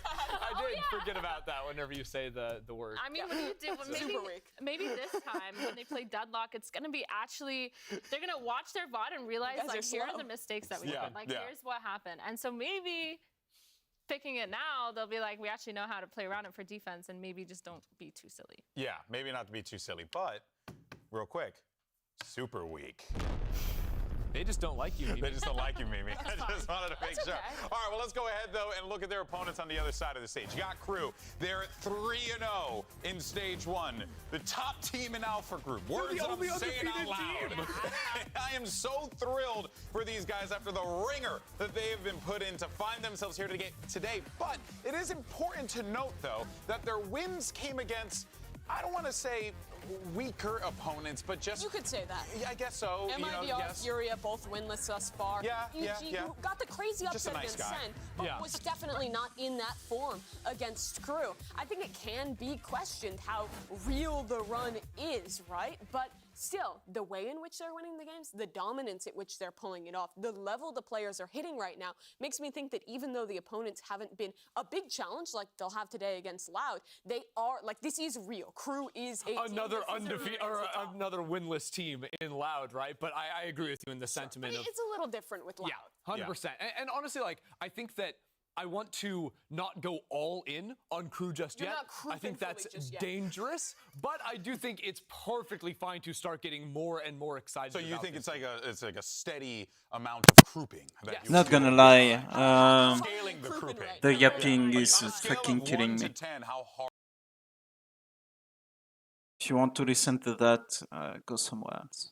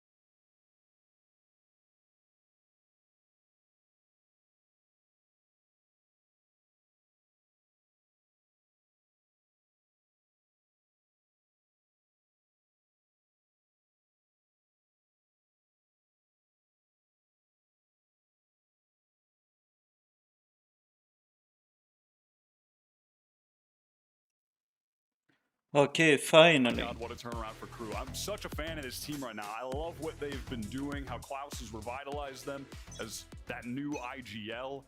Really fantastic work. Crucial. So crucial that Loud get the win here. Interesting, we actually see Sadak, instead of Coenzine, picking up Breach duties now. The latter, of course, over to the Sky instead. Maybe related to some of the role reassignments here for Loud. Les wants to try and advance up behind this poison orb here, but spotted by the camp instantly, perhaps with some of his cohorts there in B main. Cam placed by Klaus, which is interesting. Typically playing the Viper, and Shy would be the one on the Sentinel, but a small switch as Loud take the site with these. Full retake now for Crew. It denied. That hits hard. Sadak is able to get away, but only barely. No trips here on the B side, just the one in the middle of the map. So Klaus is going to have to get this done the old-fashioned way. QCK takes a swing. Klaus, though, opens up first. Newly dubbed caller for Crew. It's going to be Heat trying to work his way through rafters here. And Coenzine would love to try and start a pinch here with the players in B main, but this has to happen at the right time. It has to happen together. Shy forced away back around the corner, but Coenzine has to overextend to find the kill. He does so. Still 4 defenders on the side. Coenzine and Co have to act quickly, but Sadak has fallen as well. Les is going to bully his way through. Coenzine got close. But Klaus will come in with a defuse. Fantastic play from him, just slips out early. So many kills on the retake. And crucially, that first one, the fight against QCK, a duelist that you're looking at to seriously step it up for Loud at this point in the stage. Yet to put up a positive performance on a map up until this point. And of course, massive shoes to fill in the form of Ospas. That has just been the narrative all of this year when we're talking about this squad. Fantastic start here, though, for Crew, despite Coenzine's best efforts. It was that one tripwire in mid from Klaus that alerted them to that. The Cypher making a difference already. We've seen it so strong in this current meta. It's what Sentinels use on this map to win Madrid. Fast hit up ramps here for QCK. Melissa gets caught out there, stunned up by the fold line. And now we'll actually see Loud pull it back. Not even towards A main, no, like entirely. Cutting noise and cancelling on this hit. But where else do they get activated? And Loud, of course, they have actually offered to force into this. Great entry from QCK. That standard double satchel up ramp with the Sky Flash to open the round. Just an easy way to get map control there to pressure and at best get a pick, which is what they've done. And in the meantime, it was just Sadhak containing over towards B so they can work now into that site. Where Klaus has just left his setup to get the information, which he's about to have. Actually goes for a kill, a little bit risky, but once again, going to be able to get out. In similar situation to the pistol, we're going to be in a full retake situation here. Cam still getting value though. Big Brother presiding over the B side. Trips got cleared by the Trailblazer now, and Loud are in and amongst this side, but Kesnit chooses this moment to emerge from defender spawn. 2 years nicely done. Shy picked up. Klaus needs to check new box gearing. He does. Very, very low as the Cypher, but still a lot to do. Into the back of sight, allowed. They are grouped here. This could be a mass swing from Crew. It could be dangerous. It'll be a trade of 1-for-1, but Sadak has seen better days. Tunis has the off angle, though. And Loud converts. Great setup from Loud there. I mean, you can't ask for much more, right? They have full site control, so of course they're going to plant for B main. Double stack in the back. Player around pillar, player in B main. How are you ever going to crack that crossfire? Nigh impossible. Well done from them. And credit to QCK, we were just talking about him. They force into the round. Bold move from Loud. And he opens things up, makes it all possible. And again, we are just looking at him to step up for this team. Get Loud's first win of this stage. A win they need so desperately. Crew now on the eco. Might be another fast hit towards ramp, or at least Sadak is gearing up for a fault line. There is no capitalization from Loud there, though. Very much just conditioning, as we saw in the previous round. More of a default look for Loud now, and they're not looking for any early fights. Crew actually expended their paranoia there, thinking that there could have been a player up into that A ramp position. And because they didn't catch anyone out, look at that massive rotate towards B. Loud have just completely cut noise. They're going for the re-hit. This macro is so good for Loud so far. Working the map quite nicely. All they did was cancel on A, and 4 players from Crew get dragged over to the B side. Now it's time to strike while the anvil is hot. And that's exactly what Loud will do. Into the side they go. Rotations on the way here for Crew. Kesnit is just about to get some action over there at screens, but already 3 players from Loud onto the side. And now they're well embedded, well anchored, with a player left over towards ramp. And another right in towards sewer. Meltzer gave them the smoke to try and work in, and Kesnet takes advantage of it. Clean fight with Sadhak to open things up. Cowanzine probably unable to believe what just happened there. He had no opportunity to make the trade. 2 Years has a great angle. He's able to TP up there and be a nuisance. Melzer eventually will get a sniff and doesn't want to come down, but Unreal from heaven? Cruz able to find that key kill. The Classic starting to sing, but QCK once more has risen to the challenge. Kesnet's very, very low, and Melzer will still go for it. No reason not to. Getting that gun off QCK would be big for Kesnet. There might be a chance here as they cross each other. 3 for Kesnet and a rifle. Not too shabby. We'll take that. I mean, I like as if Bro thinks he's on the team. But Crew will take that for sure. A lot of damage done there for against the Loud team. And with an opportunity to start getting their economy rolling, and that's going to get stopped in its tracks. The reads here from Loud are impeccable, Wyatt. I do like how they played that. I mean, it was just based on whatever player that was who was hanging around A, heard the paranoia that was sent out, the false info that was, you know, gained from Crew pushing forward there, and Loud take full advantage of it. It was really nicely done. Early dog here from Cowanzine, gonna get broken by Melzer, and from that pressure is gonna TP off, but a pretty key piece of utility nullified right away. Have a bit of a pause in the action here as Crew do dedicate some resources to this A side of the map. Strictly on virtue of what they heard earlier. Klaus here. In a position to peek towards B main, sees very little. Shy though gets some attention up mid. That's a fault line. It's going to force him back over towards ropes, allowing Loud to set up here in the middle part of the map. This will draw some attention from the B Heaven side. Good reposition here from Melzer. You can see he's over in A main, and that's allowed Crew to stack up a little bit more aggressively towards Heaven, with Shy as well playing back towards A. So they're going to be quite fast to retake here into B to be able to pressure this hit that's about to come in from the Loud side. Heat there, heard it, everything he needed to. Okay, aftershock there to the back of the site. That's the cross with the satchel. Clouds flash briefly, but holds his line. Paranoia comes in, and that one's going to be harder to fight through. 2 Years, though, crucially, takes the sky down. And now you've got to try and come back into this with no flashes. The snake bites at least. Les can set up with those in the post line, and once more, you've got the triangle set up with a player in B main. Shy steps up, sat down instantly. It's all up to Melzer, yet to find a kill, at least with a Paranoia. Could be the key piece of utility, but again, look at these positions for Loud, just spread into a perfect crossfire here, even without the spike planted, you know, or rather with the spike planted on default, not in B main for the perfect crossfire setup. I mean, even still, how can you crack this as a lone player, right? Melzer's just gonna opt to save, bring that Hero Vandal into the next round, see if he can make something happen then. Of course, a lot of talk about him and being the ex-IGL of the team was last year, and is now swapped over with Klaus for the sake of his own comfortability, for the ability to to pop off, have impact moments, be able to frag, focus on his own game. And we've seen him able to do that so far in this season. I mean, really, all the players on Crew have just been showing off so much of their individual prowess. And just how much that one simple move, swapping that IGL role back to Klaus, has really unlocked some of these guys. Pretty strong fundamentals there for Loud, just those trades into B give them a favorable post plan. And you can see right now Sadhak on the map. It looks like he's ready for a stun going up into A Heaven.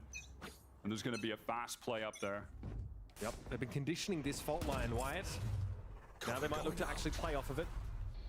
Also, though, goes deep into B main, gets a fair bit of information. Actually taking things just a little bit slower right now. You see the feet. Clouds pings them out now and even gets a tag with the cam. This is going to force QCK to head back down ramp. Cowanzine to follow. Kesnet dropping down, just actually given a hero rifle, but gets swatted down by Les. Can that rifle even be recovered at this point? Yeah, cage thrown down by Klaus to get it back into their hands. The only real thing that could be the key into getting an upset round win here. And B main is being controlled by Melzer, has been this entire round, just putting down a smoke there, which has allowed Crew to play elsewhere on the map, focus more heavily on A, which is where the real hit is gathering up. And Klaus, frankly, he has a chance to be the hero with that Vandal. Trip set up on the site. He could go crazy anchoring right now. One through the wall already. Perfect off the timing of the Seeker. Cloud strikes. He's found a second here. Aftershock would have been a problem for him, but Sardak brings him down anyway. A rifle there to be potentially recovered by Shy. Beautiful explosion by Heat there from Rafters, and now it's up to less. With the spikes so far away, the Seekers are going to confirm the position of the Viper here. The crew have all their angles covered. Melsa doesn't want to challenge this necessarily with just the Sheriff. 10 seconds But another confirmation. Yeah, the drop. Swing the smoke. He's going to have a crack. Okay. Crew get themselves one back. Really well done from Klaus. I mean, he was the man in position to make or break that round for Crew, and he steps up Loud, hitting into that Cypher setup. Him just able to swing back elbow. I mean, of course, listen, the first one you're just spraying through the Viper wall, we'll take that. I mean, it's off the Seeker timing, right? That was nice. Good for two, and then this explosion. Oh, I love that. A really nice flood there from Crew. In the 4v5 as well, Coach Adams happy about that. He's been doing a great job with his squad since last year. The success they had in LCQ up till now. Fast play in to be here from Loud. And Kevin shuts it down. Perfect. Playing off Melza there, hastily getting out of B main. Loud kind of knowing that Crew must have stuck him up pretty close to have peace of mind about remaining on A even after they cut noise in the prior round. That is a great exchange. Let's just pick 1v2 die. Holy. Rolling Thunder available here for Sardak. Shy just jiggling to spot things out. Gonna play this one safely. Just keep backing up, jump spotting. And nobody has it getting aggressive, but Satchel's going a little bit awry. I mean, he's pushing people back, At the very like, least, he's gaining in time. that space. They've been able to re-clear it, and now it's on Loud to They have lost to the Cypher, re-clear though. that space again. Kawanzin does have the dog. It's a lot on of this rolls 3-on-4 now. on the map. But with only 40 seconds left and essentially no map control, this one is going to be extremely tough. If they do end up in A, they're going to run into that Cypher setup as well.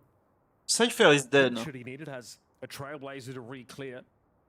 There might be a 30 play into seconds heaven, and it may well spot out. We Kawanzin see on the the trap push. on the map because it's a bug, I think. They said they would like change him. Screens as Kawanzin starts to encroach. There's the re-clear. Now they know.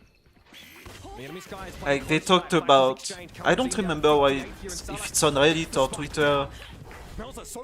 Like they said there was like a bug where you could see your Cypher's util Look at all that utility. He on has the map. smokes as well, 2 of them, and the trips aren't dealt with. This could be And really there was awful also for like a Loud guys bug remaining. for Split, and Split was gonna be disabled next week, I A little bit think. too late to the shot. Sardak here now. Rolling Thunder into 1v2. Does he push ahead of this? There was a TP to get past the Rolling Thunder by Melson. I don't know how they're gonna do, like, because it's gonna Here they come, one after another. it's gonna fuck up the Really well done from Crew on the pool, retake. like. For some reason, I thought Klaus was alive. Those trips, irrelevant, but a good effort from Sardak. Nonetheless, well you know traded out Cypher from Crew. has struck fear into you when you still feel those trips after he's died. I've watched too much John Cutie at all times on Split. I'm way too worried about the Cypher on defense. Anchoring on A. And cool. 3-3. So strong. Shifting, so nice to trade it out shifting there the at the momentum end. back What do you think about that a Rolling bit. Thunder there from Sardak? Listen, it was a bold move, but he had the audio cue on both of them. He knew that they were coming screens. Listen, I'm not mad at it. Sardak is honestly, in terms of his individual play, has been really strong recently. Even on that silly deadlock last week, he was going off. His aim has been crisp. The mechanics have looked good. Okay, straight up mid here. A lot of mid presence for Loud. Shy in a ropes here, back to safety for now. It's going to allow Kawanzin to embed, and he has the means to check this more than once. This is audacious. He hears plenty of footsteps there in heaven. Might catch an amazing timing. Look at the 2 players on Crew. They want to. It's crazy that your lurk is fucking. Kawanzin makes noise. They're so aware. It's the fucking sky. Still fighting in main is Klaus, a bit disconnected from the rest of the squad, and it gives Loud an opening to get into I guess the it's site. okay because they play. That's a nice ultimate. It's okay because they play with a bridge, and so they have flashes on the bridge too. Attempt this retake with only 2, and Kesnit, as per usual, wants to waste no time in doing so. Didn't spot QCK from behind the barrier, but now knows he's there. From below is Sadak, dragging him down to the 7th circle. Okay. And it's like blow for blows. Cowanzine taking a page out of the Brazilian brothers book from MIBR. A little bit of that lurking sky activity. 2 times in the back line there. A bit of that distraction though. Listen, he did pull the attention away there from, who was that? Heat and Shy, I want to say, that were up there in heaven. And then Klaus got in that awkward little disconnected fight where he was alone in main. Sadhak got that crucial kill to get them the space, excuse me, to get into the site. But again, QCK coming up huge right now. Wins them around outright with a fantastic rocket. Man that we're looking at to step up for Loud. Once again, we have a non-committal set up here for Loud and the fault line for Sadak available. They are walking ramp. No one in heaven though. Look at this push down mid. This is so crew. Go in an eco.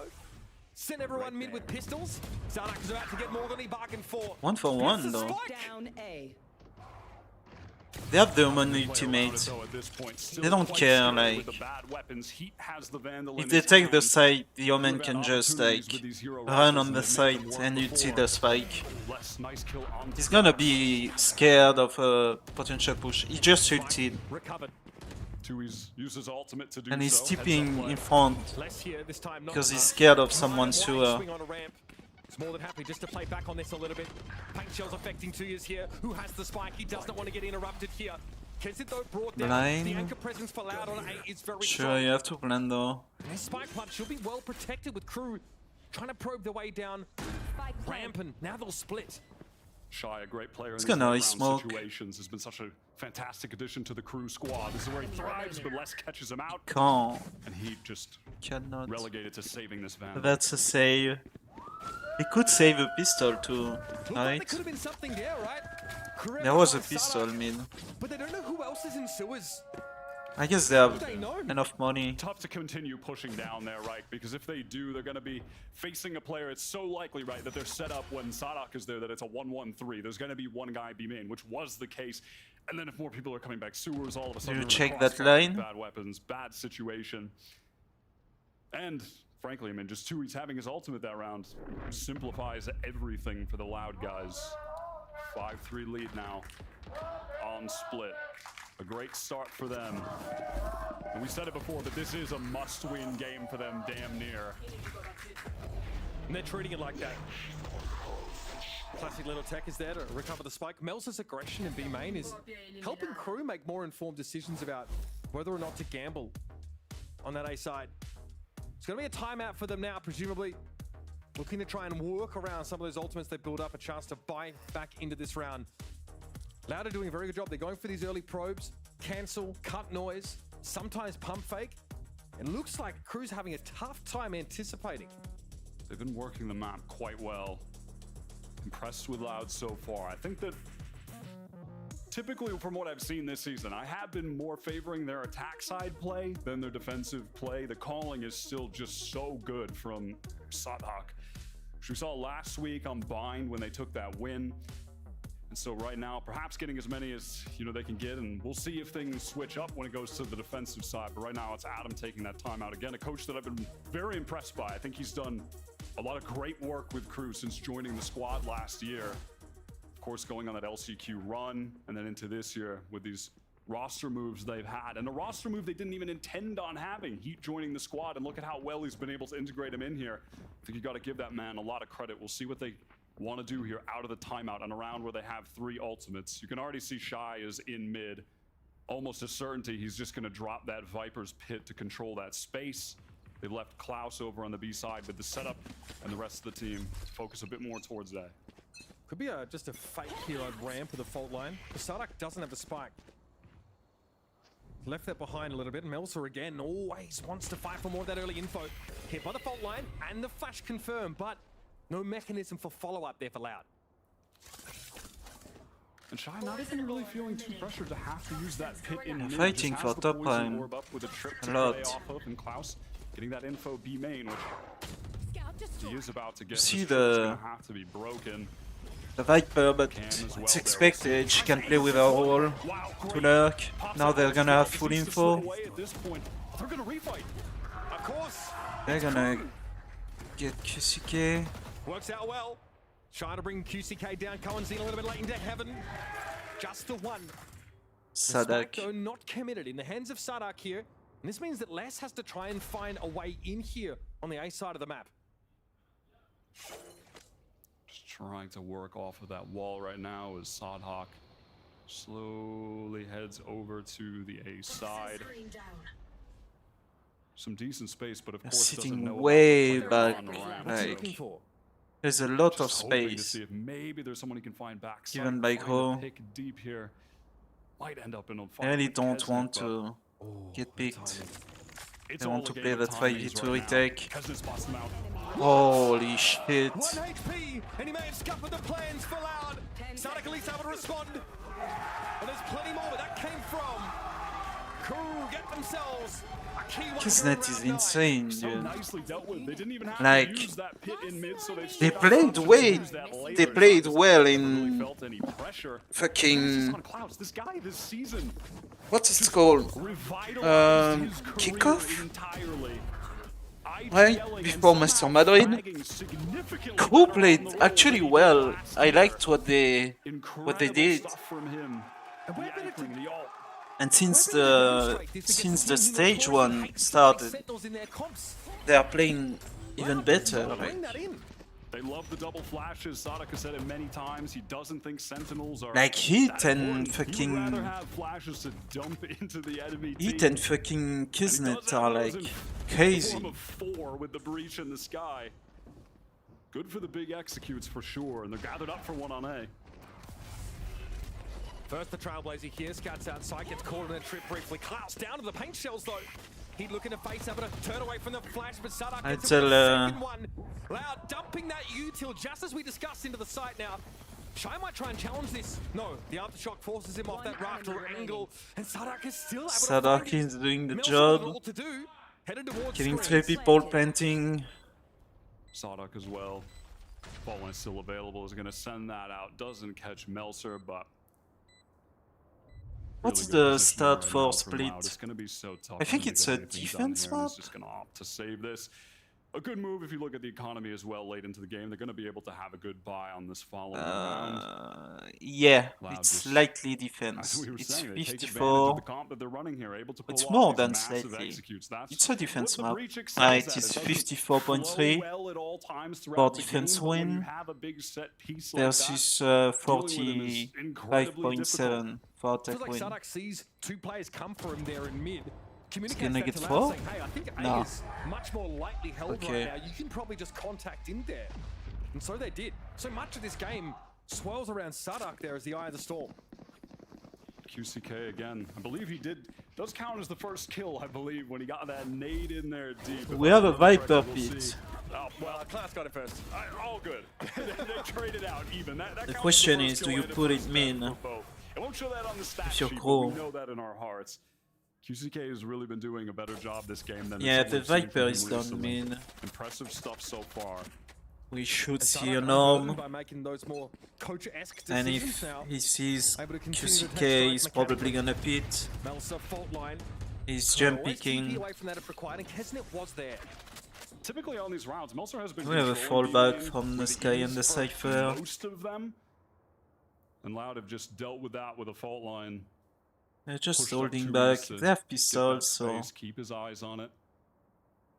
And then, of course, in the meantime here, it's Les and Kalanzine just working towards the A side, trying to see if any crew players are going to go still for jump deep picking mid posted for up on the angles. Viper. He saw nobody. It's crew. And now just waiting for the rest of the team Heat. to rotate back on this anti-eco round. And there it is, Heat finally. Stop. Just too tempted, just had to find out what was going on ramp. The It gets ultimate. Playing right Flash. into Loud's hands. Here the He head caught towards the some side, people. though. QCK stunned up though. And all that They'll eventually utility. make the way over to A with They're 3 gonna of those get crew on players to grouped side. up The towards screens, but camera is Sadak is close destroyed. to it. Maybe even that was through smoke. That raft of smoke dissipates, but no one from crew is taken up residence inside heaven. Slowly, Melsa looks to try and re-clear it and have a vantage point with that Sheriff. But Loud are so embedded here. They're virtually in the walls. Melsa at least is able to dodge away from that flashpoint. Kesnet steps up to meet his maker. Double swing with Sadhak and 2Easy, who's playing over on the ramp side. Just making things look easy. Sadhak is just fragging out in this game as well. This guy is really stepping it up individually. I don't know. It's pretty mental to watch. Like, if you're Loud, you should send fucking QCK, you know? You have your ultimate on the breach. The Omen ultimate is not that useful. Just try to send the fucking A's. Farm some orb for the last round, you know? Maybe you can have like a post-plant ultimate or like for an eventual clutch. You know they are in eco, so they're gonna buy next round. He's walking in the one way, like with an orb. He's asking for an accident. Oh, there's 3 ops on attack right now, ready to drop, pick up a rifle. But they are asking crew to contact they are tempting fate right now. I mean, of course, they have no idea this is ridiculous, but some opportunities for Loud to get a cheese kill to open this up. 2 years is off the silly sauce. I think all of them have left Vandals in easily accessible locations. So Loud making a switch up here. And there's 1 minute timing. Sending QCK and Cullen up mid. And at this point, they've made quite a bit of noise across the map. There are op shots on both sides. You can see how spread the crew defense is right now. Shy pops Okay. to try and slow this down. Viper ultimate invested. QCK looks Some to spam. Shy wants to inch forward. The paint shell's though going to make him think twice about that. He will inhabit that pit for the time being, and this is forced Loud Shy, over the direction, but the fairly Seekers safe. crew see all of this. Oh my god. Klaus anchored on the side, hit by That a flash. cross. Cyber Casey give him a little You have bit to of room win breathe, that. and he wins out the Good. battle. That's a big one, but there's more to be done. Showstopper, it's no one. But you know they are crossing. You know they are pushing. And that's the stop. Good shit by crew. He's had a great game, but this might be too much to ask for. Crew get themselves You- before the half. And that's a sigh of relief here, Loud. I mean, it's your map pick. It's a defense-sided map. You end at 5 and 7, but that means Loud pick that side. They picked attack, right? Even though it's a defense map. Loud with 7. Let's see how this plays out in that final round here. Rough one for Loud. And that's probably because they don't play the Cypher, you know? If they played the Cypher instead of the Breach, they would probably have played the defense side. Win game for Loud so far, and they're playing like it. So we'll see. Head over to our desk to break down the action from Split so far. I wonder who's gonna play like the Lurk. Probably the Viper. Then you have your Cypher as your attack in your attack side. Absolutely was. They got that win right at the end, but even from round 2, Loud forcing up and beating out to get the momentum back in their favor, it did start to slip away from Crew. Yeah, it just looked so rough for me because I felt like there was so many opportunities. Which is generally not how you want to play your Cypher. Re-clear information. You know, you knew Loud was using their fault line towards that B main almost every single round, and instead of re-clearing, regaining that info, it felt like Crew just fell off, played a little bit more passive, put a lot of trust into their team to just hold down the side, and the Sky was just playing A every round, not getting any It was a little weird seeing some of those Sky re-clears going on the A site when the Cypher utility was also set up there. And it's not always super problematic to play Sky on the same side as the Cypher, but to, like what you were saying, it's very important to get a forward line posted, usually by your duelist player, on the other side of the map so you do have balanced information. Absolutely, and for the other side on Loud, it's a little bit of a continuation of the last game where Sadhak is taking over, winning a lot of these rounds out of the scrappiness. But let's look ahead towards that second half. What are you looking for on Crew's attack, Mirna? Damn. I mean, I would He's love really to see a making little the bit more most useful. out I of feel like all these Posker's fights so Ward far Orb. have just been Like, kind of walking up, holy contract plays. shit, I would man. love to see more and more mid-rounding information and setting up to bait that breach trap play. And usually how they get that mid-round info is by inserting Kesnet very far up into mid, into mail or vents. That's what I'm looking at. Loud's gonna have to deal with it, but they already have 7 rounds and a chance to close this out as we head back to the game with Mitch and Wyatt. And we're on the same page, I think, as our desk here. So much of this depends on that breach utility. Sardak always seems to be at the locus of the action, and he's able to call a lot of this information over to the rest of his team, especially about the weaker sites on the extremities. And on the defense side as well, Breach here just notorious for so many trap play setups. Though usually you would see that kind of thing off the site for the agent that Sardak despises, but even still, that is going to be a main point of this Loud defense. I mean, almost just some random spam to open things up here. Paranoia Separatuis could get big value if this mid-push comes to fruition from Crew. Probing here, but no commitment yet from Crew.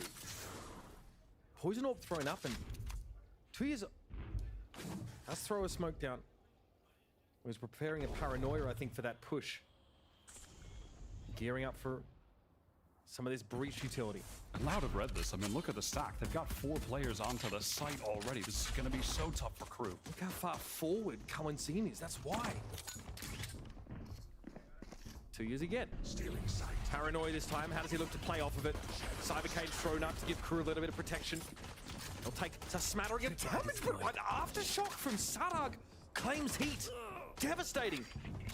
Less a little bit low. Klaus is actually able to step up and get a can through to heaven. This means that Crew can now flood in and play from this high ground position. Paint shells now thrown down, but 2 years is at the Sardak is still on site. At the very least, but it's a one and done. Sardak at 6 HP from the side eventually is accosted by Shy, but Les gets involved from heaven once more. Melsa will likely have to play from elbow here. At the dog. Trailblazer is going to look to seek him out. Paranoia gets eaten.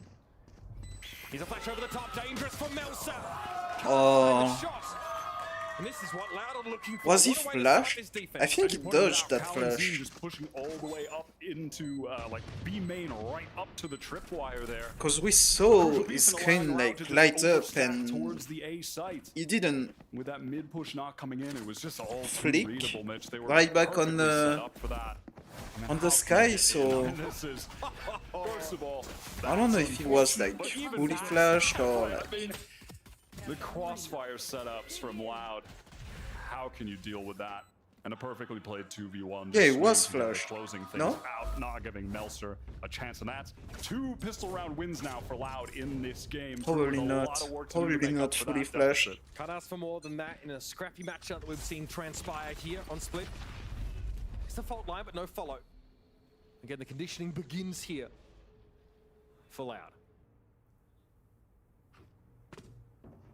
And a pretty typical open that you're going to see here when they have that Cypher right. Just watching. Nice shot. Players probing, trying to take other areas of the map while the Cypher tries to find an opening. Lot of util lamp. On a round where you've only got pistols, I mean, nothing is really going to. They want to win the anti-eco. Won't come easy at the very least, will it? No, certainly not. Klaus those on the tools. He's putting the work in. Cohen-Seen was pushing up on those rafters, gets punished. Less. Brood within the smoke and chooses his time to swing. That was a crossfire. Oh, and hit got quick. 2's extremely low. He's going to hear some of this though. And you see the Cypher lurking. He's already screen. Lots of noise being mauled by Shy. Okay. Holy. And they're gonna get anti-eco too. I mean, you've got to be joking. The second I'm talking, they're gonna get eco, sorry, too. I mean, how the hell do they pick up those 2 kills in mid? That just should never be happening. But when we're looking at Crew, we're looking at the individual skill, the form that these guys have been in the past 3 weeks. It feels like at any point, anyone on this team can hit a crucial shot. Melser seals the deal onto Sardak. What an eco round. That pistol win, be gone, irrelevant. What a way to subvert our expectations here. Let's see how that went down. You're gonna talk me through a way. Holy close. Shot from Klaus. Oh, let's just. I mean, this awkward double swing. Again, what a shot. I mean, these guys have just been so cracked these past few weeks. All of them just feel revitalized individually. Guys that when we were looking at Crew in the past, it was Kesnit and friends. And now the friends they're really good. They're right there with him. Well, Les just wanted to swing that smoke. Didn't respect the mid-presence. Some early action here. 2 years able to get out, but only just. Kesnit could have pursued, but doesn't know about that heaven presence. But now 2 years, he knows His number is up. Kesnit starts to take advantage. Smoke in heaven will cut less than QCK1 out of the action. It's a fault line from afar for Sadak, but nobody remotely bothered by it. Paranoia actually hits Kesnit there, but as 2 years tries to cross the safety, Shy brings him down. Here's some attention from heaven now, and it's a shooting range. Just Sadak. And he doesn't have much to do here. Another 1d4. Get some damage done. Oh my goodness, Loud got folded. It's small things, Mitch, but I appreciate that in the midst of that execute. Was there an opportunity probably for Kesnit to just push up, wrap, fight 2Es and kill him? Yeah, but Satchel in. they just slow it down and nade him. This team is just playing a very fundamentally sound game, which is just in juxtaposition to the crew that we remember of last year, where at times you're watching Kesnit and you're watching a guy who feels like he has to go nuclear all the time. It feels like he has everything. to win the game for his team in the past, right? Now he says he's the Kesnit that plays for his team. Operator here in the hands of QCK. That one, though, is down mid. 2 years will be staved off by that poison orb. And falling off B main now, our crew as Kesnit and Klaus just trying to work up, get some space off of that Viper wall. Facing now into the site as the rest of the team gather up with them. Flash is going to get some info from Cowanzine, but not enough to convince the rest of the Loud players to rotate just yet. They don't have big main control out. But eventually they are going to start sending less to reinforce this A side. Anchor players will be Cowanzine and Sadak as per usual. That off and mid from QCK is offering some pretty decent info though, and it has allowed less to pick up. Let's this rotate angle. mid. Wow, actually rotating potentially up into mid now. QCK is in fear. They don't go in the direction of the operator in the end. Another fault line towards heaven here as crew trend back towards the A side. Nobody is speaking of that utility though. It's just to delay some time.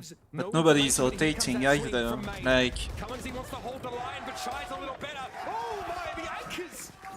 30 seconds left. Absolutely torn from the side, and the Loud is just dumping utility for nothing. screens. Limited options now for Loud. I don't think Les even bothers. What a fantastically called round from Klaus. The IGL, just as he said, that pump fake, just suddenly that pressure onto QCK.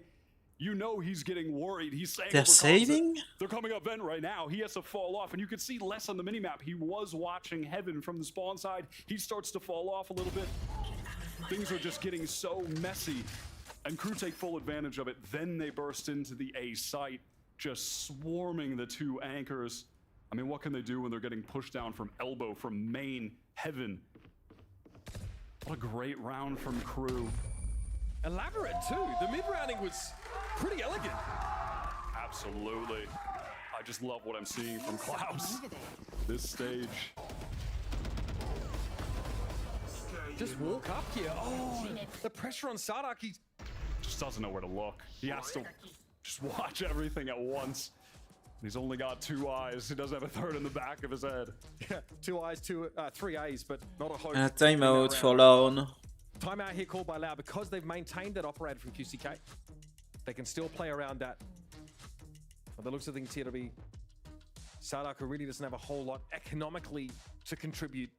The crew have evened up this game. They've lost both pistols here on split. Despite that, they have made it more than competitive. At the top of the board right now for them, Heat. Just a guy who didn't even think he'd have a place in the league this season. A guy that was at the top of the Brazilian scene at a time, a guy that you were looking at on the international stage like he is the best player in Brazil, and then didn't even think this season that he would have a team. And of course, I'm referring to many years ago, but what a turnaround now. Picking up a new role has just looked fantastic. And MTA also continue to be developed as a 6th man for this roster. Obviously coming up from that academy scene in Latin America. And crucially, Sadhawk now, as you mentioned with the economy, he's opted to just get a light armor and a stinger, going to forego better weaponry to get that utility to try and set his team up. A lot of eyes on the operator here, which is actually now, hold on, that's being swapped over to Les. He's got that to watch the line on A, while the rest of the team, it looks like they're set up for a big play in B main with Sadhawk fault line in hand, ready to fight here. Okay, it's actually a defensive smoke, not even a one-way, and yet Loud want to try and push through this. That made enough noise to wake the dead. Kesnit, does he have the right angle? He's trying to play it off angle here in advance, but still through the smoke. Here comes Loud. Kesnit's got nowhere to go, but still does the dead. Okay, 2v2. That is absurd. How does he navigate that situation? I thought Loud were screwed when they were jumping out of the smoke. I couldn't believe they get 2. How does it? I mean, full blind brings it back to the 2v2. Not just that. I can't believe that. They're in a favored position now. How about a contact here towards A with no threat? Not that I know that. But look at this, straight away, Kesnit gets there. That's It's just running alone. Shy able to play here from ramp, and Louder a long way from the action. At the very least, Sadhak is able to recover a rifle from that slew of corpses outside of B, and a ton of utility up. His fault line just recharged. He didn't end up using an aftershock or either of the flashes early in the round, so critical on this retake will be that utility, but will he even have a chance to use it? Shy, the timing didn't favor him. Sadhak wins it out. Kesnit, a little battered here, a little damaged. Paint shells to his name. Is probably going to deal with a high-low setup here from Loud, but he sees Let's first. He swings it. Now the one versus Why are they? Fault line comes in. He stands his ground. He will go down with this ship. Crosses down to 15, and he's done it. Sadhak comes up with nothing. And Crew, what an unlikely way to turn the round for a Red Bull clutch. I'm just stunned. I can't believe they won that round. I can't believe they won it after the initial action. I can't believe Kesnit wins that in the end. I mean, Loud looking a little bit silly there. I mean, you could see Les was jumping down. He was looking like Boostio, and he did have a mouse just jumping around trying to fade out the peak. Yeah, because he had a note. And Sadhak just still in heaven, just wasn't So he in the jumped right out place with to a trade off, just pistol, getting a little but- bit disconnected. Wasn't sure maybe if he wanted to use utility. Cover going up. Oh my god, I can't believe that. Crew fast into B main now, taking control. Is that Rolling Thunder? Limited chance to play off of it though, as a Snakebite will cover the retreat here for Crew. And they'll add some more util on top, just to make sure their pursuers are kept at bay. Gonna allow Nice them to job pick baiting up out the that orb though. Rolling Thunder. I mean, of course they've lost B main control, but look at how much has been expended here. The nade as well now from QCK. At least he is one away from his ultimate, that showstopper getting online. The second Rolling Thunder from Sadhak that isn't really used in like a full team situation, an execute one. And that dog got so much information just then for Heat. Klaus taking advantage of it, posts up all the way into Vent. And he still has his ultimate, so... Loud right now. I do like how they're responding to this, playing close to B Yeah, main. it's If they can just out. hold that, they can give up the site, but control that crucial area of the map here. The spike on the Omen Pretty illuminating. when you already have your ultimate is not optimal, In but reserve. Will he wait on the corner to his attention now elsewhere? This is when Shy can pounce. He's trying to keep them interested. And the catnip works out perfectly. just win everything, man. Now, from Spawn, Loud have to try and find a way out. Fault line to hopefully pave the way. I mean, there's a lot of bells and whistles here. Loud need to manifest an advantage. And they They're can't gonna bring save? No. Just no desire to go for that. I mean, you could see the whole time. Holy he was shit. just, oh, it's chalked. He was just sat in vents. And look at the state of the economy. Those Crew have no timings. problem hunting for this. The wealth disparity is out of control right now on Split. No reason not to hunt for these. Crew. 10-8 And they're lead forcing now, those and it just snake comes bites down to out. that play in B main. I have no problem with how Loud responded to that loss of mid control. They have to take B main and fight there, but they just lose the fights. The Crew players are so skilled, so in The that second timeout flow for Lone. state when it comes to the duels. If one of those just goes the other way, totally different round, but they win them both. And that little bait from Heat was so nice. At that point, they've got no interest in checking behind them towards Ramen, where Shy was waiting. Crew orchestrate that perfectly. And they're very good at eking out these small advantages that then get snowballed into the later part of the round. And it's not always easy, right, to be grouped up in mid as 5 and sort of create a scenario where you can split. But they left Shy behind, take that heaven control move to the side. Wait, And at the start of the I've round, been you live see that for rolling 10 thunder from hours? Sadhak, but there's no way to capitalize on it. It's an audacious plan. It's again Loud trying to apply some form of pressure to B main. At least it's not swinging smoke. Yeah, so I losing mean, 2 versus 5 3. PM. 3 a.m. An important time for a timeout, frankly, called by Peya, the new Loud coach who I joined up guess. with the team this year. I think this was the right time for it. They needed to kind of slow things down, figure out what they want to do from here on out after Can't go for frustrating round to lose, frankly. I mean, they've lost 5 in a Cooler row. Heads. I mean, yeah, that is tough. I didn't even realize they're kind of just coming so fast, to be honest. I mean, if I was PayOS, There's still at least one game after that, maybe 2. That's a long walk. So yeah, it's gonna be a 12-hour stream. Now crew. Maybe more. Again, just leaving Klaus over towards A main, gonna control that with the cam, play around the Viper wall, set up in the 1-3-1 here. Standard open to the round, gonna dog through this poison cloud. Fake TP as well, or not even fake, sorry, just CPing high, yeah, to try and get that angle over into vent. Could leave Melsa here for a time. And Boombot headed into Mail and was promptly disassembled. Here with Doug, Turek the A main, he's gonna catch the top. Know anything that's happening The down top here. is gonna Still arm, makes sense so about. This is a lot of false info from Cow and Zine. Expecting at this point, maybe to just see the Cypher, and only sees the Cypher again. But Les is gonna rotate. it's gonna kill the Cypher. Sonic saw the side Traded. but he completed the kill. Oh my, Kesnitz! Showstopper, he's gonna find someone. Traded. Pit in this tail. To give them that later access to elbow and some of the site. That's not enough to dissuade Kesnitz. He still wants to plant. They're going for A. Crucially though, Melser does have the paranoia right now. That could be a round-winning piece of utility here for crew. Showstopper for QCK. Paranoia. Where does this go? Kesnin is close by, but he's tucked on the right-hand side. QCK has to know about this. Kesnin, no way! He gets away with it. Paint shells, he holds his ground. A bit of damage, but no kill. 5 HP left on QCK. And Shy is waiting. Nice shot. Holy Shy. This crew post-plants. And that's 11 rounds on the docket. What a transfer. Oh my god. I mean, Shy is a late round player. I love this pickup from in the off season for crew, bringing him in from Lev. I think a criminally underrated player. I mean, late last year with Lev, when that team Let's was, go, crew. struggling, clawing for wins, he was the guy. They're gonna end 4-0, like. I mean, even if they end 3-1. And now surrounded by so much other talent, this team just looks electric. Just insane.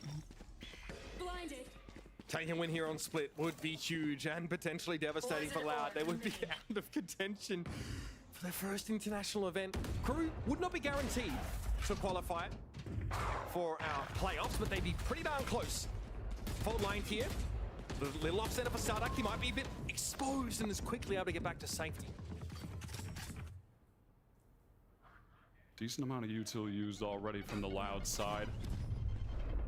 Trying to go for a little trap play, potentially in B main, find a pick. I mean, they're playing At the very team least, they're comps. gonna retain some control off the one-way for Team now. games. I don't think Crew want to let them have B main indefinitely, but that one They have way the is about to be strat, they have refreshed. the aim. So mid it is. Like, yeah.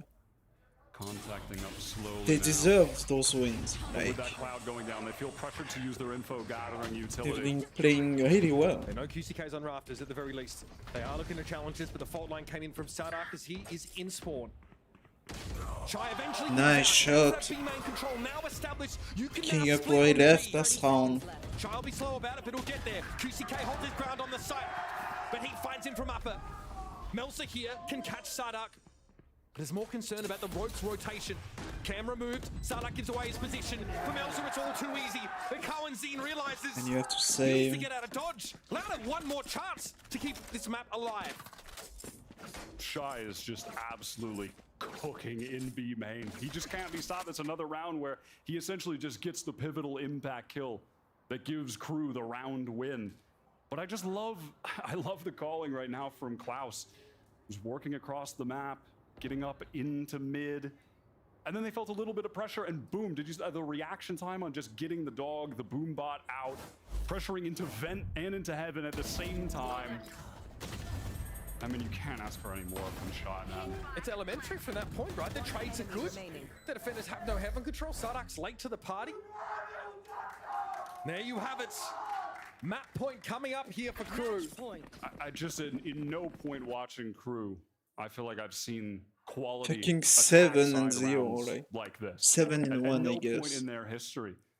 At no point have they been this consistent 3 weeks of wins in a row, about to take another map right now. They've had those flash in the pan moments like at LCQ, at some of the international events, they'll get a big upset win here and there. But this high level of consistency is new to them. On match point now, gathered up outside of A. They haven't really gone for a lot of big hits. This might be the first time they do it. Everybody from Crew group there. Sada Like for takes the lead Tiger. early. Toxins going up. Shy here set up to deny Rafters. Toxin screen down. And there it is. Snakebite, even some trips being thrown down here at the top of ramps. Crew might just want to push their way through A main, but this aftershock is going to be forcing them to wait. More info in towards Heaven. Crew now making their intentions pretty clear. Paranoia also to catch Rafters. Klaus keeping an eye on ropes now. Tentatively, Crew start to take control of this part of the map. This mid-round for Crew now is pivotal. They've expended a lot of utility. They know that they've drawn rotates at this point. They've made so much noise. Shadows traveling. What is their response going to be? They're slowing things down. They finally crossed that Heaven opening. Sarnak wasn't watching the line. Too much pressure for him. Cohen's in is low. Look at how bad the anchors are for Loud. They're barely alive, but they hold their ground for now. QCK chooses his time to come out from ropes. Butter blows up in his face. He has the spike up in his face. If he kills the Omen, it could be over. And 2 years is on the outside looking in. Spike isn't even planted yet, and he has to do something truly extraordinary to keep this map alive. Spike planted. I believe. Look at this setup. How can he crack this, man? Trip behind him. He can't even go down. Rebs and Crew. Just kidding. A dominant opener to this series. After that halftime, they lost both pistols wired. I mean, it's one of those games where when you look at the score, it tells you a little bit of a story. I mean, 13-8, that is pretty convincing, sure. But when you watch and you take into account the pistols, I mean, that was on the gun rounds. Domination from Crew. Masterfully, called attack half from Klaus, who's picked up the IGLing for the squad this year. The way that they were working the map, slowing down at pivotal times, re-pushing into other areas, re-clearing mid at crucial times, threatening, are they hitting A, are they hitting B through mid, which side are they splitting? How Shy was playing around main, I mean, masterclass attack side here from Crew. It's that second half anti-eco for Loud that's going to stick in my head there. Things really started to go south after that. We're going to step away for a moment, and GB and the Atlas sets will break down map 1.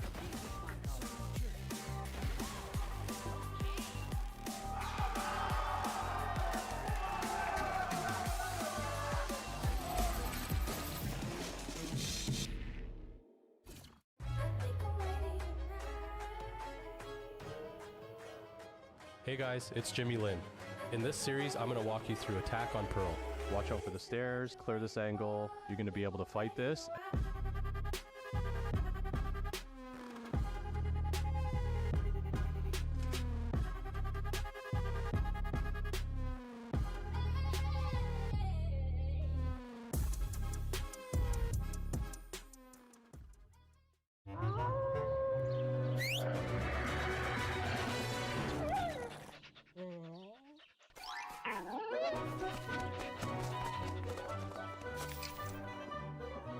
Red Bull gives you wings.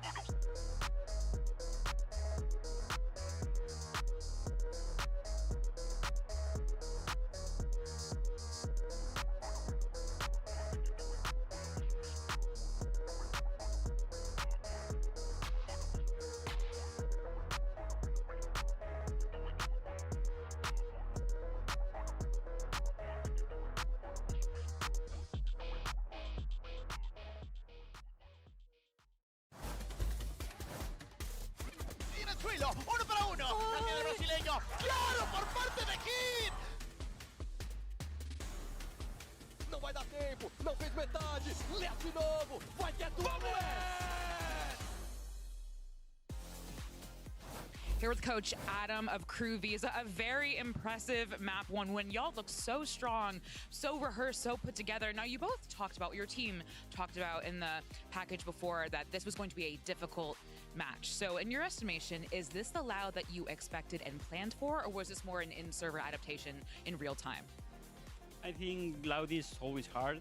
They have like the top tier quality players, and also their ability to read the rival and to reposition and restate their game is always hard. So yeah, it was a hard match. We won. It was a hard map, and the match is not done yet. So I think it won't be an easy match. And Loud is always a hard team to beat. Well, it's Loud's map pick next, so best of luck. Well, it may not be an easy match, but if anything, Crew, well, they've been looking pretty damn good so far. You got to be happy about that if you're crouping out there. Am I right, Athena? Huh? No. No? Why does he say no? Thank you. Wait, why are both Literally, you guys thank you. knowing him? I'm crouping. I hate that one. Oh, please. not. What? You take one improv class and you're yes-anding all of a sudden? All right, well, let's go ahead, though, and talk about what we were seeing in that, because it just felt like Loud were just flat out there, man. Yeah, I mean, after winning the pistol, they fell apart, and a round like this really shows it. Crew do a little bit of a diving and dipping up in towards A heaven, but Loud consistently, especially early on in the half, were putting both of their initiators on the same side of the map, and it just felt like they were overloading into that side and not actually even setting up trap plays around that, not having the Cypher. They were either using their util really early, right off the rip, and not really connecting, or being in a situation like that where they've still got flashes in hand and getting dove on. Yeah, I mean, in that second half, when I was watching Loud, it was just so hard to watch because there were so many instances where they would use their Breach util, they would use their Sky util, and no one would capitalize off it.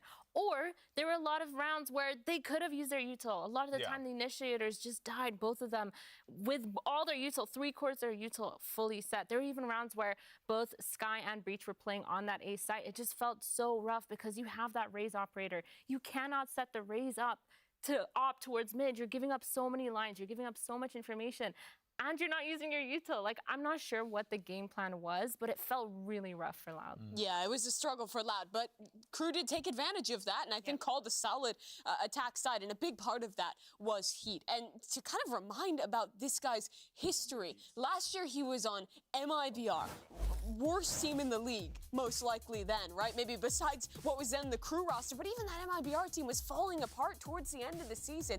He ends up going his separate ways with them amid kind of some internal struggles within the team, and stocks plummeted, right? People were, this guy's a hothead, he's tough to work with on a team after playing on the duelists there. But then he comes into Crew this year, into stage 1, after not even thinking he would be on a team, and he pivots his role. He really, I think, reinvents reinvents himself. He becomes more of a role player Yes, rather than just a star player, which is huge. And has come back and performed excellently. Pretty much every game that Crew has been winning, this guy has been performing insanely individually. And on top of that, he's so much more of a team player than when you watched him on MIBR. He's so good at setting his teammates up on this initiator. The role looks natural. I spoke about him previously because I've seen that on every single initiator that he has played, whether it's Info Initiator or Flash Initiator, the Gecko, the Fade, the Breach, the Sky, whatever it is that he's played, he has put up phenomenal numbers. Also, don't you mean heat-headed? But you won't give me Croup. I don't know if I should even fist bump you. Oh, wait, Mimi's gone. All right, well, let's go ahead and hear what the Loud coach had to say in map 2, and we'll get Mimi back, I think. Here with the coach of Loud, STK, a very close map, a kind of back and forth brawl, scrappy. We're moving on to your map pick next. And Athena said on the desk that Loud just seemed out of form. On the casting desk, they said that this is a must-win game, and you're treating it like that. As the coach, in your estimation, how do you think your team is performing right now? I think that in the first half, Seaside was okay. We played okay. And the second half, the fact that we lost the second round, that equal, not make our game more difficult. And the rounds that we have like a good read on the game, we have like the key kills of the round that went to them. So I think that Ascent is a really good map for us and Lotus too. So I'm pretty sure that they're going to come back and win 2 against 2-1. All right, well, 2-1. See you then.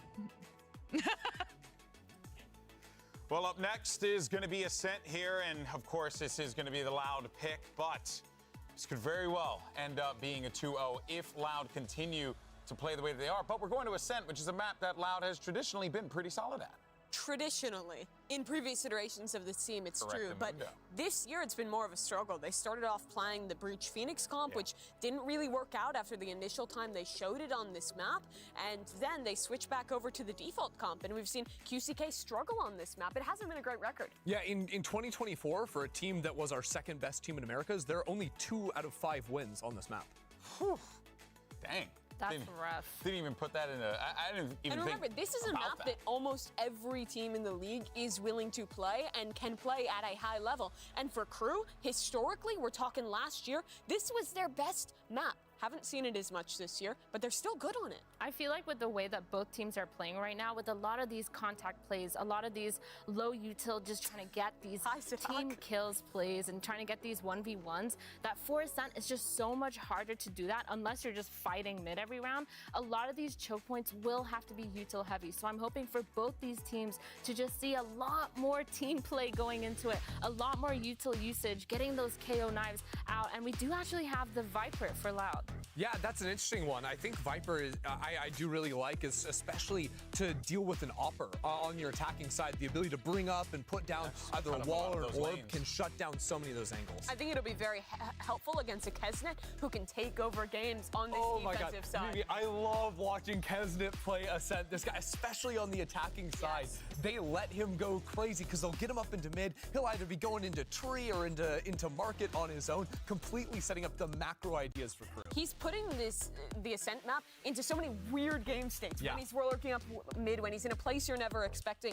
I think he's one of the toughest players stylistically to compete against. Sometimes he even just runs into spawn and takes his gunfights. Oh, well, man, this is going to be a tough one here for Loud, without a doubt. They're going to need to pick up the pieces for sure, but Crew could very well shut it down with a 2-0 here in now. Let's send it over to your casters. You got Uber and Wyatt on the call. Thank you very much, Golden Boy and the desk. You know, looking at this Loud comp, it's not that crazy. You know, it's pretty standard with the Viper included, but for them, they've never played something like this. Last time we saw Ascent from them, they were still on the Breach in Phoenix. Yeah, they've been running that for a super long time, and previously, before they despised Sentinels, Les would play KJ here a lot.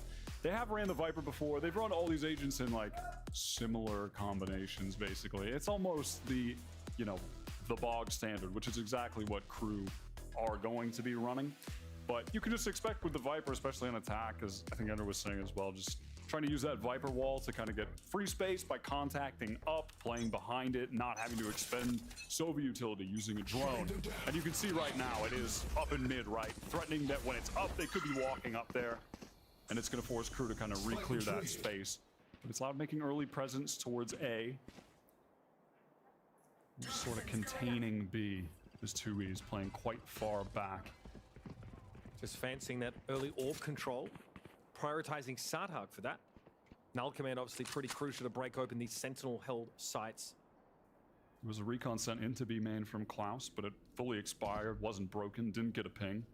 This could be false info. They do not know what is headed for them. It's going to clear logs. Push over to a switch room. QCK takes a big amount of damage, also spotted out by the turret. Paranoia catches on the 2. QCK does the dance and comes out on top somehow. Now he's able to back away towards the spite. He finds a second after taking most of his health and damage. 2 huge kills for the duelist. Loud only at a deficit of 1 player and now headed into the plant. Pretty good setup so far for Loud. The B main position is always incredibly important on the retake, where less is right now. Oh my! Crew love to fight! Love this. And Les has got to make it up from B main. Not even close, baby. I just love Damn. how Crew played that with pace. The smoke was down B main. It's so likely someone is going to be They just there. have more firepower. Let's just ignore them. We're just sprinting into the site together. They have so much confidence in each other right now as well to swing off of each other, take these fights. I mean, even here early on, they're actually trying to explode out through the smokes before the Loud players even got into the site, but great trading there at the end. I love the decision, again, to just activate with that pace and entirely ignore less. And right now, into this next round, Kezen is actually picking up the Outlaw. There is going to be a Sheriff bought from QCK on the Loud side. So in the round after this, that's going to potentially throw a wrench in the works as far as the economy, not having a heavy armor, getting one shot at fire. Some action here spotted. There is Nice shot. Carmenzine left to pick up the pieces. And my god, there are a lot of them. At least has the spike to hand. With his tower between his legs, will give back a main. Holy. Give him the ace already. Just knowing there was a gap in mid that they could have been working off the Viper wall in the meantime, which was exactly the case. Cerebral Well, from Kesnet. look out with the Making it a look spike. easy with the scoped weapon. It's going to be important to check in on that Loud economy in the next one, see what they can actually afford to buy up here. In terms of It's gonna again, peek just me in. dealing with the heavy armors. I love second round Outlaw buys because frankly it has implications for the entire series in my opinion. If you know that the other team is Outlaw friendly, later when you're on an eco round, you're just gonna full classics if you lose the pistol. There's Feels like another no free reason round. to take the risk. Yeah, I really am a big fan of the Outlaw here. There's your flawless. This is how it all starts. Kesnet holds that heaven angle. Centimeter perfect work. So close to the knives already, and you can see it has made a bit of a difference where 2E's has been relegated down to the Bulldog, favoring getting the heavy armor as well as full utility. Less here with an Odin.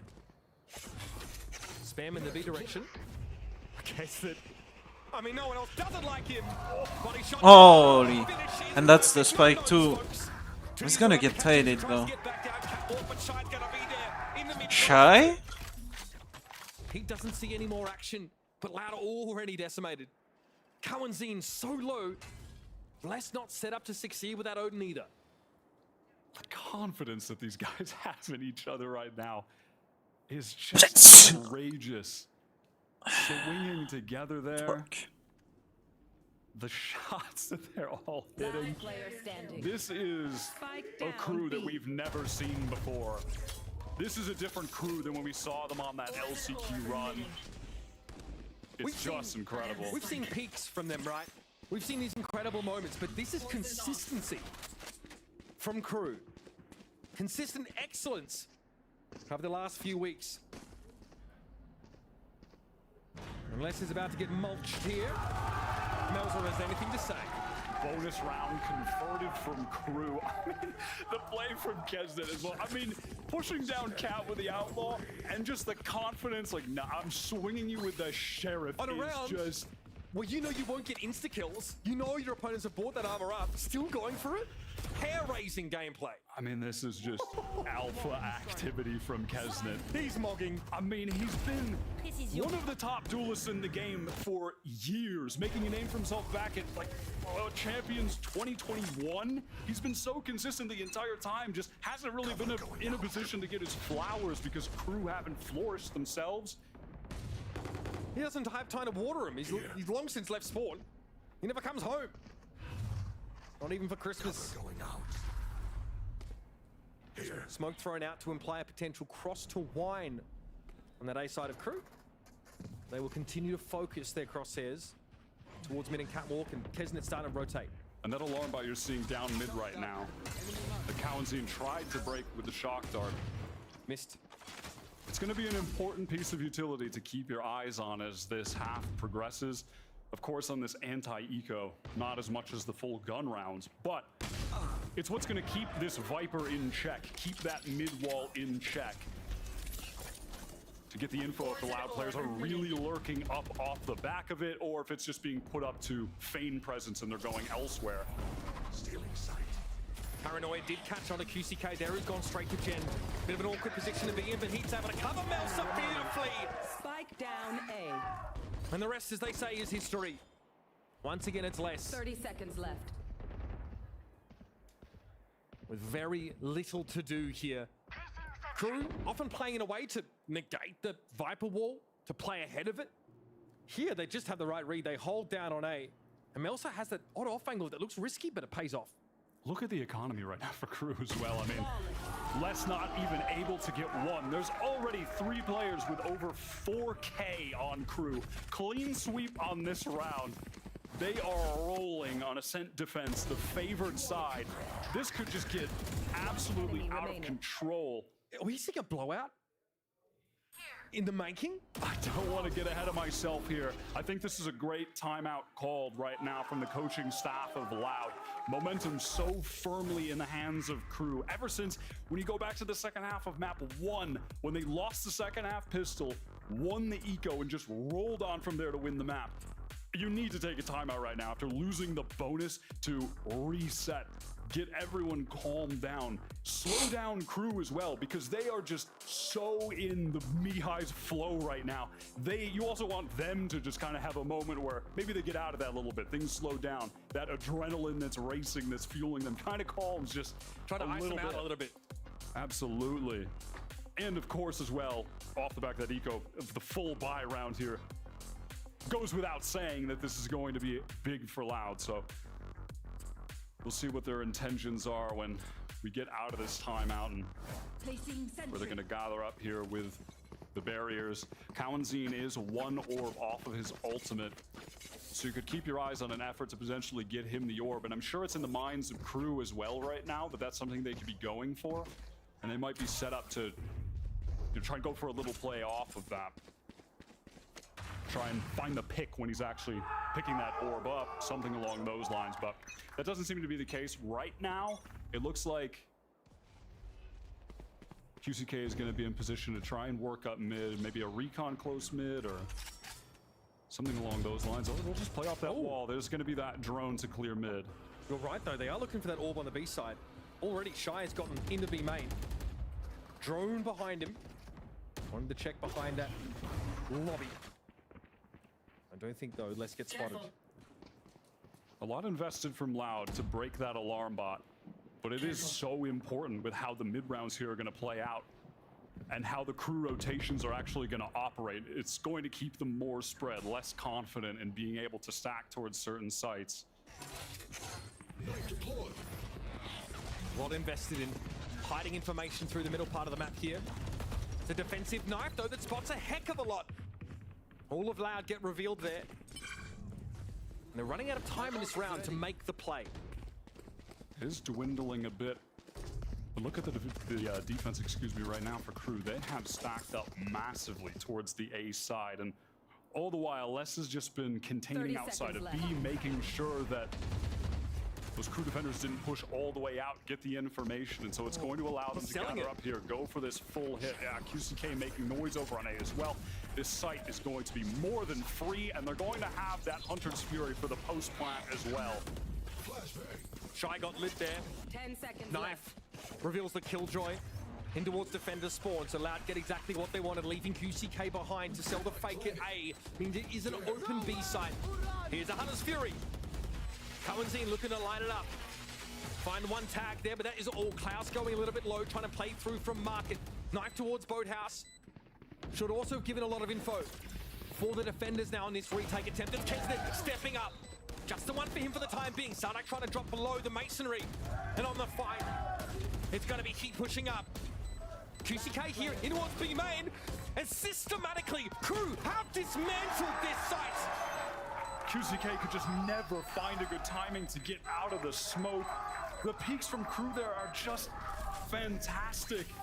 The fundamentals from these guys right now absolutely contain QCK. They are playing, I love how they're playing around B main right now. It is such an impactful position in the post plants on that site. It's just like the pistol wire. This retake on B. They ignore B main, mostly. And they slice up the pie, baby. Just swinging together. Everything going perfectly for them. And that was off their first timeout as well, Loud.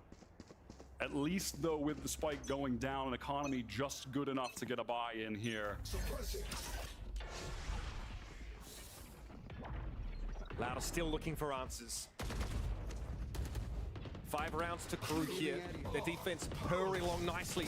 Oh my goodness! What prescience from Shy! Then Alcoman turned off all his utility, so he instead chooses to get his hands dirty. QCK falls. Sardak sitting inside switch rooms, able to hold his ground, but for how long? It's Tui's. Through tiles from mid. Sets up the 2 versus 2, but the spike is still in B main. Sardak the one most proximate to it, and Tui's is gonna have to do the thing. Ult in, grab the spike, head for A. 1 versus 2. Can't be understated how important this is. Loud, no momentum right now. Everything firmly in Crew's hands. This would be huge for Tui's. Smoke up to obscure his movements. He doesn't back away. There's gonna have to be a wider poke from Kesnet to see around this. Tui's wants to break these 2v1 into 2 1v1s. Sees the body, can't connect, and there's Kesnet from the top rope. Make it 6 for Crew. Nothing seems to rattle these guys. You just can't stop him. Kesnet is just an outrageous player. And with this system around him, I mean, this team is absolutely electric right now. What was that swing in B main, Wyatt? That was ridiculous. I need to see that again. I need to see what that was off of, or if that was just pure intuition on that swing from Shy. There was Odin spam coming through as well, perhaps just serving as an ounce of distraction. But I do also just, with that, they knew that the split was coming in and they wanted to fight for one side of that split, not just be routed into sight, forced to stave off the entire hit themselves. The economy in the dumpster here for Loud. Trying to get what they can. Hero rifles for QCK and Tui's. Again, drone up mid, alarm bot gonna be popped off. You said it was important. That's how Crew know it's not just a fake of the wall being thrown up. Now they know there's actual presence here. Tui's as well over on the A side was spotted by a knife and Shy. Almost in a duel there with QCK. Flash goes over the top for him to try to get a peek. Kesnet just updrafting, continuing to just gain a little bit of information for the team. Is forced to play from spawn though with that alarm bot broken. They have to pick up mid, and now Shy's rotating there. They know he could be close. Oh, straight into the line though, wasn't quite ready. And that gives QCK enough time behind the cloud burst to head towards market. Cloud suppressed for the time being with the Odin. Doesn't rattle off the shots the way you would have liked. Now Crew trying to encircle here, but it's going to be a while before they are set up to put some pressure back on this post plant.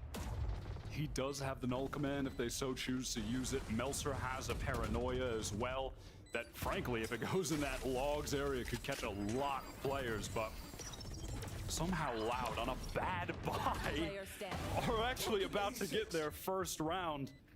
And it really just came down to such an awkward timing with Shy where he did a weapon swap that, I mean, frankly, he just didn't really need to do. He was just pressing his keys. It just caught him at the absolute worst time to open this round up. A little bit unfortunate, but I mean, damn, if you're Loud, you will take absolutely anything at this point to get something on the board. Nothing easy for Loud. Nothing has been for the entirety of this first stage. 0-2. Staring down the barrel of having to look from the outside in on the playoffs.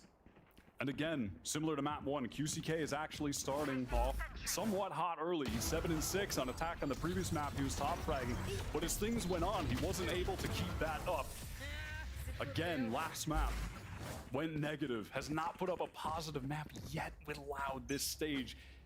Just looking for this guy to step up. He's had some maps where he's gone crazy with them, but it's been here and there, right? Yeah, here and there, and this has to be one of them.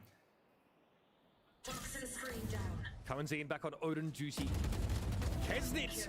Okay, it's one of those aggressive 4-8s that ends up blowing up in his face this time. Less, a little too canny to be caught out by it. Up mid again, the alarm bot is actually placed further back this time. Spotted out. It does give up the game for QCK. Close pressure here from Klaus and Shy. Do they really want to just... Oh, they want to try. Oh, Melser. They always want it. And they get him. The double swing on QCK pays off for Crew. Now they've got that mid part of the map covered. And again, so much of this from Crew, it's just so simple, yet well executed. And when the player's in form, it's working time and time again. They just have 2 players swing from Cat. A little bit of a distraction with Melser going wide. And then off that noise, the guys in mid, Klaus and Shy, felt comfortable to peek through market. It's nothing complex, but they're making it work. They're making it look so easy. And that cross-map knife from Sadak, that late one into Cubby, tells them that the B side is the weakly held one. Spotting 2 players, despite 2 years losing out there. Here is the null command. Sadak wants to try and challenge through this regardless. He gets in behind a flash now. Les making his way towards B main, and the paranoia does not connect on Sadak. The lockdown now is going to be an issue though. Les will have to play from the outside of it here, and he might struggle for time. This angle will be watched by Klaus. Clear locks. Heat now, steps up, sat down. Klaus also. And the 1 versus 2 less from Speedway is caught by Melser for 4. And Crew are back on top. I mean, it doesn't even feel like Les has really had an opportunity to step up for this team. I mean, we know the kind of quality player he is. I mean, almost anyone would put him in their top 5. You just have to. And look at that again. It's just pure timing. It's just 4 players gathered up, 2 Cat, 2 markets, swinging together, catching those mid players in a pincer, and the confidence to just hit these shots. This team, man, Melser right now, 11-1. He switched off IGL to start having better individual performances so he could feel comfortable contributing to the team in that facet of the game. Absolutely working to a T. I'm thinking back to round 3, right? I think that was the first gun round. He's still, you know, on a Bulldog, I think. Has that sort of off angle, a little bit exposed over on A, and still able to find 2 huge kills there. Suffers that death. He's only one so far, apparently. And then from there on out, consistently been very solid. Very hard to shift away from Tree. We have not seen a split to A at all from Loud. Yes, they've been able to get market control every now and then, but they've really had to work for every inch. They've been so concerned with pushing up mid and breaking this alarm bot with QCK actually being at the front of the line. Well, they give the jet up to do it that last round. And frankly, at this point, it's just send a shock dart over there. It's basically, I mean, it's going up every round. But Cohen's in can't quite predict where it is. Yeah, he's missed it, I think. I think he did on the 1 round, but I think they're just overcommitting a bit on that area of the map, and it's all, because of that, they're just losing the extremities. Oh, great entry though from Sadak. They can just hit the gas here onto the site. Heat able to keep things slower though over towards Tree. This is unlikely to stop Loud for too long though. Flashing through the smoke comes Heat, catches onto Tui's. But Sadak is going to be there at least. Shire from the rafters. Nicely done by Loud. That one was elementary, my dear Watson. I mean, listen, Sadak, you just get an entry, you hit the site quickly off the back of it. All right, I mean, again, Loud will take anything they can get. And you don't need a lot of rounds on Ascent Attack to actually win the game. Yeah. Sometimes you only need a few and to win the pistol because the defense side, you can rack the rounds up here. It is favored.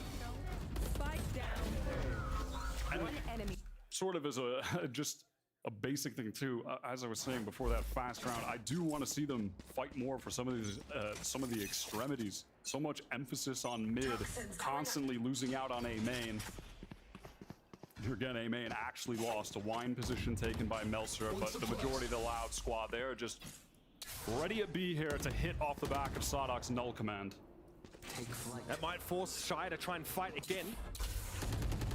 Unless he doesn't want to repeat that same behavior. No, it looks like this time he's going to give a bit of ground. Here comes QCK, lead the charge. Kesnet's vision going to be obscured briefly by that smoke, and Cowanzine punishes Shy as he tried to get at the Jet. QCK now gets his way into market, and Klaus wants to step up, but Cowanzine is on the corner. Kesnet has to wait. Tui's able to TP across the speedway now. All of Loud are embedded in this B site. And with 3 players, Crew have to unravel this. Viper's Pit available for less 2 if they want to lock this thing up. 4 on 2. Also, they may be out of sync. Looks to challenger on his own, and Kesnet takes the wallbang damage. The Blade Storm here. Operator to hand, and I think Crew are calling a cancel on this. They're getting out of dodge. It's taken a long time, but the economy finally broken here for Crew. Forced to save these weapons. 4 players, less than 300 credits each. Loud now with 3 on the board, and frankly, they have recovered this. I mean, that I'm already a bit content just with them having 3. If they can get more than that, obviously, I say this given that they then win the second half pistol, of course, but recovering things. Pivoting away from mid, being less concerned about it. We saw the prior round, right? They challenge A main. They get a frag, they execute. This time towards B, they're able to come in with the null command. Keeping it simple. Just winning with these big executes. And the null command, of course, on this map, when you get the opportunity to go for an execute like that, you just kind of have to take it. I mean, your odds of getting into the site, obviously you shut down all that KJ utility. You don't have to worry about getting stuck at the door or your jet dashing in with the rest of the team getting disconnected, all that. It just makes it so simple. Speaking of which, Crew Visa might have felt like they have allowed Loud to get their foot in this one. 3 rounds for the attackers. Ahead of steam built up, and Crew now on a bit of an awkward buy. It's going to be some permutation of Judge and Bulldog mixed in here. They did maintain that operator though.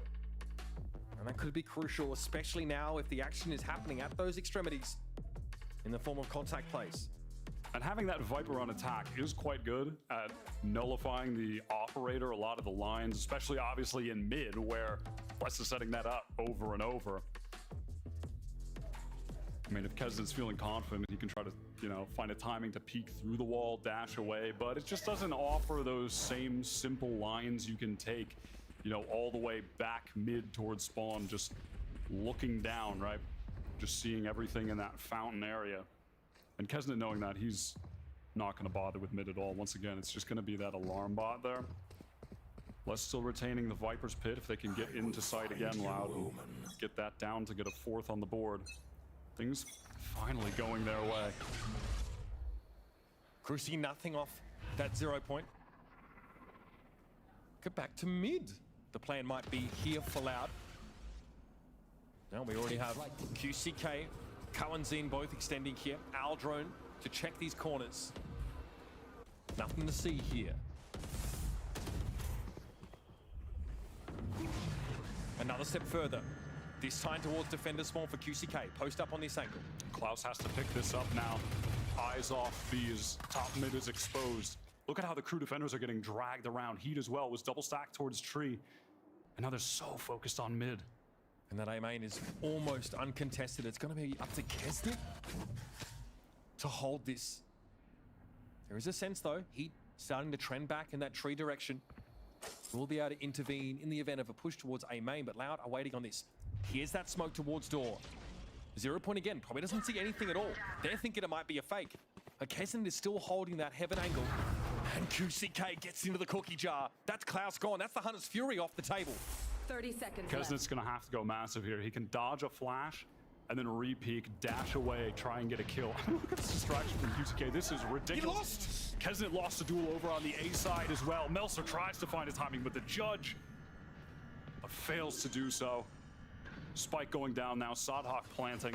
One enemy remaining. And there it is. This one, it's just fallen to pieces. I think Kesnet was forced off the angle by the Aldrone, potentially. It's unclear. Either way, he loses hard in that one. And this looks to be a fourth attacking round for Loud now. Exceeding expectations, the ones that we had 5 or so rounds ago. Loud are well and truly establishing a foothold here, and they are pummeling this crew economy. Nice shot. Just trying to save his heat. I do really like how Loud played around getting the mid control this time. Just really biding their time, leaving QCK there drawing eyes, and then that full push into A with the rest of the squad. And of course, QCK just finding that. I mean, I say timing pushing out. He was making a hell of a lot of noise. Klaus was looking straight at him, but he just cracks him in this duel. Dashes off. Oh, what? They just bait the shot from Kesnit and then spam him down. He had an opportunity for a kill as well, but just sprayed through that wall. Didn't feel like he could get away. Maybe not the combination of Cloudburst and Tailwind that he needed. And crew are on such a run. 4 now for Loud on a sense attack, looking quite strong. They have that one way in EMEA, and it's Meltzer, but he's just gonna back off and play this one a little bit safer. Cover going out. Kesnit's trying to some info on mid, was updrafting there. Paranoia now for Meltzer too. He is feeling the pressure on account of that drone. TPing further back again. Right here. Here's that Hunter's Fury. Klaus bringing it into this round. Kamanzine throwing his own first though. Good damage. Oh, Meltzer was never going to get away from that fragment. QCK here, Blade Storm out, punishes Kesnit. This is crew forcing into this round. They still only got 2 players left to work with now. Sardak with the plant here. It's going to be 2 players from Heaven to fight this post plant. And a Viper's Pit. That's going to cover A main and the door. Here we go, drop down. Klaus good for 1, Shy here in a 1 versus 2 to try and save it. Smoke thrown out in front, but Shy hangs on with 4 HP. The lockdown here to create the space, but Les is lingering close, almost too close. Spray through the smoke. Holy shit. Loud are fucking shaky as fuck, man. I've got to be pleased with that. It was looking absolutely disastrous. They win 4 rounds, but so many rounds in a row for crew, 6 of them. And it all spilled out of control. If you remember, there was that first round they got just a small moment where Shy was switching weapons, got caught, and that was the first domino into 5 late rounds for Loud. Oh man. All of a sudden, all that good work crew were doing up in smoke. I mean, Loud have worked themselves into a position where they don't even need to win the pistol on this next half. They can win it out here. SDK feeling the energy. I hope our desk is too, because there's much to discuss here in this halftime. Let's send it over to the gang. Thank you so much for that. All right, well, in the beginning, we were looking at crew, kind of continuing the success that they found in the first map. But now we're starting to see Loud come online, get alive in this matchup, which is huge for them, and they definitely needed it. Yeah, Loud had a much better second part to that first half right there, because I think what we were looking at a lot in the start was them losing out in their early fights, some overcommits on the rotates, and this round as well, like they're just getting blown up in mid by crew. Yeah, I mean, they had a really good start where Les actually getting a pick in that B main, but then this contact play up mid and this other contact play just got them so messed up because they lose these numbers. And then with this ult put down on the round where it was only a 4v2, it feels a little bit like overkill, but crew really secured that. Yeah, they basically were saying there's absolutely 0% chance we can ever lose a round like this by dropping down those 2 ults. We've also got Melzer coming away with 4 kills inside of that round. He had an absolutely phenomenal first half there. Yeah, I mean, going into Melzer, he played insane. I feel like every single one of his reactions really made sense. But again, a lot of these Loud contact plays just happen to fall into the hands of Melzer, walking up Cat, trying to take some sort of mid control. Yeah. But, I will give props to Loud, though. They did bring back a lot of these rounds. And the main reason why is because they found that kind of weakness in mid. They started abusing that. At some point, we saw QCK and Spawn like 2 rounds in a row, just pushing and aggressing. It was crazy how he was getting kills like in mid where he's like full running. Crew can hear him coming at them, but it didn't matter. Like he was sort of unleashed there, and whatever Loud were saying in the timeout to allow him to do that seemed to work. Hey, well, let's see if they can continue this one going forward into the second half, or will crew climb their way back in and close this game out? Let's send it back over to Uber and Wyatt. Well, winning 5 out of the last 6 rounds of the first half definitely represents a shift in momentum in Loud's direction. They've got to be thrilled to take 5 out of the half. No doubt, that is more than enough on a sense attack. We'll see if Crew can try to do the same on the less favored side. A deep mid push from Loud. Les is just gonna back off here, taking damage through the door, and we're gonna be into a 5-on-5 retake situation now. Leaving a player back in A main, that's going to be heat here. All of Loud converge upon the situation. The paranoia timing from Melsa, who was stellar in the first half, will be crucial. Aldrome will come out first. Just before the 0 point came through is QCK on the swing, 1-for-1. Hit flashed here, but ready to pounce into the fight as Les can challenge from long range. It's just shy. Who's on the outside looking in? Knows approximately where the spike is, but so risky to make this swing. And yeah, this goose is cooked. Tripitstone. Dream start to their defense half. That's crazy. So far away. Trying to see if maybe some of those players that had pushed down mid were going to actually go for a full lap through the A spawn side. But that never ended up happening, so he was just way out of the fight. One enemy. Really nicely done from Loud, though, spilling out from heaven. Together at good times, Les dropping down. Finally, some positivity from the coaches there on Loud. It was dire, gloomy faces for a long time. This is their lifeline, already down a map in this series. Oh my lord. Kesnet giveth, Kesnet taketh away. This time, a free haircut for Les. Okay, buddy. To be joking. QCK gets a new one ripped there. Shy is forced to respect Sadak here. Shot down. And the weapon he brings. Cohenzine can't get out of this situation. We'll have to face down 2 here. It does it with a bomb. Spike down. Beautiful 3 for Cohenzine. And now Shy. Oh my goodness, that was a short outing for Crew. Loud showing exactly why this is their map pick. I feel danger. Just looking awful for them. A must-win game here against Crew. Their chances at making it through to the playoffs if they lose here would be less than slim. What an inflection point this would be in the fortunes and story of Loud here in stage 1. All smiles with Cohenzine. And look at this. Already a glass cannon operator picked up from QCK. Gonna be picking up the line towards A. That's going to allow the other 2 players near him, Omen, 2Es, and Sadhawk, to just double up on Cat. Completely forego B right now. They have the retake wall for it, so they're just content with fighting for the other areas of the map and using that wall for retake if need be. We saw this from QCK against Cloud9 on Lotus. Just wanted to get the operator in his hands and control one of those lanes. Glass cannon or otherwise. This wall, such a nuisance from Les. Having to work around that in mid, deal with it in B. You have to cross it twice to go to Speedway as well. Let's see some action. Happy to fall back to the site. Cohenzine, though, fancies the challenge. Hasn't now brought down. This is the buy here for Crew, and so far not great from them. No one else on the side of Loud has really shifted from those A positions here. Unless we'll buy that time even more.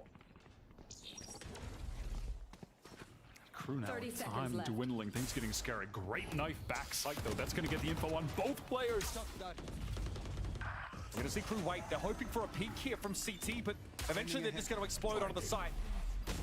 Dangerous. Let's get some damage on Melsery. Starter stepping forward. Cohenzine low. Let's just gonna get cleaned out of Boathouse here soon enough. 10 seconds left. Now QCK and 2Es are grouped up here in CT, and that's gonna be smoked off as Crew look to dig in for a long winter. Smoke down from 2Es. Paranoia went in as well, just to get this space to cross out over the stairs. And now QCK, that glass cannon operator we were talking about, he's gonna have to go absolutely crazy on the retake. It is so tough to use here. Impossible, man. And they're obsessed with B main, but there's no one there for Crew. The roll here on the side. 2Es now through a hail of bullets. Do you save the op? Heat will claim that final one, and Crew are back to business. A Again, doing something on attack that they excelled at on the first map, our crew, where when they're working into that site for a moment, it feels a little bit scary while they're slowing things down. Those loud defenders have gotten themselves digged into back site, but it's their ability to calm things down in the hectic moments on these site execs that have won them so many attack rounds now, taking both maps here into account. I love seeing that from them, a nice layer of play in their game. Might be an aggressive pop here from Loud. They're considering it. All right, well, they know about the Odin. True, have to be pleased now to start to build a staging ground financially into this attacking half. And of note, look at QCK, Sheriff in hand because of that glass cannon buy. Tragic for him here, not even particularly close to the knives. So a liability for Loud. The rest of the team gonna have to step up in the fragging department, unless he can hit some sick shots here with that Sheriff. Sardak, what a great intuition. Looks like he, despite the fragment being used, Sardak still gets a challenge and he wins it out. We are up mid here for Crew once more. Once they get a sight in their clutches, they're very good at sectioning it apart and tearing it to pieces. Big fight in B main. Les and Kawanzin stacked up here. Crucial trade from him. QCK now in backside. Kawanzin trying to assist with the recon for him. QCK want to swing off. The contact here for Kawanzin. This could get ugly though. Good great swing with the Sheriff and it's good for 2. 30 seconds left. Now it's up to Kesnet. The tailwind gonna mean that QCK is awful slippery. With 2 players, the double swing here from CT. Kesnet has to go wild. That's pretty good. QCK down, the smoke's covered, and Tui's will convert. Now it's tit for tat as Loud get their 8th. Really nice play in B main there from Loud. How they adjusted their setup over towards that site with QCK. Picking up the line on market, which just allows that stack there. Expecting the split to come in. You want to take one part of that split just... I mean, I'm looking at this kill, which is just... I mean, just obscene from Sadok, but... just cutting that split in 2 by taking control of B main. A really nice decision from Loud. On a map where typically you're expecting fantastic play. They were always so good on it last year with Sadok at the helm. Dangerous for Sadok here. He holds his ground. Okay. The gun diff may be manifesting there. The weaker buy for Crew. There's an obstacle they have to overcome. They get the better of QCK there in B main. Swing off the flash here for Les. And he also falls. Shai says, anybody else? Fragment thrown behind him. He doesn't care. He's got no interest in that S key whatsoever. Playing anti. Shy behind that box. Really well done to just catch out Les. Now Sadhawk probably just going to play for his life. Almost certainly. Look at the Loud positioning on the map. They've got them ensnared. Wow, what a first kill. He's had an extra sensory perception for timing of the last couple of rounds. Freebie. Kawanzin going to step up here with the Odin. A free haircut handed out by Heat. And the awareness from him to sniff that out. Again, Spidey senses and all that. Melsa spotted out there on stairs. And there's definitely the suspicion, of course. Suspicion. The player in B main, but again, a great feeling for timing from Melsa. Still with the Guardian now. It's going to be up to Tui's, and Melsa continues his riot through this game. What a powerhouse he's been. Standout performance from him. 16-9 right now on the board. Him and Shy. What a closeout to the round. I mean, it starts there with Shy again. This guy is the king of B main. Just dodges that flash. Peeks with the Guardian to take out Les, which just opens that site up. Removes the crucial defender piece there. Such a big round, Wyatt. Gets rid of the wall. Can't retake off of that. Look at the economy of Loud. Shambolic. That was an inflection point there. Now his Crew want to try and build a buffer of their own. Knives pop from QCK, I believe. Try and make a big play happen for his team. He just did on the other with the Sheriff. Guy that we're always looking at right now to step up for Loud. Kesnet on the entry though. When he come to the king, yeah, best not miss. Les doesn't, even with the smoke in the way. They will be lit, of course, by that recon. There's a pause for thought here for Crew, but they still want to scale in a B. They're committed. Heat again in B main. Loud are going to have to contend with this crossfire. Shy's doubled up with him as well. It's going to be so hard to get them out of that position. And now just this lockdown for the delay, but it does actually get broken through the wall because of that Guardian from Les. Bit of a misplay there from Shy. That's massive. Klaus doesn't have much to go off there with the Hunter's Fury either. Louder in a decent position for a retake, but Heat, oh, he's so annoying. Stuck in the corner as QCK's knives come clattering to the ground. Flash from Heat, but not looking to push off of it. It's Les again, and then Crew get involved.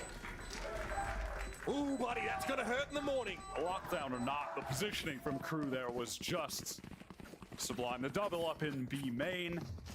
Heat playing in the corner. The flash is coming out for the other players to play off of who are entrenched in the site. And of course, the better weaponry doesn't really hurt either, does it? Look at that triple face together. Again, Crew it's just put these little set pieces together on a dime. It's the confidence again in their fundamentals. These guys just swinging together. They're not reinventing the wheel here. They're just doing all the little things perfectly, hitting all the right shots. QCK gets one. Having to back away there in heaven. The TP from Elsa looks like it was cancelled, but Kestin, he's always there. Smoking towards tree there, but Shy little sectioned off and Les was flanking through mid. Crew got to commit now. Door to come down. Kesnet with a lot to do in managing this pressure from heaven. Cool positioning here, but because of that drone, Melser forced to go down. Was going to play a crossfire with Kesnet where he could jump up on his contact. This Hunter's Fury could be huge, though. It is. Kesnet's taken out. But Melser, hang on. Less than Sadak brought down here. It's only going to be Kawanzin. They're going to win this round, Loud. Can you bring Sadak back? They are pre-firing that angle. Kawanzin revealed as the smoke drops. And Crew strikes a mortal blow here. I mean, 11th. Look at Melser again. Late in the round, 21-9. Never need to see this man IGL another day in his life, Mitch. Not a single damn day. Since the swap with Klaus. Absolutely white hot on the Omen right now. Oh, that's heartbreaking for STK. From elation to disappointment on his face. Whole spectrum of emotions. This match has just been wild. Loud sent down to the eco, a hero rifle in the hands of 2Es. On the verge of their third straight loss.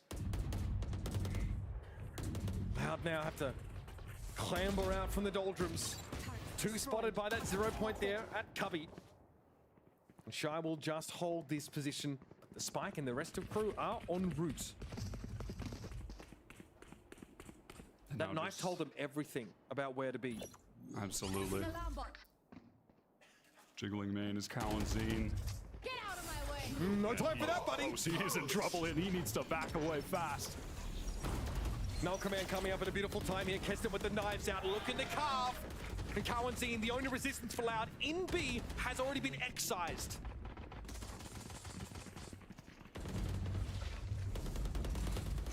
Back to the side. A lot of time to set up this post plant. They have an alarm bot for B main as well, which is going to expose QCK's flank. Nothing working in Loud's favor here. Having to retake a player down with far weaker weaponry. This is where the magic has to happen for this Brazilian squad. Was their stage? Their hopes of the next international event? They will crumble to dust. Speedway here, Kesnet has eyes for it. Oh, the light! It's so good! 4 players caught off that recon. It's gonna be a trade though. Heat still wants to pressure here from stairs. We'll probably play ahead of this snake bite. No, back to safety. Crew still disciplined even in the heat of this retake. And Loud, they've got nowhere to get in here. They've got no time. They've got no chance. And they've got no players left standing. All they can do is just try to play for a couple of exits. Ultimately, just irrelevant when you look at the state of the economy. Heat maxed out. Melser damn close to the same.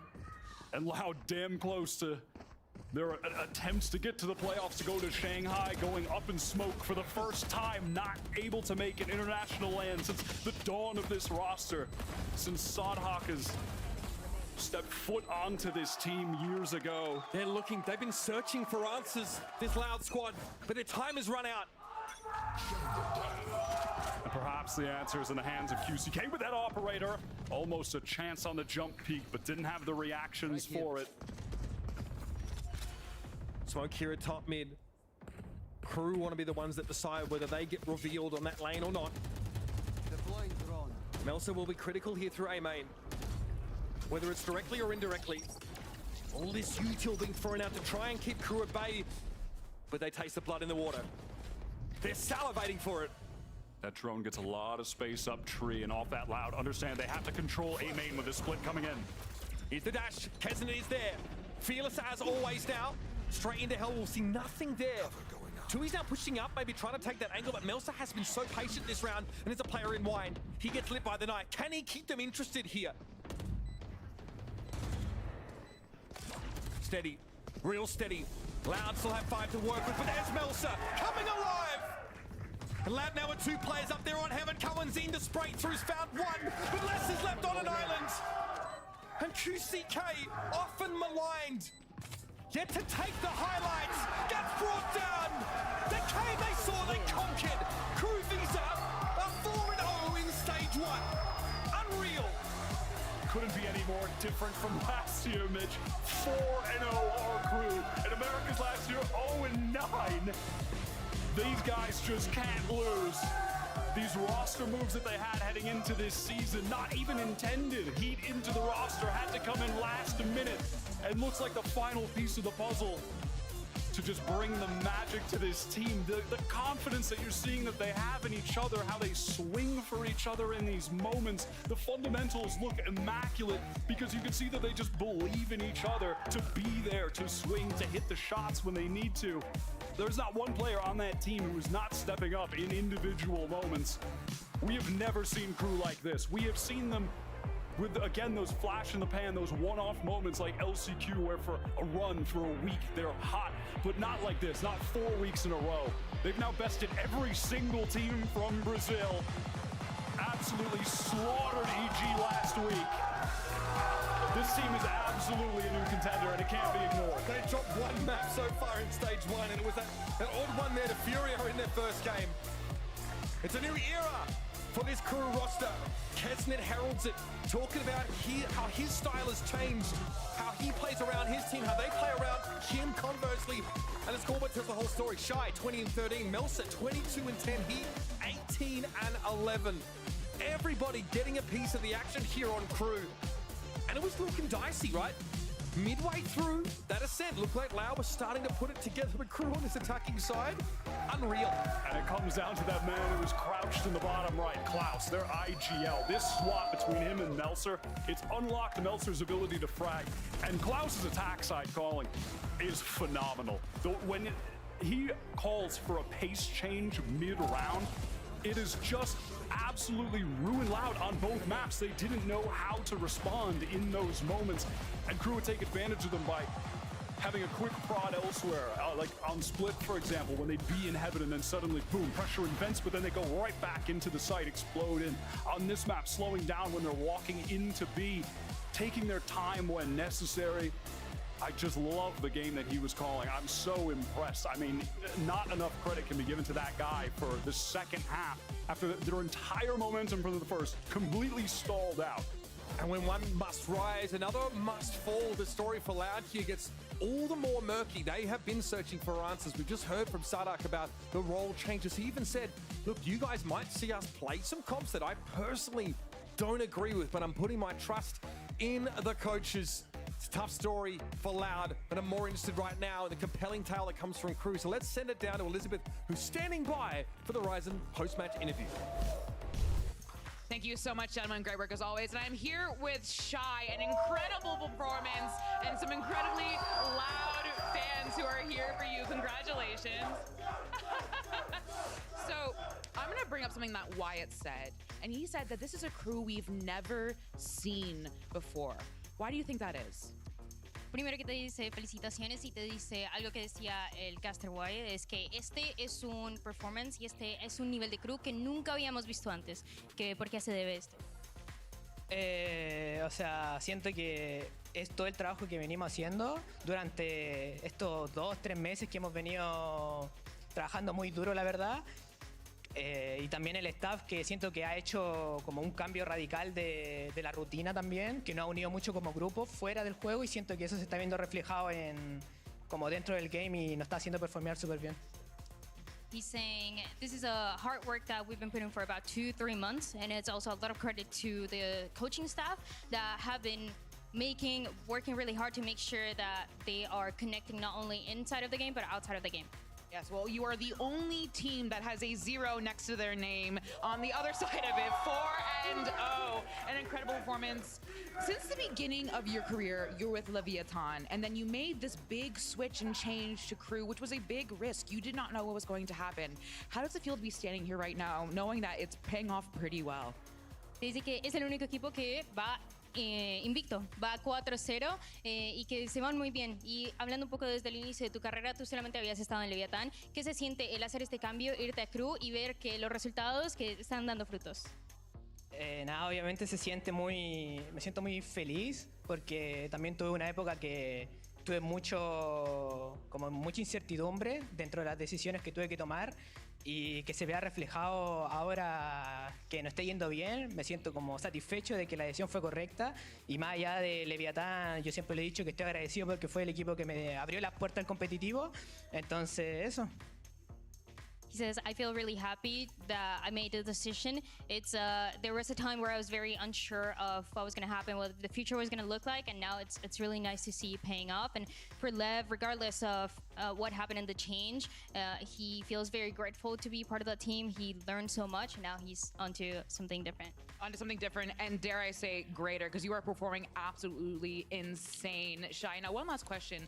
Coming into this stage, even in the kickoff tournament, there are many people that doubted Crew, a lot of doubters out there. Anything you would like to say to them now?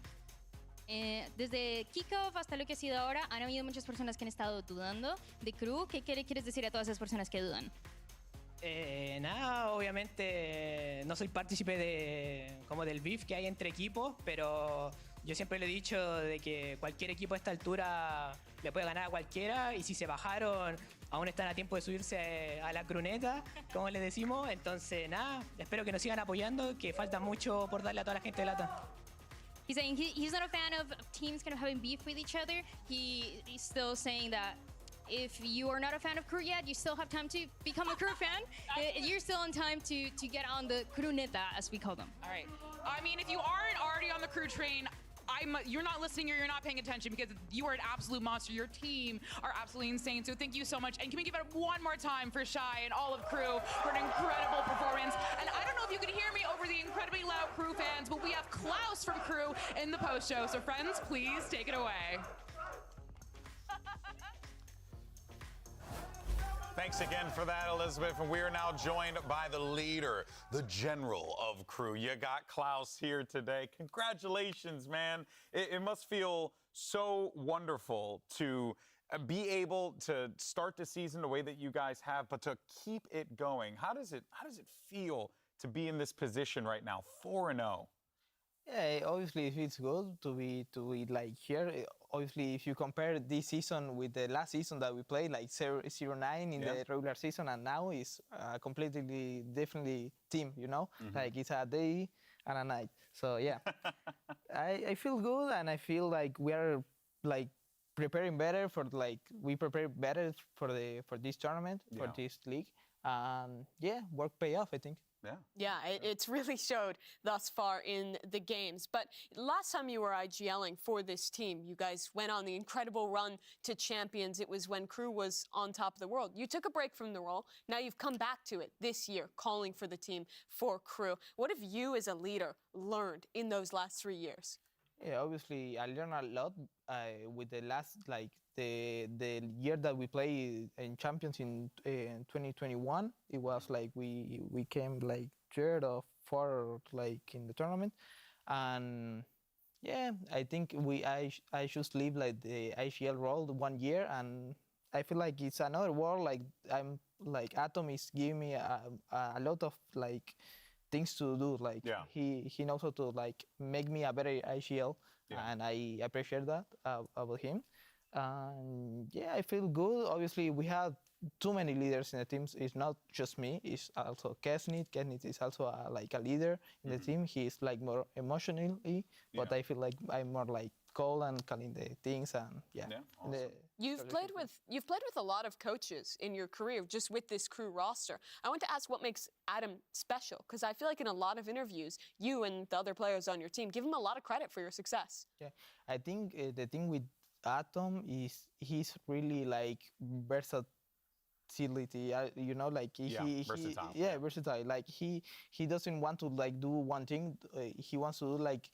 If one team is weak in, I don't know, like an example is one team is like weak playing A, we abuse that playing A, and that's it. Like we adapt. So you change your strategy. Yeah, we adapt every time that we play, and that's it. Like we just adapt, and we don't play like a type of game or like a one strategy or one kind of. There's no like crew one style. You guys are trying to become a little bit more because you see like other teams like maybe they play like their game and play like you can maybe like see how they play, you know, like I see how the other team plays, what they do another team do like more fakes, or maybe other teams like to contact more, things like that, and we like adapt very well to other teams, to be honest. Yeah, well, it's something that, I'm sure a lot of people are wondering is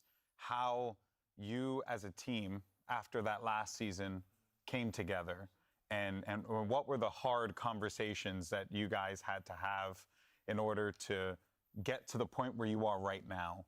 Because I know it's been such a journey for all of you guys on this team, I mean, across the board. So what were those conversations like? And did you feel like you can do that with this team? You can have those tough conversations with your team? Of course, it's like a different team from the last season, because also we came more with the our psychology it is works too much with us, like individually and as a group. So we like try to say things that like maybe other doesn't want to hear, but we say it because it's better for the team, you know. Yeah. And we be transparent with that. And I think it's that it's a different team because we can say things to each other more honestly. So that's good. That's good. Yeah. Kesnit has been one of the best players in the league. His performance this year has been incredible, but he has a very unique style. He lurks so much more than most of the other duelist players in Americas. And you've talked in interviews, and your teammates have, about how he's taking over some of the calling on defensive side and add some ideas to the team. I wanted to ask, with such a unique player, what is it like as an IGL to play with Kesnit?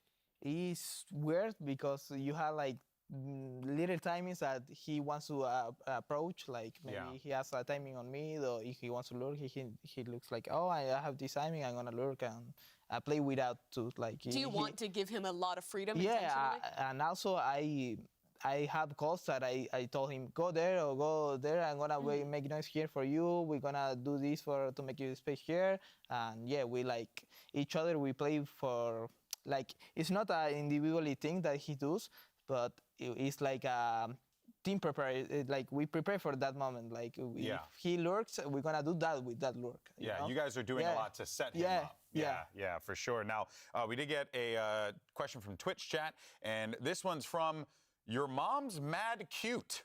Okay, that's great all right. Well, good for you. Thank you. She's awesome. So what have you guys done to improve so quickly? That's the question, but it feels like it's been such a long journey, so it's not necessarily a quick one, but what have you guys been doing? Has there been anything in particular that you wanted to make sure that you were working on coming into this season?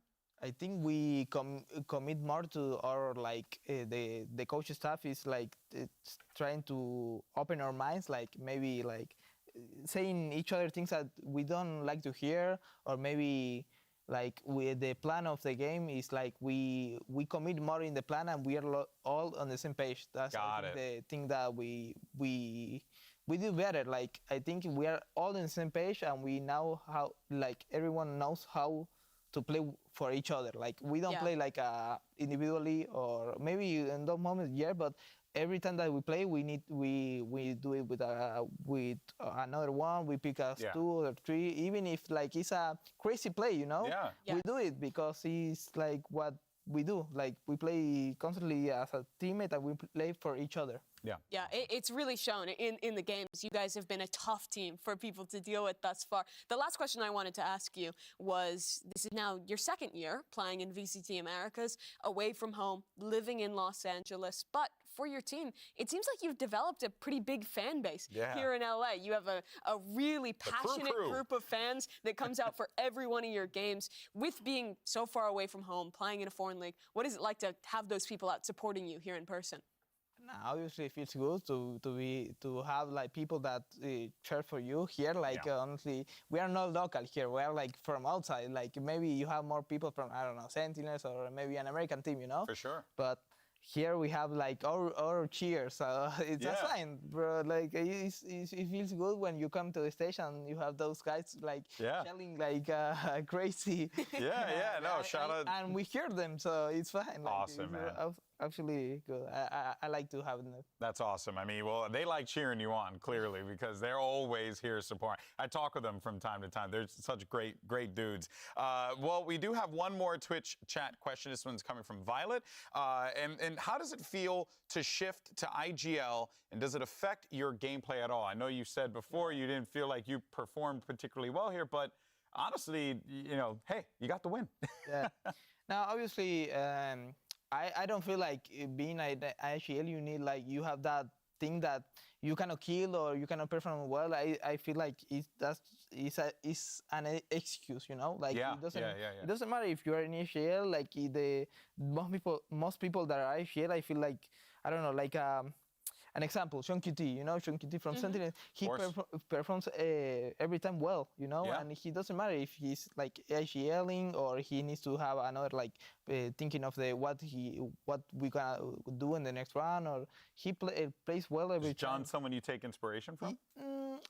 I don't As a player? No, I don't know, like an inspiration, but I feel like it's a unique IGL. Like I feel he doesn't matter about like he doesn't matter like using an excuse of IGLing. He doesn't perform. So he feels like, I feel like he thinks like he can perform also an IGL. So that's it. That's what you gotta I have do. the same mentality. Like I don't care if I'm IGLing, I'm another role. I just want to perform it, and it's not an excuse if you perform bad. Like yeah, for sure. But hey, you know what? You're performing well, and the results are showing, because you guys are 4-0 right now, which is unbelievable. But folks, we've reached the end of Super Week. That's right, it's over. There's the explosion. We have an explosion sound effect, Klaus. Can you do me a favor? Say Super Week. Super Week. You like that? Yeah, you like the explosion? There you go. Say Super Week. Damn, It blows up. moving 4 is clearly like something unexpected. Crew sitting at the top of Alpha Group 4. And they are the second team Leviathan have clinched on championship points in America. Like, how does it make you feel to see both LATAM teams on top of their groups? I think it's Lara Mira. I think. Yeah, Lara Mira. I love it. I love it. All about that, man. Well, there you can see how it all shakes out. But my goodness, what an incredible week this has been. We've had such great games across the board. But let's go ahead, though, and take a look at the schedule. We're going to be back on our normal 3-day match, or 3-day schedules, rather. So, you know, no more Super Week, but it's okay. All right, we got G2 and MIBR on the docket, and then it's going to be Sentinels versus Loud.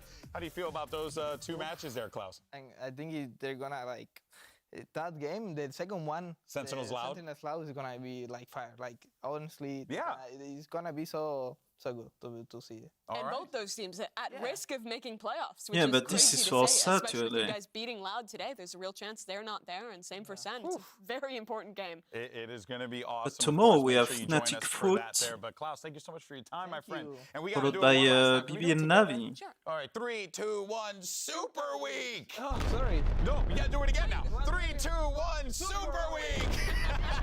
Thank you all, everyone, for watching. We thank you all so much for all the folks who came down to join us here. It has been an absolute blast, and we'll see you There's a Saturday right here, Cassie, same time, same Casey place. Coy Thank you too. so much, everyone. This Like. has been Super Week. I had to do one more. more. Thank you so much, Klaus. Thank you. Appreciate you, brother. Congrats. Friday. There's Vitality Giant and then there's Casey Koi. It's gonna be a high game. Even though Casey should be like... Casey is the favorite. Because of like the fan base and shit.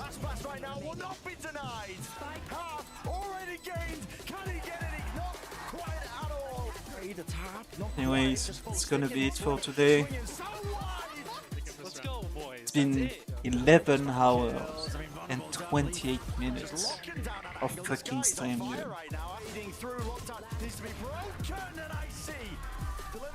Yeah, I started at fucking 5 PM and it's almost 5 AM my time, so...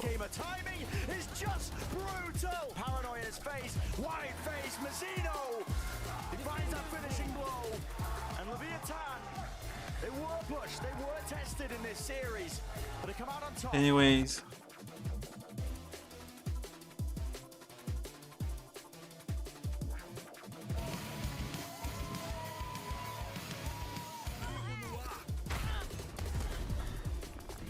This crowd, a bit of damage but no kill. 5 HP left on QCK. And Shy is waiting for him. Beautiful. Oh my God. Under the weights. Trip behind him. He can't even go down. Revs and Crew. A dominant opener to this series. Some action here spotted. There is Captain striking true for 2. Nicely. Oh my goodness. Can you bring Sadak back? They are pre-firing that angle. Kawanzin revealed as the smoke drops. Yet to take the highlights. Get brought down. The game they saw, they conquered. Crew Visa are 4-0 in stage 1.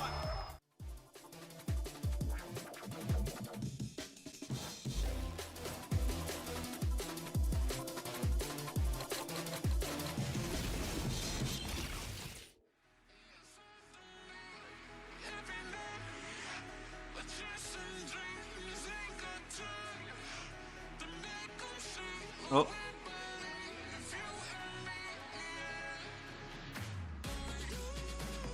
Okay, transition guy. Okay, yeah, so see you tomorrow.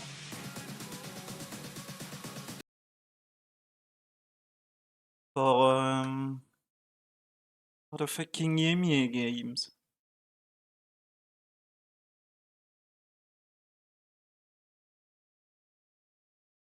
Bye bye.